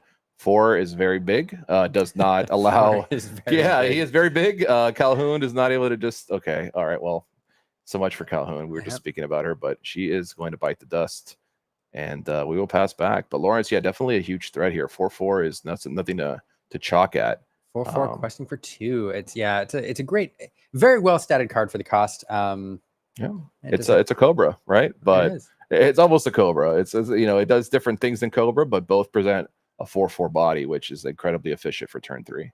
So this is cut to top 16. No, I'm not. And we are currently in the final round of Swiss, which is round number 8.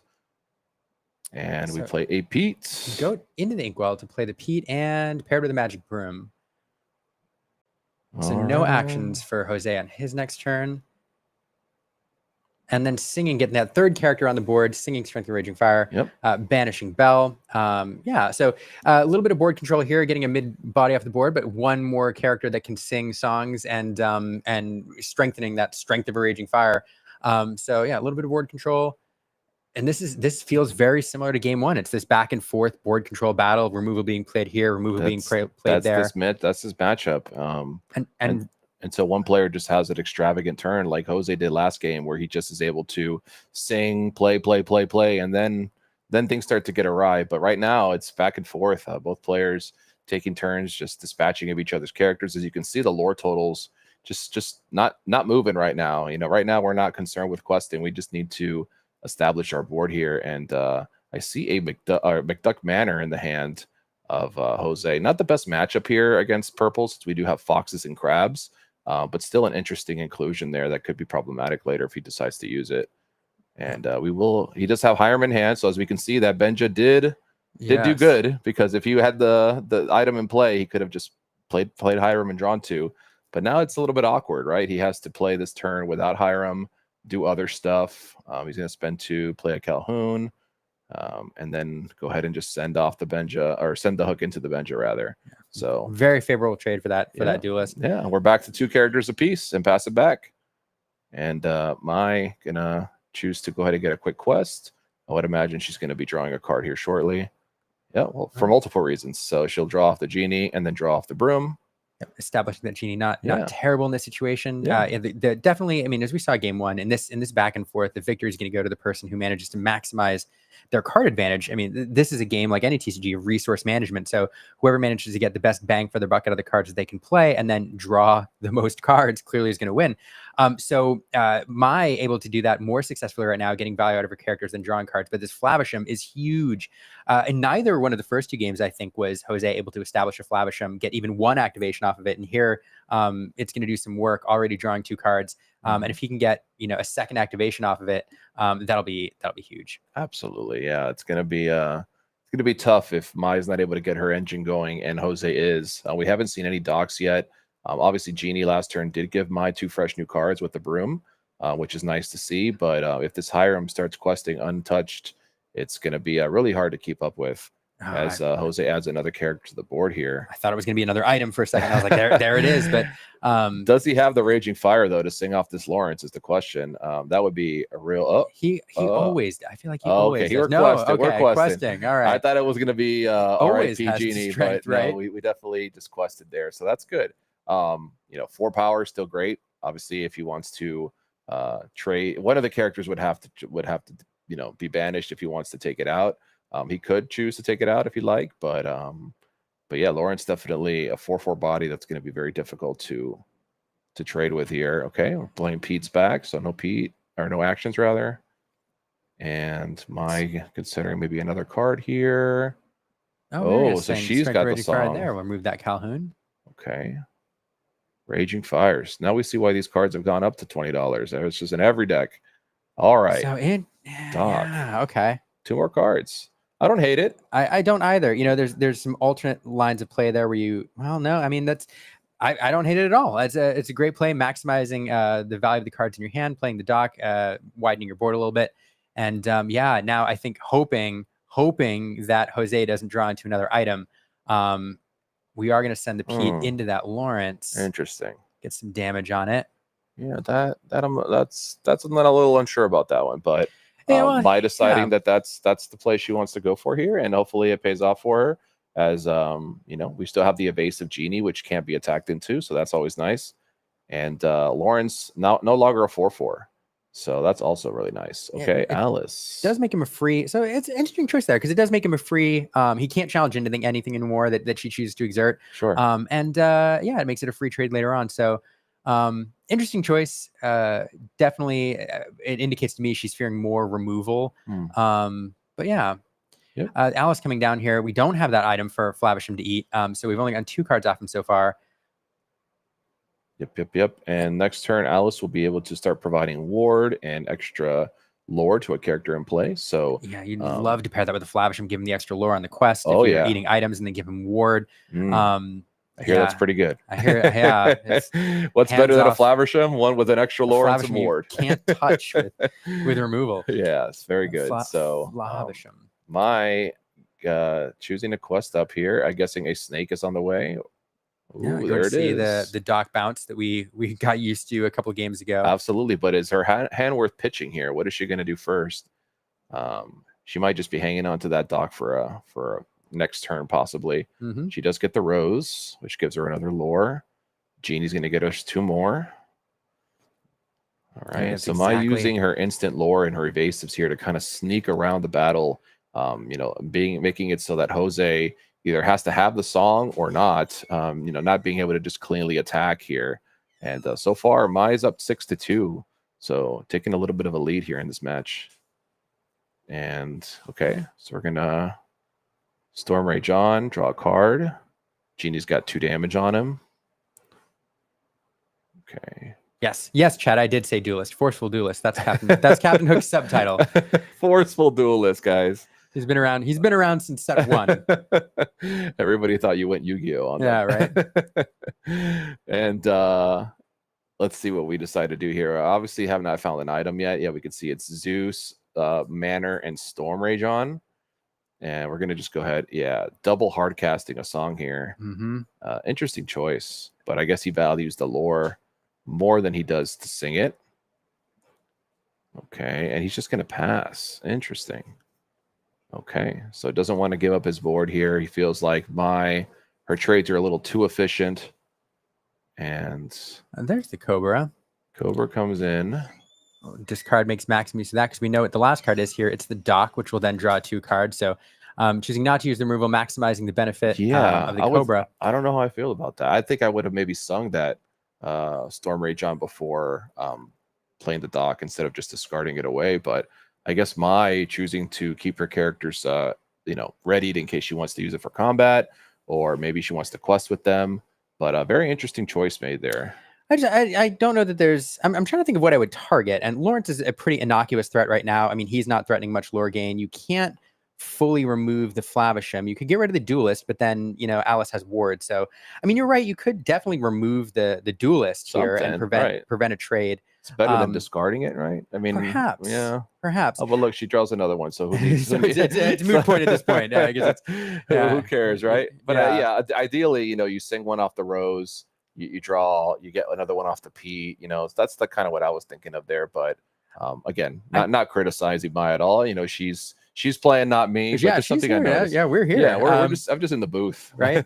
No, I don't hate that play at all. Actually, looking at it, I do think Hook is it's a decent target. But what Maya's trying to do is force Jose into this role where he has got to respond every single turn because. Against this, against Henry Amethyst deck, we know that like 16 to 18 lore is Goat and Cobra strike range at this point. So all she needs is 6 to squeeze out 6 more lore at this point and put Jose in the position where he's got to draw removal every single turn to deal with her threats. And I actually don't hate the idea of getting that 2 lore there. And it's only because too, there's just not a lot. I mean, Duelist was your biggest target. Sure. Yeah. So chooses 2 Zeus. And you can see Jose has another Zeus in hand. So he's definitely got removal. But Mai's board slowly growing here. But unfortunately, Mai's out of gas. I think she's got 1 card in hand, if that. It looks like she maybe have 1 card. So yeah, it's going to be... Yeah, she looks like she has a card. I think a card or 2. So it's an interesting choice here because I'm looking at these cards. And the dock with in a deck full of bounce represents 2 cards. If you draw into Snake, if you draw into a Fox. So leaving that dock protected there... is super important. Here comes the Pete, going to prevent any removal in a Calhoun. Going wide here. I mean, this is great. So there's no targeted removal available. Yep. Maya just emptying out the hand here. And what do you think, Liam? Are we taking care of this Hiram here, or are we just going to try to race here? And I think I'm taking care of the Flavisham here. I think you have just closing the door just in case. It just represents too much of a threat. It'd be too greedy not to. Yeah. That's true. I mean, and not only does it get you cards, but it can sing Zeus if you draw it. Like there's all sorts of little tricks that it can do, but this feels really good right now. What a board swing. And again, that Lawrence sitting there just, this 0-2, or 0-4 or 0-1 at this point, Quester having had that Pete run into him earlier. As Mai's trying to hide behind her hat here. She's like, please don't have it. Please don't have it. And Jose definitely has some stuff in hand here. I mean, he's not out of it yet. Although he is dwindling at 3 lore only, but he's going to continue to play his threats here. But look at Mai's side of the table. I mean, she's really been able to amass quite the board here. Although she is out of cards, that could quickly change with any bounce. So let's see. That Lawrence not able to attack. So a little bit of a heads up play earlier, taking care of that Lawrence, because now there's no way for her, no way for Jose to attack into Doc or anything like that. So that's a little bit of a good situation here for Mai. Yeah, and that we do have the Along Came Zeus in hand, but it's not available because of the Pete that was played earlier. What a swing, and this looks well in hand now. 1, 2, 3, 4, 5, 6 on the board. Once you close with Doc, you know what that means. Here it comes. Here's that Fox bouncing the Doc. We have Pete and repeat. We have Doc and redock. That is a timely Fox. What a 2 more cards, yes please. Goodness gracious, so many cards off Docs. And again, the difference we said very early on, whoever wins this game is the one that managed to get maximum value out of their card draw. And Mai, able to swing that Doc a few times, getting some draw off the Genie. And we did have Jose with the Flavisham, but only ever able to get 2 cards off of it this game. Yeah, ever. Yep. It goes back to that Benja earlier. It didn't seem like it was a huge deal, but that's 2 more cards. Deal. That's 2 more cards. Yeah, I mean, absolutely, it's a huge deal.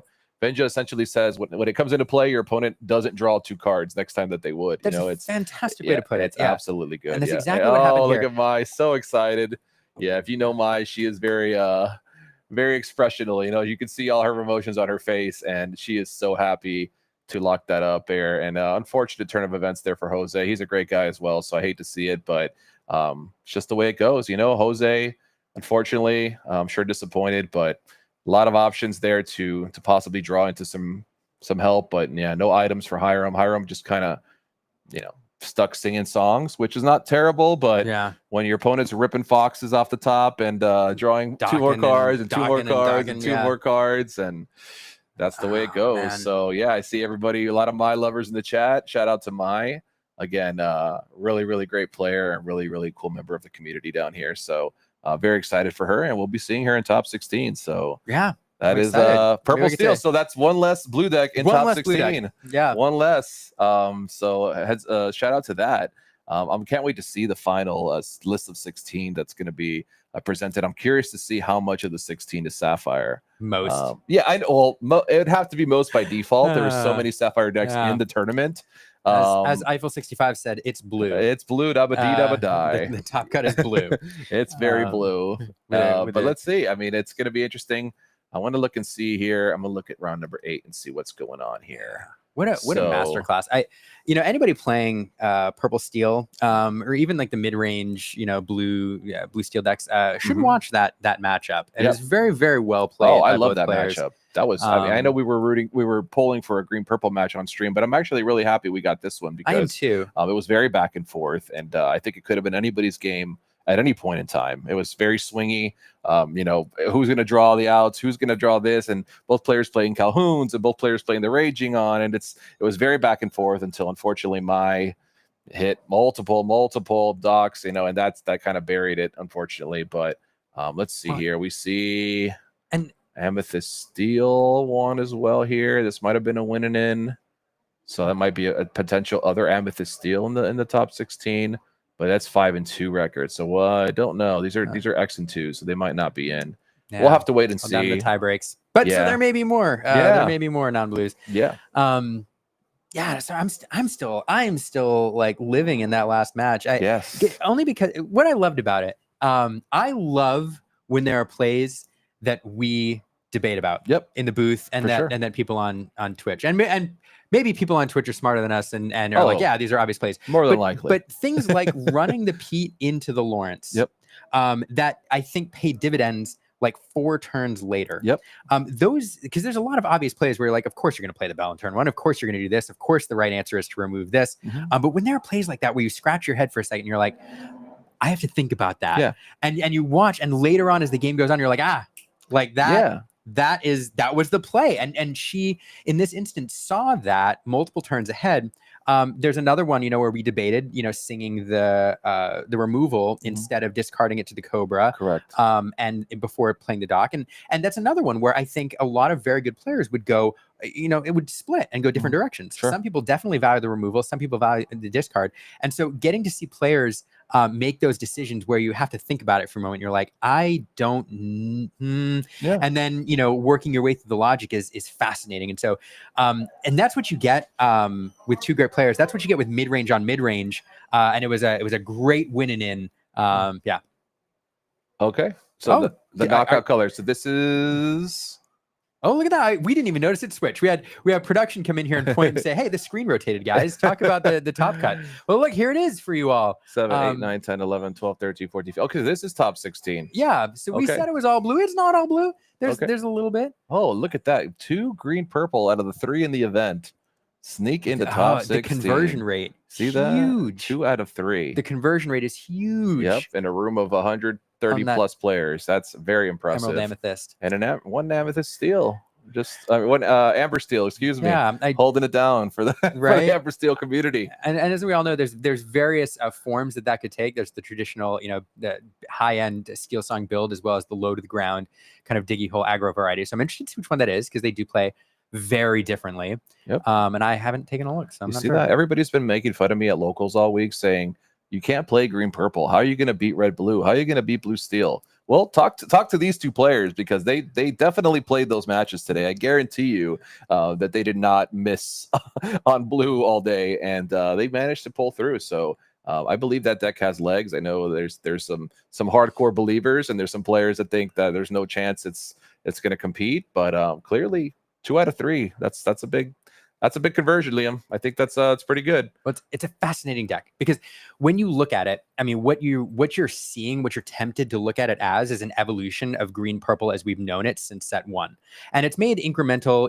changes as we go on. The biggest, I think, leap was when we got the bounce package in set 2, which changed Amethyst for everybody. Yep, but absolutely. Other than that, it's been kind of these incremental games. But the game plan has generally been the same. Yep. It's been a lot of bouncing your own stuff. It's been a lot of recurring play abilities, and then trying to close out phase 2 of the game with things like goat bounces, or I ran bibbidi bobbidi boo for a while. Yeah, I did too. I've snuck in a couple here and there, of course. I know you're also a big fan of the deck. But what this actually is it's actually the green steel discard with then, for the most part, with the amethyst package jammed into it. Yeah. And so it's very close to a green steel deck with its discard package. And so it's this hybrid of 2 decks that we've seen before, rather than something new or an evolution of the green purple deck as we know it, I think. Yeah, and I get a lot of players asking me, like, why would you play steel? Why would you play amethyst when you could play steel? Steel does so many more things, and they have Smeeze, and they have Storm Rage on, and they have this, and they have that. But purple has draw power, right? So a lot of times when we play green steel, we're relying on Prince John, right? We're relying on Diablo. When those things don't work out, you kind of have to sit there and play 1/3s and 1/2s, and there's not much you can do. Purple gives you Genie, who is not only a draw, but he's an evasive that can be very, very end the game pretty quickly. We get things like Diablo, Sing, Friends on the other side. Have you ever done that before? That feels great, right? All the way back in the set 1 starter deck. That feels real good to shift in and Sing Friends on the other side. Let me tell you, that's a feel good. When you do that one time, you're like, okay, this deck could be good. So yeah, I mean, purple does give you a different set of options. As you mentioned, we have Foxes, we have different things that it brings to the table. And although steel may seem like an obvious choice, I would go as far as to say there's a lot of reasons to play amethyst over steel. We have Elsa, who's another breakout card that allows you to exert something, and a lot of times you could exert yourself a Maui Shark, and then Crab, and all of a sudden, boom, Crab is another one, a huge one. Crab is, you saw incredibly how Crab was able to just clean up the board and so much combat there. They play a Crab, then all of a sudden this Diablo can do this and do that. So yeah, I mean, I've been loving the deck. I know we were talking a little about it in between rounds, and I know you and I are both Emerald Amethyst enjoyers, but this new deck I think is the real deal. I think it's got definitely legs, and I was also noticing, Blue Red was the highest represented deck in the whole room today. We only got 4 in. There's more blue steel players than blue red players. What is that about? I don't know. I mean, I guess it's, well, I would say it's what we expected, but no, actually, blue red as a share of the meta game it's shifted, I think, wildly in blue red's favor, from where in the early set everybody was wild about like the blue steel items, and then we had the mid range, and people loved that, and everybody was gaga over that color combo.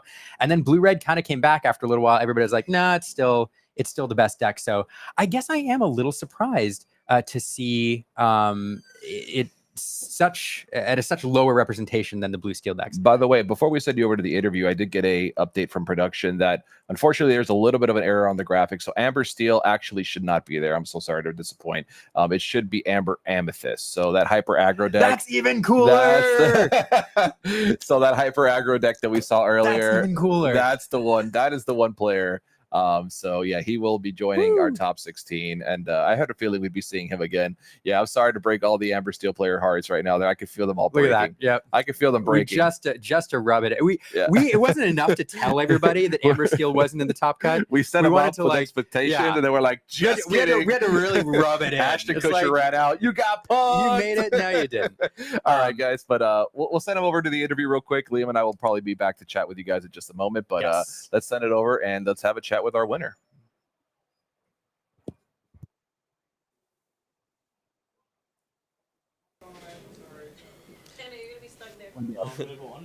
He's gonna go under. He's gonna roll like a ninja. We're live. We're doing it live. How are you doing? You just finished I mean, honestly, anyone that was just watching, that matchup was unreal. Super grinds. How are we feeling? After the game, was it just a nice... Yes, definitely. Once you said, like, you pretty much got it, I was like, please. I was like, please let me have it. I just want this to be over with. Especially, like, not being on the play made me feel a little bit jittery. And then first game, I was like, okay, like, you know, I'm a little bit good. Yeah, you won game 1 on the draw. Yeah, game 1 on the draw, I was like, now this gives me a little bit confidence boost, you know.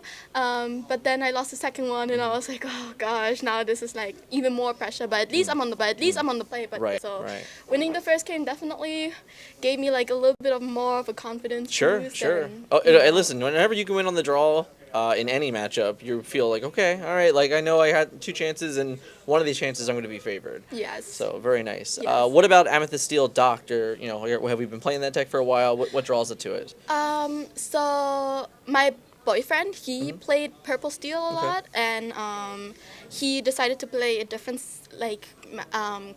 set of color to this set. Yeah. So I picked it up, and I was like, you know what, this is like a fun deck to play. You know, like the bouncing, the now with the cobras, now with the dogs too. So like it's like a whole different entire deck than what he used. What were you used to playing? I was a Mufasa player before. Okay. Like entering the Bucky era. Sure. So that was not a good idea. Sure. Very fair. Then I played Blurple for a little bit. And then like Purple Steel. And I honestly did not expect to win as much as I did today. Yeah, I mean we're at round 8. You're 6-2. Yeah. We're waiting for tiebreakers. Yes. We'll see if we get lucky. My tiebreakers are not the best. Okay. But you know what? Honestly, it's one of those moments within the tournaments. Let's say we don't break in, we finish in the top, 20 or whatever. We finish 18. Going 6-2 in a 140 plus player tournament. That's still a very good. Okay, I can walk away from that. I can feel very good about myself. Yes. And the night before, I was like, I don't even know what I want to play, because I almost didn't play this deck. Okay. But because the purple discard won the Emerald Amethyst? Day 1, yeah. The Day 1 in the other tournament. Okay. So I tried to kind of like play that, but I just didn't like the flow of it. Sure. And so then I was like, you know what, I'm just going to stick to what I know, what I've been practicing with, especially against all these meta decks that have been coming out for this set. And so I was like, I'm just going to play with what I'm comfortable and just play the entire day from my gut feeling. Very good. What was your field today? What were you most of the day? I played against like red blue like twice, mostly blue steel. Okay. And anything crazy? I mean, I played red steel once. Okay, all right, Ruby Steel. There we go. I'm sure there's a Ruby Steel fan in the chat that just got a little excited. And I was like, you know what? I respect it, because I have no clue what I played against it. You know, like, I don't know. I like see the cards, and I'm like, can I please read it? Because I have no clue what the card like half the cards are like. You're like, okay, I get it. All right. I'm like, what my line is supposed to be. You know, I'm just gonna play from my heart. And there is a lot of choices to go into that, and we actually saw that in this past. You guys got to very, very almost like stalemate board states. You know, he's got 4 or 5 characters. You have 4 or 5 characters. At one point in game 1, I sat there and literally all I could think of is if you had Restoring the Crown in your deck, it would have been the greatest card ever, and the entire chat would have erupted because you would have gained like 20 lore in one turn because you just would have like, all right, exert your whole board. I'm gonna treat. I was in my head. I'm like, man, that'd be so cool. Obviously, we're not playing Restoring the Crown. Yeah, but in my head, the heart was like, man, it's so good right now. But talk us through that game, through that matchup, and how we were able to navigate game 1 and 3 and get those wins. So someone asked me what my favorite card was, and it was Doc. Okay, yeah, good choice, best choice. Yeah, I mean, some people don't like it. Some people get it. I'm with the purple who are like, I love it. Love it. I'm with you. We're friends. Yeah, we can be friends forever. Yeah. So especially drawing into snakes and being able to pick it up and replay it, get more card draw, and if I draw into another snake, I would just play the other card or ink it and pick it up again and play it again. And what are they supposed to do? In that matchup, he just doesn't really have the answers. Yeah, unless he gets rid of my dog, and then he has to hope that I don't have another dog or find another dog. So definitely one of the biggest things I how I work with the card draw. It's very important that I get it to the dog snake combo. Sure. Or I do my hope combo where I wait until I have 5 ink and then I make sure that I have Cobra, Dog, and upper card in hand.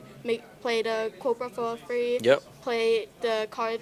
Get Yep. rid of in the 2 lore. Have more bullet presence. Play to turn to play the dog. Yeah, draw 2. Get 2. Yeah, I think everybody could probably agree that we would play a card that cost 5, that gave us 2 lore, that drew us 2 cards, and put 2 lore in play. Yes. So like every time we do that, you're like, yeah, of course you would do that. Yes, it's exactly. very, very good. So it's like it's hard when I don't get to it, but like it worked out in those. Yeah, I mean, even today, we're talking 6 and 2, 8 rounds, long Yes, day, yes. only several losses.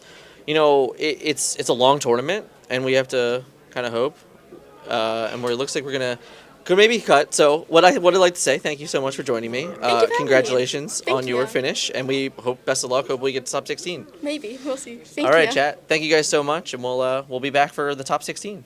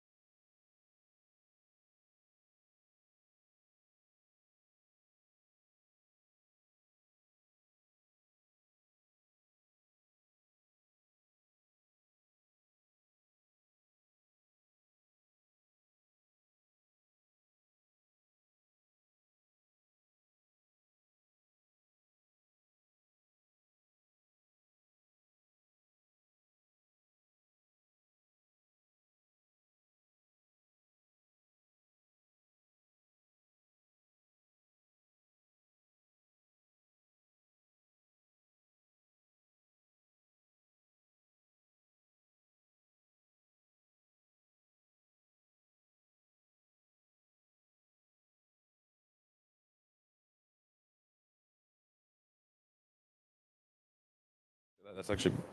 Hey, everybody. People asking where we are and what's going on. Guess what?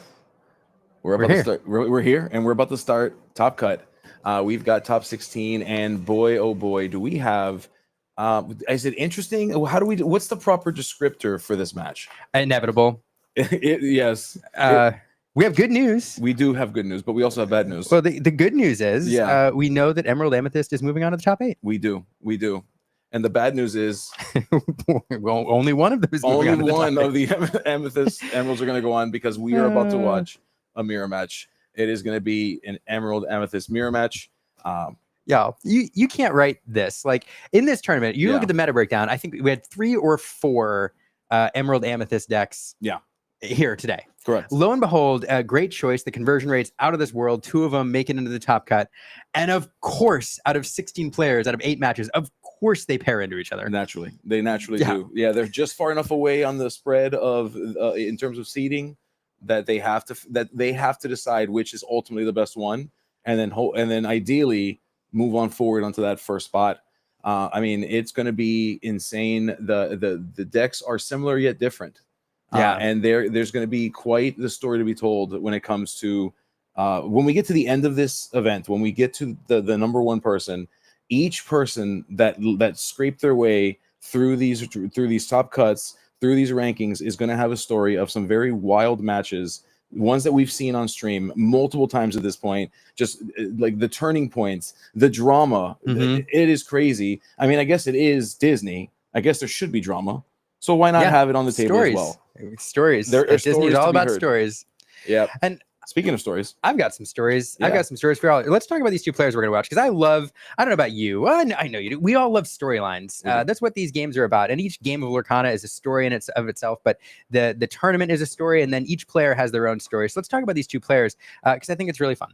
So we have got a couple rogue decks here. I say rogue because, I mean, Emerald Amethyst is not a new color pairing. It's not. But it has not been good in this meta, and so we haven't seen a lot of them. And out of the 4, we have 2 make the top cut. So these are your players. On the one hand, we have Trevor from Orlando. He's been playing Green Steel. He's been playing Emerald Amethyst all the way since Inklands. It's his favorite deck choice. He won a couple set champs with it way back in the day, a couple stitches, and has been playing it ever since. Carson is he's 21 years old, but he's been playing TCG since he was 12. Started with Yu-Gi-Oh! Into Magic and then Vanguard. So TCG in his blood a little bit. And is here and dreams one day of designing for Ravensburger. So cool. Ravensburger, if you're watching this, put Trevor on your radar. Very talented young player here. And then on the other side, we have Carson. Carson, this is his first TCG, which is incredible to me. When you see these new Lorcana players who do really well. So I've been playing ever since set 2. Started off as a discard player, net decked Green Steel, and then he said he felt really bad and like he had to take a shower every single time he forced his opponent into top deck mode on turn 3. So moved away from that into Emerald Amethyst and been playing that ever since. But because of that, has kind of this history and experience with this discard package. And so this deck, this meta for him, which marries the Green Steel discard package with the Amethyst package that we know from previous sets, is a really natural fit for him. So so these 2 very talented players from very, very different TCG backgrounds meeting up here in the first round of the SSG 15K tournament. Yeah, that is so cool. I mean, I'm excited to see whatever happens. I mean, these players fought very, very hard to get here. They went through 8 rounds of very grueling matchups. And so to see them come here, to see them make it into the top 16, we're already proud of them. And now they're really fighting it out for just the honor of being potentially the best Amethyst Emerald deck here at SSG, here at Margate. And so we'll see which one is crowned the best Amethyst Emerald deck of all. And it's, fascinating storyline. And I'm chuckling as I'm looking at this because as you were talking, I thought I'd skim and talk about some of the other matches. Yeah. Because we can see the bracket here, and it's funny to me because Blue Steel has been like the bogeyman this set.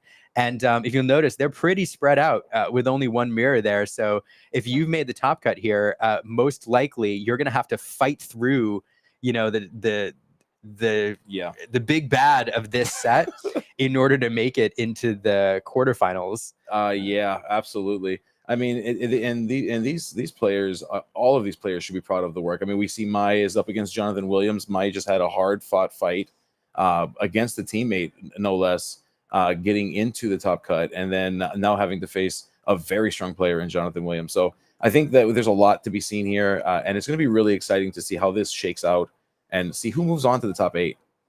Yeah. I think it's time, though. Is it time? It's time. I think it's time. I think I'm ready to allow myself to be entertained by 2 decks for which we never thought we would see paired up against one another. Yeah. So Are you not let's enjoy entertained? this. This is gonna be great. Yeah. And everybody's like, oh, there's I'm sure there are people like there's some other great players there, some people online, some streamers or whatever. But look, you are not gonna see another Amethyst Emerald Mirror in a top cut. Thank you. For the rest of this set. Maybe for the rest of your life. Maybe. All right. So you will watch this and you will love it.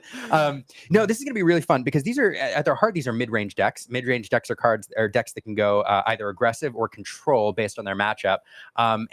Both of them are going to put hand pressure on. They're both discard decks. So they have obviously the exact same game plan. And so what we're going to see here, it's going to be very, very tit for tat.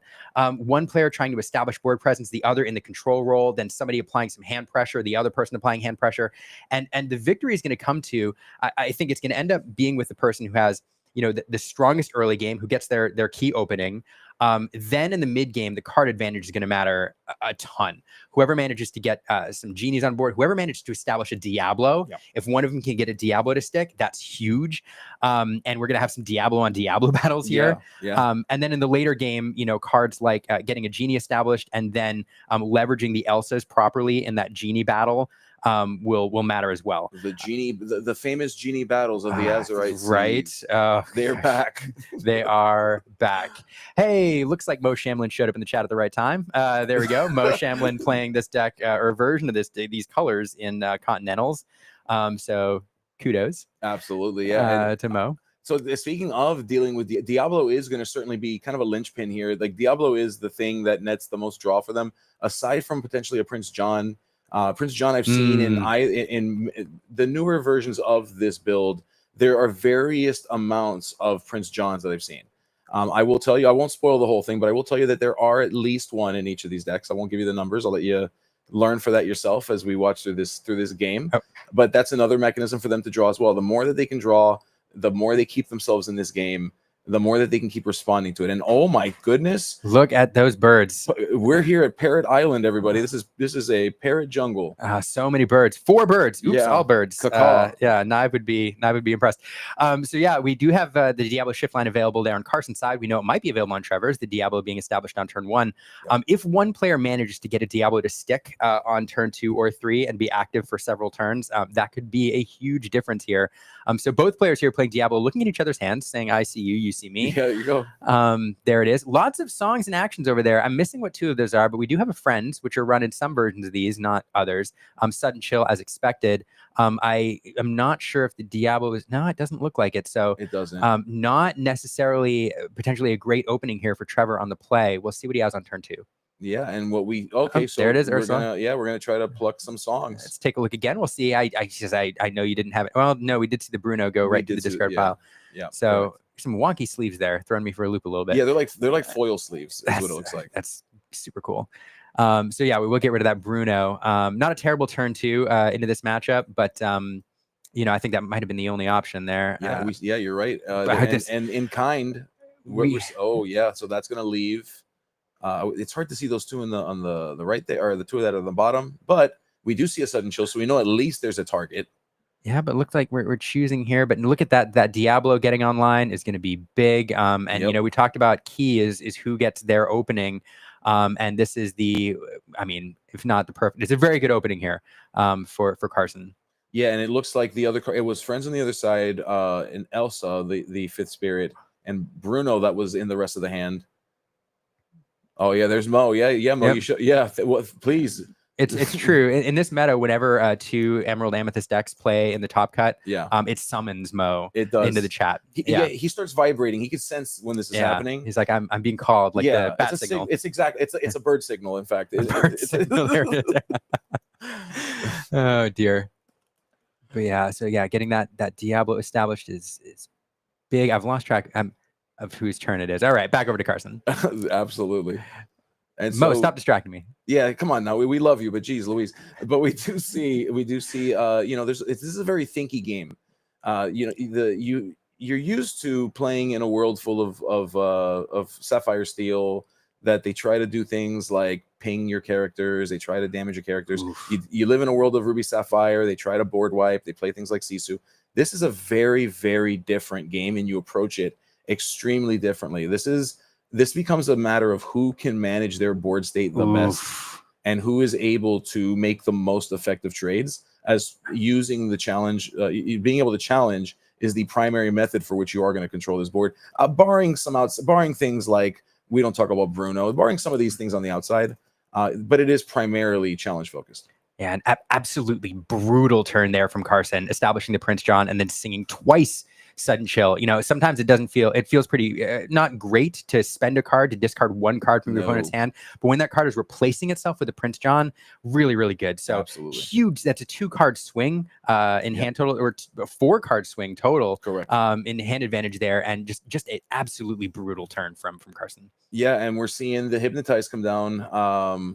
And the third Sudden Chill. It does not stop. And look at we are now in a very precarious situation. Carson is currently sitting with what appears to be about 7 cards in hand. Trevor with nil and with top nothing. deck mode. Yeah, absolutely brutal. And this is what we saw. And Trevor just saying, "Yep, that's it." I think this is what we saw happen when Green Steel was first established. Diablo and Prince John equals half your deck in hand. Yes. I mentioned earlier today. I remember. I'll never forget Zanzad working his way in Vegas through the top cut there with 20 cards in hand at various times, just drawing so many cards off a combination of those two. And this deck, this new variation of Emerald Amethyst, is doing exactly what that deck does, bringing in basically that exact discard package into this build. And used to great effect there. Yeah, and the build, it's really learning what it is. There's so many variations right now. They're really trying to pin down which one is the best one. I've seen versions with Ursula Deceiver of all that's trying to double sing that Sudden Chill, double sing that Friends on the Other Side. I've seen versions that use more of the Diablos. I've seen versions that use less of the Diablos. So we're in a period now of trying to figure it out. Now, while we wait, we are taking a look. Okay, so it looks like the team table, or the secondary table. That table has Dick Burns, and I forget who else is currently on that. I got to double check. I forget who it is, but I'm not sure if everybody noticed, but they use Islands from Magic for ink tokens, which threw me for a loop the first time. I was like, this is like 2 worlds colliding. And then I posted about it on various social media platforms because I loved it. Yes, it's great. But it was a lot of fun to see. And there must have been like 40 ink in play that game that we just switched to, but now we're back over. Yeah, both games ending at about the same time. That's interesting because this game ended pretty quickly. Yeah. All right. I feel like since Kendall Burdett showed up in the chat, we should remind everybody that in the top cut we saw no Amethyst Ruby, sadly. So I can't imagine what it is about Kendall that made you feel that was important to say. I have no idea why you thought that was important. None whatsoever. We love you. Having a little fun here as we get ready for game 2. So again, just sorry, Kendall. Kendall is full on other colors right now. It's bad when Kendall is playing other decks in tournaments and stuff. So okay, so back over to this match, again, talking about the keys to victory are the opening, and then I think the card draw in the mid game through one of the various outlets, and then in the end game, if we ever get there, you're looking at establishing genies, and then the genie wars with the Elsas, and so the opening here so huge. We'll see. I think we've done the alterations already. Yes, interested. On how aggressively they're mulling, because I do not see the Diablo opening on Trevor's side. We have the a different Diablo, actually. Okay, we do have a Diablo opening. I'm so used to the other Diablo. There's 12 Diablos to choose There's so from. many Diablos in this version. So many birds.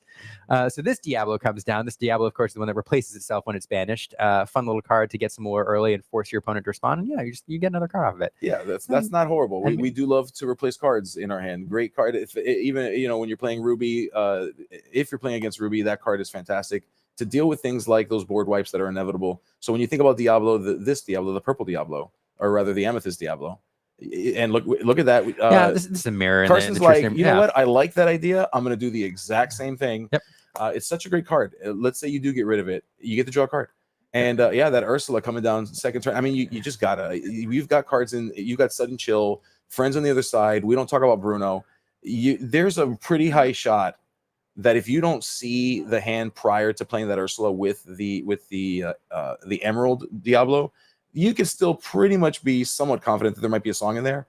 Now, in that particular case, there wasn't, and that's a testament to Carson knowing the matchup and understanding. Hey, if I get this in my opening hand, I might want to alter that away. I might not want to keep that. Yeah, against Deceiver, I always, those songs are precarious to keep them. Better to have them be ink or sent to the bottom of your deck. And here we are. Ooh, so many options. If you're going to keep a song, keep two. Yes. Because you're going to lose one. And there goes Sudden Chill. Interesting choice here. Keeping the friends. Friends, we can hard play at this turn, but won't be able to be sung for a little while. Sudden Chill, of course, available to be sung by the Ursula. And then we do have the shift into Diablo. Yep. Oh, that's so brutal. That's rough. That's rough. Yep.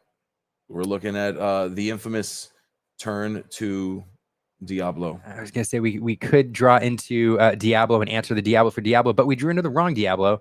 Yeah. So that goes to the Inkwell. We have Hypnotize in hand and then Crab. We're going to play it, give something challenger. Nothing, though, available to be challenged. That Diablo has evasive, of course, so it's going to come back over to Carson, ready. And let's see how he continues to develop his board here. Yeah, certainly. And there's no Earlmeister in the chat noticing a pretty spicy piece of tech that is sitting in the hand of is it Carson? I believe. Yeah, I believe it might be Carson's hand. There's an interesting card in there. We're looking at You Came Back. Interesting tech, great card. We will tell you, since you're seeing it, this is a one of in this particular deck. And it's in there, but there's another card in the deck that I'm not going to spoil it yet. You might see it, and so if you do see it, we'll talk more about it. But Right. the You Came Back has more purpose than we think. It's pretty cool. All right, so the Crab on board didn't do much last turn, but it is a character available to sing, friends from the other side. So we'll get 2 cards there, then put an Improvise into the Inkwell.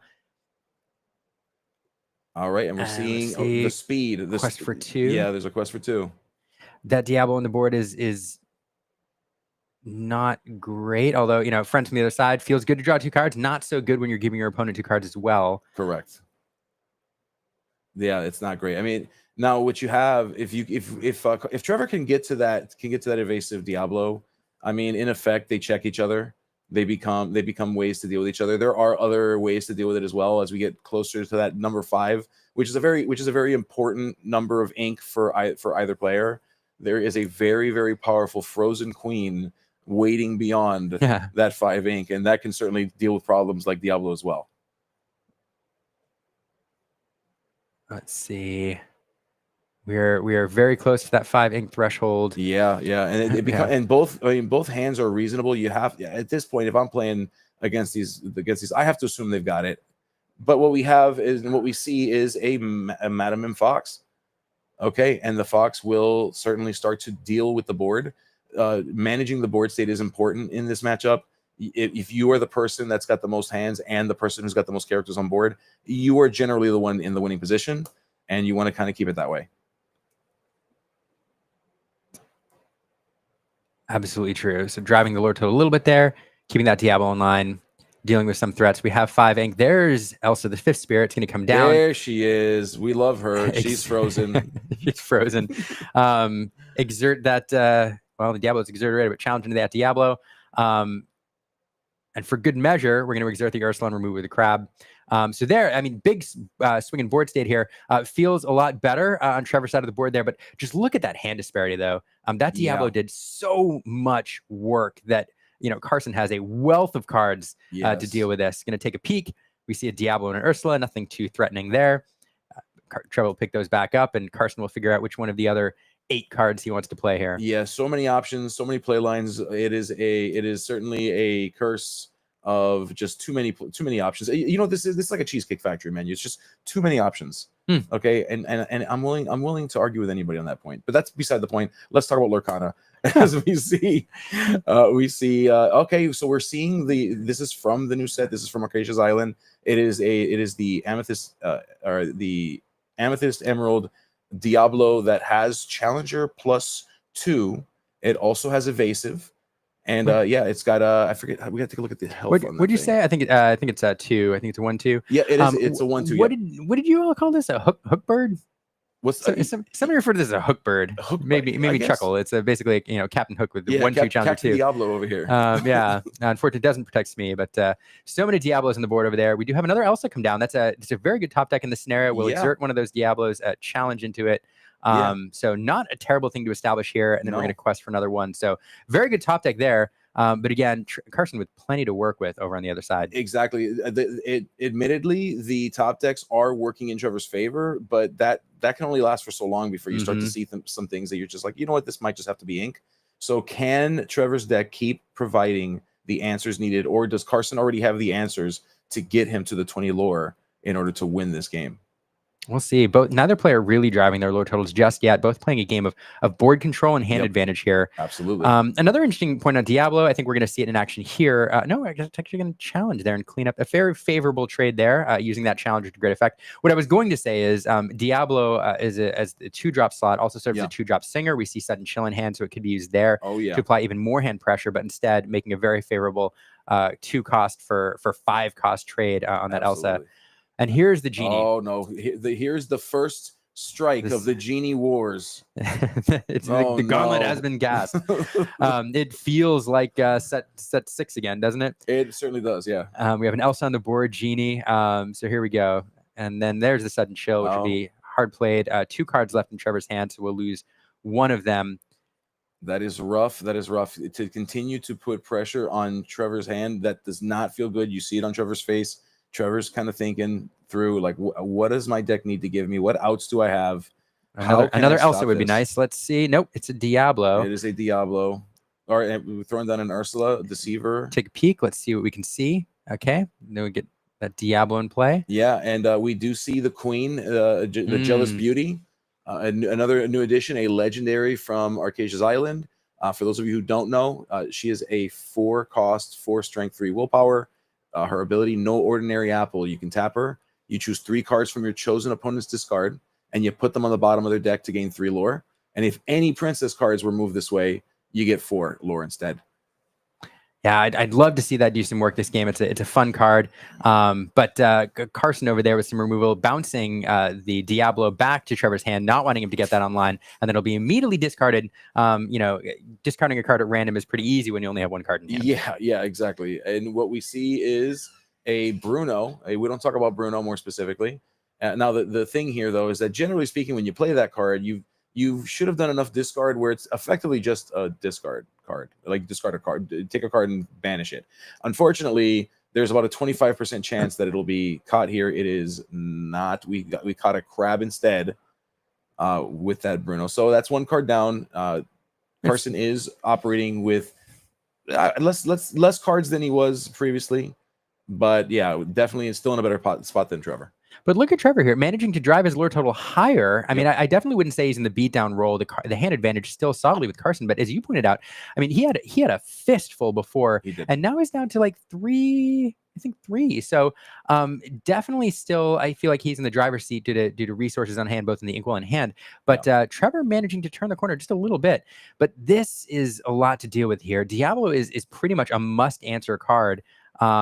And going to turn on here, get Carson even more cards, and then Genie again, just a threat that you have to answer at some point. So 2 cards that Trevor now has to worry about. Yeah. Now, in effect, what Carson has done is by playing that Diablo, Carson is saying, "Hey, I just need one. I just want to see 1 more card. You got Elsa on the board. Elsa is certainly going to take care of it, and does. And a great top deck here, I think, in this scenario with the Fox being able to bounce the Elsa. Yeah. So that Elsa goes and cleans up that Diablo, getting maximum value out of it, then returning back to hand to threaten whatever else comes down. That Genie, able to put a couple damage on that this turn. So yeah, what a great top deck in this scenario. Oh yeah, I'm telling you, the whatever luck points Trevor's been building up is certainly working out for him at this point. He's an old Yu-Gi-Oh player. What is it they say in Yu-Gi-Oh? What's that? Heart of the cards. Heart of the cards. Heart of the cards. Is that Heart of the cards? It's definitely working in Trevor's favor right now. That is certainly true. And I've even seen Trevor pick up the cards using the 2 fingers, using the first and middle finger to just grab it.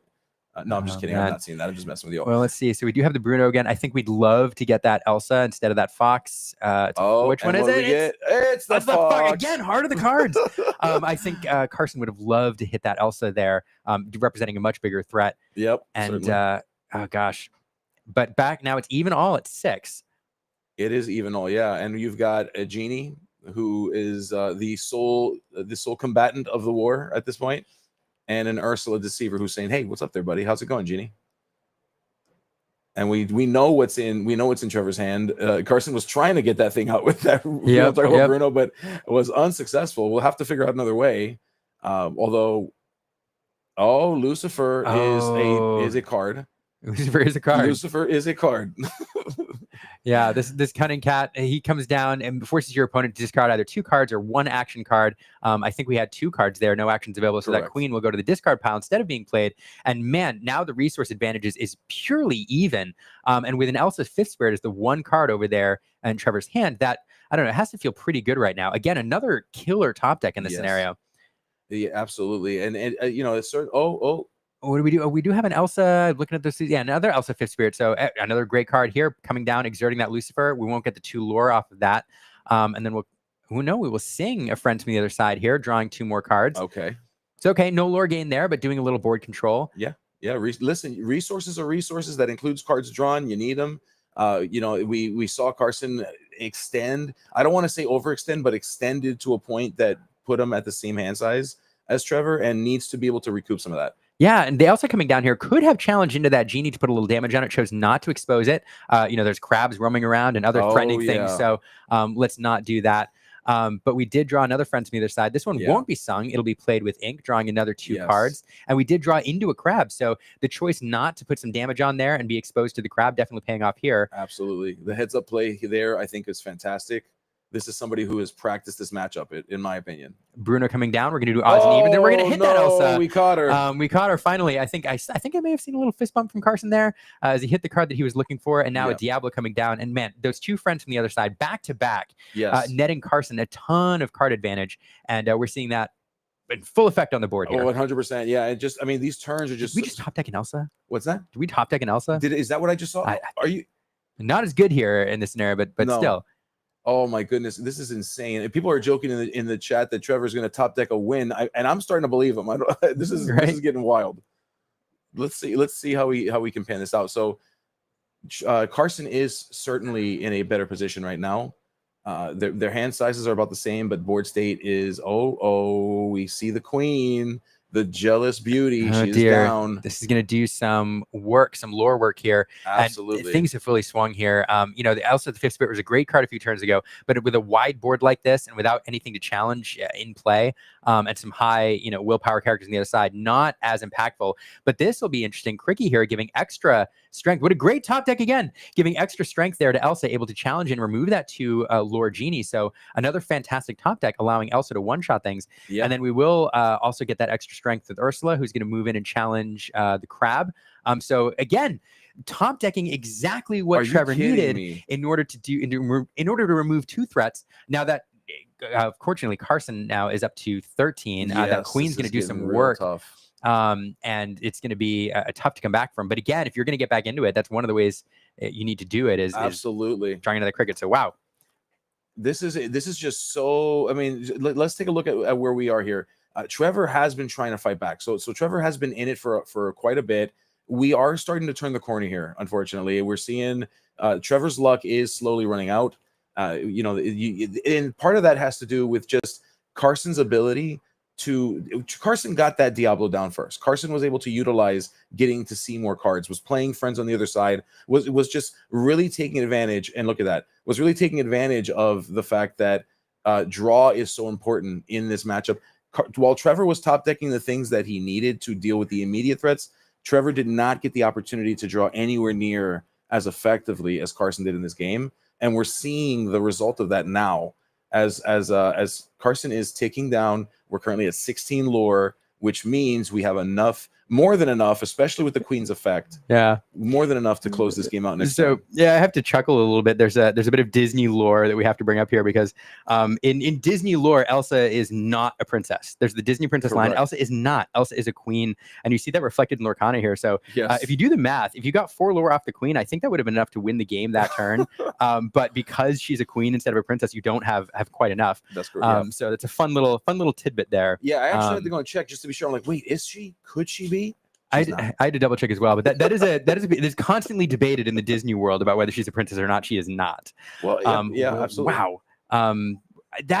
That was not the tit for tat that I expected in the way that we thought. Because I think both games, Trevor didn't get the opening that he wanted. In both games, Carson was able to establish that Diablo, and just get so much value out of it before Trevor found an answer. But golly, he managed to find answer after answer after answer in that other game, whittle down Carson's hand size, and really hang around until the very last moment when 2 friends from the other side gave him the card advantage that he needed to close that out. Absolutely. So fantastic series, and I have to give Carson a lot of credit for battling as hard as he did and staying in it, despite the fact that he didn't get anywhere near his ideal opening. Absolutely. I mean, both of them played really well. I mean, in terms of they played the way they needed to play. There was very little in the way of like mistakes, as you would say, and I think it was just it boiled down to who got as you said, who got the Diablo down and who got the most value from it. I think that's what it ended up being for him.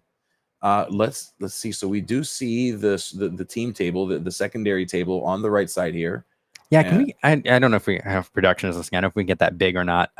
Yeah, but we can. Yeah, if there's any way to only show that table, I'm sure Stefan will work on that in the back. We'll work on that too. But we'll certainly show that. I do know that we're going to be doing interviews with the players there as well for the match that we just saw. So as we get closer to that and we'll get some notification, we'll certainly throw to there. But what we're seeing here, we've got the ruby. Or sorry, yeah, we've got the sapphire steel versus. I think is this a mirror? It looks to be. Yeah, well, maybe still. I'm taking a look at the discard pile to give me some signs, but they look so similar. Yeah, right. It's hard to tell at this point. Yeah, we do have. I think that it is Dick Burns on the right there. It is, I yeah, believe. certainly. Dick Burns of Forbidden Mountain, and I think he runs the Lore Chronicles podcast as well. Yeah, him with Willoughby's. Yeah. Yeah, so great content creator. Everybody should check him out. Yeah. And yeah, so really grindy match over here. I think we cut over there game 1, and there was, I don't know, like, is that like 30 ink in the inkwell or something crazy? On the left. Yeah, absolutely. But this is all right, and so we are seeing just like the beginnings here of some movement towards towards that 20 number that we need to get to win. So many different ways to get there: control, mid-range, aggro. You can choose many ways, choose many paths, but ultimately the goal is the same. You got to get to 20 lore. And what we see, okay, so we do see that this is not a mirror. This is a Ruby Sapphire deck that is being played right now with Dick. And so Dick is currently got multiple popsicles, has a bell in play. We do see we got to take a look and see what hand count there is there. Yeah, that's really the hand count's going to be what really determines who's got the edge here, because on board, it does look like with that Tamatoa on board and that Sisu shift target, it looks like the Ruby deck is definitely in the driver's seat. Yeah, that would certainly be the case. We do see that the little Sisu or the daring visitor Sisu is down with plenty of lands, I guess. Well, let's plenty of mana available. Yeah, with plenty of mana to play an emboldened or a empowered sibling. Mm-hmm. And we see popsicle. This is a pretty common theme. You just draw, dig items, to get to the answers. Yeah. Yep. And so we're Ruby Sapphire doing the thing. All right. And passing back over. Yeah, let's see. So that is his hand. We do have a significant number of cards in hand there. We do. We see some actions, some songs, and songs that Bell can sing. So here we go. A Storm Rage on. We'll put a couple damage here on this Tamatoa. It looks like draw a card. Yeah. Probably cycling for something he needs. A couple of Fortis Spheres there. Not going to do a ton of good, but we're going to put a couple in play. We're going to ink 1 and 4 for the Flavishing. Eat one of those popsicles. Draw more cards. All right, and yeah, we're seeing that Bell finally being sent away. The bell having done quite a bit, and yeah, the pass, and so Dick's opponent draws the card. Let's see what we do. Yeah, definitely great turn there. Getting that Tamato off the board is pretty huge. So the Storm in combination with the Bell, great play. But I mean, one way to answer it's to draw more cards. Flavisham coming down here. We have a Flavisham on Flavisham duel. And, oftentimes in these Sapphire Mirrors, I mean, as I like to describe it sometimes, is there's a Flavisham sub game. Yeah. It's all about trying to get your Flavisham to stick. And if you can get even 2 activations off your Flavisham before it's removed, that's huge. And so both players, there's this game plan to how do I answer the Flavisham? And in a Sapphire heavy meta, you always have a plan for that. And here, Baby Sisu, they're answering that one pretty quickly, trying not to allow that other popsicle to be eaten.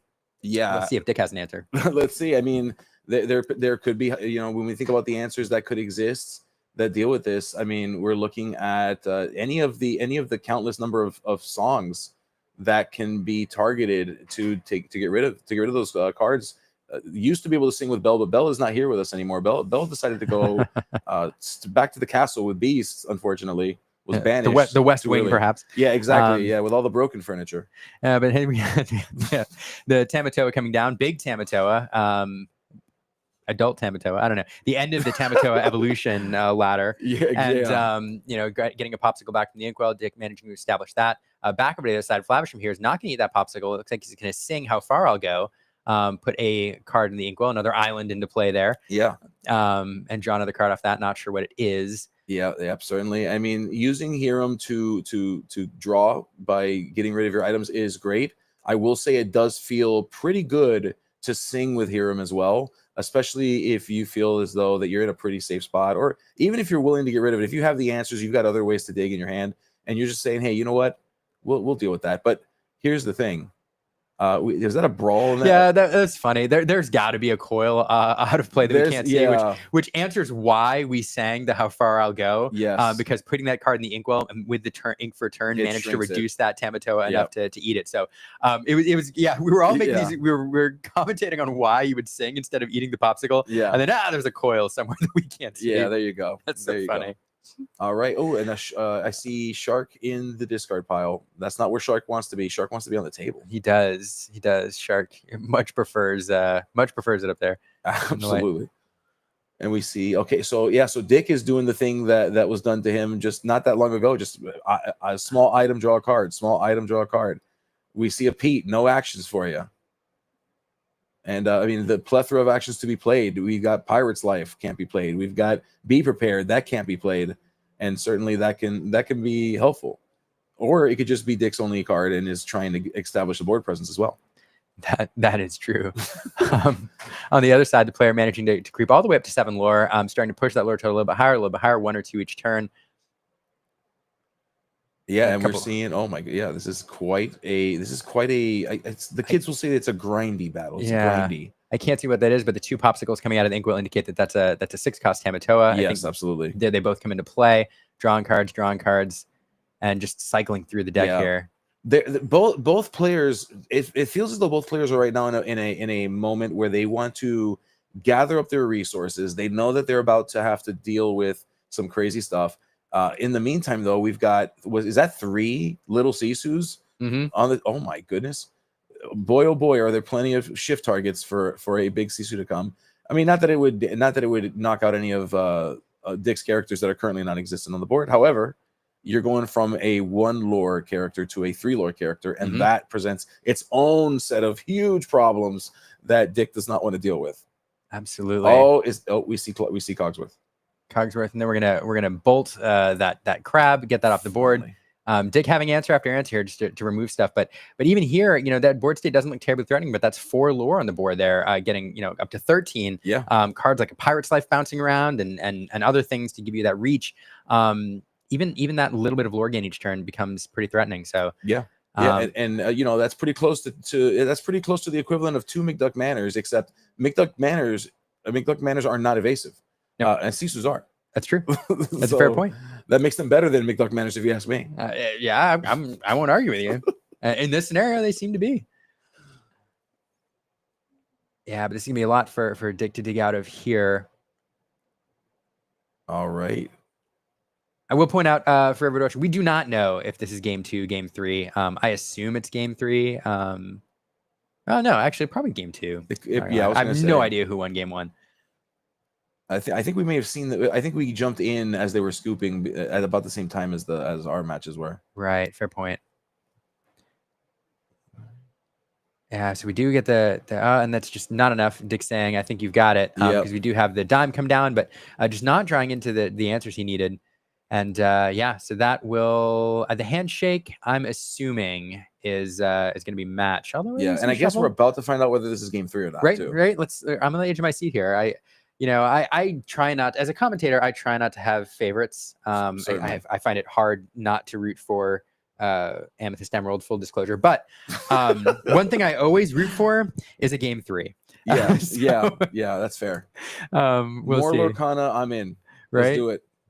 So I do see the deck boxes coming out here. So it looks like that'll be it.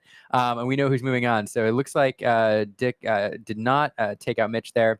In the bottom bracket, we have another game still going on. Mike and Mikey, the duel of the mics. Yeah. But we can see how everything else is shaping up. We do have Emerald Amethyst moving on, and we knew we would, with Carson taking that game in spectacular fashion. On the bottom, unfortunately, one of our purple steel decks getting knocked out there, and the other purple steel deck getting knocked out on top. Both fantastic performances today. So Jonathan Williams will be moving on, and we'll have a Ruby Sapphire Mirror in the quarterfinals there. Absolutely, yeah. And we're already. What I love about these streams is that there's like a whole I'm imagining the chat as like an audience, and there's people holding up signs, and they all want to see their person, and they're just so excited to see their person. Hyper aggro. Yeah, there you go. Look at that. We're seeing Big Rick. We're seeing Sal versus Carson. Like so many people want to see, and we love it. We love to be able to show you these games, and we want to show you as many of them as we can. And so I'm excited as we go into this next cut. And as we update this chart, certainly to see how that pans out. But all the rogue decks. Boof. I know. I think we have officially and well, no, that's not true. Carson's our last That's hope. right. That's true. That's true. Carson is our last hope. Yeah. Help me, Obi-Wan Kenobi. Yeah, I was just about to say it. You said it before. You got me. Oh yeah. So we've got Dragon John still in this. I will tell you that for Dragon John, he has been in all of these events, and he has placed very well in every single one of them. He in the original, like the first large one, the first 10K, he came in second place. He lost to Freddie Rivera on Ember Steel. He has come in here and he's done so well. He's I believe he won one of these events as well. And yeah, he's just such a consistent performer. So granted, I mean, fine. Listen, you can hate the color combination, but don't hate the player. Jonathan Williams is a fantastic player. I can't wait to see his matches. And yeah, we're rooting for Carson here. With that said, I don't believe. Oh, okay. So Dick was knocked out in that match. So it was Dick versus Mitch, and then Mikey's moving on. Mikey from Freedom Gaming. That Y making the difference. Yeah, good performance there. So the other thing that we'll note here on the top cut is somebody pointing out in the chat. Yeah, it is an upset here with number 16 taking out number 1. So Ezekiel winning that on the draw and knocking out the top seeded player and moving on. So I will say, once you get in the top cut and you get the top 16, they're all very, very good players. And so it's not uncommon to see upsets there based on, play draw disparity and matchups, etc. But for sure, Nicholas, great performance today coming into the number 1 seed, and Ezekiel, great performance knocking him out. So. Yeah, it'll be exciting to see. We're waiting on some word here to see if there is going to be an interview set up. We're getting notice that there is just under 10 minutes in the time. So just bear with us as we check with production in just a moment here. And kudos as we check. Kudos to the graphics department for getting these brackets updated and showing you in real time what's going on. Yeah, a lot going on behind the scenes here to bring you this production, and it's really, really good to be able to show you how these are playing out. Yeah, and we're getting word that there is no interview right now for this one. So unfortunately, the fans of Carson will not get to hear from Carson. However, here, let me sprinkle a little bit of hope on you. Maybe we'll get to hear from Carson after he wins the whole thing. That's true. Yeah, we didn't want to do an interview prematurely. We wanted to wait until we get the championship interview. But look at this. If you like mirrors, have we got a bracket for you? We have blue steel, red blue, red blue, red blue, red blue, and then our wonky one on the bottom there with Amethyst Emerald just messing it all up. Oh yeah. Oh yeah. Thanks a lot, Carson. But also thank you though for real. Yeah, give us something else. Yeah. So we're going to take a look and see where this pans out. Now, when it comes to where we're at so far, there are still pods firing out there. We're running more Blossom pods. Do you know Yeah. what a blossom pod is? I have no idea what a blossom pod is. Okay, so here I'm going to show you. The petals on the symbol for SSG are from cherry blossoms. Yep. Okay, so we call them blossom pods because we get together 8 people. They come together, and blossom pod is what we call the side events here. So you can get up to 8 people to come together. They once we get 8 players, they pay $15. They're involved in the blossom pod. It is single elimination. You play 3 rounds amongst these 8 people. The winner of the 3 rounds wins a box, and they win a random enchanted. What? Isn't that crazy? That is crazy. Yeah, yes. It's just one of the really cool things that people get to enjoy here. So that even if you don't make it, let's say you're out a little too early, you don't get a chance to make it, that's okay. There is still a lot for you to do. There's still a lot of great times, a lot of great value in order to do that. Now, what we will do as we find out more about how this night will end, we are going to take a short break. So we're going to pause this for just one moment. We'll be right back. We're going to take a look and see what production has for us as well. And we want to thank you again for tuning in. Thank you so much for being here and for continuing to be here as we still have a lot of Lorcana left to play. We'll see you on the other side of it.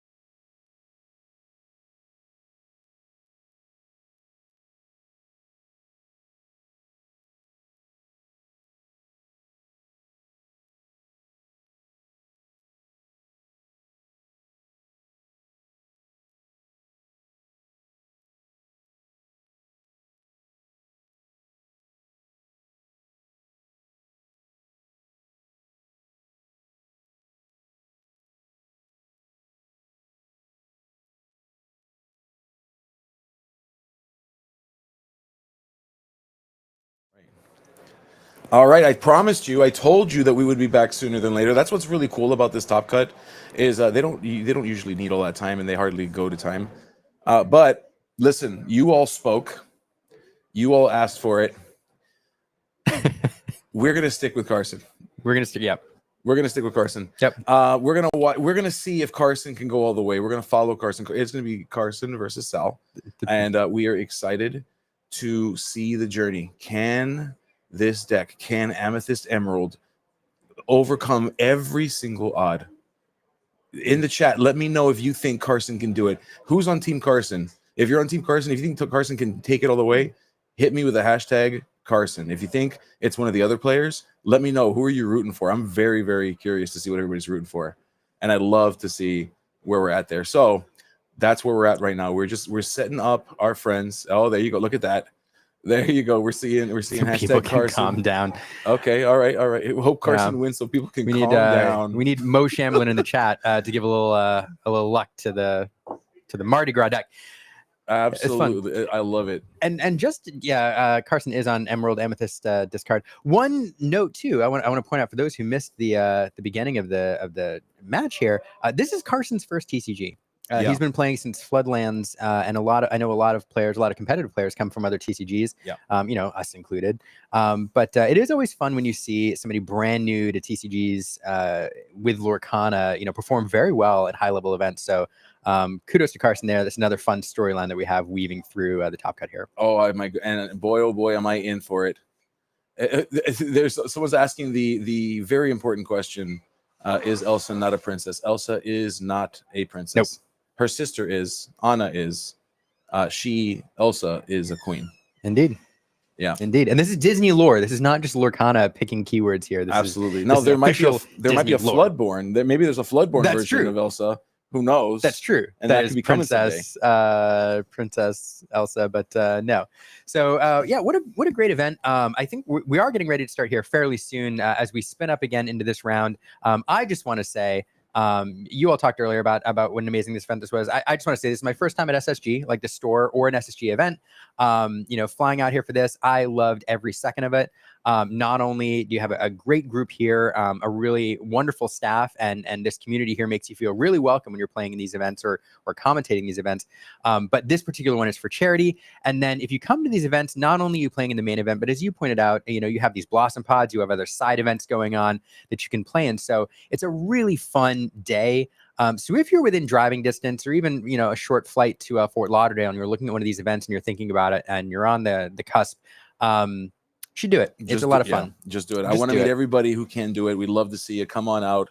It is a fantastic time every single time we get a chance to do this. And Liam, thank you for coming. I mean, you took time away from your family.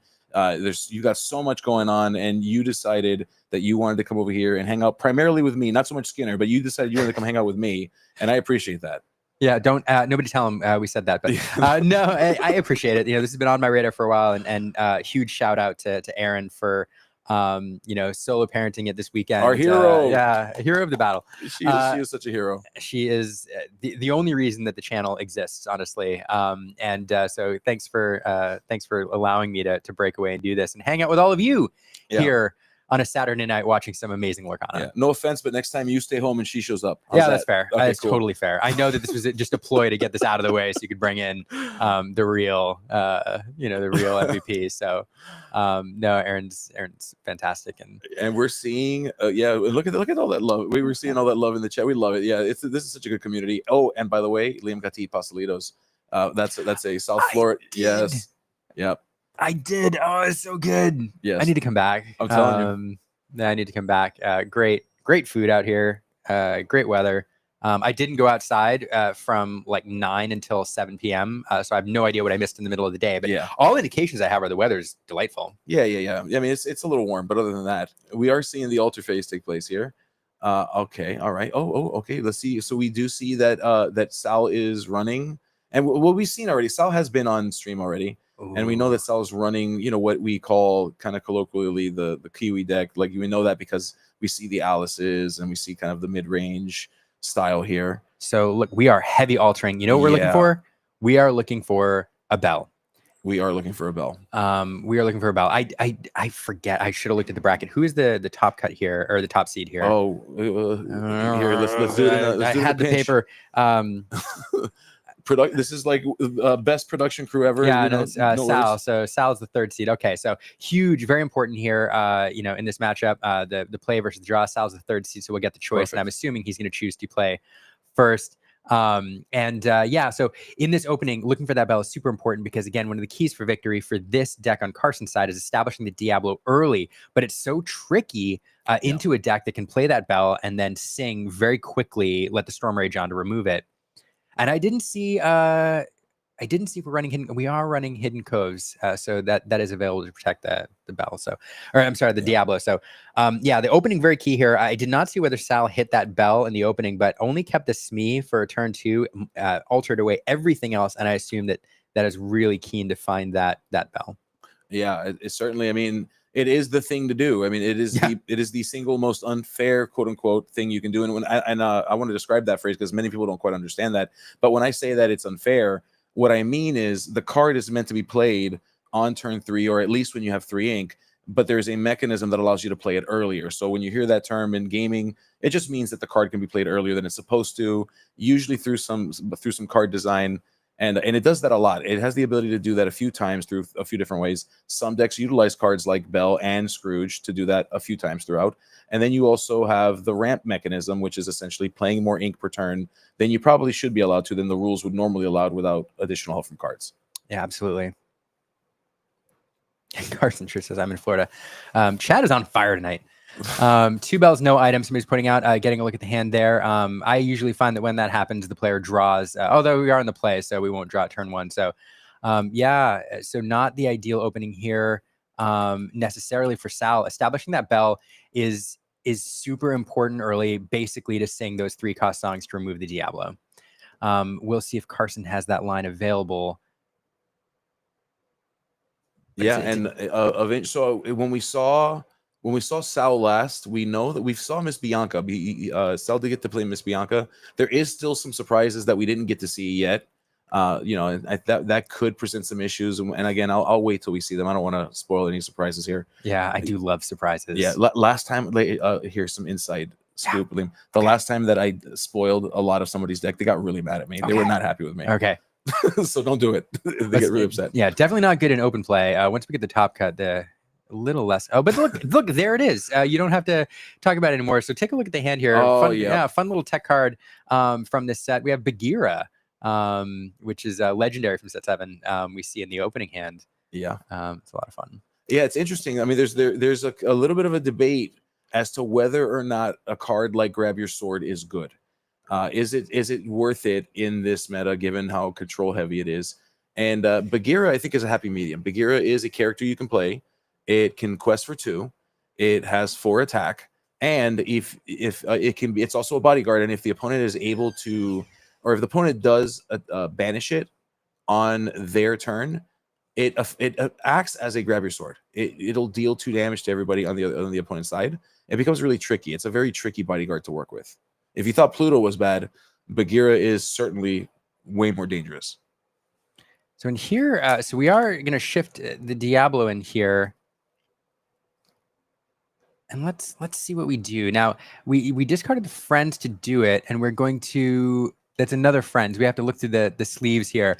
So I was going to say, a bummer to discard the friends, which you could sing immediately, but we're going to sing another friend. So a great sequence here that's available, in this Emerald Amethyst build. When you shift a card, you're wasting resources, and if that's removed, you're losing 2 cards off the board. Yes. But when you can immediately sing friends and replace those 2 cards in your hand, it doesn't feel quite as bad. So absolutely, maintaining card advantage here and establishing that Diablo is huge. And of course, we get another one off the draw.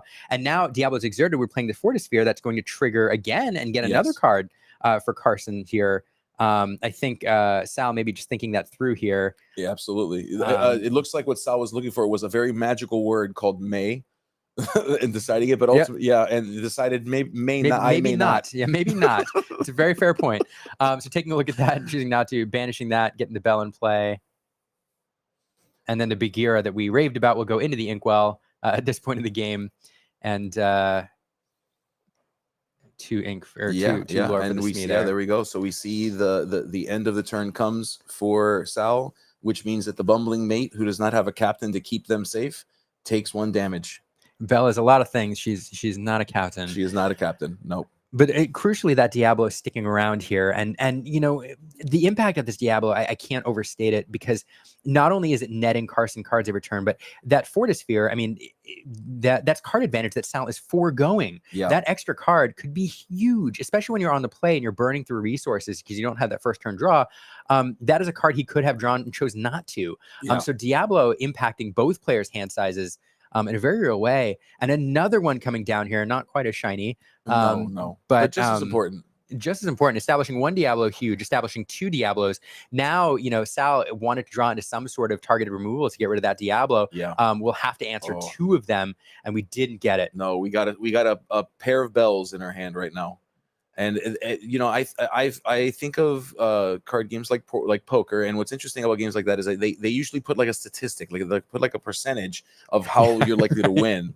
And every time that Diablo nets you another card, that percentage goes up. I don't know what the number is, but that percentage goes up. Certainly higher. Yeah. And Smee taking another damage, questing a little bit. I think, you know, Sal's calculation is here. Look, my opponent is getting huge card advantage. Inevitability is now with my opponent if this game goes long. So I need to force my opponent in the beatdown role. Yes. Put Carson in a position where he wants to challenge with Diablos. Like, build my lore total up so high that Carson has to answer my threats. Because that's really the only way that Sal, unless he draws very, very well here in the next few turns, is going to stick in this game. Yeah, and has set my heart, a card that has recently made its way into this build in response to the many items that are being played across the 2 most prevalent decks in the meta. So no surprise here. Although this isn't the worst matchup for this card, but opting to ink it anyway because there are better options like this Genie that continues to net additional hand advantage, more cards to the hand. Okay, and now we've got 2 Diablos live. They are live and ready for the party. Looks like there's a little bit of conferring there. Yep, establishing the Genie on the board, not terrible right now at all. We do have a Let the Storm Rage on in hand, so that is available to remove one of the Diablos. Let's see if we sing it here. I'm interested when it was drawn last turn, but we're gonna choose that, target that. There's discussion going on, because the discussion is, hey, do I draw from this Diablo? And the answer is no. It looks like we'll draw from the other Diablo and just get that 1 card off the card draw there. Yeah. All right, we see the Pluto in bodyguard mode. And Pluto, you know, a great card paired with the Alice. We see that quite a bit in these builds where Pluto will sit there, protect everything, and then also gain ward from Alice. I think that was the call here, foregoing the extra lore. Yeah, seems to be. So Pluto there sitting there 5/5 in bodyguard with ward. And the chat is correct, by the way, because the action occurs while Diablo is in play. Carson is actually able to draw a second card. Yeah, if he chose did to. he get the second? Because I didn't see him draw it. I believe I saw 1 card drawn, but ultimately that would be considered a missed trigger. It is not a forced effect, so there's no going back and not doing that, unfortunately. Yeah, and so it was interesting there because I thought I saw him comparing with the judge. So and yeah, the chat going nuts, right? Because this has been a discussion since that card was revealed, right? Lorcana. But yeah, so interesting. So I'm wondering if there was a conference there, or what the decision was. But in any case, yep, we don't know. We 1 draw card off the 2 Diablos there, and we'll move on. Yeah. Yeah, we don't know. We don't have the ability to hear what's over there. So unfortunately, we don't know the answer to that question. Yeah, but certainly, why wouldn't you draw if you could? You know, in this scenario. Well, I mean, you know, I guess there are reasons. Maybe you don't want to get milled. You know, who knows? I suppose. What if there's a wheel waiting for you? What if there's a whole new world waiting for you at the other end of this? That's fair. All right, back down. Anyway. So Seven Doors Mine coming out here, establishing a location on the board. Interesting play here. Probably used. Oh, there we go. Pluto's going to go in. We're going to do 1 damage to the Diablo. Put a 1 turn clock on that. Yeah, and so we see some thinking about the play line. Okay, here we go. Give an extra lore to the Pluto. Pluto will quest for 2. And here is exactly what we talked about, like pushing the lore total high enough that now it really forces Carson into that beatdown role. Carson, I mean, with huge hand advantage, Board is decent, but really forced to think about removing stuff on the other side of the board now. And Seven Dwarfs Mine represents a decent number of willpower to deal with. There's just a lot over there, and that Pluto sitting there is a 5/5. Yeah, we're gonna have to run a couple things into it.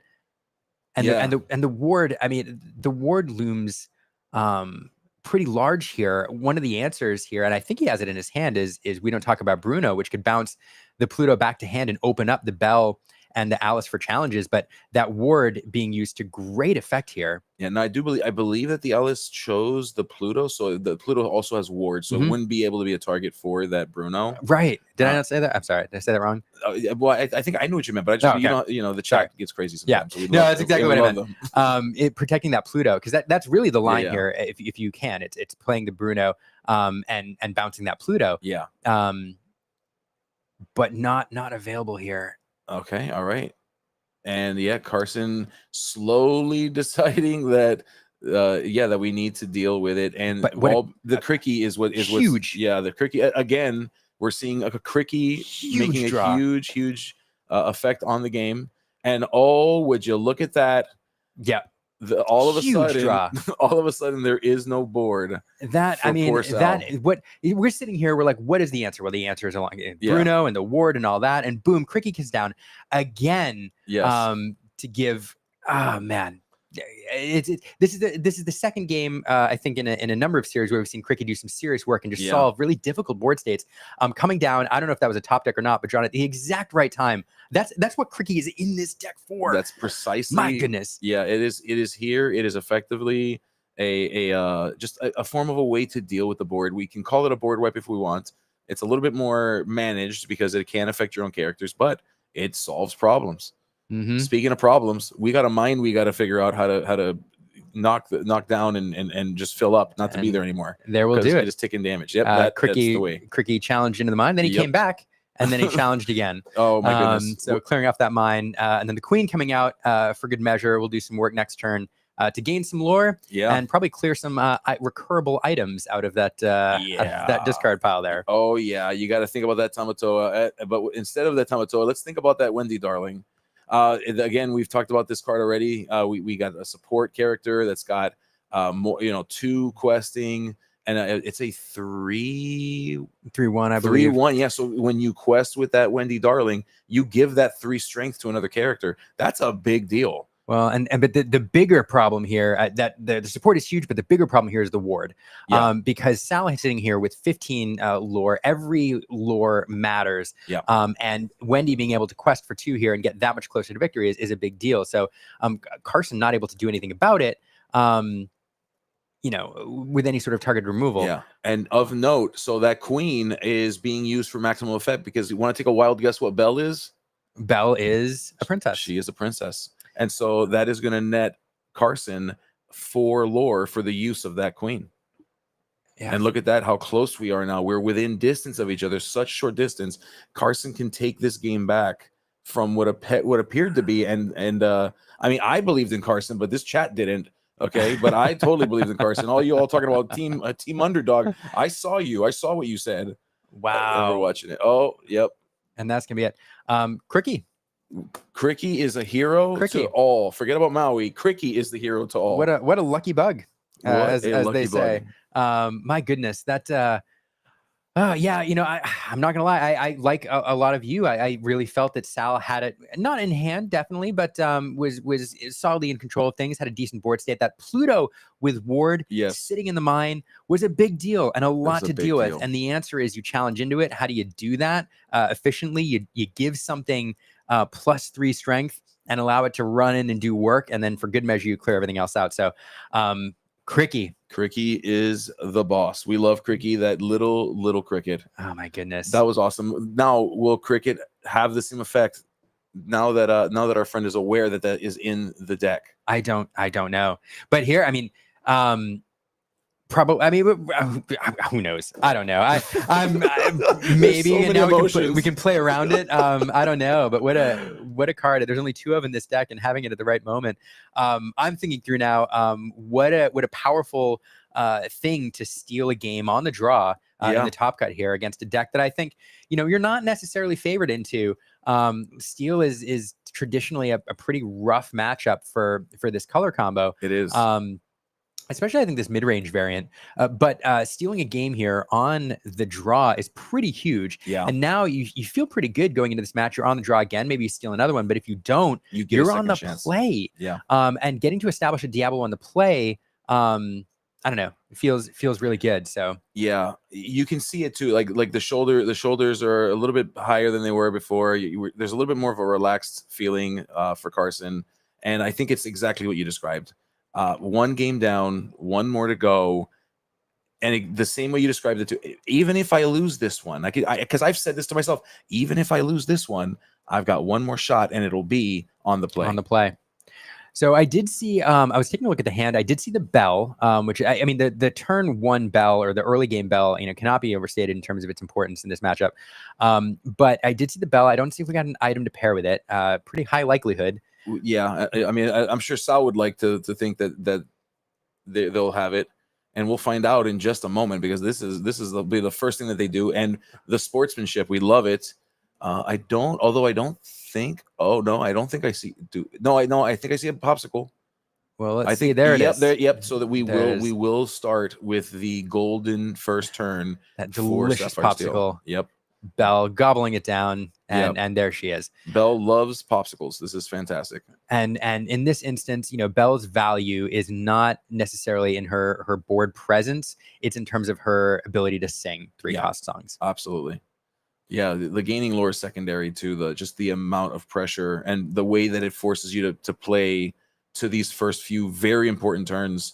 The characters that you put down, the ability for them to just get taken out just for putting them down, and you can't afford that so early in the game. Well, and I want to look over here. I'm trying to get a look at Carson's hand. If I'm looking at it right, there's 2 or 3 Diablos and Sudden Chills look very similar, especially with those they're very sleeves. green in the image. Yeah, I guess it's only one Diablo.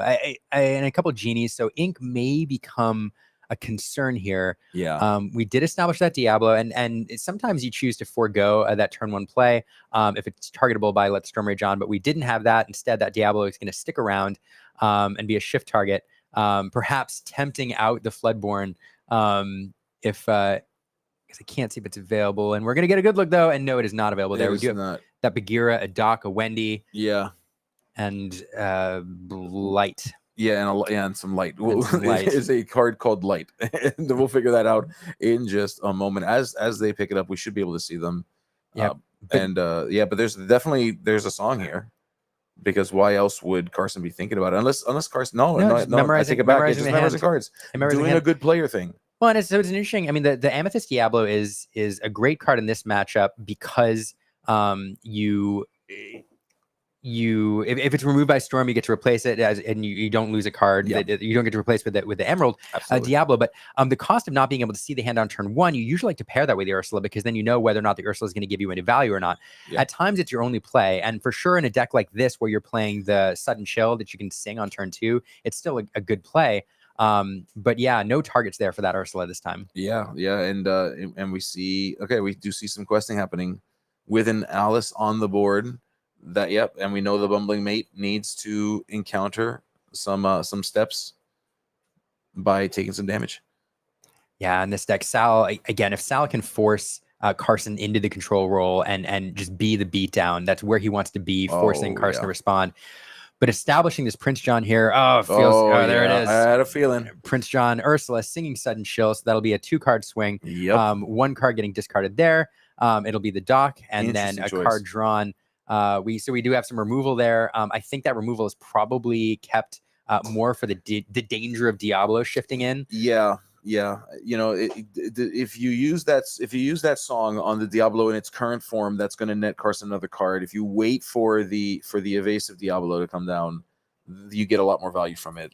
And we do see 2 of them, and you got Carson. It's going to be super obvious that Carson's running 4 of them. So holding on to it, letting that Diablo just kind of survive as it needs to. Is the right call here. So the Bell going in and challenging. Oh yeah, we see Alice choosing Smee, which gives it Smee an additional lore and ward. So 3 lore there. He will bumble around again and damage himself. And this is the way that Sal envisioned last game was going to go, and it didn't go that way. And then we saw just a quick turnaround with that Cricky. Can Carson turn this around again? I guess we'll find out. We may. I mean, we're 2 turns away from the Cricky, unfortunately. So if we can deal with 1 or 2 characters on the board, keep things under control, we are going to shift the Diablo here. Friends from the other side discarded there, and 4-cost Genie. So that's some board presence. We'll draw a card off the Genie. Let's see if we drew any songs we're going to play. No, we're going to quest with the Diablo, put that online. Yep. And back over. Now, so there were options here to clean up that Smee, perhaps prevent a little bit of lore gain. You would lose the Prince John or you'd lose the Prince John. But instead, there's that Storm Rage on. It's going to remove that Diablo. That feels bad, but we are getting a card. So we are getting a card this time. So for all of you that question it, there you go. Carson, there we go. We got the card off the Storm Rage on. So it happened this time. So there we go. McDuck Men are coming down. Brutal, almost backbreaking. That's backbreaking. 100% backbreaking. And singing of, we're getting rid of that Genie. We have just enough characters to do it. Yep, that is going to be a challenge here to come back from this. There's just a lot of lore on the board. We're going to go up fairly high. And that McDuck Manor, without establishing the Fox and the Crab and spending a whole turn dealing with it, there's just not a lot of good answers for that location. And Smee doing maximum work here, not only gaining I think a total of 7 lore or 8 lore when paired with that Alice. I didn't see who Alice chose that turn, but it's a lot of work. Yeah, you're not kidding. A lot of work is putting it lightly. We're at 13 lore. We got a McDuck Manor and a single Prince John to do anything about all that stuff that is on that is sitting on south side of the board. Even a Cricky is not going to be able to pull Carson out of this hole right now. No, this is tough. So I think Carson looking here, taking a look at the lower total, 1, 2, 3, 4, 5, 6, 7. That's game on board. It is. We can maybe answer something, and then there's always the question of, do you play this out and see more of your opponent's deck, or do you take the old scoop route and it looks like we're going to go that way, and move on to a game 3, which we love. We love a game 3. Sorry, unfortunately you had to see our Emerald Amethyst player suffer defeat. I know you were rooting for them, even though you all didn't believe in him in game 1. I'm watching you all, but I know that you all are rooting for him. Now, what I'm rooting for is just great gameplay. I'm rooting for top level gameplay. I love seeing all the stuff that's happening right now, and we're gonna watch as both of these players try to figure out who gets to move on, who gets to move into that top 4 spot, and can it be done? Can Carson figure this out and close the deal and get moved on to the next stage here? We'll see. I mean, I see the odds are in his favor. Yeah, it's a tough matchup, should be sure. I think it's challenging going into it overall as a match, but it's certainly more favored on the play. Yeah. And so I think if he plays this right, definitely can pull this out. But the opening is so huge, in both of these decks. Each one looking for certain key combos, certain key cards on as every deck is, but it's very hard if you don't get the right opening your opponent does to survive this matchup with Diablo lurking around, and we'll see. Yes, absolutely. And we are beginning our altar. We already see a Popsicle and a Bell. The first 2 cards drawn with Popsicle, Bell, and a Fortisphere, just in case you don't like the Popsicle. Just for good measure. Yeah. What's your flavor? You want like gray? You want blue today? Do you want to sit on this rock, or would you like to eat a Popsicle? Yeah, we do have a couple docks there. It's always awkward having 2 in hand. I'm sure we'll send one, if not both, away. But yeah, definitely looking at the right opening here. Now, he'd love to draw into a song. He'd love to draw into the removal he needs to deal with that Diablo right off the bat. But for sure, keeping turn 1 Bell Popsicle here. We do have the Lawrence for turn 3. It looks like he may hang on to. And then the dock to refresh the hand. So yeah, only sending a couple cards there and drawing the Storm. Oh, there it is. Yeah, I mean, we call that in the TCG world a God hand. Man, he drew right into the removal. It's like, what does he need? Well, he needs this, and he needs this, and he needs this, and there they all are. So yeah, unfortunately, Carson is going to be considering that Diablo opening again. It's not the only one. There's a lot of low cost cards in this deck, and it's possible to go 1 on turn 1, 2 on turn 2. That's Mo Shamlin's favorite line from Continentals. Yes. You can also go, there's other ways to go about, building your board state, but for sure, that Diablo line is one it's so tempting to pursue if you have it, but almost a trap when you're going to lose both cards, to let the Storm Rage on right off the bat. Yeah, it's just so rough. I mean, it reminds me of Cinderella, playing against that singer Cinderella in Amber Steel so many sets ago. Just the ability to just control that board, and Bell doing it so well. And we may witness that here, depending on what Carson is putting Sal on. Does Carson think that Sal is running with the Bell, with the songs?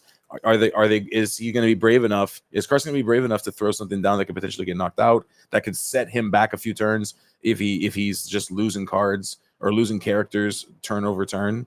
That could be very backbreaking as well. I guess we'll see how this pans out.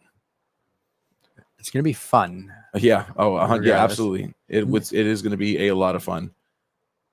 And we see, all right. Yeah. So, turn one Diablo. The Diablo just kind of revealing to Carson what exactly is Carson. waiting for him. I mean, this is great though. Carson's look able at to the see. look of Carson's face. He's like, I see it. I see the cards. I see the opening. I know you have it, and so now I can plan around it. Yeah. That's one thing. Sometimes you're like, all right, do I pursue the shift line? Do I not pursue the shift line? And now he knows exactly what he has to play around. So, I mean, the good thing for him is, I mean, there's a couple card draw items there, but you don't see like the Flavisham, or you don't see anything that will really propel in the mid game. Yeah. There's no strong turn 2 play besides dropping, another character, another item. We don't have like a Smee or something, more Calhoun. So for sure, it's not the worst possible hand to see, but it's certainly not the best. It's not the best. And it looks like Sal drew a bumbling mate Smee for that. Oh, did he? Oh my goodness. Because he didn't need more help. Right. Well, that is a great turn 2 play. Yeah. Dropping a Bell on turn 1, Smee on turn 2. It's what these mid-range decks like to do. That's 6 strength and willpower on the board on turn 2. It's brutal. Okay. But knowing we have songs in hand, now we're going to take that Deceiver and we're going to pick which one we want here. Let's see what we choose. Yeah, I mean, there's always an argument about which of those songs do you choose, and generally what you do is you look at the rest of the hand. If there is not enough ink, you might try to starve your opponent of ink, but in this case, we just want to deal with the efficient removal and make it less efficient.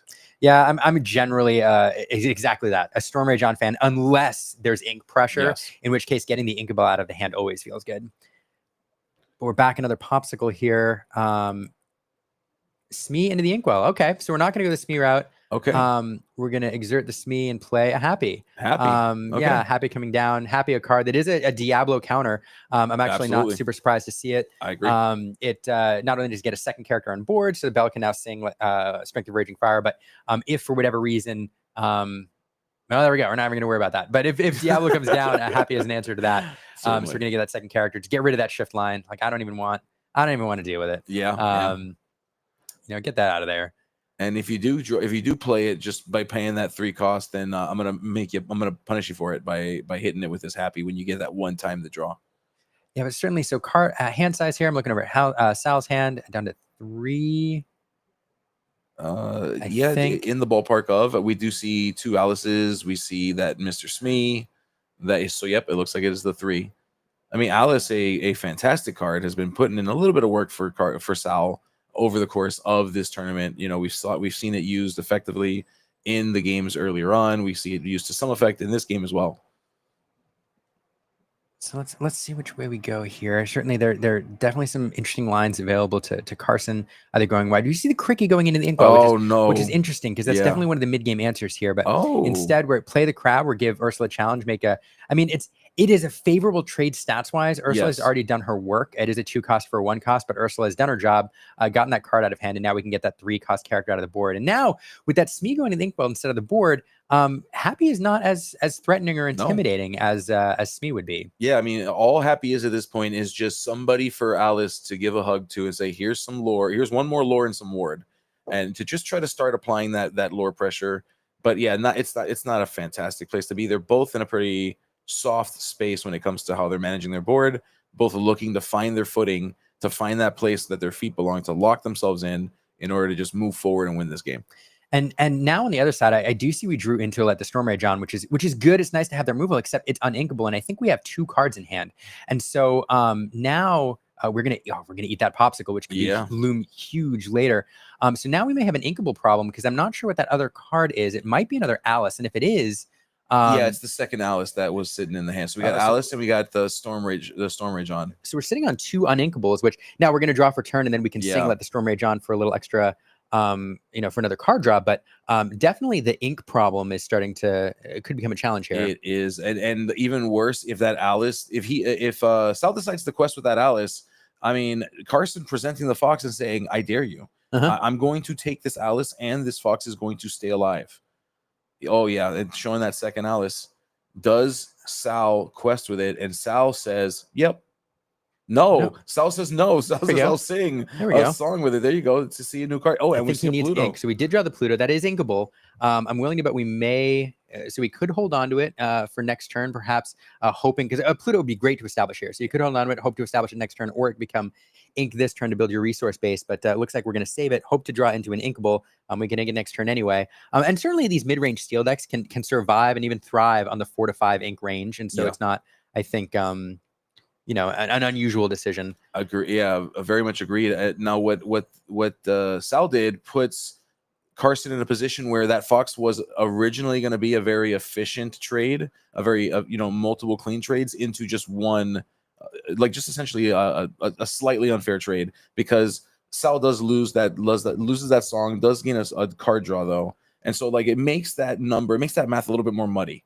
And what we're seeing now is that Alice, we do know that there's that other Alice which is joining. So we've got Alice in stereo on the table right now. 3 Alices. We like to see cards in 4s today in these last few rounds. Yeah. So we're sure to see the 4th Alice later. But we did draw into another uninkable. We drew into Doc. And so I think Pluto was the ideal play that he would have liked to make that turn, where you pair the Alice with the Pluto. It's a combo that these decks love, but instead holding on to that Doc, having to ink the Pluto. But we are setting up a 2-card draw with the Doc here next turn. So just like an awkward hand. An awkward hand here for Sal in the mid game, just ink challenges, but Carson not able to fully take advantage of it yet. Just establishing higher cost cards on the board with that Genie, just not establishing the huge board presence or the wide board presence to kind of take advantage of this. And in the meantime, Sal pushing his lore up a couple each turn, few each turn. Yeah, exactly. And for those of you that are curious, whenever we see a player just being very, very being restricted on their ink to their hands, you have to wonder, well, how many uninkables does this person have? And I'll tell you that Sal in the deck is sitting with 14 uninkable cards. So I would consider that a pretty average amount. I would say that Sal is primarily just drawing unlucky here. Yeah, and you came back here, played again. It's another card we don't see terribly often, but Genie went in to challenge Alice and came back and went in to challenge again. So that's the second time we've seen that card used for one character double challenge something with higher willpower. Clean up the board a little bit. But at this point, Carson just needs to prevent, significant lore gain. Hopefully Sal continues to feel some hand pressure. And then eventually he'll be able to dump a wide hand on the board, hopefully. Okay. So no cards in hand. We play a Doc. We see the mine and we see a happy. Yeah. Or another Doc, actually. Yeah, sorry, that's uninkable. That is a Doc. Yeah. Yep. So not a terrible draw here. Anytime you can chain Docs together, it's great. You do get the mine out, which pairs well with the happy. In this instance, oh goodness, interesting. So not enough ink. It looks like to slide that happy over, because that would have been enough to do 2 damage to the Genie. So instead we have to challenge in. Yep. That is interesting. Certainly. You'd love to have the ink. I mean, if you have the ink for it, it's a really clean answer to slide over that knight immediately, but just not enough. And choosing instead and waiting till next turn to just clean up that Genie right now. Yeah, I mean, we are seeing again both players in just a very unique spot here, trying to figure out where their placement is. Oh, here we go. That is the Elsa. That is Elsa. For those having trouble seeing through the sleeves, Elsa can. Let's see. We could. All right. Okay. Okay. Exert the Alice, do one there. There's other options here. Clean up the Doc instead. But putting 2 on the Alice here because of all the work she can do. Although I'm not sure who the Alice gave ward to last. I wasn't paying attention if she quested and gave ward to somebody. That's on me. It's been a long day, so it's possible that Happy wasn't an option, or that Doc wasn't an option. So another Doc coming down here after dumping the Calhoun on the board. We'll draw 2 new cards, chaining these Docs together to great effect. Yeah, absolutely. And we're seeing just more characters being established over here on South Side, including a Bianca that entered the hand. We have to look and see. Oh yeah, Calhoun is as an ally, so that Bianca is effectively a cost of 4. I do believe all the dwarves are as well. There's so many allies in this deck. You would be very much correct. Yep, absolutely. They are also allies and knights. They're friendly knights. Yeah, they are friendly knights. But yeah, really, a corner has been turned here. It did feel like Carson had things well in hand with kind of the awkward hand position, but I think the key stringing together, dock after dock, gave Sal a huge resource boost and just able to go wide here. Lucifer, a card that Carson would have loved to have a few turns ago, back when Sal was battling through those resource issues. But even though he manages to dump his hand here, there's just been a lot established out there. Yeah. So that Genie is going to, or the Elsa is going to do a little bit of work, clean up that Alice. But that does leave 4 lore on the board. Yeah, not a great place to be. I mean, that's gonna put a lot of pressure on Carson to try to figure out how do we figure this board out. We've got the mine and the 3 characters. The Calhoun potentially netting 2 lore instead of 1. So 2, 3, 4. You're looking at 5. That'll get us to 18, assuming that the characters are untouched by Carson on this turn. I drew into a great card here. Okay, that is not a bad card. Back into Let's Skirmish on, and into another dock. You've got to be, my goodness. With an empty hand, with 2 ink available, you draw into a dock, which will net you 2 cards. Look at those docks. Yeah. Like we said, everything's happening in 4s tonight. There's all the docks. You saw a smile on Carson's face as he looked over at everybody watching. He was like, "Can you believe this?" Yeah. The 3rd dock, and man, it is just. That is crazy. wild. That is, I mean, if so lucky. I went on and on for a while about how Sal's hand was awkward and he was drawing, uninkables and whatever, and then all of a sudden at the end here, just stringing together like the perfect set of draws. The storm into the dock, huge. Unfortunately, the People's Champion, Amethyst Emerald here is going to fist bump, and not just fist bump. Fist bump is for game wins. Handshake is for match wins. Yeah. Shakes Sal's hands and said, that was just too much for me.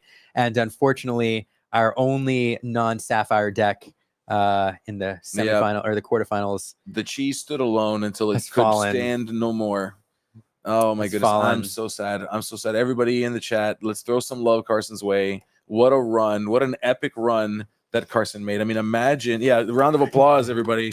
I was gonna say, if I stand up, you're gonna lose like all of this. But I mean, just a round of applause to Carson for the work put in. I mean, to get to this level, to make it in this field. I mean, remember, over 30% of this meta was Ruby Sapphire. Over 25% of this meta is Sapphire Steel. And Carson just here trekking along, being the little engine that could. Yeah. Made it all the way to top 8. Yeah. Almost made it to the top 4. Almost made it to top 4. Very close. I mean, 3 games. 1 game 1 and stole game 1 even. Like took game 1 from being on the draw. On the draw.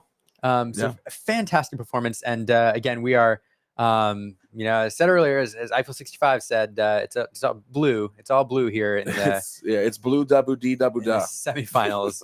So we're watching the bracket update in real time now. Sal moving on. So it looks like we're gonna have in both sides of the bracket. Yep. We're gonna have Ruby Sapphire on Sapphire Steel. We are, and with the potential of basically there's a potential for mirror matches even in the finals, depending on how these players play these matches. So it's gonna be real crazy here. Yeah, I think what I'm cheering for, I don't care who wins each side, except I'd love to see a not mirror in the finals. I think that's what I'm rooting for. Yeah. That'd be ideal. That would be ideal. Right. My goodness. What a day. I mean, the conversion rate, we talked earlier about conversion rates. The conversion rate for Amethyst Emerald is very, very high. Very high. Performing very well in the meta. I do wonder if it's a deck as people, if let's say hypothetically, more people pick it up, because Amethyst Emerald's been a deck that's been popular for ages. But if more people pick it up into set championships, I do wonder if people start to think about, as they think about it more, if it becomes, worse. Yeah. The thing that I think unleashed, I'm gonna ramp up for just a second. The thing that I think unleashed it, 2 things. Genies and Diablos, if left unchecked, are game winners. 100%. And what happened, I think, at the start of this meta is as everybody started looking at blue steel, and as Ruby Sapphire wasn't quite as represented in the beginning, and people were trying to go aggro, run under, blue steel. And then the other thing that happened is Ruby Amethyst just disappeared.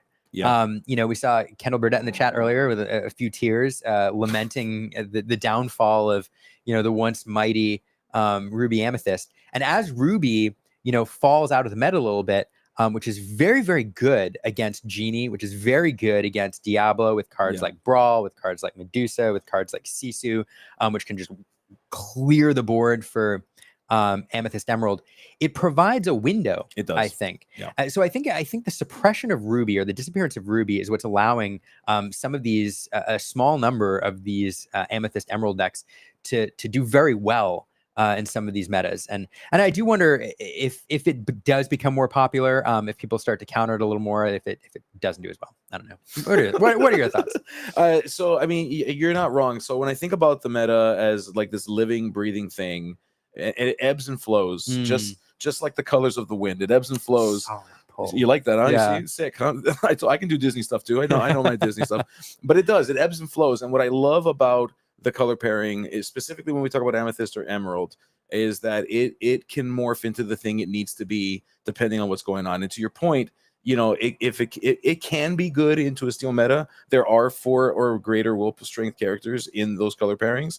If it needs to deal with red, it can figure out how to overcome those board wipes. You can play characters that allow you to punish people for playing board wipes. Like if I play Diablos, if I play rabbits, if I play the goats, these are the things that allow me to punish you for getting rid of them. So there is a thing to be done depending on what the meta is. Whether or not the energy is put in to do that is a different story, and goes kind of back to my thought process that this is like a thought experiment, a groupthink experiment even, where there's passion being poured into certain areas, and then you've got poor Artifacts just breaking his back. Yeah, right. And Lorcana decklist trying to figure out how do we solve this thing? It's just the 2 of us, dude. How do we figure this out? Right. We need more help. And so all of you in the chat, if you love seeing Carson's run, I am asking you, I'm pleading with you, put in the work, find opportunities to tweak it.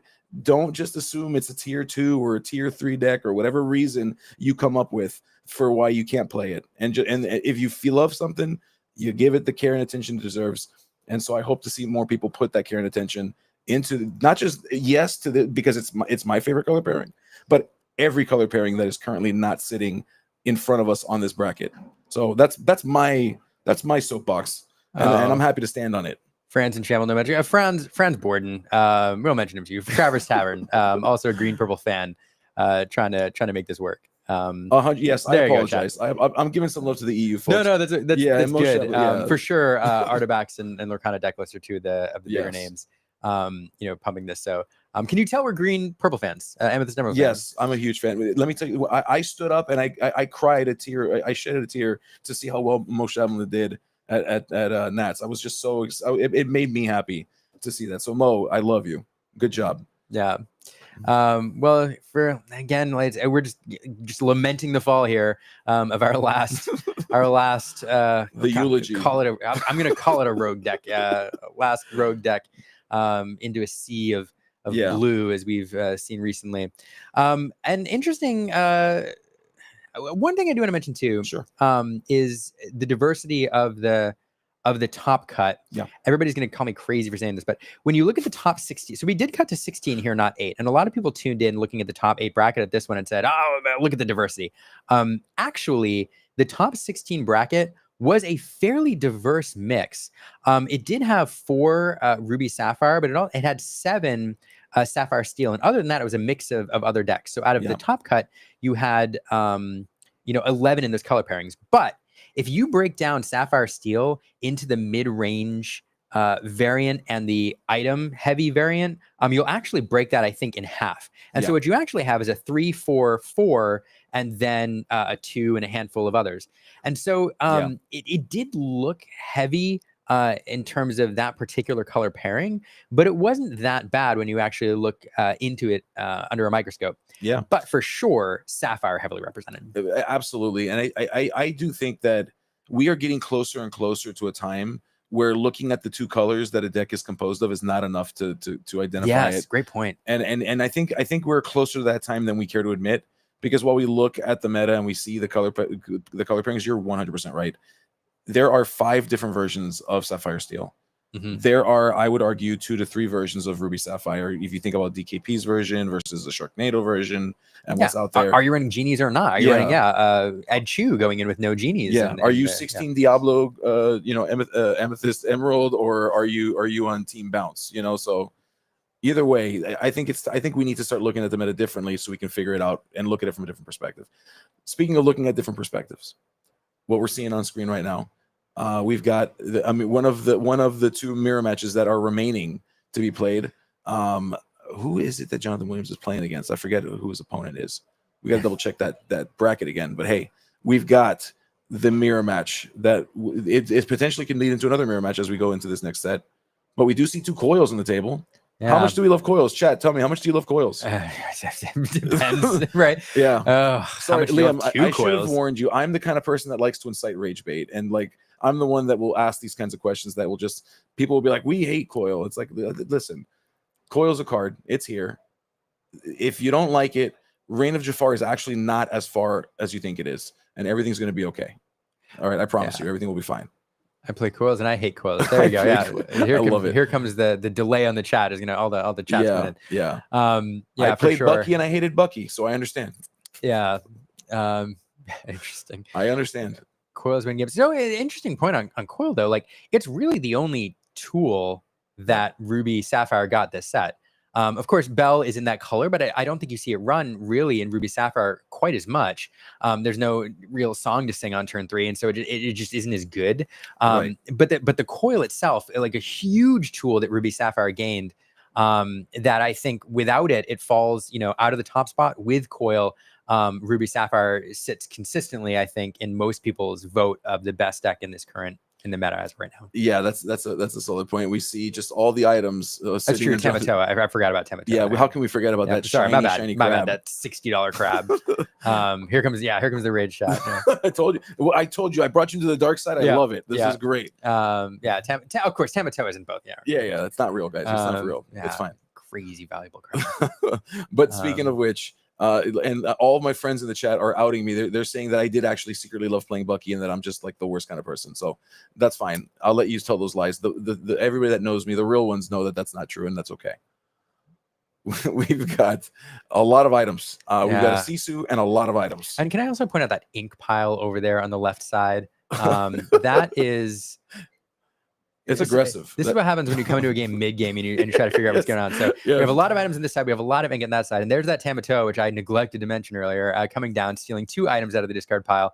Probably a couple popsicles there. And we're going to establish those. Of course, Big Tamato is great.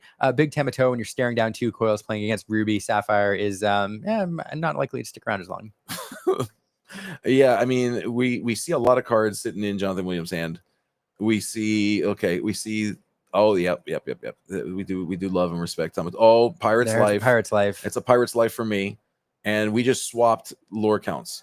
Oh, never mind. We actually did one better because of Maui Shark. Where is Maui Shark? Is that? Oh no, I'm sorry. Sorry, that's a Sisu. That's a Sisu. The shine turns Sisu into a shark. I apologize. No, that's okay. There are cards hiding off screen. There's a Great Stone Dragon up there, which nobody can see, like off camera up north. Yeah. So I was wondering if it was hiding over there. Yes, it's over beyond the wall. Beyond the wall. Clearing up those items pretty quickly. My goodness, the big Sisu coming down there doing work, but paired with those coils. Brutal coils with Sisu. Brutal.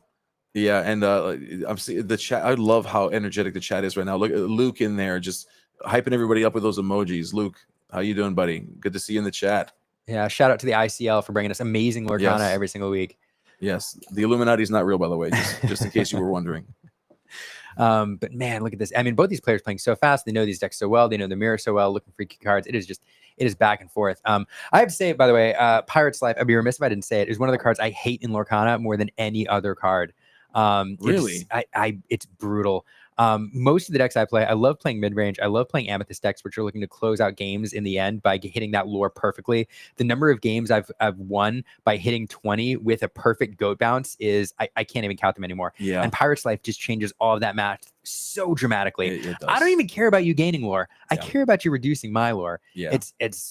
I hate it. Yeah, it's especially like Mark. play your own game. Don't mess with my game. Yeah, dude. leave me alone. Yeah, stop it. And especially when you play with Shark, where you can get it. It sits in the discard It's so pile, and you can get crazy. it back later. It's just, I hate it. With Yeah, every you start fiber of my stacking them. being. You're playing 2 or 3. You're getting 5 for a pirate's life, and they're losing 2. It's so crazy how quickly that game turns sideways. And that is a Medusa, of course, just super powered because of that sapphire coil. I can't see what it is. Probably another crap. Yeah, we're not. Yeah, so what Jonathan Williams is doing here is what's known in some card games as dirtling. So he's drawing a lot of cards, trying to see what's going on. We play a popsicle, we draw a card. We play a popsicle, we draw a card. Madam is taking a quest for 1 and back over to the other side. We are playing fast here. Now, I don't believe these rounds are timed, so there's no pressure. Unless I'm wrong. So there's no pressure here to finish this out quick. But, absolutely not. Both players know exactly what they're doing. They know their decks inside it out, and so they're Yeah. moving. 70-minute timer I'm getting. Correct, yep. Which in these mirrors, you could actually hit. It is crazy, but yes. Which is kind of crazy. Yeah, and if for those of you, I know many of you were looking into the melee link, and if you go in there and you looked at it, what I will tell you is that there was I would say an above average number of draws that occurred today, starting really early in turns 2, or sorry, in rounds 2 and 3 and 4, and a lot of that is attributed to just like the Ruby Sapphire mirrors. So there was a lot more draws, and as a result, the math was even a little bit wonky when it came to trying to figure out, like, well, hold on, who gets in the top cut, and how is that going to figure it out? So that is really fascinating. I know we're looking at this game right now, but I have to muse. I do wonder how much those draws and those mirrors with Ruby Sapphire affected the conversion rate for those particular decks. Yeah. Because if that is true, and I guarantee it is, because that's what we see in these control decks, going to time and then inadvertently splitting. You know, the conversion rate was probably significantly impacted. You know, just Ruby Sapphire and Ruby Sapphire fratricide. Correct. Throughout the tournament. Yeah, So, they're just constantly dragging themselves towards the middle of the pack, and just like unable to do anything about that because of the number. It's crazy how the math involved in the tournament games are crazy too. But we see the setup of maybe a potential 1-turn combo here. I mean, we're looking at, if you can get enough items, that Tamatoa could be pretty devastating. We see that here in Flaversham, netting more cards, just continuing to draw, getting to the point of drawing to potentially danger. I mean, I'd be interested to see what the deck count is for both players. I was going to say there may actually be more cards in the Inkwell over on the left than remaining in the deck. I'm not positive, but that is a state that could exist right now. Yeah, it's you're right. It's not unreasonable to think that that's possible. Drawing a few other cards here. Maui going to challenge into that Grammatala, clean that up a little bit. And so that is not a Tamatoa there. That looks like was that a Chicha? I caught a very brief glimpse of it under that glare. Yeah. It might have been a Chicha. So at the very least, Yeah, it's hard to tell. I mean, we do see, okay, more drawing. We got Hiram coming down, taking care of some items. All right. Okay, we see Vitalis here, which makes Maui Shark very frightening.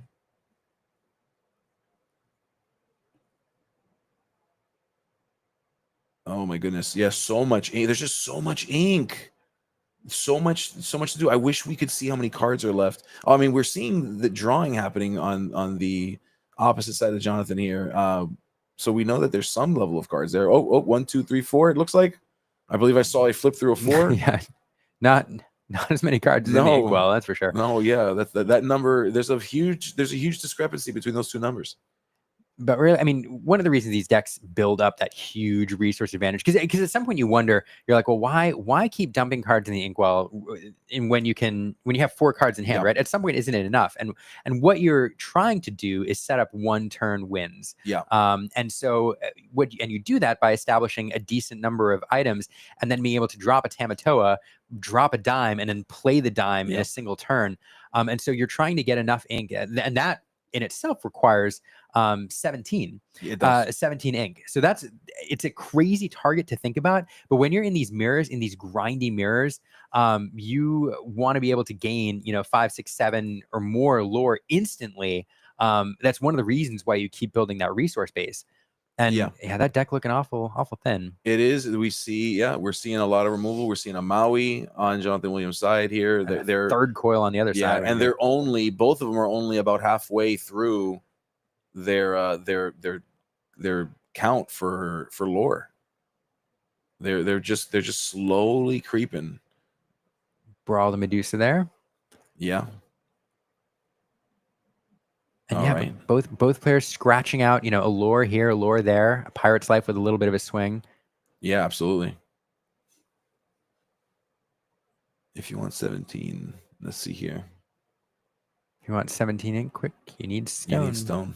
I think there is a Great Stone Dragon up north yonder of the wall that we can't see. Beyond the wall. I don't think it's been eaten yet. So certainly every turn turning characters into items, and it's one of the reasons you see the resource advantage there. Yeah.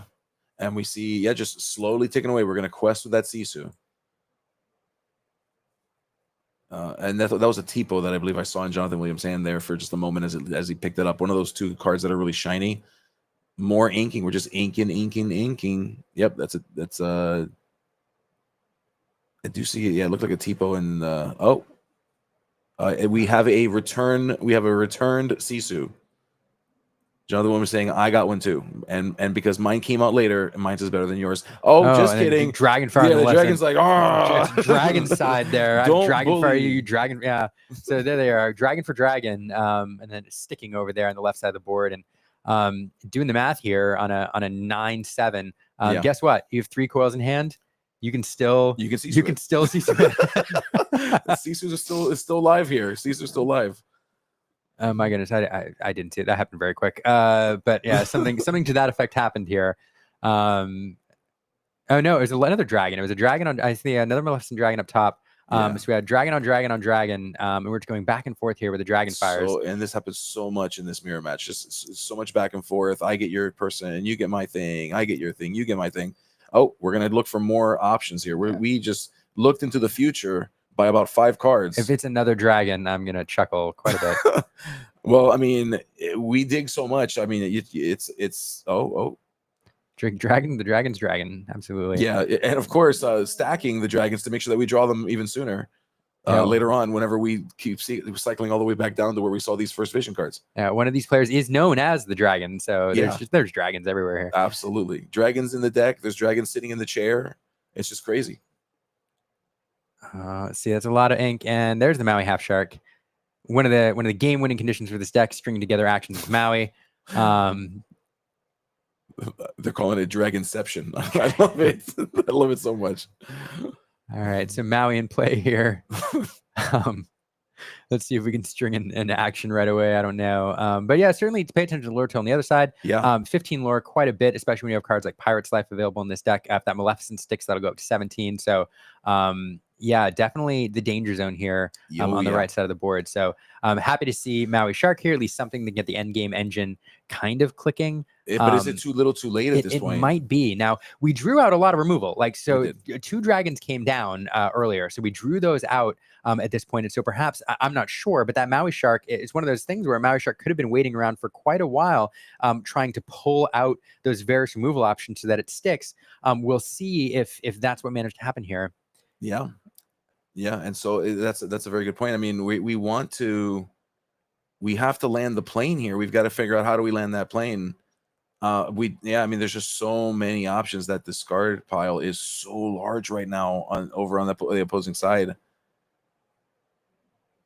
Yep. And in 1, 2, 3, 4, 5, 6, 7, 8, 9, 10, 11, 12, 13, 14, 15 is the number that we counted to. 15.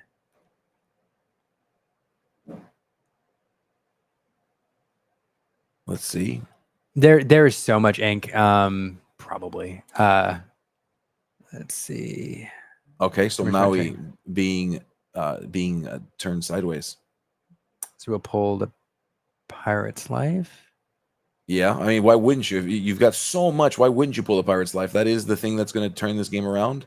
If anything, we do see. Oh, what was that? Right, so we inked and then Sisu'd the Maleficent. Thing we said was going to happen. Right? It happened. So ridiculous. So we inked and then Sisu'd the dragon. All right. People ask. We don't know. So the side. This is a table that's just outside. This is a secondary table to try to keep games going here on the chat. So we don't have the full details of what's going on this particular table. I believe it's in game 3, but we're not 100%. For those asking, we are not. This could be the longest game whenever, for all we know. Yeah. But for sure, it's probably one of the longest games of Lorcana that I've ever seen. Yes. And yeah, that Sisu coming down, clearing the board, those Sapphire Koi's looming large, just doing so much work. There's the dime. Oh, it's here. There's the dime, and we're gonna pair it with that Sisu. That one turn win, that one turn combo on the way. We're just missing pieces of that combo. Yeah, and I think I was not paying attention to the lore total, so that doesn't look like it was enough to close it up to 19 lore. That's it. That dime being on the board, sticking. There's the hideaway. But man, it's too little. It was certainly too little, too late. So yeah, just building up that resource base, dropping that Sisu, followed by that dime, one turn. Yeah. Yeah.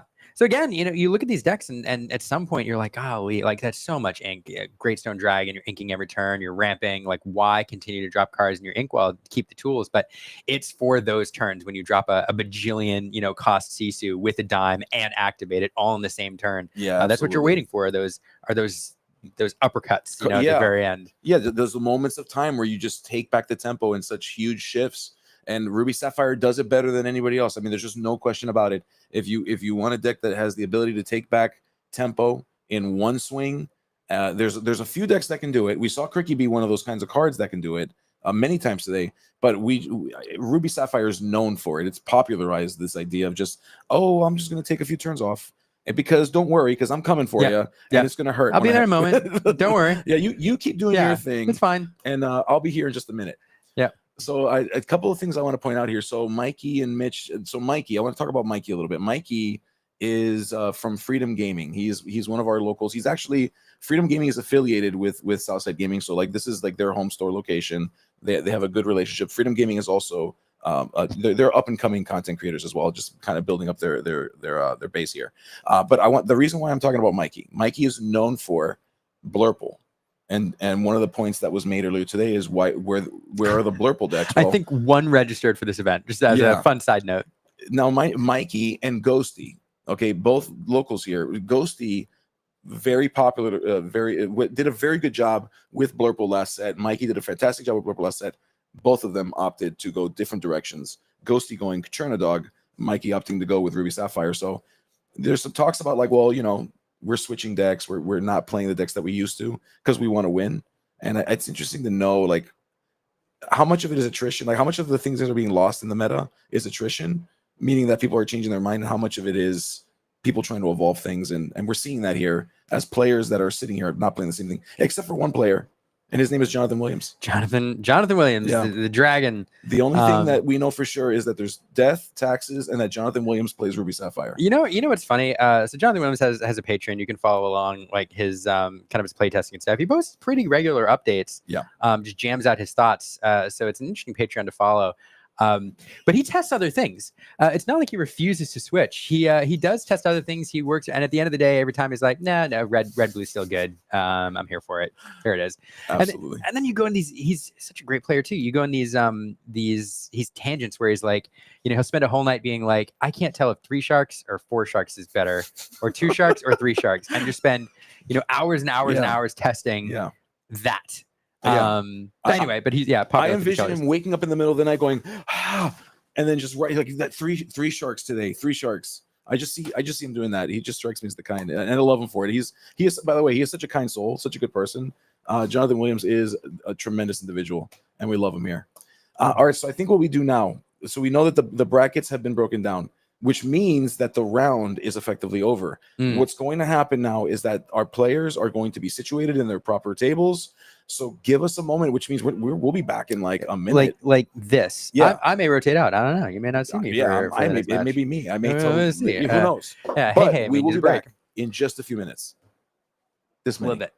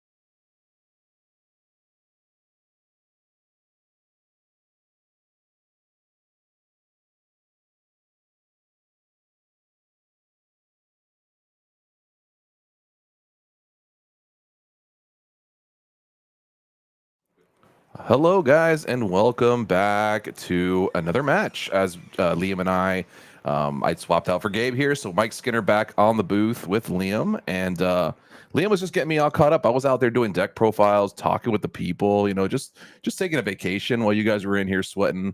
And I heard there was a lot to sweat over. I heard there were some very crazy matches, some very good matches, and now the cheese stands alone as we jump into some nitty gritty here. We have Mitch versus Felix. Mitch, I think, is on red blue. Yeah, they're fixing it right now. I think that's right. Yeah, they're okay. I'm making sure. Yeah, so Mitch. It's fun watching that. Look at production there, fixing that in real time on the fly. That's how the magic happens. Stuff's the professional. Okay. Yeah, it's great stream here. Yeah, no, it's wild final Safari. Unfortunately, you missed it. We lost all of the non-Sapphire decks in the round of 16, except the purple, the Emerald Amethyst Fratricide that we have happen. That deck survived in the next round, barely losing. And now in the quarterfinals, here we are with somehow I knew we'd get here, right? We've been walking down this road all day, but I just knew, this is like the witch's road. We know where this is headed. So. But we're here, and we've seen Felix on stream earlier. I believe we also saw Mitch earlier. I don't remember 100%. We've been swapping in and out, but both these players having an amazing run today on obviously very amazing decks. So it's going to be interesting to see. I think a lot of people were expecting Red Blue to just dominate this event. Very surprised actually when I looked over the top 16 and even the top 8. Even though I know top 8 is a little less interesting, I'll say. But Blue Steel. Really, it was still a deck. Blue Steel. And it is interesting, though. I was making the point earlier, when you break down Blue Steel into its variants, the Oswald item heavy variant versus the mid-rangey, there's the Kiwi Birds and a variety of like aggressive mid-range decks. It's actually two different decks. And so if you were to break that down into its components, you probably see I'm guessing like a 3-4 split. So even though it very well represented with 7 decks in the top 16, it's probably divided up into sub decks pretty well. Absolutely. Yeah, I did a couple deck profiles for top 16 people, and they were playing Kiwi. So so definitely different builds, and all of them having success today. So that's really interesting to see. Goes to show you, although it does seem like a one color format, it's not necessarily true. I just spoke to Carson, and he told me that he was hoping he would see red blue all day. And he must have, because he did very well. He said he didn't play against enough, but he said I wanted to play red blue. So that was a crazy statement, and I never thought I'd hear somebody say that they wanted to play red blue, but he felt that confident. So maybe there's something, maybe there's something out there that I think we were hyper focusing here, but maybe there's still room left to be explored here in the meta. So interesting to see. Unfortunately, I see some people messaging about dogs and stuff like that. No turn a dog this time around, unfortunately. I know some of our turn a dog players are a little disappointed with their performances today, but that deck is also very good. And I've already been talking to Jack about how that deck can be improved. So the decks are just continuing to level up here, and the meta will continue to shift around. And looking forward to getting this match on the way. Mitch getting us started right away with the Vitalosphere. So an item or an island first. Tap island for 1 mana. Play the Vitalosphere. So Mitch does use these mana tokens here, so do not get confused. Sorry, guys. But yeah, Mitch is known for using these tokens here, and Vitalosphere doesn't draw a card, so worth noting. So it's just an item. It's just an item. Still does item things. Sure. Can definitely put in some work. What if that one drew a card? My goodness. Oh my goodness. Right. If you're a Ruby player, if you're a Ruby Sapphire player, like they got Fortisphere. Give me, where's my card? Just let me draw a card off of it. Vitalosphere, right? I agree. Katie from Lore Keepers in, by the way, asked, it was when asking about those Turnidogs. I don't know if Katie's responsible for the name Turnidog, but certainly one of the people who popularized it. I know there was a vote on who is responsible. I don't know. I know there was a vote for different names. I think Jack initially wanted Turbo Tramp, and then somebody said Turnidog, and that was just such. It's perfect. You can't beat that. It's perfect. It was one of the ones you hear, and you're like, wins the. You're like, that one wins. No further discussion. We're not even going to vote anymore. Yeah, no further discussion. I don't know who originated the name. If it was Katie, then she's a genius. But yeah, definitely the best name possible. I agree. I totally agree. I wish more decks in Lorcana had like Kiwi's cool. Like we have the Steel song, but I wish we had more puns in our Lorcana. I even like Diggy Diggy Hole. Diggy Diggy Hole's cool. It's a good name. I'm cool with Diggy Diggy Hole. Absolutely. So we're going to go ahead and start with a hook here for Felix, which is going to be able to contest this TPO if it needs to, as Mitch runs it out and decides to go ahead and just ramp. We've seen a lot of TPO today, Liam. A lot of TPO. It's such a good card. I mean, there's plenty of other ramp options available, because back in the day we played one jump ahead and then Sail the Azurite Sea came out on turn 2. But back in my day, back in my day, we used to have to play Uninkables on turn 2. and now no need to do that because we got better options. But yeah, the ability to ramp while establishing that board presence. There's so many things that TPO does for you. In fact, many games where TPO will sit around turn after turn after turn only to pair with Maui later on in order to do that extra damage to a location to take it out. So yeah, it's a fantastic card. When everybody saw it, who ramps, very excited about that. Oh yeah. And then when we Sail and this have been quite the combo on turn 2. It's a rest in peace. One jump ahead. You'll never be forgotten. But we definitely have come a long way since then. And we see the pirate captain joined by his what is it? His first mate? Is that what we call him? He's a bumble. Yeah, he'd be the first mate. He'd be the first mate. All right. And the Vitalosphere will do its job here and be food for Mr. Hiram. And we've seen this one before. We'll draw 2 cards, pass it on back. Yeah, it's so important here. In these Sapphire matchups, you're often playing this, I'm going to call this a Sapphire Mirror. We know it's not a pure mirror match, but in these Sapphire Mirrors, there's this Flavisham sub-game that goes on in the mid-game. And oftentimes the deck that wins is the one that manages to make maximum use of their Flavishams. And so there's always this game where each player is trying to figure out how best to remove that in short order. So you're saving Brawls, you're saving Sisus and things like that. And so getting this down, getting those 2 cards off of it. Now, if it sticks around and you're able to eat even more items, it's really going to propel Mitch here into this mid game. We'll see if Felix has an answer, but certainly a turn behind, not ramping as Mitch did, and establishing a Lawrence instead. Big board presence. Yep. But then that leaves able to check that Flavisham next turn, but leaving it available this turn. For sure. Yeah. Felix, as we can see here, just kind of curving out, right? 1, 2, 3, putting threats on the table. Mitch doing a little bit more of like the setup process, right? Drawing the cards, getting the ramp. So he's not looking for very aggressive threats at the moment. He's just kind of setting the tone for this dinner here, setting the table, if you will, for this meal. But it'll be interesting to see if Felix is able to, foil his plans here and just kind of jam enough threats where Mitch is not able to just take his time here and do the thing. But as we've seen all day, Red Blue is happy to kind of just hang out as long as it needs to, and then once it's set up, it just turns the corner very sharply. So so far, Mitch, I mean, yeah, he's just ramping up here. And Tala will give him a nice look at the top 2 here. And funny to know, Mitch is a local here, and he's been playing green-blue for quite a long time, trying to make the deck work. Ink Geyser, the whole works. I mean, he's been trying so hard, and tapped him on the shoulder today, and I said, blue-green? He said, red-blue.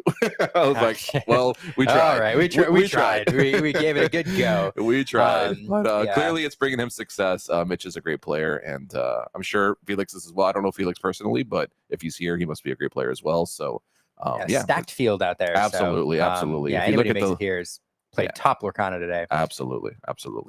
And we'll do some combat here with the Hiram and the TPO. That's something we don't see every day. No, getting rid of that. I mean, that hook so dangerous on the offensive, stacking 3 damage, able to clean up that TPO in short order, or put 3 damage, combined with that Smee onto that Flavisham. So, a very nice removal there. For sure.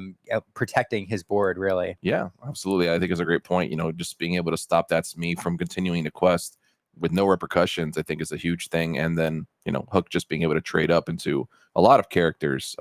So very, very heads up play there by Mitch to just remove it from the table and get it out of the equation altogether. Now, of course, you say now the Flavisham's available for the crackback, as they call it, and Lawrence and Smee able to go clean that up. And I think that may be what happens, Felix recognizing the danger of letting that Flavisham go unchecked. But at the same time, inevitability in this game is, I think, with the Ruby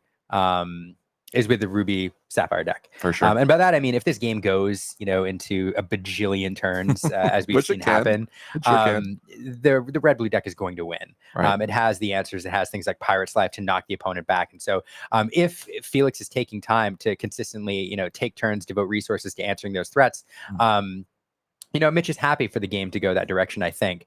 But some efficient removal absolutely here with that song. We do leave the Flavisham sticking around, but definitely the board looks a lot more manageable now. For sure.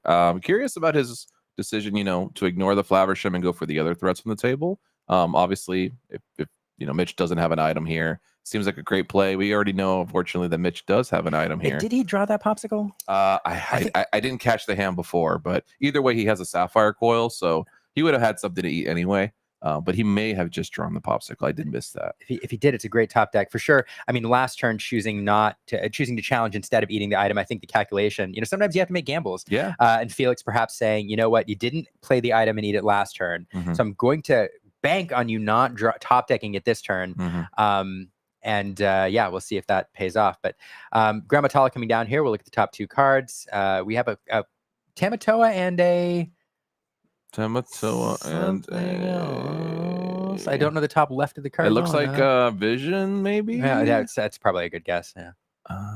It looks like I think Tamatoa heading to the. Nobody's gonna know art better than you, Liam. So if you can't identify right? it, I'm sorry. If you can't, you'll tell me the artist, and you'll tell me the day that they drew it, and you'll tell me all that. I'm just doing my best to put the colors together on the screen there. That is fair. I appreciate that. That's quite. You know how to flatter me. No, I only speak the truth. So we will. Tell me more. Yeah, we're doing a lot of combat with Hiram here. I've never seen this karate chop Hiram. He's just ignoring the items and just choosing instead to trade into the board. He does attack this Smee as well, which was not able to do much damage back thanks to the coil. So coil just allowing some really efficient trades here for Mitch, and a play style you don't see all the time. He's willing to give up. Clearly, he's multiple turns in a row has said, "Hey, here's the Hiram. Like if you need him, he's gone." So I'm sure Mitch has a backup plan. He wouldn't just give up a Hiram for no reason here. I didn't see if there was another one in his hand, but I would imagine he'd have to have another one here. No, that's a fair point. It's an interesting choice. I think a lot of players, Ruby Sapphire, would choose to make maximum use of that card draw there. You're going to lose the Flavisham eventually on the crackback. So get 2 cards out of it, get 4 cards out of it after the initial play. But yeah, I think that the idea here that Mitch has in his head is inevitability. Just draw this game out, control the board, let it go long, and eventually, we get into be prepared territory. And maybe even inviting Felix to overextend. Kind of like we're seeing here, dropping a bunch of characters on the board. So, interesting choice for sure. But we're certainly getting now into the be prepared and sisu stage of the game. Absolutely. And so it's a different phase, as it were. Yeah. And Mitch looks comfortable in this position. I mean, he put himself. He knew that Hiram was not going to last, and he seems to be okay with that trade. Benja did come down and take care of the coil, which I'm sure Mitch is not feeling great about. No. But we see Mitch still has Tamatoa in hand, so he'll be able to get that coil back if he so chooses. I can't really make out what else is in his hand, but Mitch is thinking about how he wants to proceed here with his turn, as Felix already up to 5 lore, and that's 25% of the way. So we'll see how the rest of this plays out. Lawrence does bite the dust, and we clean up a little bit on there, but we still have quite a lot of lore in play for Felix. We have 5 lore potentially on this next turn on the crackback, which will put him up to 10. That's pretty good. No, I'm sorry to interrupt. No, you didn't interrupt me at all. Go ahead. No, I was just going to say that's exactly where I want to be. You feel a lot better at 5 lore than you do at 0 lore. The key to this game is to consistently push that lore total and be the beatdown if you're the Sapphire Steel deck. But a really impactful turn here. We did see a popsicle heal Grammatala for nothing, just to get it to the discard pile so you can pull it back with Tamatoa. 2 items back. And then we have Fire the Cannons finishing off that Tamatoa there. So post-repost there, back and forth, this duel going on, removal for removal, but Felix then capping it off with a McDuck Manor, a very, very high willpower location, which is going to be challenging to remove without the Vitalosphere down and with an empty board. So for sure, we'll definitely get 2 off of that, maybe 4, maybe more. That was going to be my comment as well. Getting rid of that Vitalosphere is actually huge here because he can't just play a shark and rush it, right? Now he has to. He found himself a Maui if he needs to, but Maui won't be able to clean it up in 1 strike. So going to be an interesting choice here. He does have a lot of good cards to choose from. I see sharks in there. I think a brawl in there, maybe I'm wrong. So definitely a lot to choose from here, but definitely going to have to find something to deal with this location sooner than later because that's going to add up quite quickly. I'm not sure if Mitch is on Cusco or Hideaway or anything like that. Could be what he was peeking at to see if he could find. but I don't see one in his hand. He is going to play the Popsicle, though. I do think we kept the Maui. It is an interesting choice because we did have a choice between the Maui and the Half Shark, one of which is kind of your win condition and something that you clearly want to establish later on. You hate to send it to the bottom of your deck. The other, though, is a card that you kind of need to prevent your opponent from running into the way with the game. We see it here dealing with that 2-lore Benja and then able to send a couple blows into that McDuck Manor and tear it down eventually. But an interesting choice. And Felix top decking here. I mean, he's got no cards left. No Hirams in his future, or maybe in his future, but no Hirams at his present, as he's just top decking and having to play full cost for a Bell. Not the best feeling, especially when you're off the top of your deck here. So not an ideal top deck for sure. Yeah. So it's going to be interesting to see now if Mitch is able to capitalize on this and get the party started. He has there's a Hiram there, so the party for sure will be started soon. And I'm sure Mitch is happy to see that one because that's going to keep him going here. I was starting to wonder a little bit about the gas, and I'm saying, oh, they're both out of gas, but one of them just found a fresh tank. So I think so good. Yeah, just such a good card. I mean, if this doesn't show you just how easy it is to get back in the game with Flaversham. But in the meantime, lore counter is ticking as Felix goes up to 11 lore. And although his board is not as impressive as it could be at the moment, it's still quite okay. We got Zeus as well. Is such a big play there. I mean, we did get 6 on, so the Tala is remaining, but huge play clearing that off. Unfortunately, though, it feels really bad if you're in top deck mode. It's nice to draw the removal, but then it's all you're doing. Your whole turn is devoted to removing that one character. It does not feel terribly great. It would have been great if that Tala couldn't finish off the location there, but unfortunately, it was just the right amount of damage to be able to clear it. It would have been nice to get an extra turn out of it, but didn't play out that way. And now we see the Half Shark. Yeah. And now Jafar, he's gonna read it. This is what Gabe and I like to call crab at home. It's Jafar that does his best crab impression. He does get +2 challenger, just something not quite the 3 challenger, but he does quest for 2, which is very nice. 2 toughness, which is could be better, but questing for 2 very, very relevant for sure. Oh, that's great. I think that slots very well into the game plan for this deck. And just like that Medusa is gonna banish the whole deck as they scoop up and go to game number 2. Felix had a great start there, but unfortunately, Mitch, although it looked like he was running out of gas there, just found the perfect pieces at the end of the match there to close it out very efficiently. So 0 lore at the top. You can see 0 lore. That's true. Zero to 0 lore. I scoop. I know, right?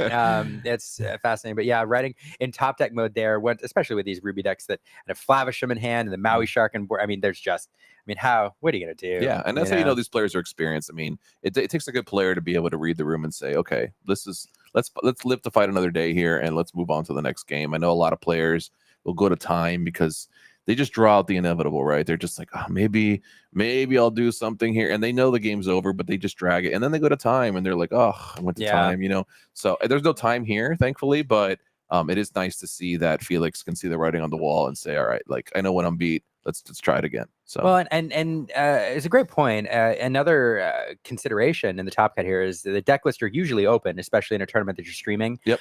During the initial rounds, there's an argument for sometimes gaining more information if the time is not a huge factor. That is true. And playing it out to try to see what your opponent's running. But in this instance, Felix probably able to review Mitch's deck ahead of time, knows generally what he's up against. Yeah. And so really no reason to. He knows what's going on. Yeah. To make there's this no big surprises here. here. Make this a whole thing, right? There's no big tech cards here. I mean, it's blue red. He knows what's going on, and like I said, he knew he was out of gas there. So we'll move on to game number 2, which I know I'm happy. Well, I'm not happy to see them finish, but I don't want to sit here for 3 hours on one match either. So it's nice to see them. It's nice to see them consider our feelings as well. So we appreciate it. Yeah, it's late, y'all. It's late, guys. It's late. Although. Having a good time, Ed. I will mention we're working you like a horse here, Liam. We apologize. I love every second of it. Pleased to be here. Glad to hear love that. every second of it. Thank you. But I will say, for casters as well as for players, it's worth mentioning. I mean, we are at the end of a 8 rounds of Lorcana. Another 10 when you consider 16 rounds of 8, now round of 4. Endurance becomes an issue both mentally and physically. Oh yeah. These days are long, guys. These days are long, especially when you're playing these control matchups. At least if you're playing an aggro deck, you get a 20-minute session and then you get to take a break for an hour and then you get a 20-minute session.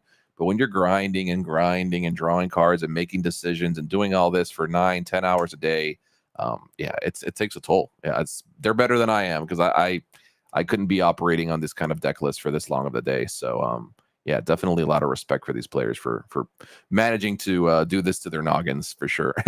I agree. And the Yeah. older I get, I feel like the fewer rounds I can do. But oh god, it's tough. It's tough. My bedtime is 10 hours ago. Right. So here we go. Both players off to the start. We don't have the Teepo on turn 2. Instead, we have the aforementioned Sail the Azurite Sea, which is going to be the ramp answer here. Yep. No board presence as of yet. We did get the Popsicle down. So that Flavisham, though, looms large next turn if he has it. I'm not sure if he does, but that would be the clear opening he's looking for. On the other side, the Hook followed by the Smee.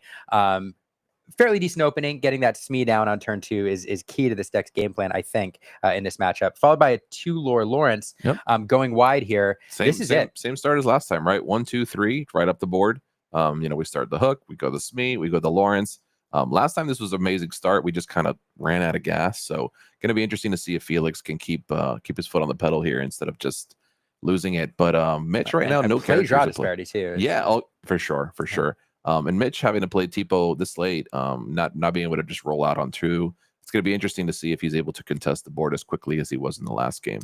Well, fascinating here, though. I see another Teepo in hand. And so, the game plan last game, very, very different. If you can ramp twice here and propel yourself into Be Prepared territory right. In the next, couple turns, that really shuts down what this other deck is trying to do. Ooh, instead Vitalosphere there. There we go. Here's something else. Vitalosphere here, giving rush and a little extra strength there to Teepo, allowing it to run in and run down that Smee. For sure. There's some board control for you. Takes me back to the Pocket Watch days, right? Oh, yeah. Remember when you just slam stuff way and just, back, right? Just send Aladdin in, go Aladdin. Oh man, you're giving me oh man, I love to reminisce on these things. I pine for set 1 meta nowadays. Such a good time. Although I could do without Ursula's Cauldron going. Oh gosh, 10 minutes of Ursula's Cauldron triggers every game. Oh my goodness, so much time. Absolutely. But Lawrence and Smee cracking in. We're up to 7 lore now, and Tala coming in as well. Solid threat that can sing Zeus, as well as take a look at 2 cards. And here's another guy who can take a look at 2 cards, except you get to keep both of them as we play Hiram Flaversham, everybody's favorite mouse, or least favorite, depending who you ask. And we'll play a coil as well and pass it back. Hiram in a great position here to he could survive a Zeus, and obviously if he lives to the next turn, he's going to crack and get 2 more cards most likely, unless Mitch decides to go karate chop Hiram again and just start fighting the opponents here. Okay, so here we are going wide. A well-timed. Oh yeah. Pete there, games referee, right underneath that Calhoun. That Calhoun. This is a great turn here because Be Prepared looms large in this scenario when you're going wide. That's shut down here. Now the Flavisham, if he wants to quest with it and eat that popsicle, as we know he's want to do, opens it up to the crackback from the Calhoun, giving 2 lore on the challenge. So Felix not sacrificing much tempo here if he's forced to send in the Pete and the Calhoun to clean up that rodent, absolutely, as it were. So that pesky rat. Yeah, great play there. We'll sure. see what the answer is. Yeah, my only thing I've noticed is Felix, although he is presenting quite amazing board here, he has yet to draw cards. He's yet to replenish. So this is only going to go for so long. And if Mitch is able to withstand the storm here, Felix is going to have to find more cards. It's not going to cut it. Right now, it looks great in play. I mean, all we have is a Hiram, but we know very well. The Hiram just drawing 2 more cards here, and like you said, a Be Prepared will change this game completely. It'll flip it right back on its head, and I'm hoping to see that. I don't want to say I'm hoping that Mitch doesn't have it, because as much as I would love to see a game 3, we'll see if he's able to. Okay, how far I'll go. He might be digging to see if he can find. Oh wait, we're taking it back. Oh, did we? More I frenzies see the here. Flavisham. Okay, the Flavisham did exert eat the popsicle. Yeah. And now we're thinking that through. Yeah. He's okay, so we're already going through his choices. He's going to ink a popsicle, and we're up to 1, 2, 3, 4, 5, 6, 7. Now we're very close. Now we talk about Be Prepared and how dangerous it is. Now we could shut that down again next turn with the referee, but Sisu now next turn is playable, and when paired with that coil, can do some work. I said, see, there's baby Sisu coming down. I see a Be Prepared in his hand, so that's really interesting from Mitch. That's a lot of patience to see all these characters in play and just be like, I got time. Well, the Pete shut it down this turn. Oh, you're right. I'm so sorry. So No. So he wasn't thinking that. He just couldn't do anything about it. I got you. Okay. Not necessarily. I don't know if he would have made the play yet or not, or drawn it out a little bit more, but certainly an option not available. I definitely missed that P trigger. Maybe if they had played it upside down, like Wojciech. Right. Maybe I would have seen it better. But I love Nive, a great content creator, made these fantastic tokens, these whistle tokens, and when you do it, you play it. Is it Nive? Nive. Yes. Nive's tokens are quite cool. So I'm in the know. funny. All right. I'm on social media. I see Yeah. things. All right. I know people. But yeah, Knives doing a great job with those as well. And so we see Hiram. That's 2 Hiram? Okay, yeah, Hiram just came out of another Hiram. There we go. So we have double Hiram in play, and the Sisu, which could potentially be shifted next turn, and can also sing a Be Prepared if it really needed to. So we have a lot going on for this next turn. Zeus gonna take away any potential here, but we know what's coming. Here we go. All right. Yep, we do. Is it going to be enough though? Like we're gonna be prep here, and obviously Felix is gonna have a reset. But does Felix have enough to reestablish and close the door here on this last 4 lore that he's missing? Yeah, it's a good question. Playing Be Prepared and emptying the board feels bad when you allow your opponent to reestablish, especially when they're on the beatdown. But we'll see. We're going to make maximum use of these flavor shams here, and then we are going to be prepared, clear it all out. The great reset button. I won't sing it like Baker, not this time. Maybe next time. And back over to Felix. We'll see what he does to reestablish the board here. There's the Lawrence, a 2 lore quester, not terrible. No. It's good in this matchup. You can't brawl it. There's no coil in play at the moment, and red-blue just doesn't have a way to damage it and shrink it. So, I think Lawrence is a solid threat here as we see Tamatoa come down. But we're okay with Tamatoa. I mean, we're not okay with it, but it's not going to interfere with our 2 lore questing next turn. We will. Solid point. We will get that Lawrence off most likely. We do go back to a couple items. Looks like a coil and a popsicle, I believe. Yep. You want to get that coil back in play. There's the popsicle. We'll draw a card. And so many selections and there's here. The coil. Yep. We just redevelop all the items that Hiram ate. Just regurgitate them, if you will, right back on the table. And it's back over to Felix, who will get up to 18 here. But this is so but now fascinating. what? Just not a ton of reach, right? That's so eating that coil could potentially be huge. That's a big one. That is man. What a well-timed Benja. I don't know if that was top deck or not, but getting that coil off the board could be the difference here between allowing a character to stick between rounds and not. There's so many answers that rely on character strength. So my goodness, let's see.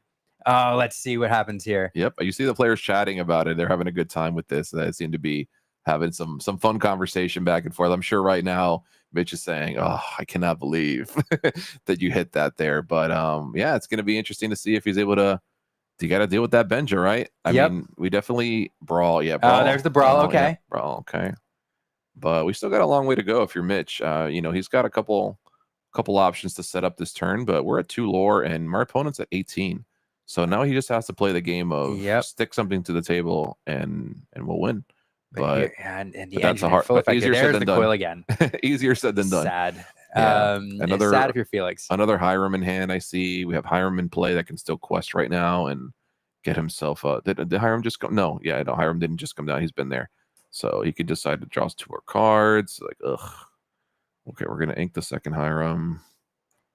He wants to exchange it for the foil one. We'll allow it. The judge will allow it. Yeah. We can play the foil one. Fine. All right, we'll pass it back. And let's see.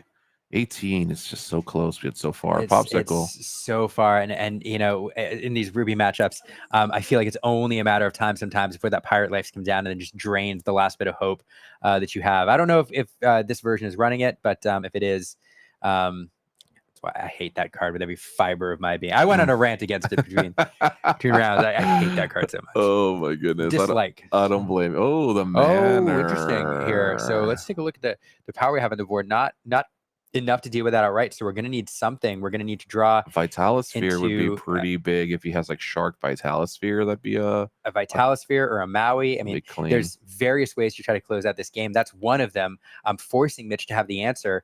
So let's see. He's not slamming anything right now. Yeah. Cards that allow him to look. We do have a how far I'll go there. So we can go digging if we need to find that sphere. Yeah. Or maybe he plays Hideaway. I'm not sure if he plays a copy of any kind of location removal, whether Cusco or Hideaway. Very possible that he does. And yeah, we'll see if he's able to find something to scoop up this McDuck Manor here, because if he doesn't, we're gonna have some problems. I think I see him looking probably for a Vitalosphere here, if I had to guess. Yep, there it is. Vitalosphere. Yeah, we have the Tamato. We pull it back. There it comes. Vitalosphere. Felix nodding. He's like, there it is. We're going to give rush to that one. Double crab, tearing down that manor. Scrooge not terribly happy about that. That leaves Flavisham free there to eat a popsicle, draw some cards. Yeah, Vitalosphere stonks going right there up. It is. That's a strong one. Yeah, that's a strong one. Vitalosphere just unfortunately breaking Felix's heart here, as we thought it was maybe the end, but no, we're just getting started, if you're asking Mitch. So yeah, we're clocking up the table here. Had a way to get Sphere, you know, and any deck that relies on heavy recursion like this deck with the items, which can pull things back. You look at Chernodogs with the characters that you can pull back and then leverage for, you know, casting that big old Chernobog at the end of the game. Your discard power really becomes a second hand. Absolutely. And one of the things you're doing kind of early game is setting yourself up by just chucking things in there, making some use of them, but you're setting up for later. And perfect example of it here. Just stash that Vitalosphere away for the perfect moment when you can pull it out and crush a manor. Well, Felix finally finding himself a Hiram of his own. I feel like this is the first one we've seen him play. I feel like, you know, he's just been watching Mitch draw all the cards, but now he gets to draw a couple of his own. But is it going to be enough? It's going to be really tough for him to close this door without Mitch being able to just, you know, take out all his threats. But let's see if you could find something that sticks here. Is this it's a dock? Okay. So Hirams and docks, and we haven't seen any of them. That's pretty crazy. Yeah, this is not. I mean, this is not awful. I mean, one of the things you want to do is establish multiple threats in a turn, forcing him to have, you know, multiple bits of spot removal. We've seen several brawls already. I don't think we've seen any Medusas if we're running those. So yeah, just forcing him to have the answer over and over again. If only there was a character that just removed one powered characters from all over the table. Right. Oh, that's the backbreaker. If only there was one that existed, right? So interesting to see here. And it's funny because I remember back in, I keep talking about set one. I'm very nostalgic today, Liam. And I like it. I listened to people that used to say, oh, we have all these ways to banish items, all these ways to get rid of items and sacrifice them and do this, but we have no way to get them back, right? We have no way to interact with them once they're gone.